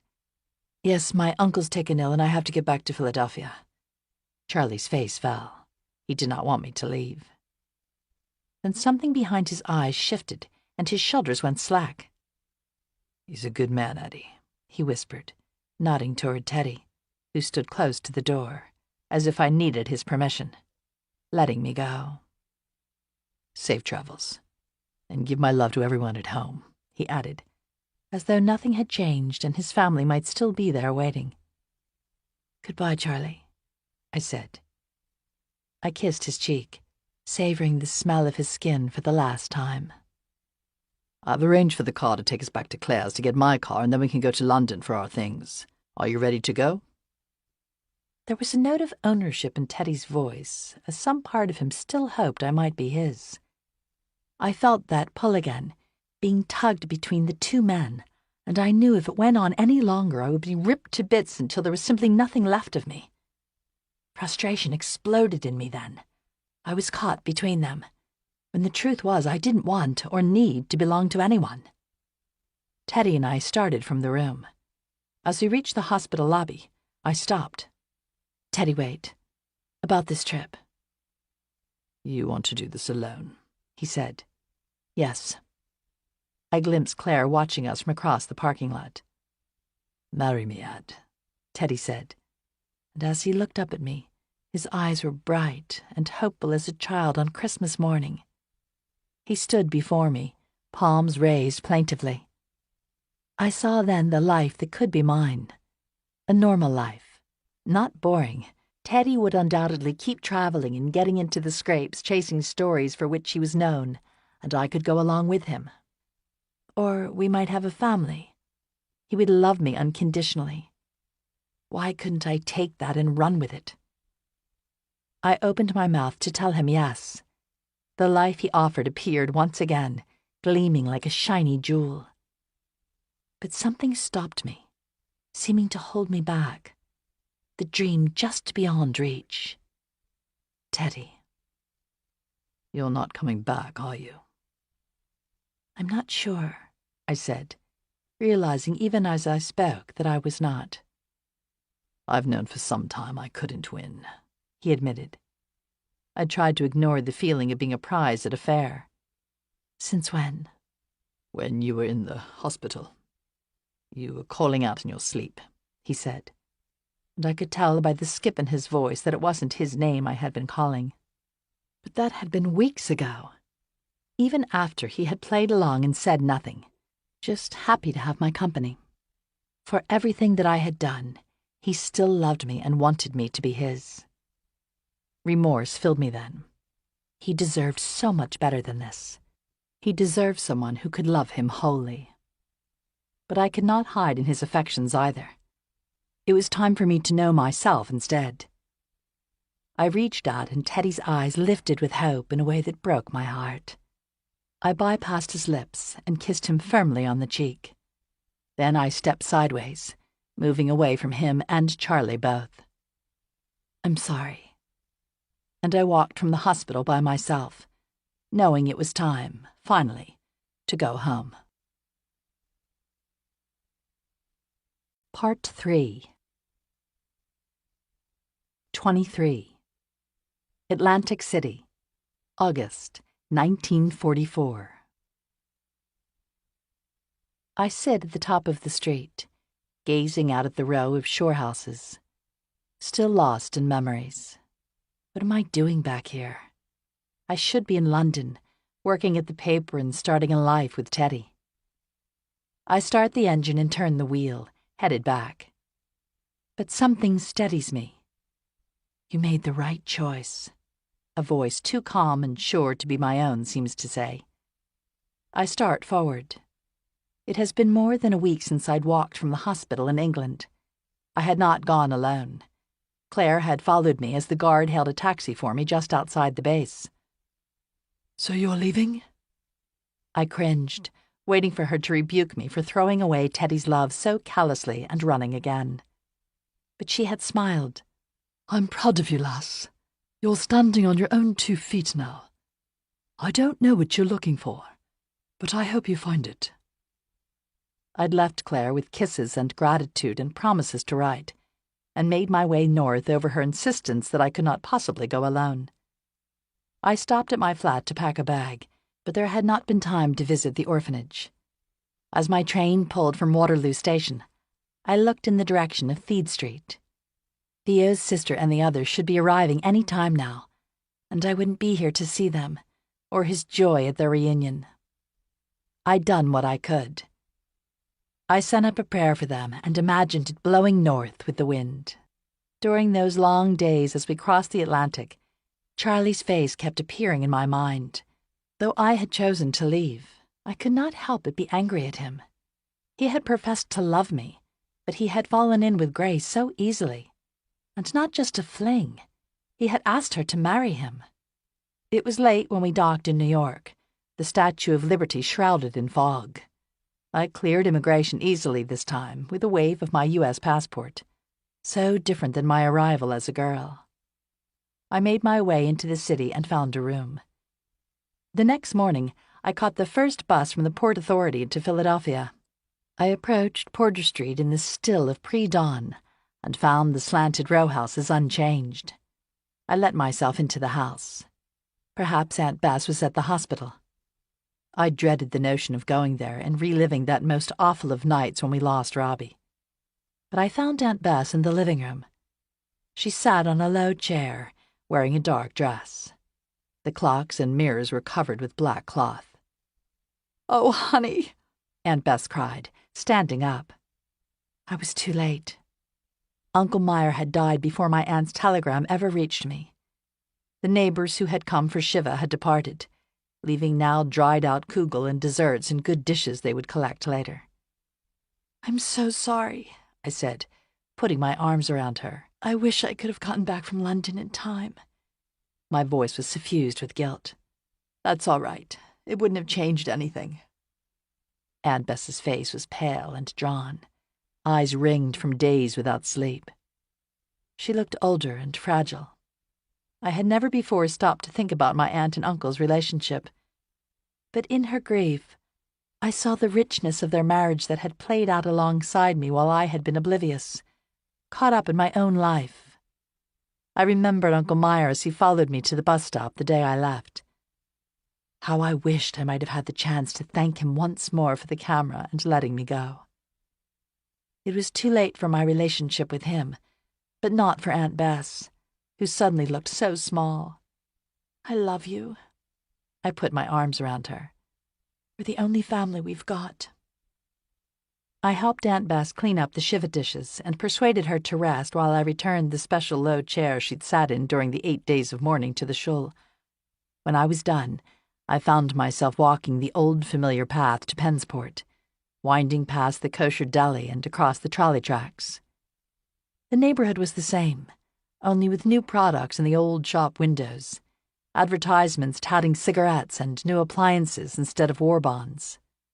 Closer to the Irish neighborhood there were more cars, some sleeker models I did not recognize. I pushed on, assaulted by the old smells of onions cooking in houses and too warm garbage rising from the curb.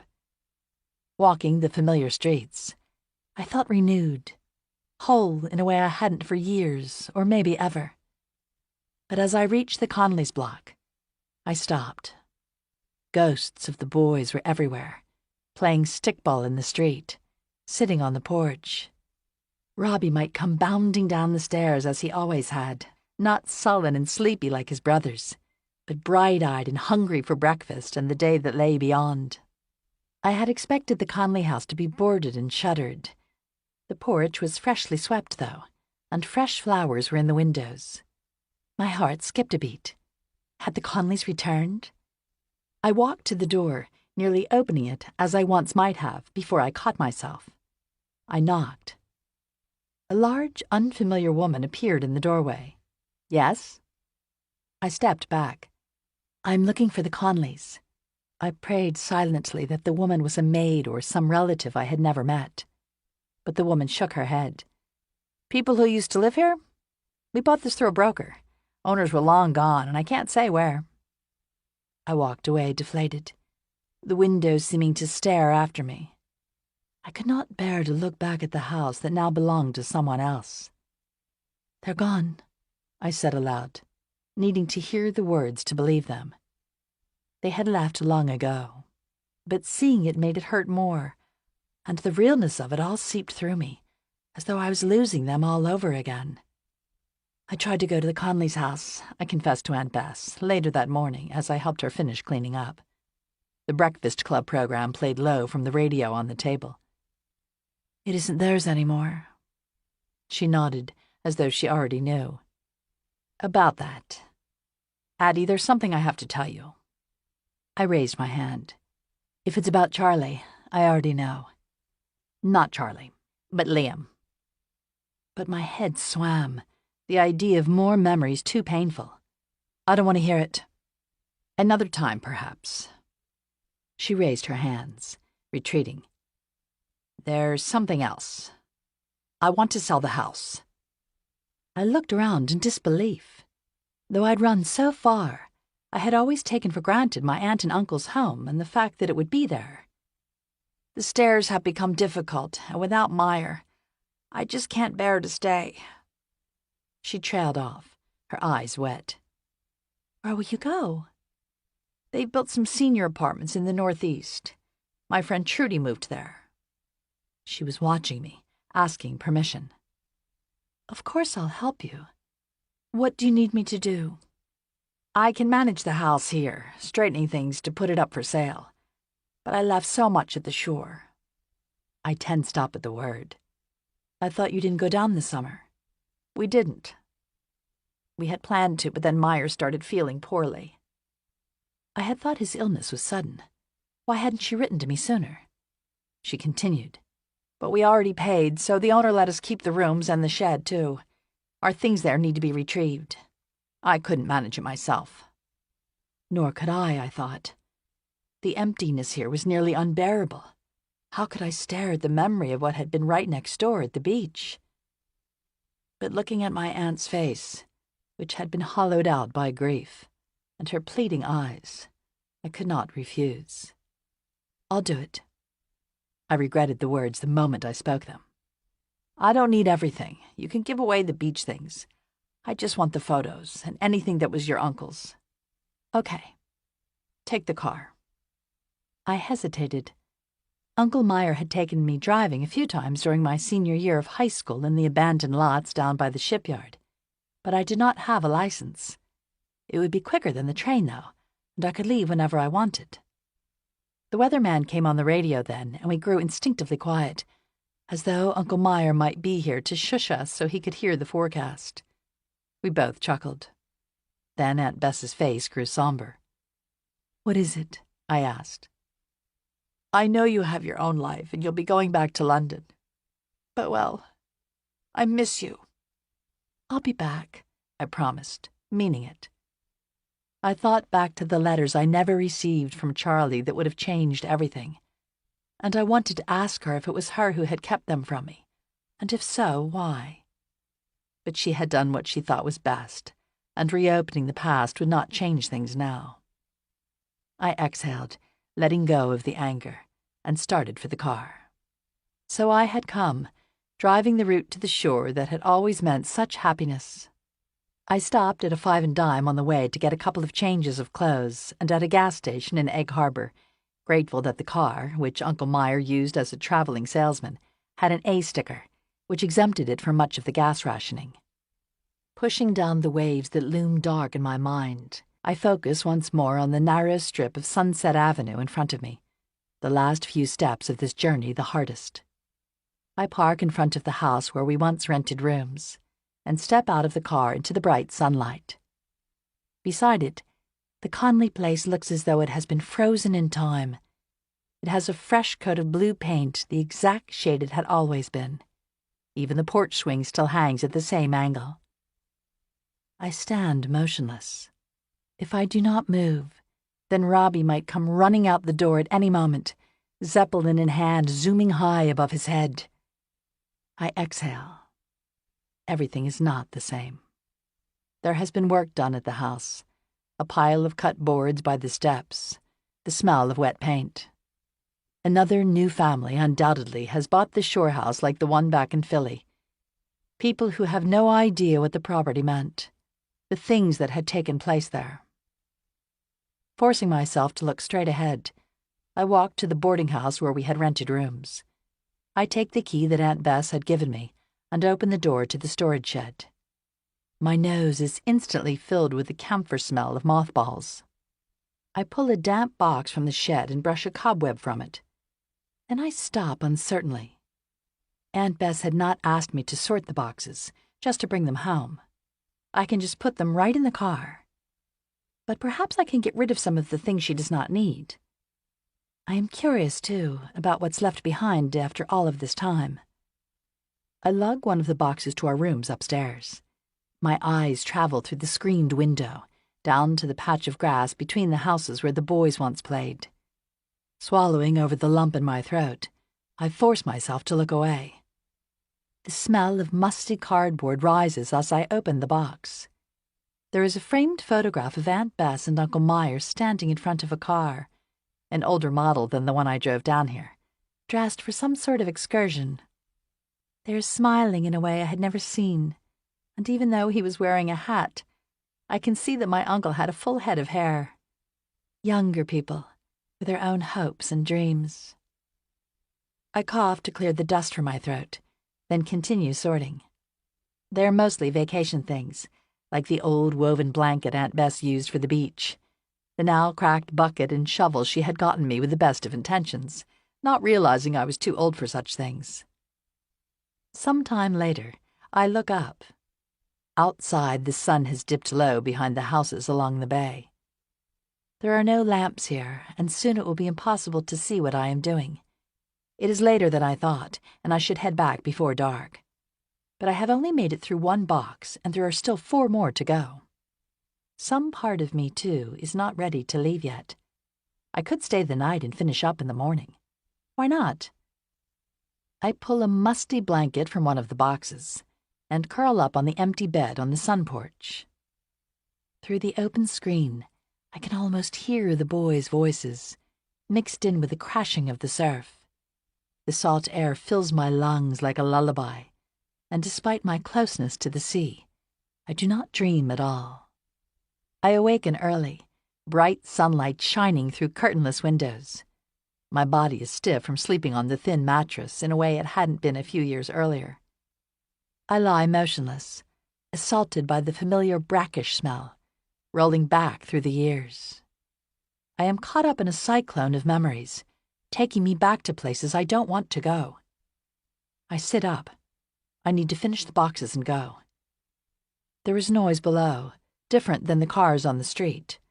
A low, repetitive swishing. Someone must be working on the Conley house next door. My heart aches as I think of the changes they are making, heedless of all that came before.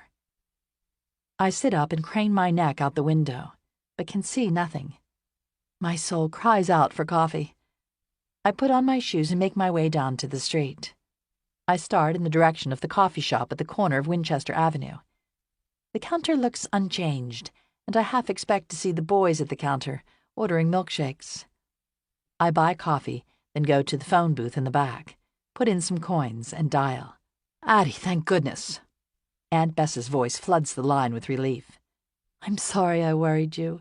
I got caught up sorting and decided to stay. I should finish up later today. We talk for a few more minutes before ringing off. I finish my coffee, then start back toward the house. As I near the Conley house, the swishing sound comes again, and curious, I stop and turn back. I follow the noises, rounding the corner to the back of the house next door. A tall, thin man stands upon a ladder, his back turned, moving boards. His wide shoulders and narrow hips are familiar. Charlie. My heart lifts, but of course this time it cannot be. He is in England recuperating, with Grace. Pushing down the hurt, I take a step forward. Closer now, I can see that the man's hair is a darker shade, his build thinner. There, repairing the house, is Liam. 24. I take a deep breath, finding my voice. What's a nice boy like you doing in a place like this? Liam freezes, but does not turn. I heard this is where all of the cool kids hang out, he replies slowly. He spins, his expression disbelieving. He jumps off the ladder and starts toward me. Liam! I yelp, running forward. Surprise and then delight flood his face as I fling myself at him. He catches me in his arms, warm and tight, and I draw close to him like a dry plant to water. I rest my head on his chest, and he cradles it, fingers entwined in my hair. It's really you. He lifts me off my feet and spins me around. Once I would have protested for him to stop, but now I just allow myself to melt in his arms. A moment later, he sets me down. I step back, and an awkwardness crystallizes between us. He's leaner now, jawline carved in a way I hadn't quite remembered, but his eyes are unmistakably the same. "I was looking for coffee," I blurt abruptly, mindful that I am still wearing yesterday's clothes. Suddenly I am 16 again and sounding stupid. "You're here. That is, I didn't know." "I drove back down this morning to get more supplies from the city." "I wasn't planning to stay, I confess. I might have picked up the boxes and gone last night. If I had, we would have missed each other completely. But something had kept me here." "Your aunt isn't renting next door," he observes. "My uncle died." "Oh, I'm sorry." But his voice is level, the neutral response of one who has known deep suffering and almost grown immune. "I just came to pack up some things for my aunt." "Well, I've got coffee. Come on in and see what I'm doing." I hesitate, starting to tell him that I've already had some. Though I had gone by the Conleys' house in Philadelphia, hoping someone might have returned, I find myself now not wanting to step inside, to cross the threshold of a door I had closed forever.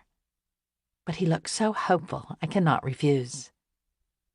Inside, the house is a wreck in a way that would have driven Mrs. Conley mad. The furniture that remains has been pushed to one side and covered with a tarp. Thick smells of paint and turpentine fill the air. The house has really fallen to pieces with the storms and being empty. I am puzzled. It has been less than 2 years since we had summered here. Could things really have fallen to pieces so quickly? But there were cracks and damage, undetected through the years, that had been amplified during the time we were gone. Liam is trying to bring it back, restoring it and making everything just as it had been before, only fresh and new. But there are improvements, too, like the window he cut between the living and dining areas to give it a more airy, modern feel. As he walks to the kitchen to pour coffee from his mom's old percolator, I look around, trying to grasp the scope of his undertaking. He is quite literally rebuilding the house from the outside in. "You're doing all of this yourself?" He nods as he hands me a too-warm cup. "I've still got to finish most of the bedrooms and the deck. Need to get the major outside work done before the weather changes." "It's going to be swell," I say, meaning it. I take a cautious sip. I had feared I might find the house unbearable, see ghosts everywhere. But the memories of Robbie playing and ducking under the table are merry ones, warming me. "I thought—" His voice cracks. He turns away abruptly. "I've got to get this done before dark," he apologizes, starting for the back door. Is that my cue to leave? I can go back to the boarding house and load up the boxes, be gone for good in an hour. But my feet remain planted. "Let me help." I follow him to the back door. He hesitates, relying on others still unfamiliar to him. "I'm not much with tools," I say, "but I can paint for you." "Your clothes are going to get ruined." "I don't mind." "Wait here," he instructs. I stand alone in the house I had once known so well, the walls seeming to whisper to me. A minute later he returns with one of his old t-shirts. "Put this on." I pull it on over my clothes, and the too large fabric envelops me in his familiar scent, as it had the night I tried to talk to him on Chelsea Beach. I walk outside and pick up a brush. We work alongside one another without speaking. There are so many things I'd like to ask him about the time since I'd last seen him, and how he had come to be here. But I fear if I press, he might pull away, as he had when we were younger. The silence broken by the humming of the saw and the gulls overhead. I look over at him as he sands the wood, fingers dexterous. Watching him work, I am reminded of the boy who seemed to dance on the waves, agile and carefree in that moment, unheld back by anger and fear. How had I forgotten that part of him? His shoulders are broad, tapering to a narrow waist and long legs. I see him for the first time as a man, fully grown into himself, reminiscent and at the same time not at all like Charlie. Warmth rises, confusing me. I force my eyes back to my work. I fall into an easy rhythm painting, the repetitive up and down motion somehow soothing. The work is simple, and the ache in my shoulder satisfying in a way I had not anticipated. From around the house comes the sound of sandals slapping against pavement. I turn toward the sound, glimpsing a flash of brown hair out of the corner of my eye. My breath catches, and I half expect to see Robbie, still 11 years old, carrying a bucket of sand crabs he'd caught off one of the docks in Chelsea Harbor, water sloshing over the sides and leaving dark streaks on the street. But it is an unfamiliar boy, and he walks into one of the rented houses down the row, the screen door slamming behind him. My eyes burn as I remember exactly how hard this is. Blinking, I force myself to focus on the painting once more. Let's take a break, Liam says a while later, when the morning sun has climbed late in the sky. Gratefully, I set down my paintbrush and drop to the porch steps. He goes inside and returns with 2 glasses of iced tea. A fine perspiration coats his upper lip and wets the ends of his hair. We sit beside each other, not speaking, the silence growing more awkward by the second. I want to jump up and grab the paintbrush again. So what have you been doing these many years? He asks. 1.5 years, I want to say. But I know that it feels like more. There are so many levels on which I could answer his question. I decide to take the simplest. I was in Washington, then in London, working for the paper. I wait for him to chastise me for going to a place as dangerous as London. But he is not Charlie. Did you go all the way back to Italy? I shake my head. It wasn't possible with the fighting. But I was able to confirm what had happened to my parents. A burning rises in my throat, and I stop short of sharing the whole of the awful truth. He does not press. So you came home? Just to help my aunt for a bit, I reply quickly. My folks are down in Florida, he offers. I start to tell him that I already know, but I am not ready to mention Charlie. I've got a boat now, docked over at the marina. He is speaking in all directions, trying to fill the space between us. I'm planning to start a small business, fishing trips and that sort of thing. The Liam I had known was not one to fish. So you're going to stay down here year-round? Yeah. There's nothing left for me back in the city. I'm more whole here. The seawater, he says. It's in my bones, you know? I nod, understanding. There's a part of me that still cannot breathe deeply unless the air has salt in it. Liam Connolly settling down, I muse, half chiding. A house, a business. Next thing you know, you'll be getting married. Who would want me? I'm so broken. He tries to make his voice light-hearted, but a note of sad truth rings through. Not at all. My heart twists as I remember the boy he was, before all of this. I want to reach out and put my arm around him, but somehow I can't. You've started over. The easiest thing for him to have done would have been to move far away where no one had ever heard of the Conleys or the accident at the bridge. But he had returned. The house is a second chance for Liam, a chance at redemption. I would have imagined Jack settling down first, though, I offer, then instantly regret it. My brother's a queer. Liam don't. For a minute I take his comment as mean-spirited, the Liam of old. But his tone is neutral, non-judging. I don't say that to be mean, he adds. I say it because it is the truth. What is so wrong with the truth? He's happy, actually, living with someone outside of Philadelphia. In some ways, he is more accepting of his brother than Charlie was. I finish my iced tea and stand to carry the glass back inside. On the low table by the door there is a notebook and pencil. I pick it up. Is this yours? Yeah. He jumps up and takes it from me, a guarded look crossing his face. When I was coming through it all, I started keeping a journal. I liked it, so now I'm working on a story. You're writing? I marvel. I had no idea. He shrugs. It's nothing much. As he returns the notebook to the house, I wonder if he's writing about everything that happened, and whether I might be in it. He returns a minute later, finishes his iced tea and sets down the glass. I should get back to work. You don't have to help me. I know you've got to get through those boxes for your aunt. I should get those finished so I can head back, I concede reluctantly. I've enjoyed working here, and I'm not ready to go. Well, come back over for dinner, he said, seeming to read my mind. I caught some fresh bass, and there's plenty. We'll have a good meal before you go. He ends on a downward note. By dinner time, I think, I should be packed up and on my way back to the city. But his face looks so hopeful, I cannot refuse. The sun has sunk low in that late summer way, casting long shadows of the houses on the pavement. As I make my way, hours later, across the patch that separates the boarding house from the Conleys. I've showered to rinse off the packing dust and put on a fresh cotton dress, pinning my hair back at the temple where my bangs have started to fall in my eyes again. I walk around the side of the Conley house. Liam is grilling fresh fish over the old grill in the backyard. I study him, noticing the way his hair curls at the collar, the lean silhouette of his cheekbones and jaw.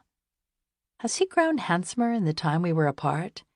Or had he been that way all along and I had just been so blinded by Charlie I had not noticed? He carries over 2 plates and we sit on the porch, watching the last embers of the fire die, crackling upward into the darkness of night. A kind of awkwardness seems to hover above us. We never had easy conversations, even in the old days. There's wine if you'd like some. No, thanks.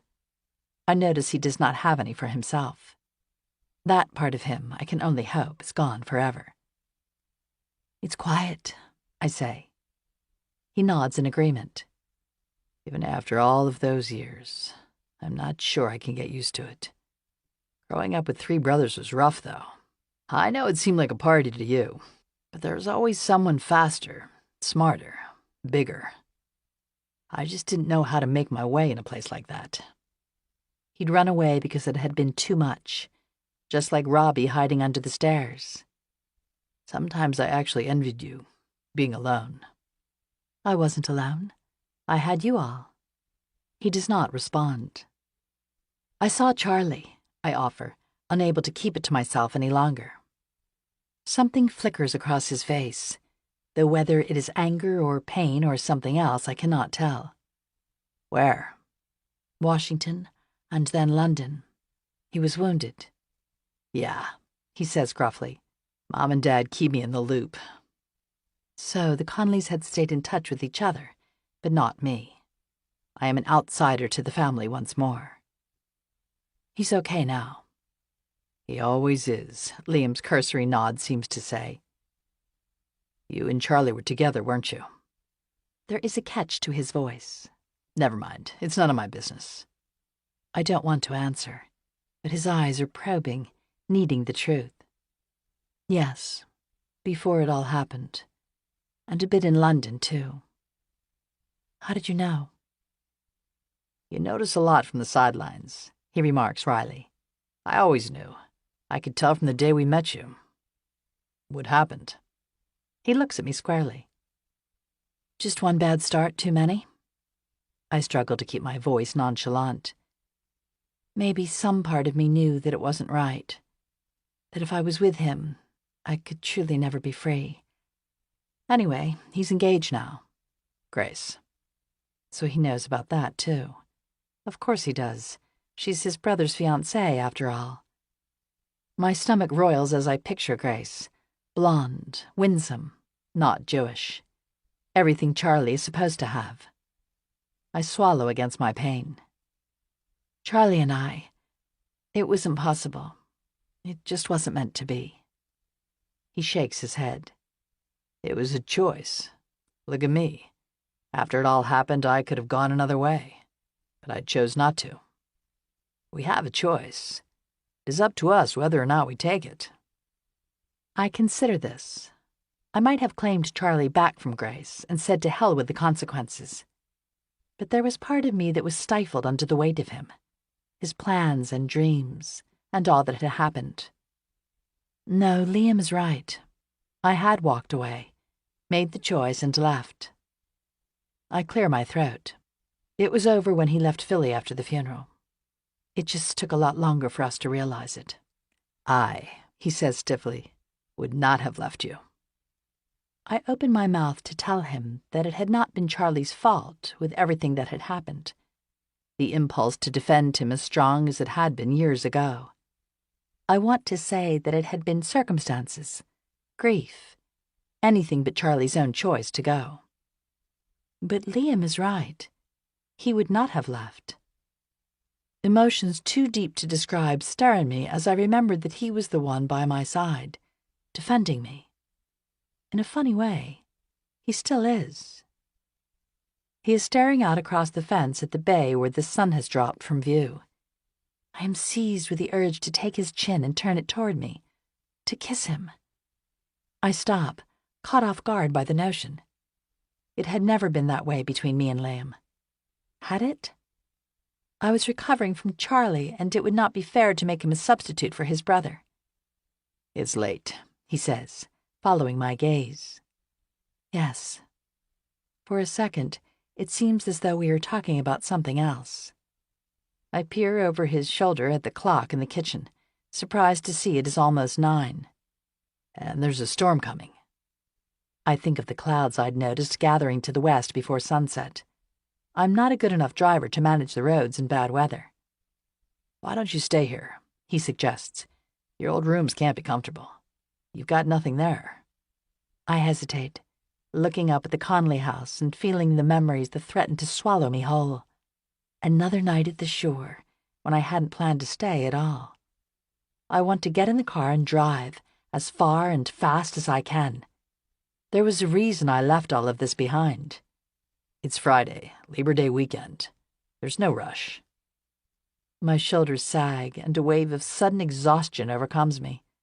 Staying here is exactly what I want to do, I realize. But can I really, alone with Liam and all of the awkwardness between us? I study him. His eyes are clear now and his complexion healthy. Behind the surface, though, is the hauntedness that will always remain. Aunt Bess will worry. The coffee shop where I'd called her earlier is surely closed. You can call her from here. I had a phone put in. His eyes are searching, not wanting me to leave. All right, but let me get a few of my things from next door. I return to our rooms for my nightgown and toothbrush.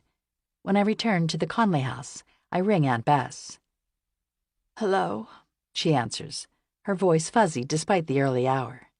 I imagine her sleeping to try and outrun her memories and grief. I'm sorry to have woken you. I'm going to stay another night to finish packing up. I do not mention Liam, not ready to talk about finding him with anyone. Okay, just be careful. Something in her voice suggests she already knew. Had Aunt Bess sent me here on purpose, wanting me to find Liam? It seems unlikely, given how hard she and Uncle Meyer worked to keep me from Charlie, and how they felt about me being with someone who is not Jewish. But perhaps she has changed, too. Liam comes inside as I hang up. I'll get you settled. I follow him upstairs. He leads me past several bedrooms draped in cloth, in various states of painting and repair, and up a second flight of stairs to the attic loft Charlie and Robbie once shared. My chest tightens. It's the only room I have ready, he says, almost apologetic. There is only one bed now, a big one that he's made up with crisp sheets. He must have been sleeping there himself. I can't possibly take your room, I protest.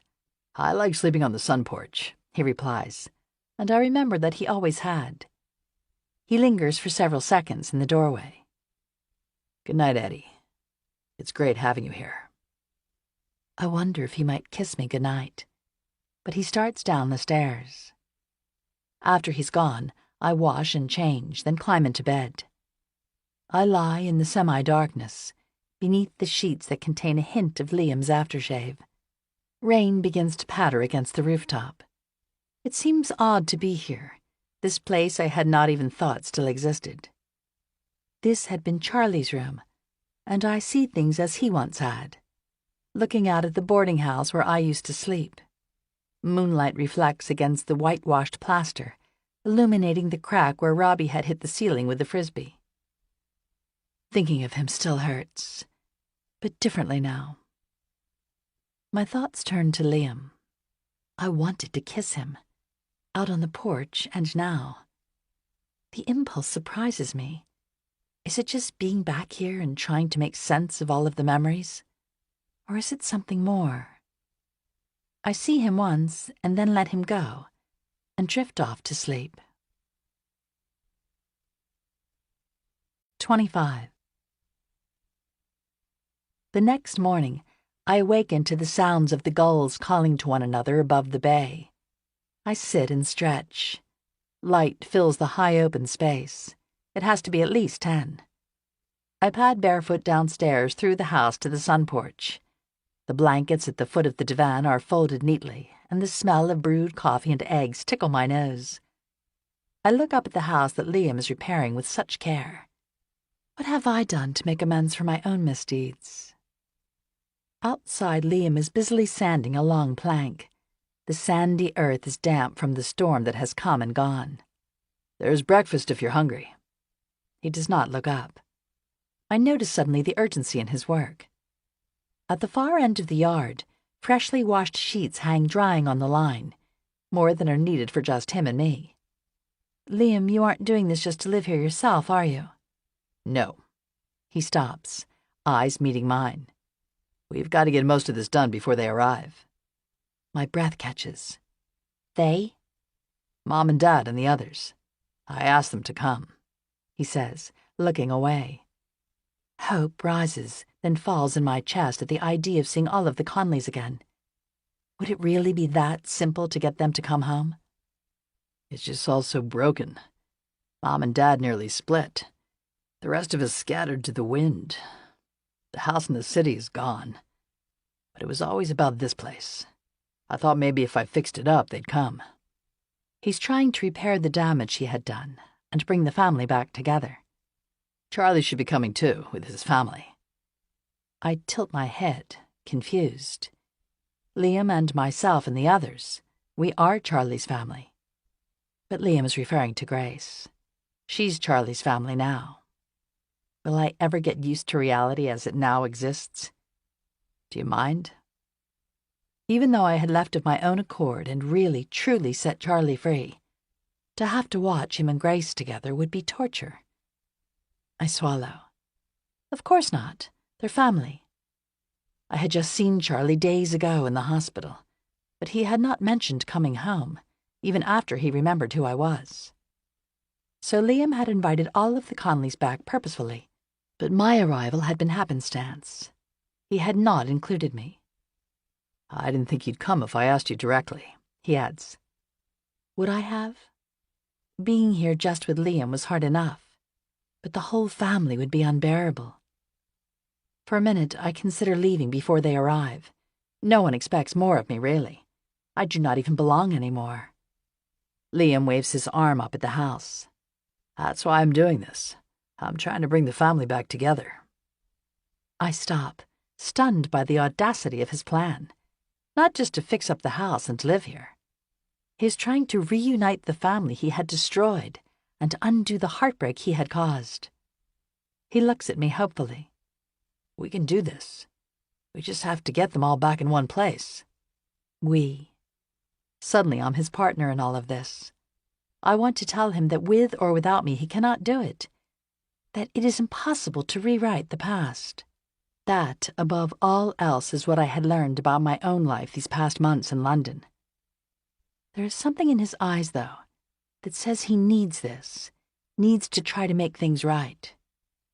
He is clinging desperately to this one hope, and I cannot take it from him. But still I need to warn him. We can't go back. I'm not trying to go back, he replies firmly. The past is not a place to which he wants to return. I'm trying to build a future. If you have to go, I understand. There is a sudden guardedness to his voice, the lone defensive Liam of old. We should get working, I say. His eyes widen. You'll help me? He sounds too scared to hope. I nod. Does that mean you're staying? I don't know. Panic rises in me. I was supposed to be here a day, get Aunt Bess's things and go again. Yet I feel myself being drawn back in slowly. I can go now, pile the boxes in the car and sort them back in the city. There is nothing stopping me. But Liam's face is hopeful now, more so than I've ever seen. I cannot destroy that. I'll stay, at least through the weekend, I add hastily. Liam looks as if he wants to argue for more than that, but he swallows, backing down. Only if you want to. I do want to stay, I realize. I hold out my hand. Then I guess we better get started. Try this. It is nearly evening and we have been painting for hours.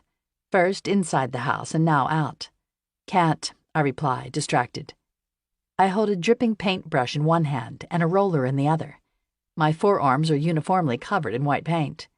But we hadn't stopped for lunch, and the scent from the plate he holds under my nose is tantalizing. What is it? Gumbo. I traveled some after everything happened, and I learned how to make it when I was down in New Orleans. Tried out the recipe the other day, but I had to substitute a few ingredients I couldn't get. He lifts a spoonful to my mouth, and the warm, spicy sauce floods my tongue with flavor, warming me on the way down. Delicious. I nearly miss the second mouthful which he aims at me as I speak. He holds the spoon beneath my lower lip for a second to catch the drip. Let me wash up and we'll break for dinner. No time to break, he answers earnestly. It might rain tonight, and I want to get as much done as possible. But I'm hungry, I protest, and almost whine. You can't tease me with something that good and not let me eat. I'll feed you, he offers. Okay. I turn back to my painting, not taking my eyes from my work as he spoons the gumbo for me. It is the oddest feeling of helplessness. I dip my head to meet the spoon and let the soft pieces slide down my throat. Small drops of brown sauce fall from the fork, grazing the edge of the paint bucket. And all the while, I am intensely aware of Liam. He feeds me slowly and with great care, not taking his eyes from me in between bites. His forearm grazes my cheek each time he brings the spoon to my mouth. I want to lean across the soppy bowl and kiss him. I stop, surprised at the thought. It is the third time I've had it in 2 days. Something is drawing me to him now, strong and unexpected. Thanks, I say, when he has scraped the bottom of the bowl. Aren't you going to have some? He shakes his head. Not hungry. It was fun watching you, though. He grins wickedly, and I can feel my cheeks flush. Liam! I swat at him playfully, sending drops of paint cascading through the air. Then I wait for him to retaliate, but he does not. It won't change things, he says, suddenly somber. I stop, brush suspended midair. I can fix this house all I want, but unless Robbie's gonna come bounding through that door, it won't change what I did. I know that. I shift, not answering. We are getting to it now, that deep place we'd been circling since seeing one another. The attraction I'd been feeling for him these past 2 days seems to evaporate, and I see him once again as the boy whose selfish recklessness caused his little brother to die. There is a moment of painful silence between us. I should wash the dishes. He jumps up and the bucket between us on the deck tips and spills. Oh! I scramble to right it and reach for a cloth. As we wipe the mess, I look down at his hands. Damn it, Liam! This was bigger than spilled paint. I am angry at him still for all that he had done years ago. I beat at his chest and he does not try to stop me, but absorbs the blows with sharp, silent breath. A moment later I stop and crash my head against his chest, sobbing. Why? I ask, over and over, demanding answers he does not have. Then, exhausted, I lean on him silently. Forgiveness, it seems, is harder than I might have thought. Perhaps because it is not mine to give. After I was released from the hospital, I tried to turn myself in to be arrested. His words spill out. But the police wouldn't take me because it was an accident. I'll answer for my crimes in another way. His voice is hollow. For all of his healing, there is a place inside him that would never be whole. I've tried 1,000,000 times to figure out who I was and how I could have done those things. I was just so lost, and I never quite fit in. I went lower afterward, he confesses. More drinking and drugs. I was on the street. Jack found me and got me into a program. He saved my life. Neither of us speaks for several minutes. You tried to warn me so many times. That day on the beach and in the city. But there was nothing you could have done to make me hear. No. It is true. Through all of the pain and shock and pondering what might have been, I had never once hated him. I understand in a way. You see, when I was in England, I found out the truth about my parents. I swallow. It is the first time I have told anyone. They were arrested because I was missing. It was my fault. He puts his arm on mine. Addie, that's not at all the same. You didn't do anything. You didn't even have a say in leaving Italy. He leans back and I take in the lean silhouette of his torso. A shiver runs through me. Is it nostalgia? No, there is something about him, subtle and more vulnerable than Charlie, that draws me to him. Then he smiles, and the darkness blows away like dust. I wanted to ask you to come, too. That's why I sent the picture. You? I turn in disbelief to see him nod. I wanted to ask you to come back, but I didn't have the nerve, so I mailed you the photo, long before I asked the others. All that time I had thought it was Charlie or even Jack who had sent the picture. I had not imagined that it was Liam who had been searching for me and calling me home. But when that didn't work, you got Aunt Bess to help. I hadn't thought to question why she needed the things she had left down here. Yes, I contacted her when I started this a few months ago, but she said that you were in London and there was nothing she could do. I guess when you came back for the funeral. She had a change of heart. I finished for him. How odd that after all of her years of keeping me from the Conleys, she had helped bring me back to them. But fortune had played a role too. If I hadn't come back because of my uncle, I might have missed them again. I didn't think you'd say yes if the invitation came from me, he says sheepishly. I want to tell him that isn't true. What would I have said if Liam had asked me to come? I'm not entirely sure. I would have remembered the old, angry Liam who had caused so much pain, not the man who stands before me now. Well, I'm here now. Being away, was it easier or harder? I shrug. Being away just makes it easier to forget. He nods in agreement. When I was away, I could pretend Robbie was still here, running down the street. I couldn't stand to be here, but I couldn't separate when I was away. I was always torn. And now? Liam is looking at me, green eyes expectant. I don't know. When I'd come home for my aunt, returning to London had seemed a foregone conclusion. But what did I have left there, really? I had turned Teddy away and could hardly go back and work closely with him at the bureau as I once had. I had helped the orphans. Charlie was gone. There was nothing left for me now. He steps back and surveys the porch. I think we've done all we can for tonight. It is getting dark and hard to see. He takes the paintbrushes to wash and disappears inside the house. I look up at our rooms at the house next door.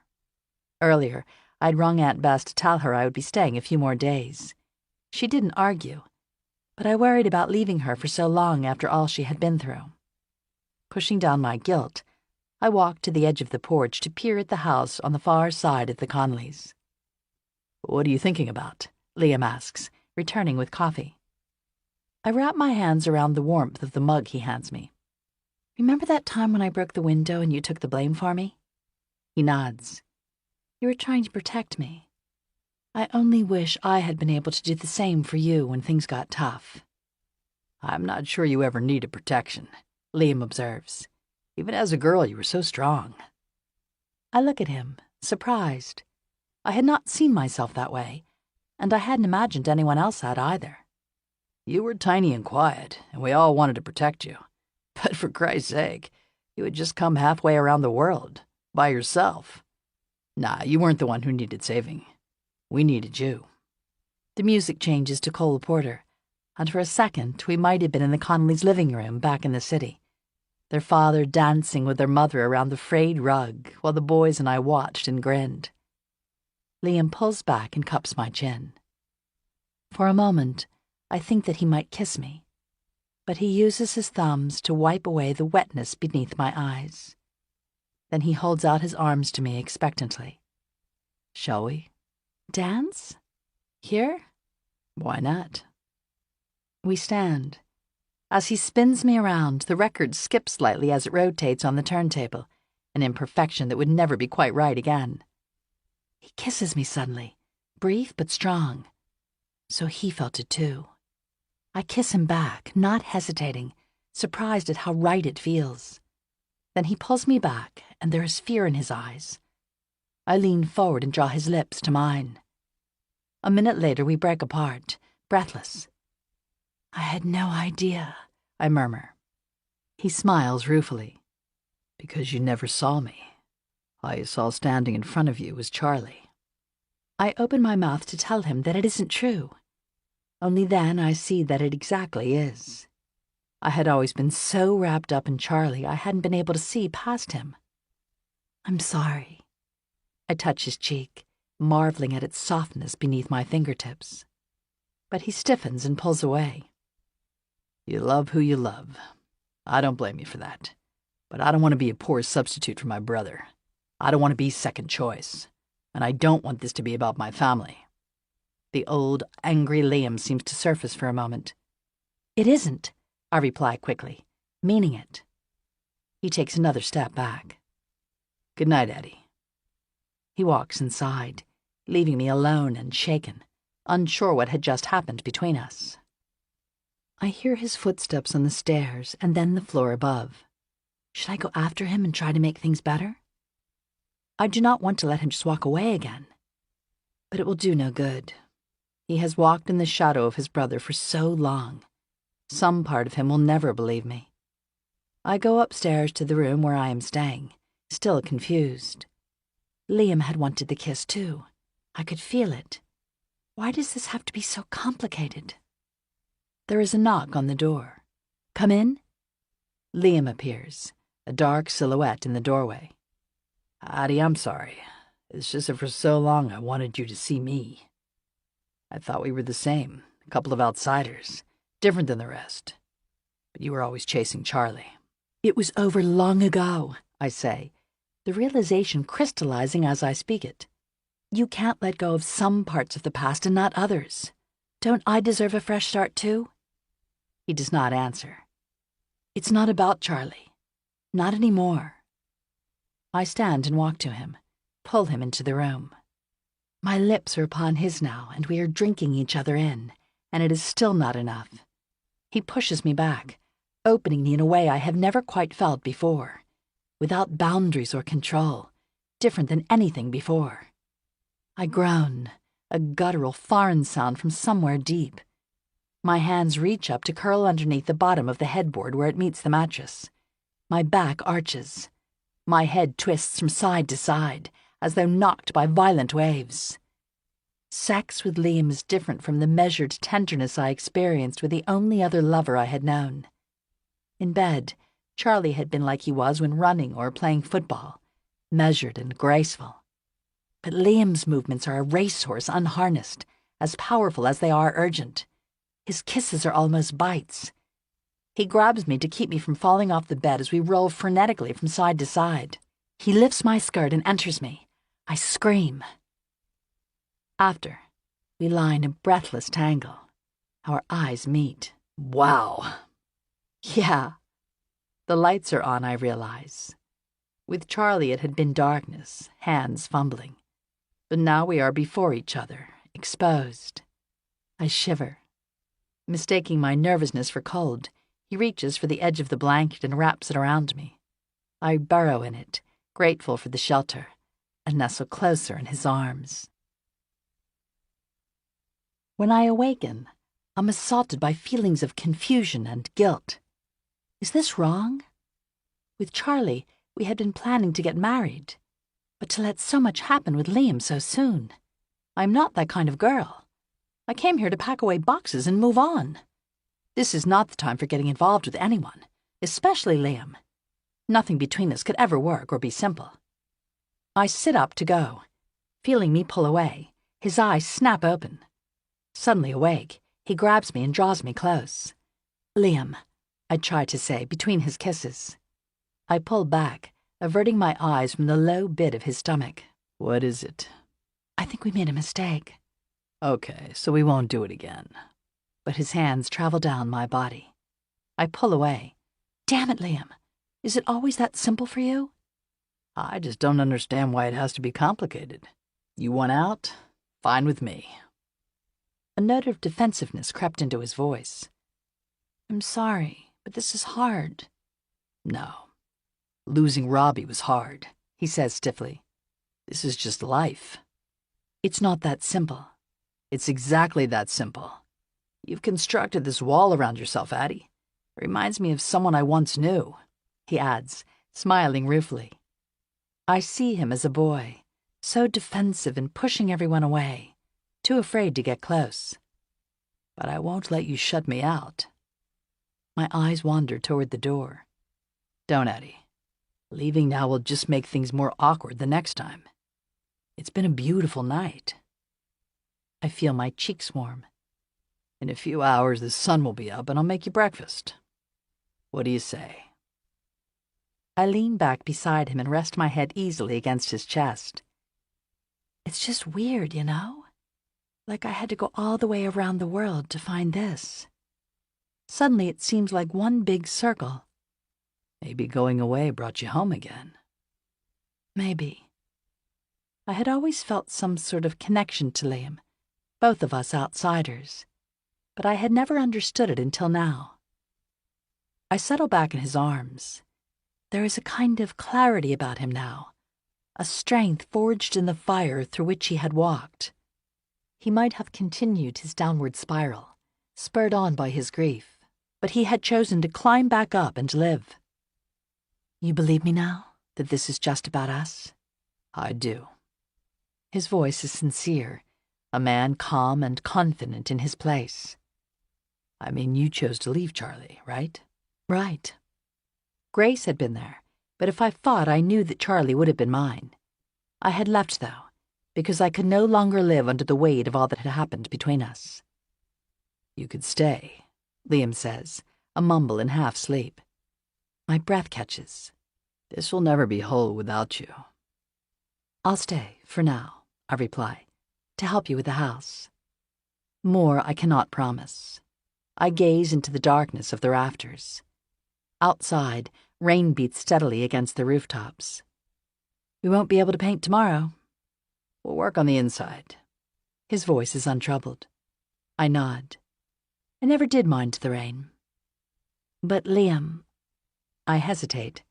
My mind reels back to hours earlier when we were working on the house. Look. He showed me a part of the yard, set off with wooden beams, where his mother could have a garden. I saw how much he had wrapped up in his plan. Liam had tried to create everything exactly. It would take more than some paint, though. No matter how carefully he restored the house, Robbie would never come running around the corner.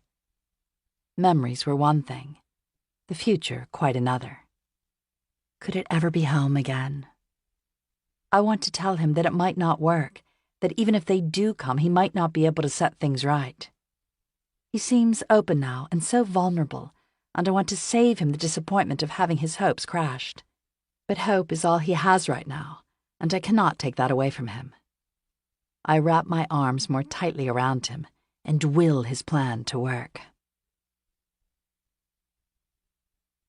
26. I struggle against the tide, fighting to stay close to the shoreline. I try to grasp a large weathered log, but the piece of wood breaks free with the next wave, and I'm reduced to clutching at the ocean floor, the liquid sand running futilely through my fingers. With every ounce of energy, I fight to stand and bury 1 foot deep in the wet earth. But even when I have anchored myself, I continue to be dragged by the tide until it seems that I might be torn in two. I am beaten insistently by the wind from the waist up, while the undertow wraps around my calves like a whip. When I can withstand the pain no more, I throw my arms up with abandon and fall backward, allowing the waters to engulf me and sweep me away.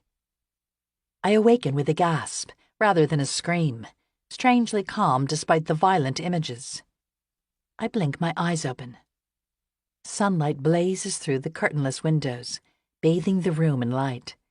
My muscles ache in a strange but not unpleasant way, and my cheek is raw from where Liam's stubbled face had rubbed against mine, over and over again. I stretch and turn, reaching for Liam once more. I find myself looking for Liam, needing him.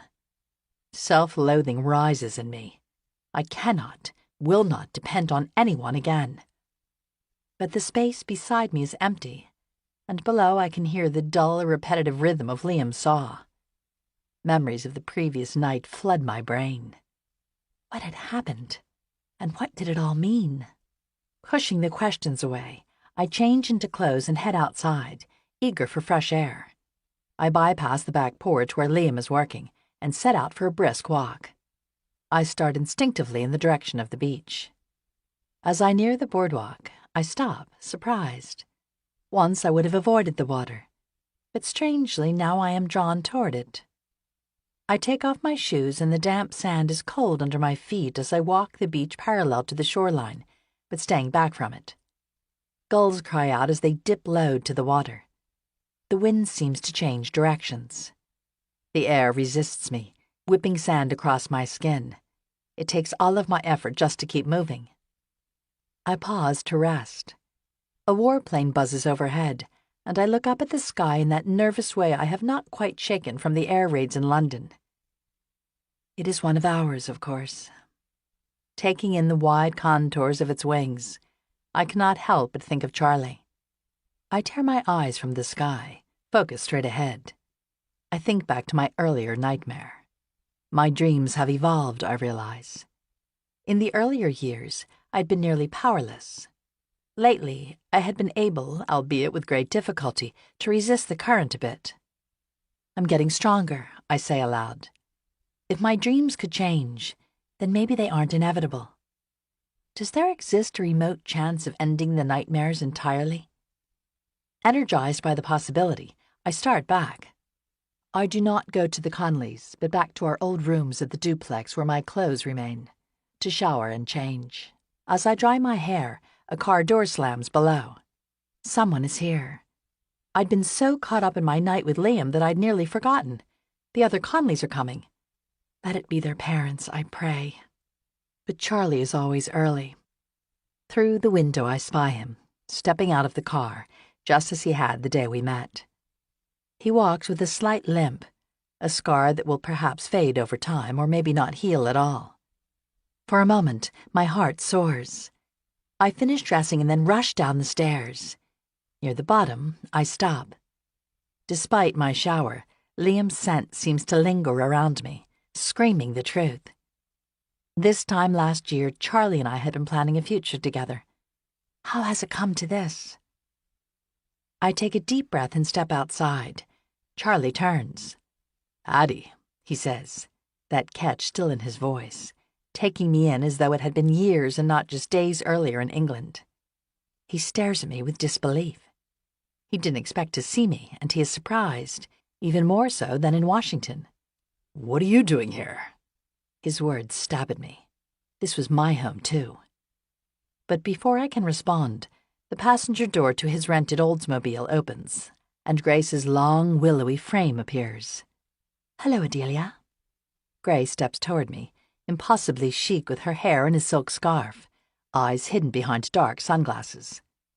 As she nears Charlie's side, my heart breaks. Seeing him standing with Grace, it is like the time he had gone on that date at the shore, only a million times worse. My eyes sting. The quiet haven Liam and I have created these past few days seems fragile and overfull.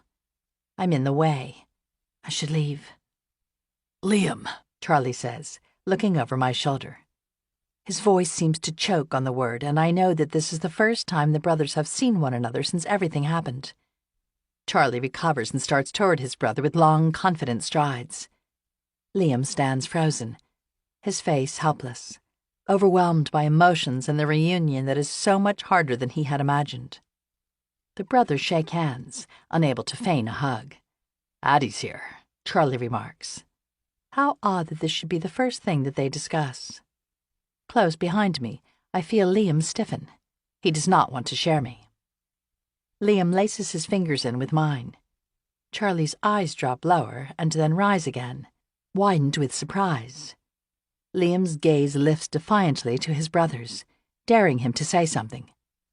I brace for confrontation. Neither Charlie nor Liam is one to back down. I pull my hand away, unwilling to be caught between two men again. Grace walks up beside Charlie, and for once I am glad she is here. Hello. I'm Liam, he offers, trying to break the tension. And this is Addie. We've met. Oh, yes, of course. Beside me, Liam tenses again, uncomfortable with the history he does not know. Nice to see you again, Grace, I manage to say. The brothers eye each other icily. Charlie's fists are clenched low to his side. Thanks for coming, Liam offers.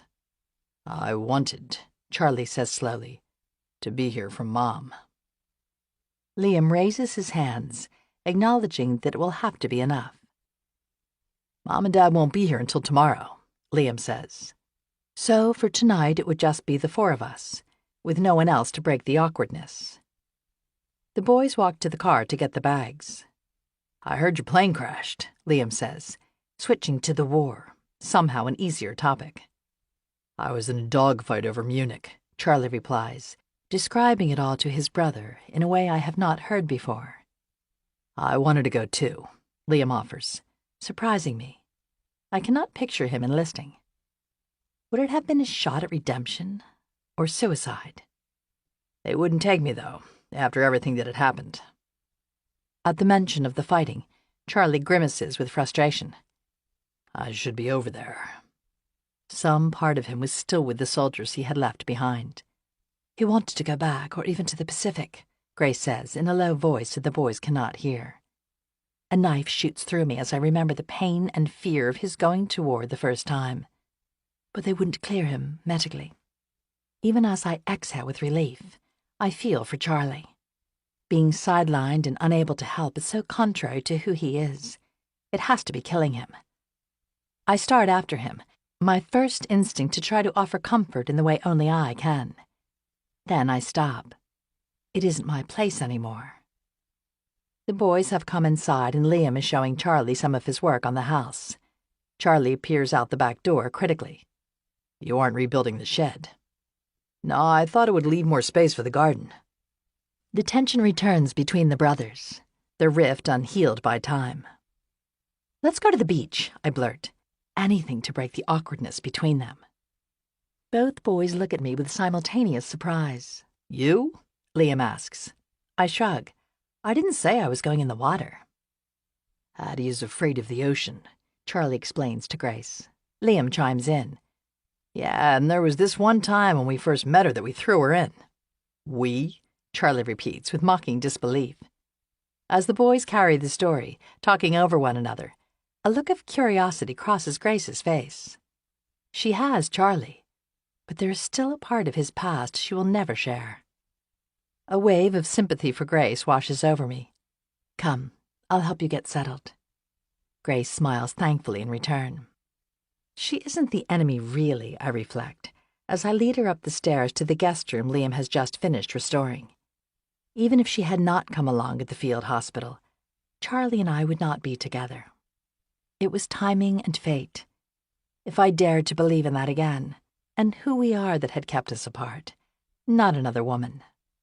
An hour later we are settled on the beach, the air a degree or two cooler with the first hint to fall. The smell of suntan lotion tickles my nose, sending me back. Charlie pulls a football from his bag. You aren't serious, Liam groans. Of course. All right, you asked for it. Liam leaps to his feet, planting an easy kiss on my cheek that sends shivers through me. Your leg is too weak, Grace frets. I too worry that Charlie cannot manage, but he limps gamely after his brother. I watch, marveling how the light and the way they move are unchanged after all these years. Once I would have had my camera with me to capture the moment. The photos might have been the same, save for the boy's size. and the fact that 2 of them are missing.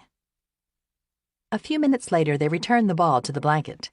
Liam runs to the water's edge and dives in, owning the waves as he did in his surfing days. Charlie follows, leaving me alone with Grace once more.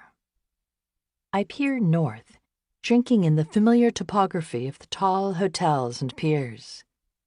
The shore has the feeling that the war is over already.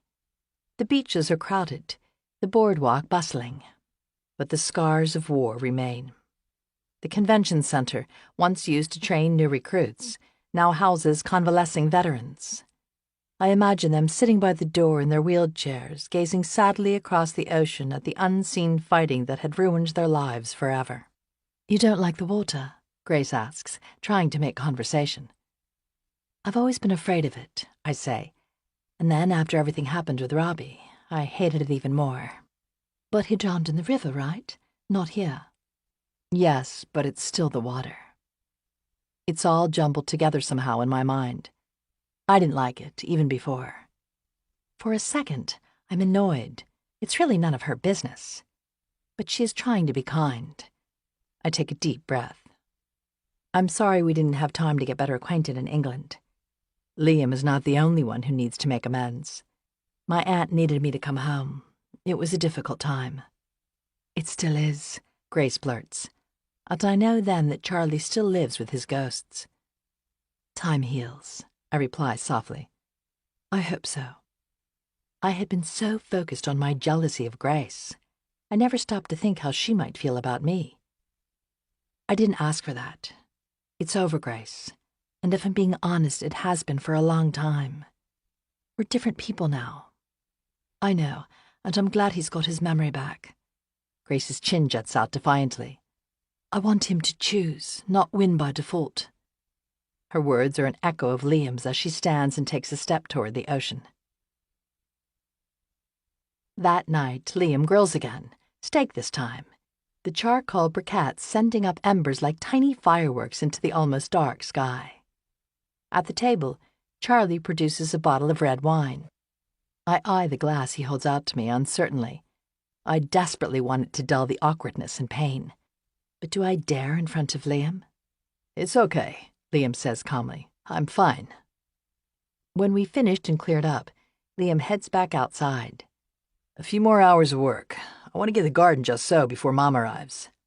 He does not ask Charlie to help, and Charlie does not offer. Grace yawns. "Excuse me, it's been a long day with the travel and I'm exhausted." She starts for the stairs, then turns back. Doubts flicker across her face at leaving the 2 of us alone, but she is too proud to hover.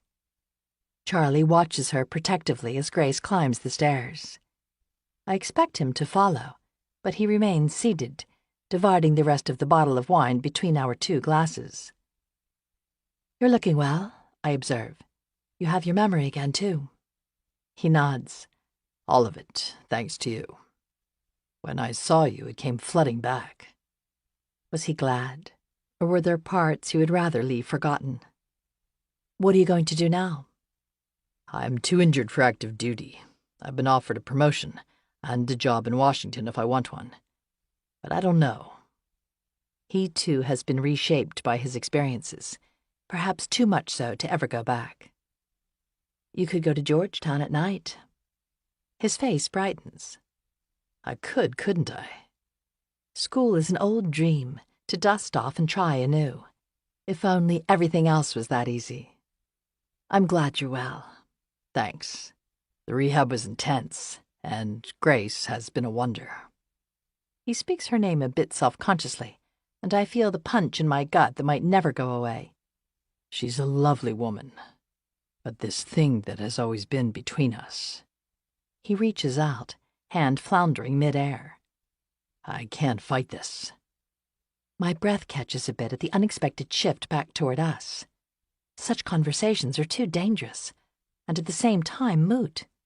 "You must. You're getting married." "I didn't mean for it to happen like this. I'm sorry if that sounds disloyal to Grace, but it's true. She was so kind."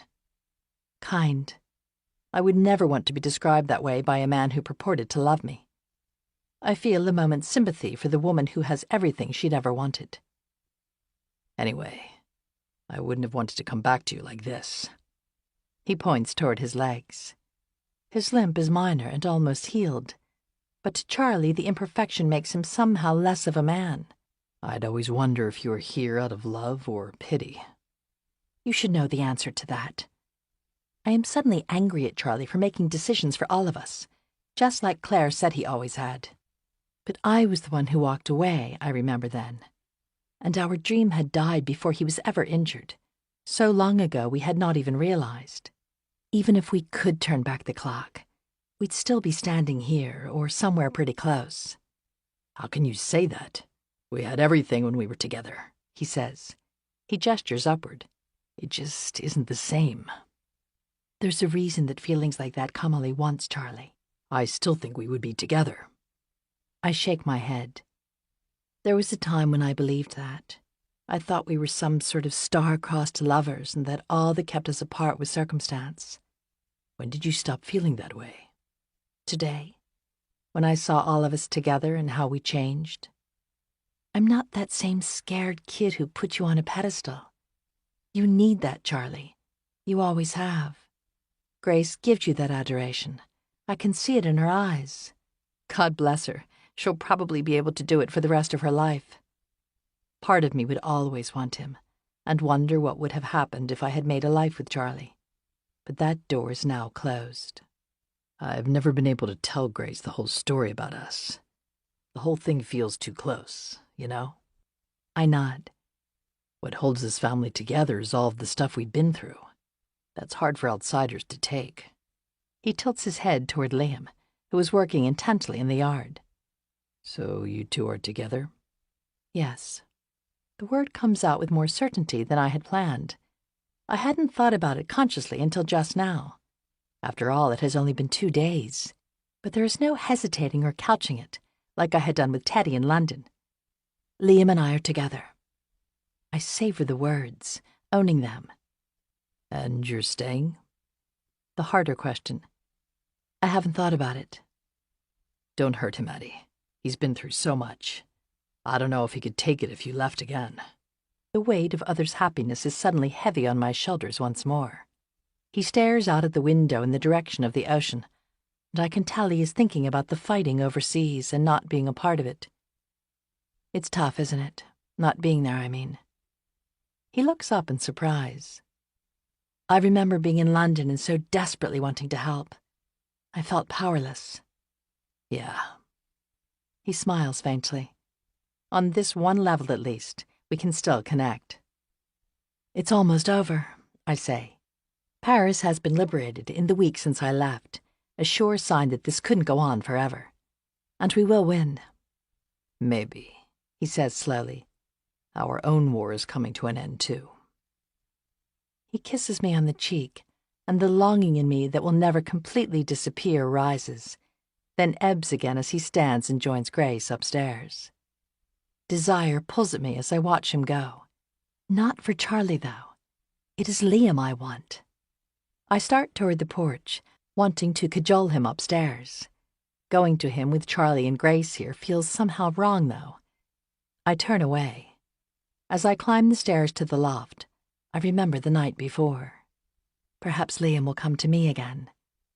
But even after I undress and climb into bed, the hallway remains still.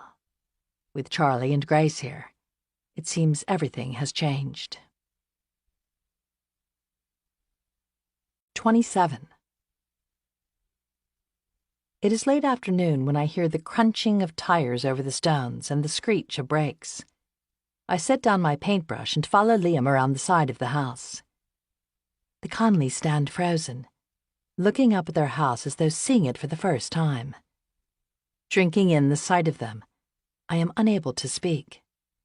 Mrs. Conley, in a gray pinstripe dress with white cuffs, is a different person, an elderly relative of herself.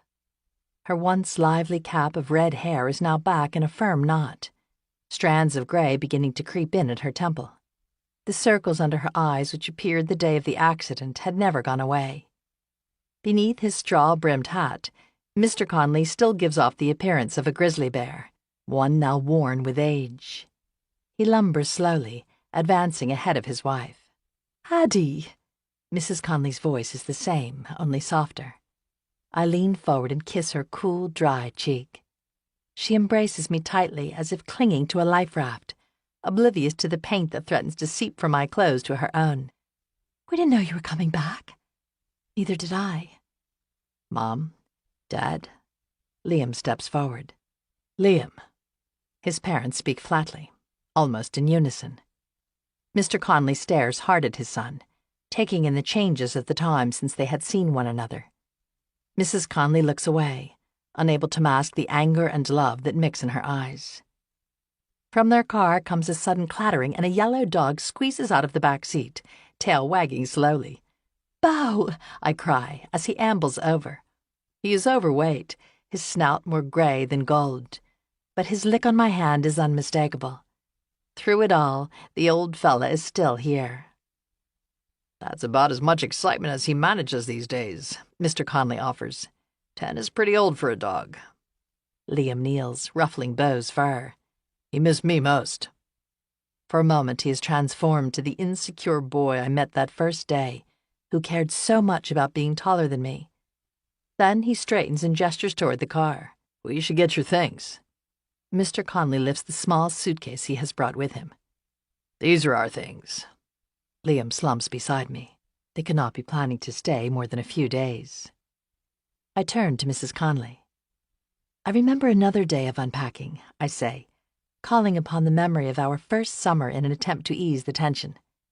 But Mrs. Conley simply nods, the nostalgia a painful reminder of her loss.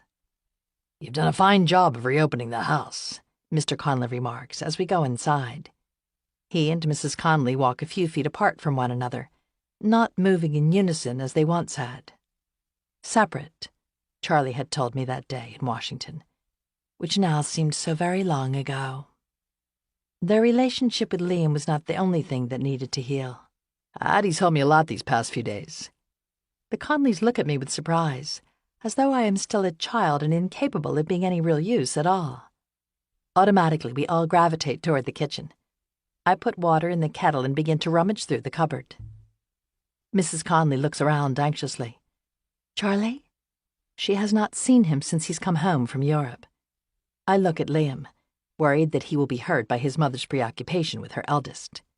But Liam pats her arm, seeming to understand. "He's already here. He and Grace went to the beach. He looks good." "And Jack?" Mrs. Conley asks. Liam shakes his head. "He's got a big conference for work." Among us lies the truth that Jack was simply too tired to weather another family confrontation. He has his own life, has managed to break free. "Our Addie," Mrs. Conley says, as she plants an easy kiss on my cheek. "How's your place in Miami?" I ask.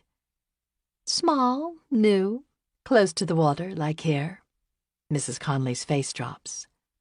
"Only it's nothing like here. But we couldn't go back to the city. Everything has changed. The neighborhood isn't what it was." Other families had moved in and would create their own stories on the streets where we had lived and worked.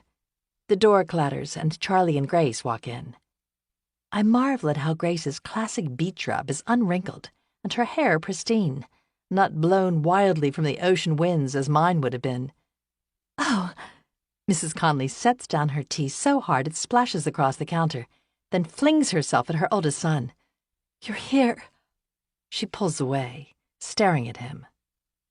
"Mom and Dad, this is Grace," Charlie says. I stand back, having never felt more like an outsider. I do not belong here. "So nice to meet you." The warmth in Mrs. Conley's voice is genuine at meeting her future daughter-in-law. Envy rises in me. Liam, seeming to sense this, comes up and takes my hand. "Why don't you show Mom what we've done with the yard?" "I'm going to dress," Grace says softly to Charlie. I lead Mrs. Conley out back. "See how Liam restored the garden?" I point, driven by a need to point out all he has done to make things right. Mrs. Conley's face crumbles, the garden a reminder of a time before. I see then how far I have come in my grief. But for her, Robbie's mother, it might never change. I reach down and squeeze her fingers in mine. I think Robbie would have loved it, don't you? Not talking about him would not make things any easier. Beau meanders out back and lies down on the deck in his usual spot from years ago, as though he had been there yesterday. If only it could be that easy for the rest of us. You try and do everything to protect them. Mrs. Conley's voice is flat, and her eyes cloudy, as though elsewhere. Swimming lessons at the Y from the time they were 2. No riding in cars with friends. She drops her head to her hands. And still it was never enough. A minute later, she looks up. You knew, didn't you, about Charlie and the army, back when he was keeping it from us? I did, I say, unable to deny it. I'm sorry I didn't tell you. I wait for the anger which will surely come, but her face remains impassive. You were doing what you thought was best. We all were. I cannot tell if her forgiveness is genuine, or if she is simply too tired to fight any more. Grace seems nice, I offer. She does, Mrs. Conley replies, her voice carefully neutral. I just always thought that maybe you and Charlie would wind up together. Me too. So she had not guessed or known after all. I flash back to the Thanksgiving night it had all happened. The news of my relationship with Charlie had sat untouched, like a forgotten present under the tree the day after Christmas. I consider telling her everything that happened, the reasons Charlie and I could not make it work. But none of it matters anymore. Come. We walk back inside. When I return from dressing for dinner, Liam has set out cold roast beef sandwiches. The talk has turned to politics. And now with Stalin making moves, Mr. Conley is saying. One war was not yet over, and another already beginning. All that planning for war, but no one has planned for peace. As Charlie talks about politics, a light dances in his eyes that I have not seen since before it all happened. I know then that he will go to Washington. Sitting around the kitchen table, warmth envelops me anew and my spirits soar. Home is bigger than Charlie and what had happened between us. My story may have started with him, but it didn't end there. In this most solemn of places, I am happy again in a way that I thought the war had ended for good. My hand runs over something, the old groove in the edge of the table that Robbie had worn with his pocket knife. He'd gotten grounded for a week for making it. It is still there, but he isn't. Robbie and Jack are both missing. We are here, but not whole. Regret washes over me. My stomach turns. I had let myself depend on the Conleys once before, a trap I would not fall into again by getting too close. The room is suddenly warm, and I step from the house, gulping for air. Outside, the sun has nearly set, and Liam is working on the porch swing in the semi-darkness. Hey. I move toward him. You disappeared. He had escaped. So quietly I had not seen him go. Concern pushes through me that he is feeling excluded again and might return to his old ways. But when he looks up, his face is peaceful. I just wanted to get this finished before tonight. No, he is not alienated as he had once been. Rather, despite his happiness at having them all back, he just finds the quiet easier. He straightens and draws me close. I press up against him, growing warm and wishing that it was just the two of us alone at the house once more. It's great having everyone back, isn't it? He asks. Yes. It isn't easy all being together again, to be sure, but it feels right in a way things haven't in years. Mom and Dad seem different somehow. So he had noticed, too. It's hard for everyone. A lot of people and memories in one place. Is that why you've been keeping your distance? I look up at him, surprised. My distance? When you didn't come to me last night, I thought you didn't want this anymore. He does not finish. I was waiting for you to come to me. We laugh, realizing the irony of our misunderstanding. I thought Charlie coming back had stirred up feelings. If anything, it is the opposite. I wrap my arms around his waist, watching first his surprise. It is quickly followed by relief as he realizes I have chosen him. that I want to be here with him. Not just wound up, but actually picked. Like kids choosing kids for a kickball game. Seems to matter to him a great deal. How are you doing? I ask. Happy, angry, sad, relieved, he rattles off in a monotone. I don't know what I was expecting. Well, they're here, and that's something. Doesn't look like they're planning to stay very long, though. Well, you'll just have to change their minds. Do you think I can? Both of them, Mom especially, just seem so far beyond reach. I search for an optimistic response. Finding none, I squeeze his shoulder. First things first, let's get this damned paint job finished already. But he stands motionless, staring at me. What is it? I ask, sensing his uneasiness. He has dreamed for so long of having his family here. Is it now too much, bringing back all of the pain and memories? I love having them here, he whispers, but I can't stop thinking about being alone with you. His voice is husky, sending heat searing through me. He reaches for me, and we fumble in the darkness like teenagers afraid of getting caught. Hearing the voices of the others inside, I start to protest, but I am swept under by his touch. He pulls me around the side of the house, and I stand paralyzed with disbelief as he lifts my skirt. He enters me against the side of the deck, moving silently in the darkness, and I bite into his forearm so I will not scream. 28. Addie, I need your help with something.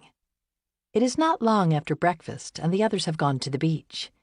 The Conleys have all been back a few days, and life has lost its vacation-like feel, everyone falling into a kind of routine.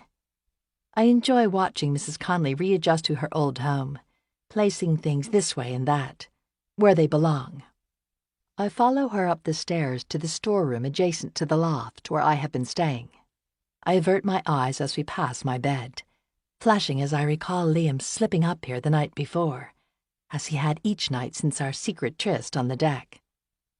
When we left the city, I had many things sent here, she explains, ducking low under the sloped storeroom ceiling. Boxes lie untouched, with a thick coating of dust. I can't bring myself to throw anything out.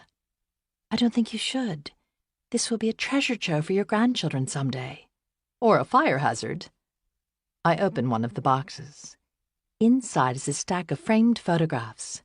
The top portrait is one of the boys, not older than 2, propped up on a sofa amidst some stuffed animals. As I pick it up, Robbie's laugh leaps out at me. Oh! I drop the photo back in the box. What is it? Nothing. I tuck it under some other pictures before she can see. Standing hurriedly, I bump into something hard and black. Mrs. Conley lifts it up. My old typewriter. I wanted to be a writer. I had no idea. Liam's been writing a lot. Charlie told me. I should have given this to Liam years ago. She rubs a bit of dust from the keys, then runs her fingers over them affectionately. He was too young. He wouldn't have appreciated it then. But he will now. She looks over at me. He's going to be okay, isn't he? More than okay. My word sounds like a promise. I had to lose one son to save another. Her voice is close to breaking. God help me. I'll never know why. She goes on. I had a child a long time ago. It takes me a minute to realize that she means before the boys, and not with Mr. Conley. I struggle to mask my surprise. A little girl. I was 16 and I gave her up. She chokes back a sob. She would have been just about your age. So when we met you that day at the shore, I almost felt as though you were her. I know you weren't, of course, but in some ways, it was like a second chance. That's what Liam's looking for, a second chance. I use her words, gently urging her to give him what she found in me. She clears her throat. You two are together now. Her tone drops a bit at the end. Do you mind? No, replies Mrs. Conley quickly, brushing the hair from her eyes. I guess I was a bit surprised is all. Because we did not fit. I always thought you and Charlie would wind up together. But I'm glad. Liam's always had so much less. Mrs. Conley adds, her face brightening. I'm just so happy that he has you. Relief floods me, but Mrs. Conley's words echo in my mind. Has you? What does that mean, anyway? I have only just run away from the tug-of-war between Charlie and Teddy, and her words sound dangerously close to the detestable sensation of ownership I'd fled.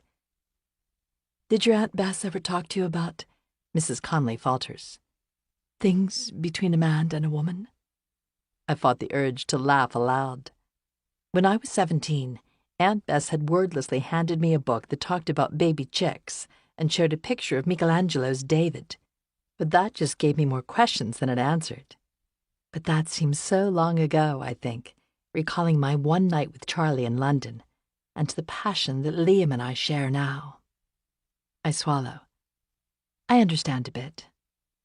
I just want to make sure that you are careful. Was she speaking out of concern for me or her son? Just don't lose yourself, or what you want for yourself. She's speaking of something bigger now than getting pregnant, and her voice contains a deeper note of experience. I see the Conleys more clearly then. They are not perfect, and never have been.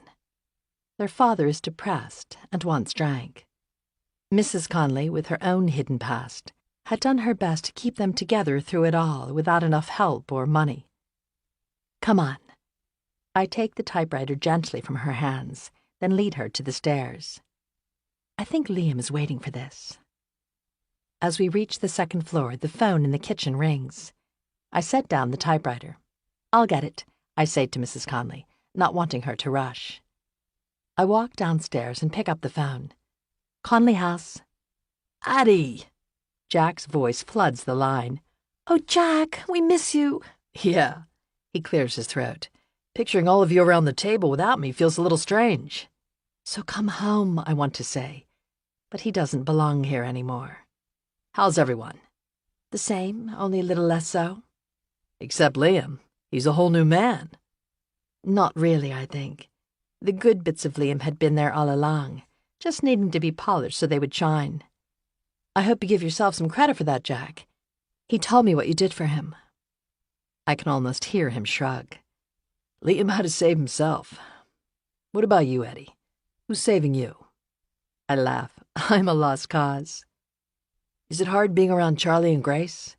His voice is solemn. Same Jack, worrying about everyone else. No. It's kind of normal. I don't think we're quite friends yet, but we're getting there. But enough of this. You always manage to talk about everyone except yourself. How are you? I've got a life now, Eddie. One I think you would like. I've got someone. He's really nice. I can hear him holding his breath, waiting for my reaction. I'm happy for you. Thanks. I'm done with the half-truths now. I've got friends who have never heard of our street. I wonder, though, if I'll ever eat a meal without tasting sand in my food or stop smelling salt in the air when I'm 100 miles from the sea. Or stop hearing waves on street corners. Or stop seeing gulls, I finish for him. I wonder the same thing. I guess it's just part of us, like our skin and our hair. I tried to outrun it for a long time, but it's part of me now. And you want to know the strangest thing? The farther I ran, the worse it seemed to get. But now that I'm home, I really don't notice at all. So you're staying? Yes. I didn't realize it is true until I said it. There are people who went, like Jack and Charlie, and people who stayed. I went as far as I could and still came back here. I would not go again. We talk a few more moments about nothing. Well, I should let you go. I clasp the receiver, not wanting to let go. Don't be a stranger. I won't. I won't let you. Tears come to my eyes, spilling over with a click on the other end of the line. As I set down the receiver, Grace rushes into the kitchen. Thank goodness you're here. Hurriedly, I dry my eyes. What is it? Charlie and Liam are going to kill each other. I run out the back door just in time to see Charlie, still in his bathing suit, take a swing at his brother. Liam ducks and tackles him at the waist, and they both fall to the ground. As they struggle, they roll off the deck, crashing to the muddy earth beneath. Stop it! I want to shout. but I hold back, knowing this is what they need to do. This had to happen, Mr. Connolly murmurs, echoing my thoughts. Liam will never truly be able to let go of his guilt until he makes his peace with each of them. Charlie, who still clings to his rage, is the last and toughest person with whom Liam needs to reconcile. What set them off? I ask. You, Grace says stiffly. Charlie warning Liam not to hurt you. Just as he had warned me not to hurt Liam. He was trying to protect us all, even now. Charlie's too weak for this, she frets. But I shake my head. Even with Charlie's injury, the brothers are closely matched in strength and anger. Though the struggle seems to go on endlessly, it does not get bloodier. Let's go inside, Mr. Connolly says. We cannot see the fight from here, but only hear the soft thuds and expletives, which at last give way to heavy breathing and hoarse words. I can stand it no longer. I step back out onto the deck and peer over the edge. The boys still lie on the ground, entangled but no longer fighting. I'm sorry, pal. Liam's fingers are still clenched in his brother's hair. Satisfied, I return to the house. What happened? Grace demands. They found each other, I reply, not caring whether or not she understands.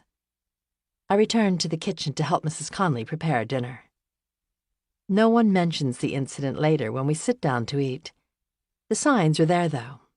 Liam and Charlie, freshly showered, sport a range of cuts and bruises they had inflicted on one another. I love what you've done with the upstairs, Charlie says, as he passes the rolls. When we come back at Christmas, we could add some shelves. You mean you aren't staying? Sadness washes over Liam's face as he realizes the truth. Part of him had really believed that he could bring them all back permanently, to live here together as they once had. I thought you'd stay. Even if you don't want to live at the shore, they've put up some new places that are really nice by the Navy Yard in the city. Charlie shakes his head gently. My future's in Washington. Grace and I have talked about it, and we're going to get a place there. But we'll visit often now, I promise. He has gone too far to ever really come back. What are you going to do? Liam asks his parents. What do you mean? I mean, this is your house. I can hear the exasperation in Liam's voice.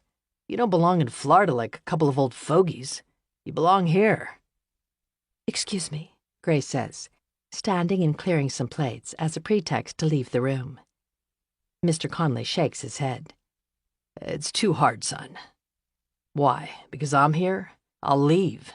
I never really belonged here anyway. Is that what you think? That we don't want to be around our children? Mrs. Connolly's voice rises. You boys are the only thing that matter. Not me. Even you, Liam. If we learned anything from what happened, it is that we don't have much time. For Christ's sake! I am stunned to hear her curse. Your father had a heart attack last year. What? Dear, Mr. Connolly protests. That's not important now. Not important? Liam's nostrils flare. Why didn't you tell me? I'm your son. He turns to Charlie. Did you know? Charlie shakes his head. He would have been off training. We didn't want to worry you. I'm fine. Mr. Connolly dismisses the topic with a wave of his hand. I've given up my pipe and I'm taking care of myself. The point is we shouldn't be throwing away the time we've got. Exactly, Liam persists. So move back up here. I don't know. Mrs. Connolly dabs at her eyes. I keep seeing him everywhere. No one has to ask whom she means. Being here is hard. Being everywhere is hard, I interject then, without meaning to. Running doesn't make the pain stop. You take it with you. I can feel Charlie's eyes on me then. There is a long pause. She always was the smartest of us, Charlie says at last. I am grateful that Grace isn't in the room to hear him. Actually, Liam told me that, I reply. He clears his throat, unused to receiving the credit. Mom and Dad, you would be closer to me and Grace here than you are in Florida, Charlie says. That would mean a lot to us, especially now. So? Liam turns to his parents. Let us talk about it, his mother says. She walks to her husband and puts her hand on his arm. He looks up and blinks, as though her touch is unfamiliar. Something softens imperceptibly between them. I think that's fair. Grace re-enters the room and Charlie's face brightens as she nears. Once I would have hated another girl making him smile. But I am glad for him now, happy about the life he has created for himself. But something is still not right. Finally, I can no longer remain silent. Why, I demand, is no one talking about Robbie? There is no response. I want to tell stories and laugh. It's the closest we can get to having him with us. My question is only met with silence. The next morning we walk outside to the Conleys' car. I climb into the back seat. I feel like I'm 10 years old again, I remark, and Liam, who has slid in beside me from the other side, pulls my hair for effect. Hey, quit it. Liam's bothering me, I mock whine. Liam? Mr. Conley tries to sound stern as he pulls the car from the curb. Don't make me turn this car around. We erupt into laughter. We fall into heavy silence as we drive away from town, following the coast south. It is a sunny morning with the feel of early fall, and we might be going hiking or for a picnic. There had been very little discussion about it. I want to go tomorrow, Mrs. Conley had stated abruptly, the night before, after I had brought up Robbie. It went without saying that we would all go together. Only Grace had remained at the house, grateful, I surmised, that there was not room in the car. Mr. Connolly slows and pulls to the side of the road. As I climb from the car, I stumble, and Charlie instinctively puts his hand on my arm. Sorry, he mumbles, pulling back, a faint redness coming to his cheeks. Though certain things can no longer be between us, he will always try to protect me. The cemetery sits on a gentle slope, just off the main road. I'd imagined it any number of times, but I had not been here when he was buried or after. We climb over a low fence and trudge upward amidst the tombstones until we reach the spot on the hill overlooking the bay. Robert Joseph Conley, beloved son and brother. The date of his birth and death follow. Mrs. Conley drops to her knees and begins to sob as freshly as the day they had buried him. Mr. Conley kneels beside her. We stand in silence, allowing them the moment that they need to have. My eyes are dry, no tears left to shed. From above, the seagulls call out mournfully. I look toward the ocean. The coastline carries on for miles in either direction, unbroken. The waves are tamer now, unobtrusive and undeserving of the hate they engender in me. A cool breeze blows through, signaling a shift. Charlie helps his mother to her feet, and she buries her head in his chest. Liam stands apart. I walk to him. It is the oddest of feelings, a relationship so new with someone I have known for so long. The regrets loom once more. If I had seen him standing before me years ago, maybe he would not have spiraled out of control. Robbie might be alive today. But no, I had to go through it all and have my heart broken by Charlie to be ready for this place. It simply could not have been otherwise. I move closer to Liam, and as my fingers interlace with his, I know the choice I made was the right one. You did a good job, I offered to Charlie, knowing he would have picked the location when his parents were not able. This is a nice spot. Yeah, he agrees. Robbie would have hated it, though. The location? I ask, surprised. Nah, the cemetery. He would have thought it was a waste of a perfectly good football field. We share a smile. But Liam remains solemn. It's not the same without you, buddy, I hear him mumble. And then it is time to go home. Epilogue. Quiet again, Liam observes. He and I sit alone on the beach, listening to the sounds of the gulls and crashing surf that are inescapably a part of our lives. The Conleys had flown back to Florida 2 days earlier to gather their belongings and move back up here. Charlie and Grace have left too. Yesterday, Charlie had stood by the packed car. Grace wants to get to Washington and find a place to live. And perhaps just a little bit to escape Charlie's family and the weight of memory she does not own. Charlie and Liam had hugged, patting each other hard on the back. Come back soon, brother. I will. Be well. I kissed Grace's cheek, and it was almost, though not quite, as if we were friends. Charlie had stood before me uncertainly. See you again, Ed. I threw my arms around him, not caring that Grace and Liam were watching and might mind. We would have a real goodbye, like the one we had denied ourselves so many times before. I don't know which I prefer, the quiet or the craziness, Liam remarks now. With the others gone, our lives have returned to the simple routine we had known before. Working on the house in the mornings, strolling to the beach in the afternoon. But the nights have changed, long and languid in his bed, exploring one another until we collapse exhausted. Earlier we had finished a meal of steamed crab legs, which Aunt Bess had never let me eat as a child. After, Liam had surprised me with a small chocolate cake. For your birthday, he said, even though it isn't until tomorrow. I was touched, and while I could not help but think of that birthday 3 years earlier when the Conleys had made me feel one of them, some part of me was glad that this time it was just the two of us. A letter came for you, Liam said. I took the envelope, which had been forwarded by Aunt Bess.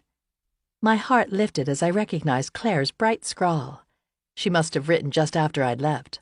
Addie, I hope you are well. Her voice crackled through the writing, as though we were in her flat, playing cards. It seemed a million years ago. So much had happened since then. I checked in on Leah for you.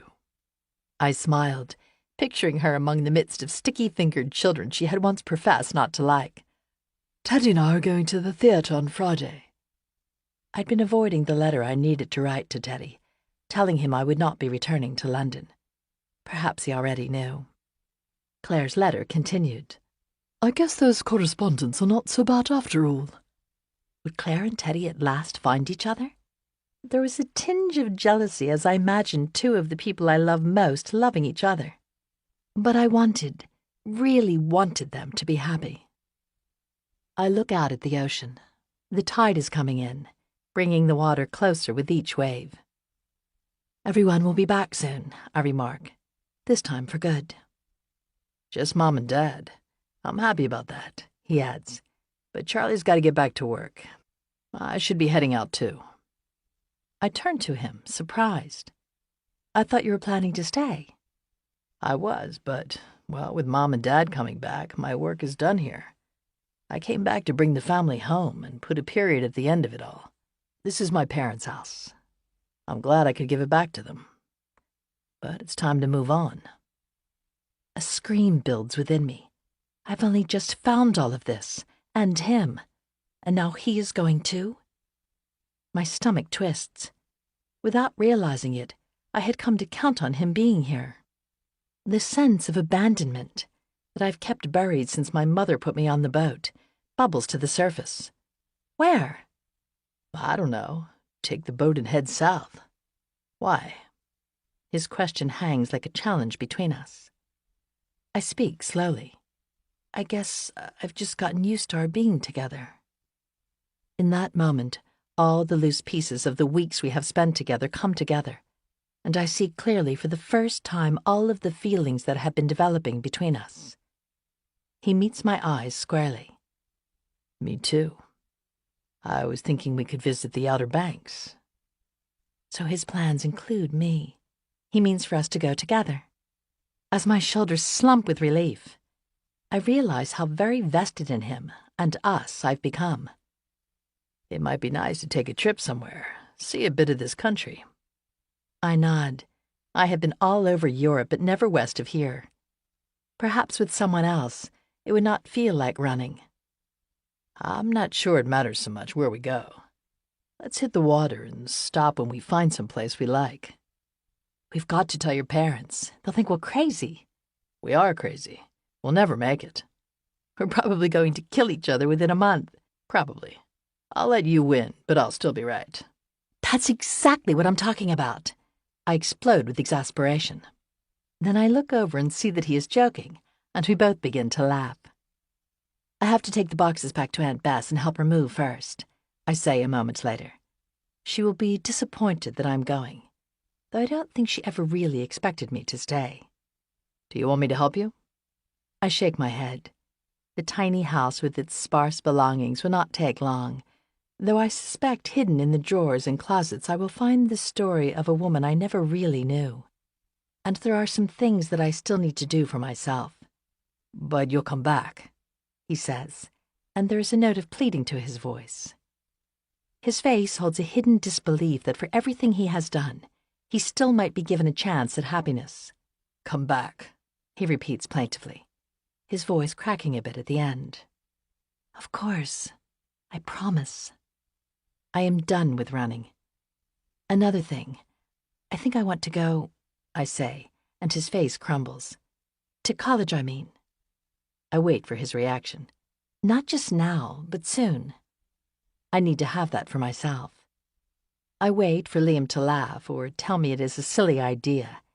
Even out of high school, it had never been a serious possibility. I think, he begins, in his slow, thoughtful way, that it's a fine idea. Really? My heart lifts. Really? You could come with me. Get your degree. Me? He shakes his head. Nah, I've never been much for classroom learning. He tapped his notebook. I have what I need. I could come with you, though.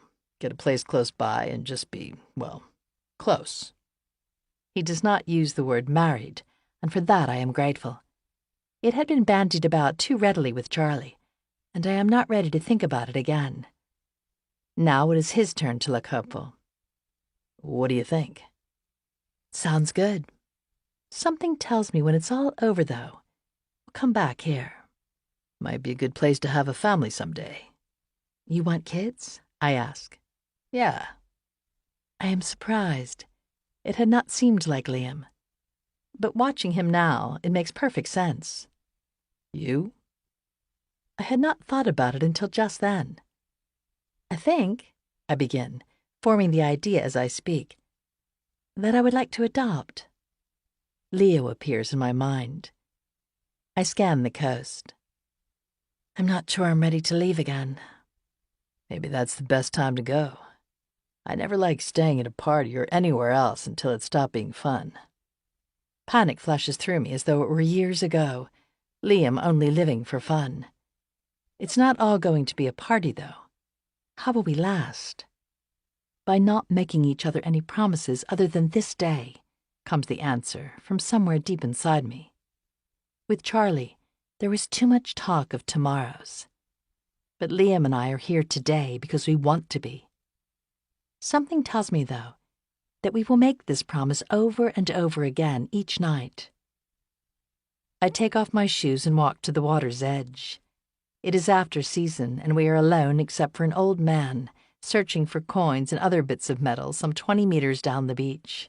The dampness seeps between my toes, and the sand feels more solid than it ever has. Are you okay? He comes up behind me. I know this isn't your favorite place. Will you do something for me? Name it. I take his hand and lead him into the shallow water. He stops, surprised. Are you sure? Not at all. But I nod, taking a step deeper until the water, colder now that summer is over, is nearly up to my waist.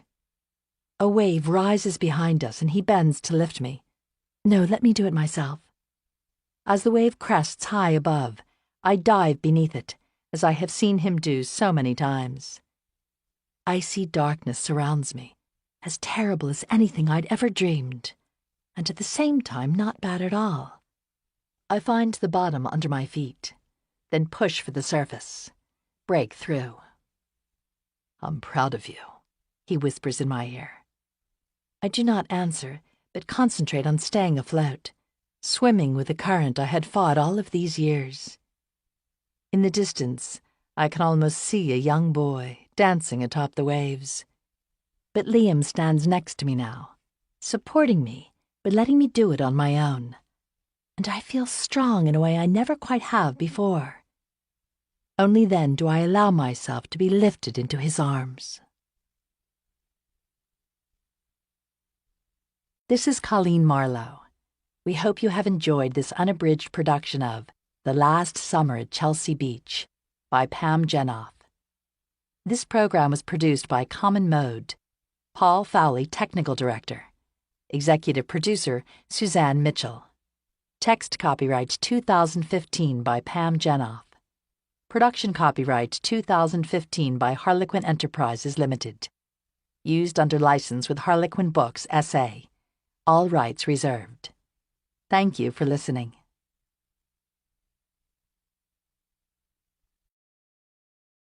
Audible hopes you have enjoyed this program.